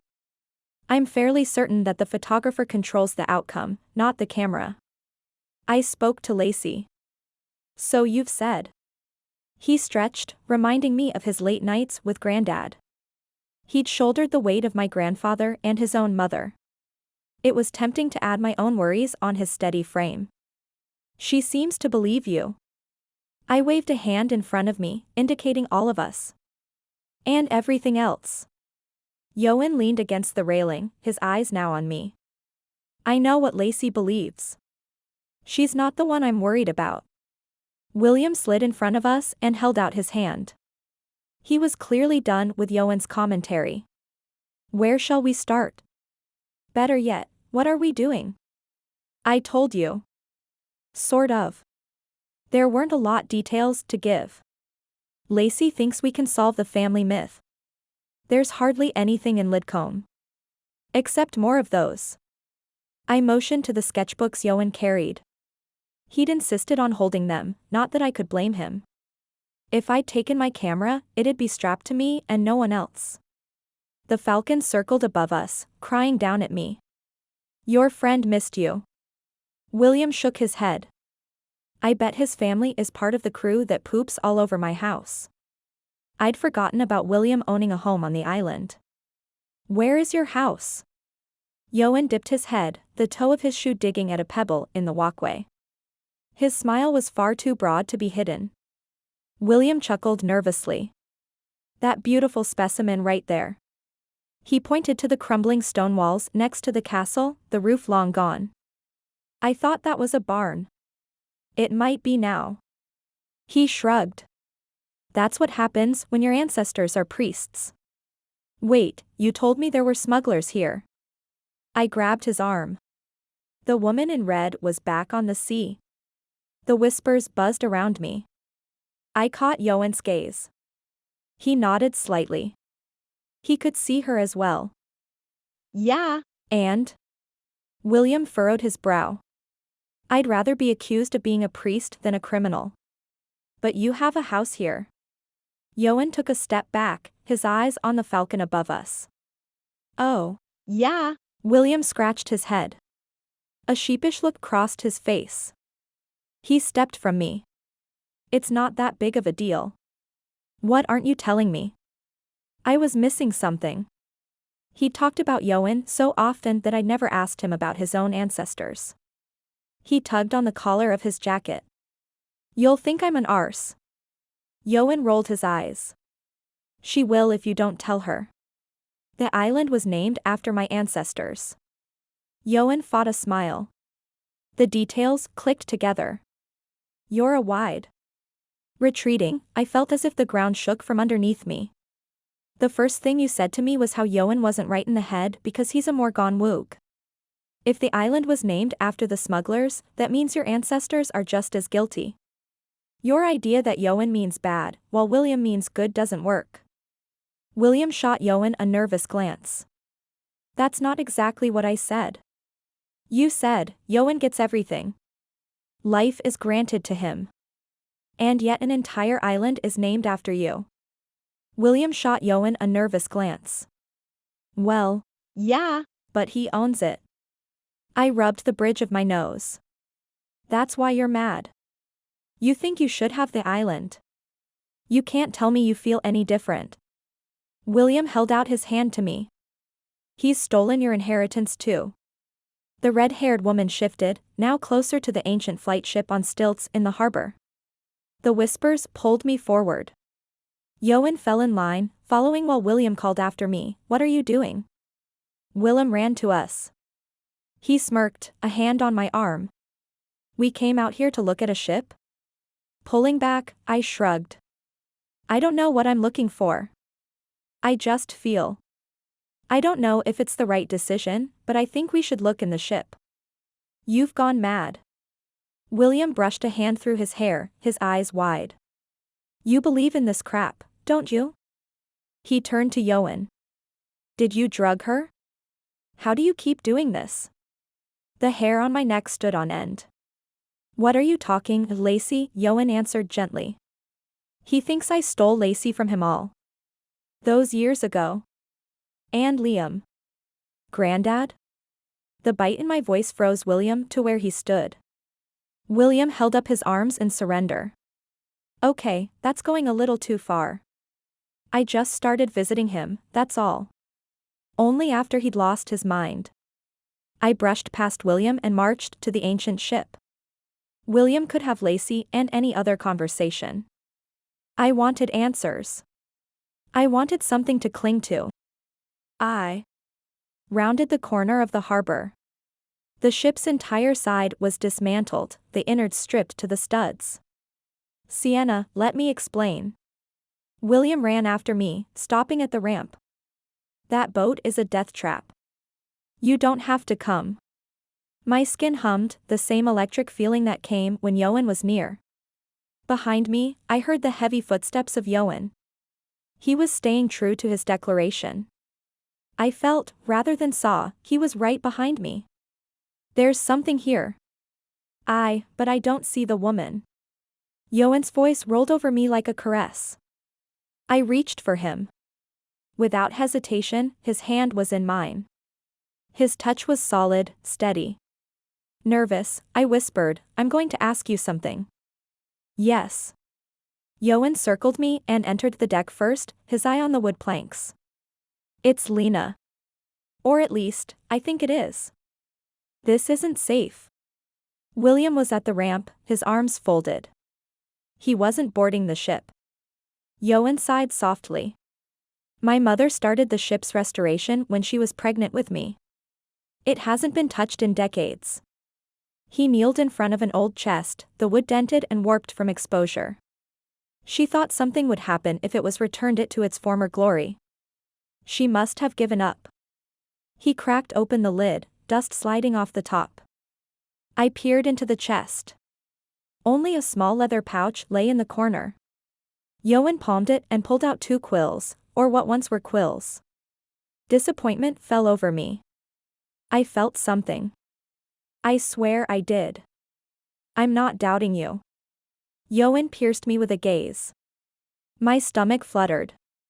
He kept his vigil, not turning to William's impatient fidgeting or glancing to the sea.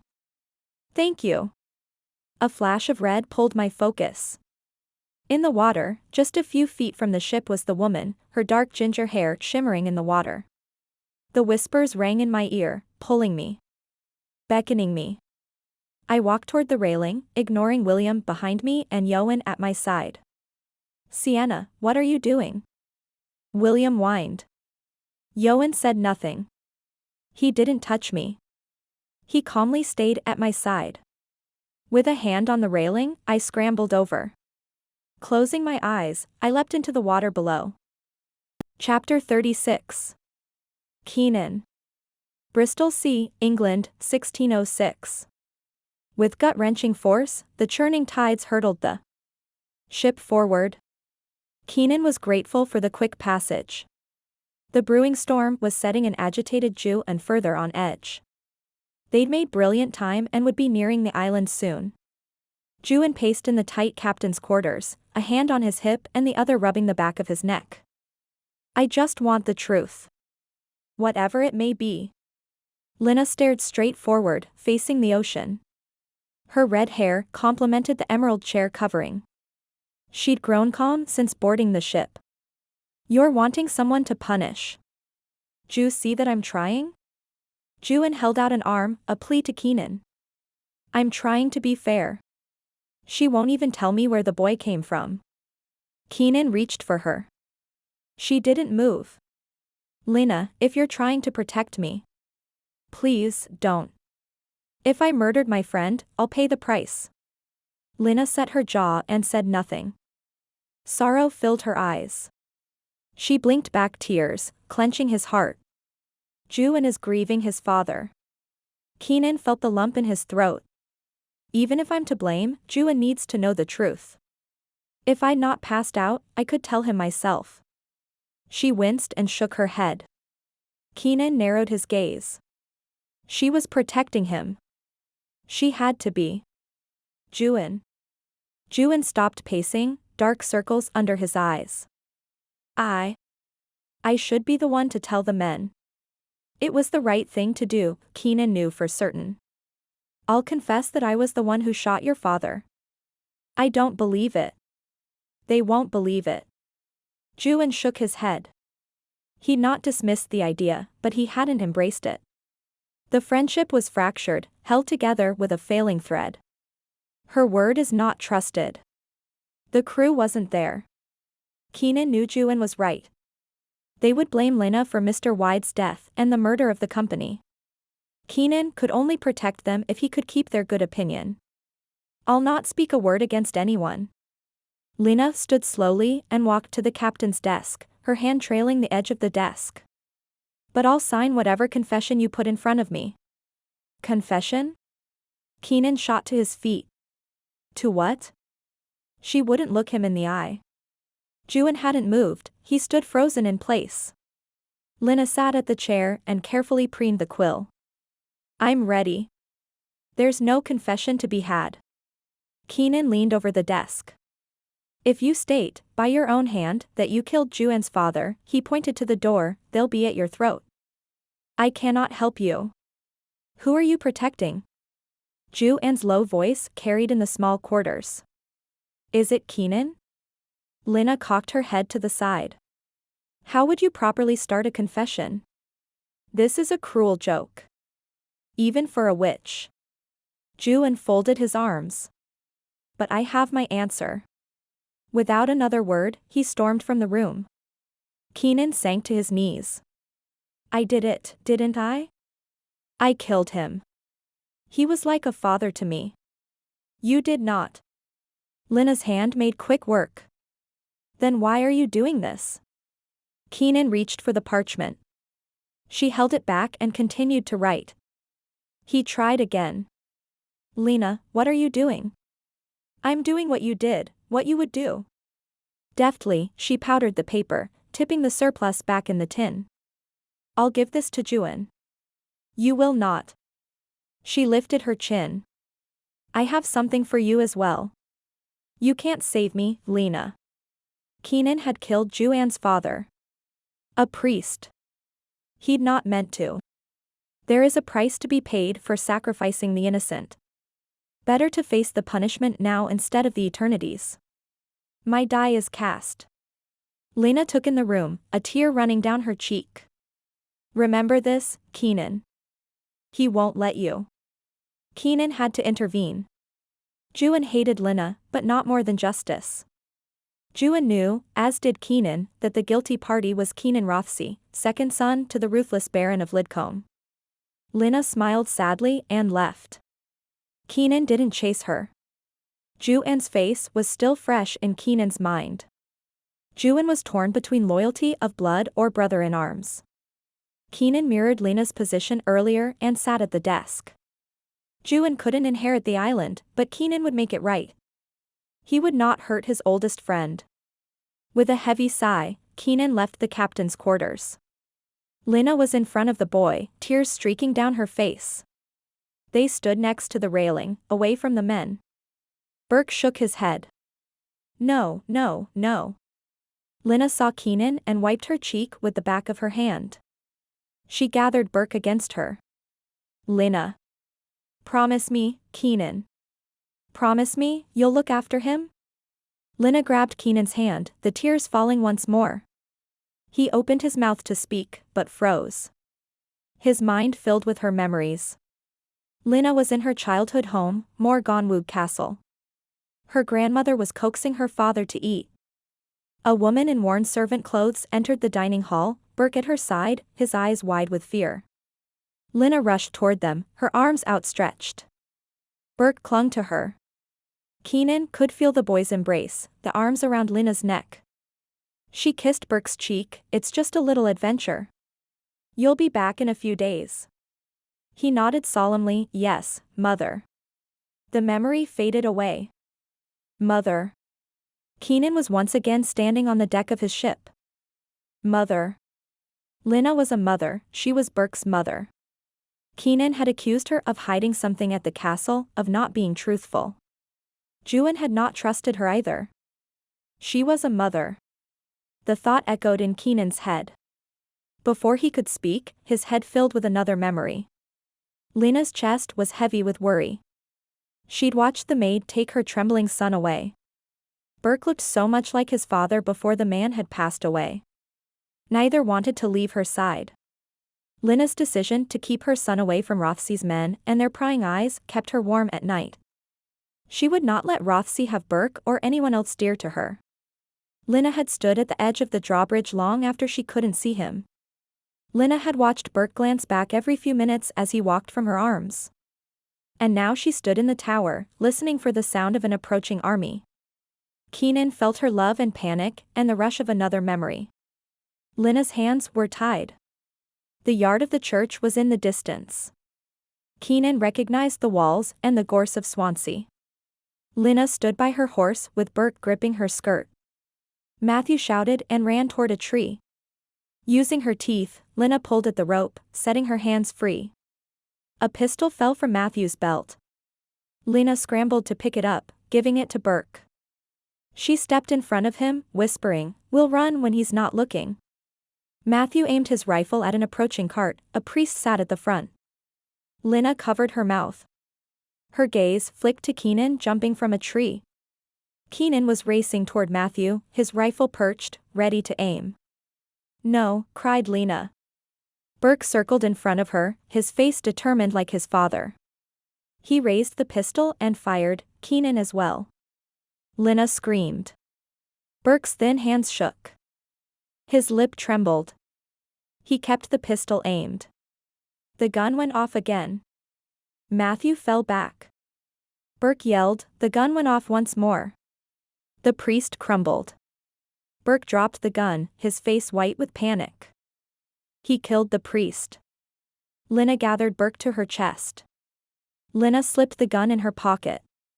Keenan struggled to breathe as the image flashed forward to Lina standing on the ship in Swansea. She watched Ioan and Keenan, their expressions strained. She waited for their backs to turn before dropping the gun in the waters below. The memories disappeared. Keenan stepped back, his heart in his throat. Burke was her son. Keenan swallowed hard. Burke had shot him. Fear tied Keenan's tongue. Burke had shot Ioan's father. The secrecy, the protection, Lina had done it all for her son. Keenan squeezed her hand, his heart heavy with grief. There was no easy path for her, or Keenan. He rubbed his thumb in circles on her hand. He'd given his word and a blood oath. He would protect her. A tear slid down her cheek. She shook her head. No, Keenan. Keenan looked from her face to the boys. Lina was a widow, and Rothesay would love nothing more than a tool to dominate her. He would use the boy to force Lina to do his bidding. Rothesay could steal her home, her son, and her will. And now Ioan would hate her for eternity. Her son had killed his father. Someone would pay the price. Keenan fell to his knees. He would not let a boy carry the sin of a greedy baron. Burke? The boy turned to him, his lip quivering. He was strong when he needed to be. Matthew was no longer a threat to Lina. Keenan saw the same strength and vulnerability in his own mother. He saved her. He would save Lina and Burke. They were his to protect. You, sir, did a very brave thing. You're safe now. Keenan held out a hand. Burke hesitated before taking it. For now and forever. Slowly, Keenan stood, wrapping Lina against his chest. She clung to him, her hands gripping his shirt. He hadn't the slightest idea how to remedy this. But he would. He'd take whatever oath needed. Lina would not be delivered to Rothesay and Ioan would be made whole. She leaned forward. Ioan came closer, his eyes narrowed. Lina leaned up on her toes. With dark eyes full of grief, she kissed Keenan's cheek. She stepped back and turned to Ioan. Ioan's eyes widened. Keenan wondered if she'd slipped into Ioan's mind. Lina gathered her skirts with both hands and said to Burke, "Remember what I said, love. Always and forever." With a nod to Keenan, she scrambled up the railing and fell backward to the swirling waters below. Keenan lunged for her, his hand raking the hem of her skirt. Her eyes held his gaze. She hit the water and closed her eyes. The water swallowed her whole. Keenan wrapped a leg over the rail. "Lina." Ioan tackled him, pulling him to the ship's floor. Keenan fought, his injured shoulder screaming. She would drown with her heavy clothes. And the tides. He struggled against Ioan's grip. Lina needed Keenan. Ioan wrestled Keenan against the railing, pinning him in place. "She's gone." "No." Keenan gasped for air. "No. Be strong," Ioan snapped. He sat back, revealing the broken boy clinging to the railing, tears streaming down his face. "Be strong for him." Keenan stilled. Burke stared at the ocean, despair in his silence. Ioan helped Keenan to his feet and held out an arm to the boy. "She'll return, Burke." A falcon circled above. Keenan held out his arm. The falcon descended, flapping its wings, landing on Burke's shoulder. Ioan nodded. From one rescue to another. Chapter 37. Sienna. Niswell Island, United Kingdom, present day. My hand brushed against the ship's railing as I fell to the water below. The splash of cold took my breath away. I gasped. The water temperature felt colder here at the island than by Lidcombe. Or maybe I'd not yet warmed from my earlier dance with the sea. My lungs struggled to work. Sputtering, I beat my hands and legs to keep me upright. The woman turned to me, her eyes dark and her skin fair. She was older than me, closer to Lacey's age. The set of her jaw and shape of her eyes was eerily similar to what Ioan's mother must have looked like. The family resemblance was uncanny. My teeth chattered. Fear threatened to take over. A splash to my left. "Ioan." He coughed, his eyes wide from the shock and temperature. He found my gaze and offered a hesitant nod. If he thought I was crazy, he kept it to himself. The woman turned to Ioan and tilted her head, smiling. My heart skipped a beat. Her smile matched Ioan's, the curve of the lip, the lift of the cheek. Ioan reached for me, questions in his eyes. The panic fled. He was here. I was safe. The woman opened her mouth. Lina. She was Lina. Words didn't come, but I somehow knew who she was. From far away her hands had looked tied, but she held out her hand, an inkwell in her palm. The same inkwell Ioan had shown me in his castle. She extended her hand to mine. I grabbed the inkwell. In a flash, I was transported to another time. Another place. A man with a pistol in his belt held a brunette woman by the throat. She was a maid. I somehow knew that detail. The man shouted at me. No, he was shouting at Lina. This was a memory. Matthew. The man's name was Matthew. A boy stood next to the brunette, yelling at Matthew. Burke.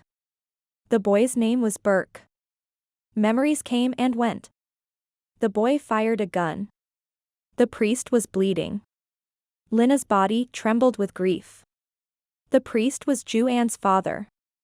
Another man lay on the road, Keenan. His name was Keenan.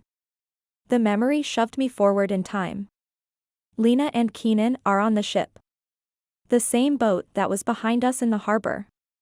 Lina jumped to the sea, taking the blame of the boy. Shivering, I pulled back. You sacrificed yourself. Lina floated forward and closed my fingers around the inkwell, gently pushing it toward my chest. She grabbed Ioan's hand and placed it in mine. She cocked her head to the side, a faraway look in her eye. Right the wrong. Who was wronged? I asked, my teeth chattering. My hands and feet were numb, the water chilling me to the bone. Lina lifted her gaze, pointing to the ship where William stood. Ioan. She lowered her focus and smiled at me. Keenan. I felt the warmth of her love, not for me but for a man who would have done anything to protect her. Here. William called from up above. He waved his arms toward us. They're down here. To our right, a small rowboat was making its way toward us from the other side of the employee harbor. William had called for help. Lina faded, disappearing into the waves. Wait. I reached for her. Nothing.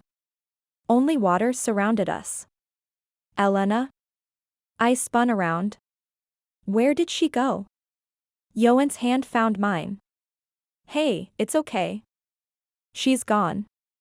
I squeezed his hand, he was real. This wasn't some fairy tale that my grandfather sang about. Lina was real. Keenan and Ioan. There was love and grief, just like the stories I'd captured with my camera. Too soon, the security boat came, the men bright and cheery. They plucked us from the water. My hands and feet were numb. And trembling. My body ached, but not from the cold, from being separated too soon from Lina. I'd spent my life listening to the whispers of the water. I wasn't ready to end that chapter. The security men peppered us with questions. I couldn't answer. Lina was gone. It felt wrong to speak so soon of the dead. She'd been gone for centuries, but she'd never truly left. Not until today. The second we docked, William chatted to the security guards. Ioan stayed close by. He didn't touch or speak, only silent support.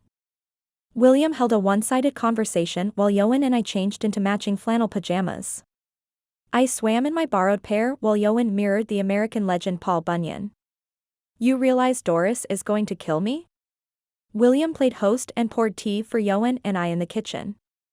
She's going to take the dullest knife in Liam's kitchen. She's going to gut me. I couldn't focus on his words, my gaze staring out the window. There was a heaviness, both bitter and sweet, in what had happened. Lina wasn't the true victim. She'd sacrificed herself to save her son. Burke had accidentally wronged Ioan's family. And Keenan. The memory of Lina's pain hurt my heart. She's not there, Sienna. Ioan's low voice pulled me back to the kitchen. Who is she? William asked. Have you both gone nutty?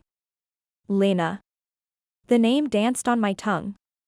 Her name was Ioan Morgannwg. And she was gone.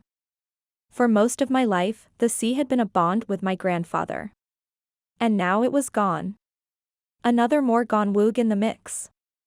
William rolled his eyes. Ioan gave a curt shake of his head.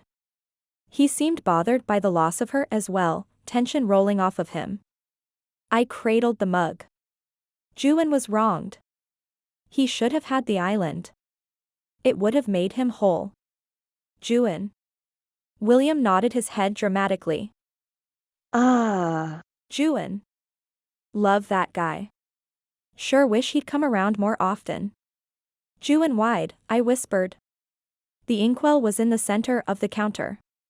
It was impossible for Lina to have it, but there it was. She'd placed it in my hand and now it sat, staring at me, begging me to do the right thing. She'd given it back, just like the island should be given to the Wide family. Niece while. Ioan, come on. William nodded to me. She isn't making sense. What is she talking about? Please tell me this is a joke. I don't like it. Ioan frowned. But she's right. We need to right the wrong. So that answers that. William sighed and shook his head. Sienna was my last hope of sanity. Everyone's lost it. Ioan rolled the quill on the counter with his finger. I'm signing the island over to you. We'll do it officially with a solicitor, but we should do it here. With the inkwell. I placed the mug on the counter and flipped the hinge of the inkwell top. The inside seemed empty of ink, but I still wanted to try. Is anyone listening to me? William held out his arms. Ioan stuck the end of the quill in his mouth, then dipped the edge in the inkwell. He pulled a scrap piece of paper and scratched, Ioan Morgannwg gift niece while to William Wide. He signed his name at the bottom and slid the paper over to him. Not touching that with a 10-foot pole. William made an X with his arms. Not taking that trip to Crazy Town. Please, do me a favor and just sign it. I knew exactly what we sounded like. I'd accused Ioan of being insane as well. What's the worst that could happen? William rolled his eyes and took the quill. I can't believe I'm doing this. He signed his name and opened his mouth to crack a joke and froze, his gaze on the window. Did you see that? Just beyond the rocks was Lena, her dark red hair and blue dress matching the pale blue-gray of the water. I slipped from the bar stool and waited for the whispers. Nothing. No song. No pull toward the ocean. Then she was gone. William shook his head. Who was that? Lena. She's Lena Morgannwg. I gripped the edge of the stool, wishing for just one more glimpse. If you can hang around Monday, I'll head into town and start the process. Ioan's gaze flicked from William's to mine. His brow furrowed in frustration. You're not taking the mickey out of me, are you? William narrowed his gaze. This is a joke, isn't it? You guys saw her, right? Before Ioan could answer, William laughed. He tapped his knuckles on the counter. That's a good joke. I wasn't joking. Ioan stood and offered his hand to William. William's mouth fell open. I need some air. William backed away, disbelief in his face. He turned and marched out the door, a hand to his head. Ioan chuckled and wiped his hands down his face. That should shut him up. Ioan's eyes were back on me, his lips taut. Are you all right? I asked. His hands fell to his lap. What happens now? We go back to Lidcombe. I knew it was wishful thinking, but maybe, just possibly, Grandad was healed. Alzheimer's attacks the brain, Sienna. Ioan warned. I'm not sure a curse can reverse the damage. Then why did we do it? I scowled. Don't answer that. I'm fully aware that I sound like a toddler. He smirked, but then his face sobered. He tilted his head. If he doesn't get better, will you stay? I don't know. I forced my head to clear. Ioan's ability to look in my mind wasn't something I wanted right now. The decision to stay or go was something I needed to make alone. That's a no. He smiled softly. And that's okay. Why? I waited for the subtle dig. Instead, he offered his hand. Lacing our fingers together, I felt the lack, the void of what had been. There wasn't the hum or the electric snap. Maybe it was a sign, maybe it was time to go. Ioan's gaze flicked from our hands to my eyes, then back again. He must have felt the change too. This was goodbye. I slid from the bar stool and stood before him, his legs on either side of me. I've never been good at staying in one's place. I don't know when I'll leave. That'll depend on Grandad. Ioan didn't meet my gaze. He hunched his shoulders, worry in his eyes. I don't want to cage you, but I need you to call me. To check in. And why is that? I squeezed his fingers. Because I can't peek inside your mind anymore. I can't be there to save you. He sighed and looked toward the water. You're not forbidding me to go? The electricity snapped alive at his confession, spreading from his touch. I felt the reassurance, the warmth and security of Ioan Morgannwg. He raised an eyebrow. I've spent my entire life with you in my head. I'd no sooner stop the rain than ask you to change. Do you think it'll pass, this independent streak? A lump formed in my throat. My parents waited for me at every turn, hoping I would see the light and get my act together. Do you hope that one day I'll give up the freedom? When you flew in, I told you that sometimes it's not enough to feel the warmth of a fire. I only ask that you not go at it alone. Ioan pulled our intertwined hands to his mouth. He kissed my knuckle, sending my pulse racing. I've known you longer than I've known myself. I will be here. I don't need your sacrifice. Or your will. What about my parents? I felt the weight of their judgment. They'd hoped I would snag a surgeon or a millionaire. Not the supposedly insane neighbor who inherited Granddad's home. Give them time. Ioan wrapped an arm around my waist, drawing me close. He kissed my nose. Delightful shivers ran down my spine. I'm going to miss seeing you. Seeing me or seeing inside my head? Both. He kissed my cheek and whispered in my ear, but that doesn't mean you should stay. If you feel the pull, give into it. I'll always be here. Chapter 38. Sienna. London, England, present day. The lights of the city blurred as the train sped toward Lidcombe. I checked the time. Ioan would be pacing in the kitchen until I arrived. I texted him just before getting arrested, thinking I would be home in a matter of hours. The police had other ideas.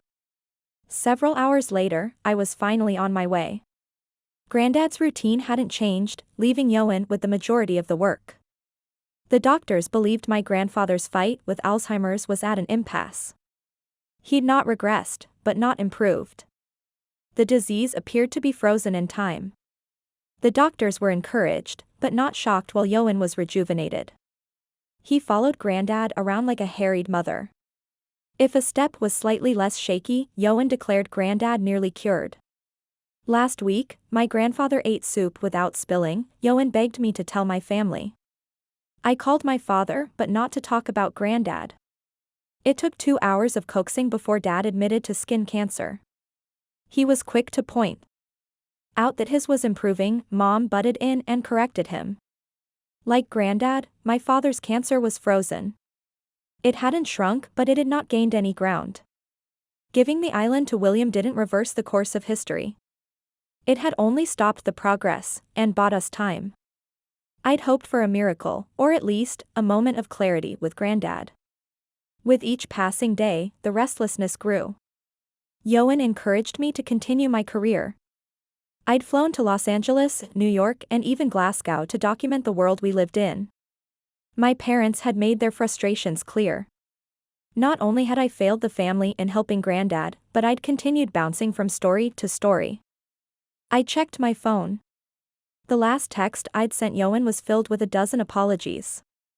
This was a crossroads and my pulse beat nervously in my veins. I never stuck around long enough for someone to worry, boyfriend or otherwise. Having someone at home pacing the kitchen wasn't something I was accustomed to. My phone lit up with Ioan's text. Please tell me you're in one piece. I am. Hugging my camera bag, I added, but my camera is busted. Please tell me you didn't murder the person who ruined it. A smile played on my lips. I could picture Ioan's smirk. There wasn't a hint of judgment. I wished the train would hurry. I craved the security Ioan offered. Are you worried I've become the wolf? Oh, the poor lamb. The police didn't stand a chance. The texting bubble appeared, only to disappear. He must be typing a novel. A GIF popped up, a lamb dancing around a wolf. The early morning rays peeked above the black mountains. I rubbed my tired eyes. A quick trip to London had turned into an all-night affair. If my camera's storage chip was still good, I would have amazing pictures of retired immigrants protesting against Brexit in their wheelchairs. The train slowed and I opened the app to hire a driver. It was too early in the morning to rent a car. In just over a month, my family would be coming to Lidcombe. Lacey had convinced the entire Rothesay clan to give their respects to Granddad before it was too late. Her father, my uncle, was going to read the will. Ioan was against it. He still didn't like the idea of inheriting Lidcombe. Having Ioan take care of the house and my grandfather had been a blessing. My pulse raced. He'd have to face my family's wrath. Watching Granddad stare blankly at the windows was excruciating. But having Ioan by my side had been peaceful. No, there was something deeper there. He'd been home. A thought wiggled in. After tonight, Ioan could very well ask me to walk away from photography. I knew he worried about me. The late nights and potential dangers were something that bothered him greatly, even if he didn't talk about it. Clutching my camera bag to my chest, I let the grief wash over me. I'd stubbornly refused to give up my independence. My parents wanted me to fit into a neat little box. But was my career worth more than Ioan's concern? My stomach twisted and turned the entire ride to Lidcombe. As I exited the car, the sun stretched out along the sea. Morning was here. I should make my way to the house, but the sea was far too inviting. I walked to the garden wall at the edge of Grandad's property. Cornwall would always be home. So it's to be a sequel then? A shadow fell across my view. Ioan. His presence was a thrilling comfort. Dark circles underlined his eyes, and his hair hadn't been properly brushed. Guilt nipped at my heart. I'm sorry. For what? He stood beside me with his distinct strange. Not English or Cornish enough. He was perfectly in between both countries. Because of me you were up all night. I was already up with Liam. Smirking, he wrapped an arm around my waist. You know what I mean. Warmth settled into my chest. Turning into his embrace, I toyed with the zipper on his jacket. Are you mad? He stepped back, his brow furrowed. I was worried. Not angry. Do you want me to stop? I couldn't meet his gaze. The truth would hurt too much. Is this because of your parents? With a finger, he gently raised my chin. Is that why you're acting funny?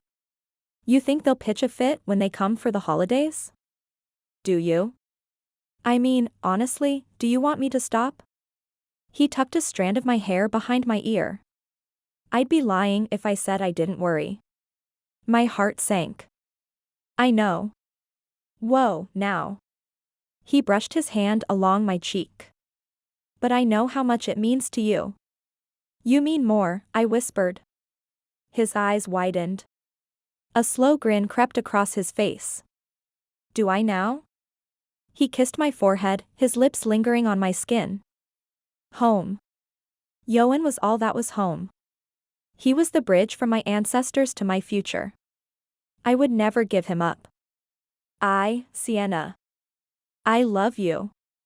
But I won't be asking for you to sacrifice your joy for me. He took another step back. The electric hum I'd come to expect snapped alive, then grew.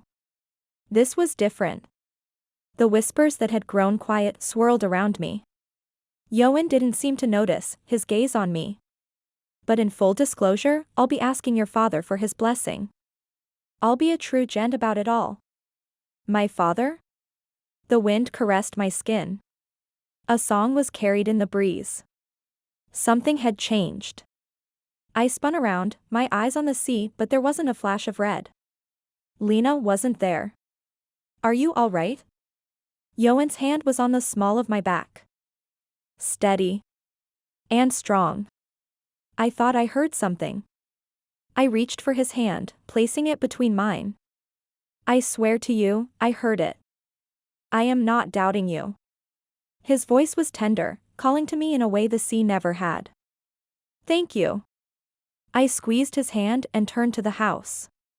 Tossing over my shoulder, I said, Are you sure you want to marry a wolf? He held out his arms. I'll come willingly. A lamb to the slaughter. With my arm looped through his, we walked to the house through the side door. The smell of Cornish potato cakes welcomed us into the kitchen.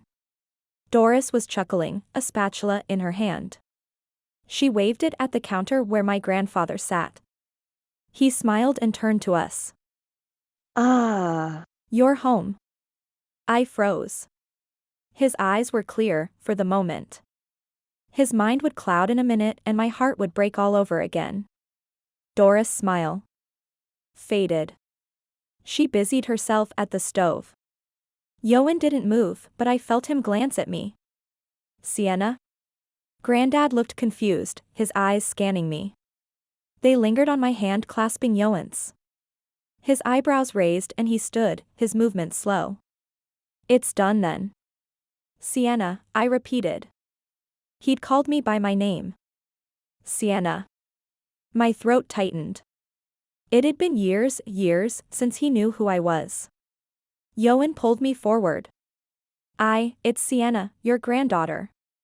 Granddad's eyebrows knitted together, his mind confused once more. Doris cleared her throat and set plates on the counter. She murmured, he's been like that all mornin'. One minute he's the same Liam I've always known. The next, he's a man without a mind. He said my name. Sienna. Granddad had recognized me. The whispers. I swear something happened. When? Ioan wasn't looking at me, his focus on my grandfather. At the wall. I pointed in the direction of the sea. When you talked about proposing. Proposing? Doris dropped her spatula. She rushed to pick it up. Ioan smiled, pride in his eyes. Careful, Sienna. We don't need Doris having a heart attack. It's not my heart that needs mending. She gave a good-natured huff. Grinning, Ioan cradled my jaw. Promise me you won't give up photography. Are you sure? I needed his tenderness, even at the price of my career. I'm not an ogre, Sienna. He leaned in, my breath hitched, our faces were inches from each other. I've watched you. I know you. He kissed my forehead. I understand you. But most of all, I love you. The whispers whirled around me. My heart leapt to my throat. I know you. Like a hurricane, dozens of images flashed through my mind. The compulsion to jump in the heart of a violent protest, the curiosity of the homeless addicts, all of it was a need. And now, the same pull wrapped around my waist, inviting me toward Ioan. Toward home. I gripped the collar of his shirt and whispered, I love you. He brushed his lips against mine. He kissed me softly, smiling against my lips, settling the debate. I wouldn't give up photography, and this was where I belonged. Lidcombe was my foundation. And so was Ioan. Granddad's mind would come and go. Heartache and pain were a part of life. But Ioan was a part of me. Peace settled around my shoulders. Ioan was steady while I jumped from story to story. He knew his place in the world while I hadn't quite found my niche. Ioan pulled me closer, cutting through my thoughts. Maybe I did know where I belonged. About the author. Clarissa Kae is a preeminent voice whose professional career began as a freelance editor in 2007. She's the former president of her local California Writers Club after spending several years as the critique director. Since her first novel, she's explored different writing genres and created a loyal group of fans who eagerly await her upcoming release. With numerous awards to her name, Clarissa continues to honor the role of storyteller. Aside from the writing community, she and her daughters founded Kind Girls Make Strong Women to help undervalued non-profit organizations, from reuniting children with families to giving junior Olympic athletes their shot at success. She lives in the agricultural belly of California with her family and farm of horses, chickens, dogs and kittens aplenty. www.clarissakae.com. Thank you for listening to Of Ink and Sea. Written by Clarissa Kae. Text copyright 2021 by Clarissa Kae. Production copyright 2023 by Clarissa Kae.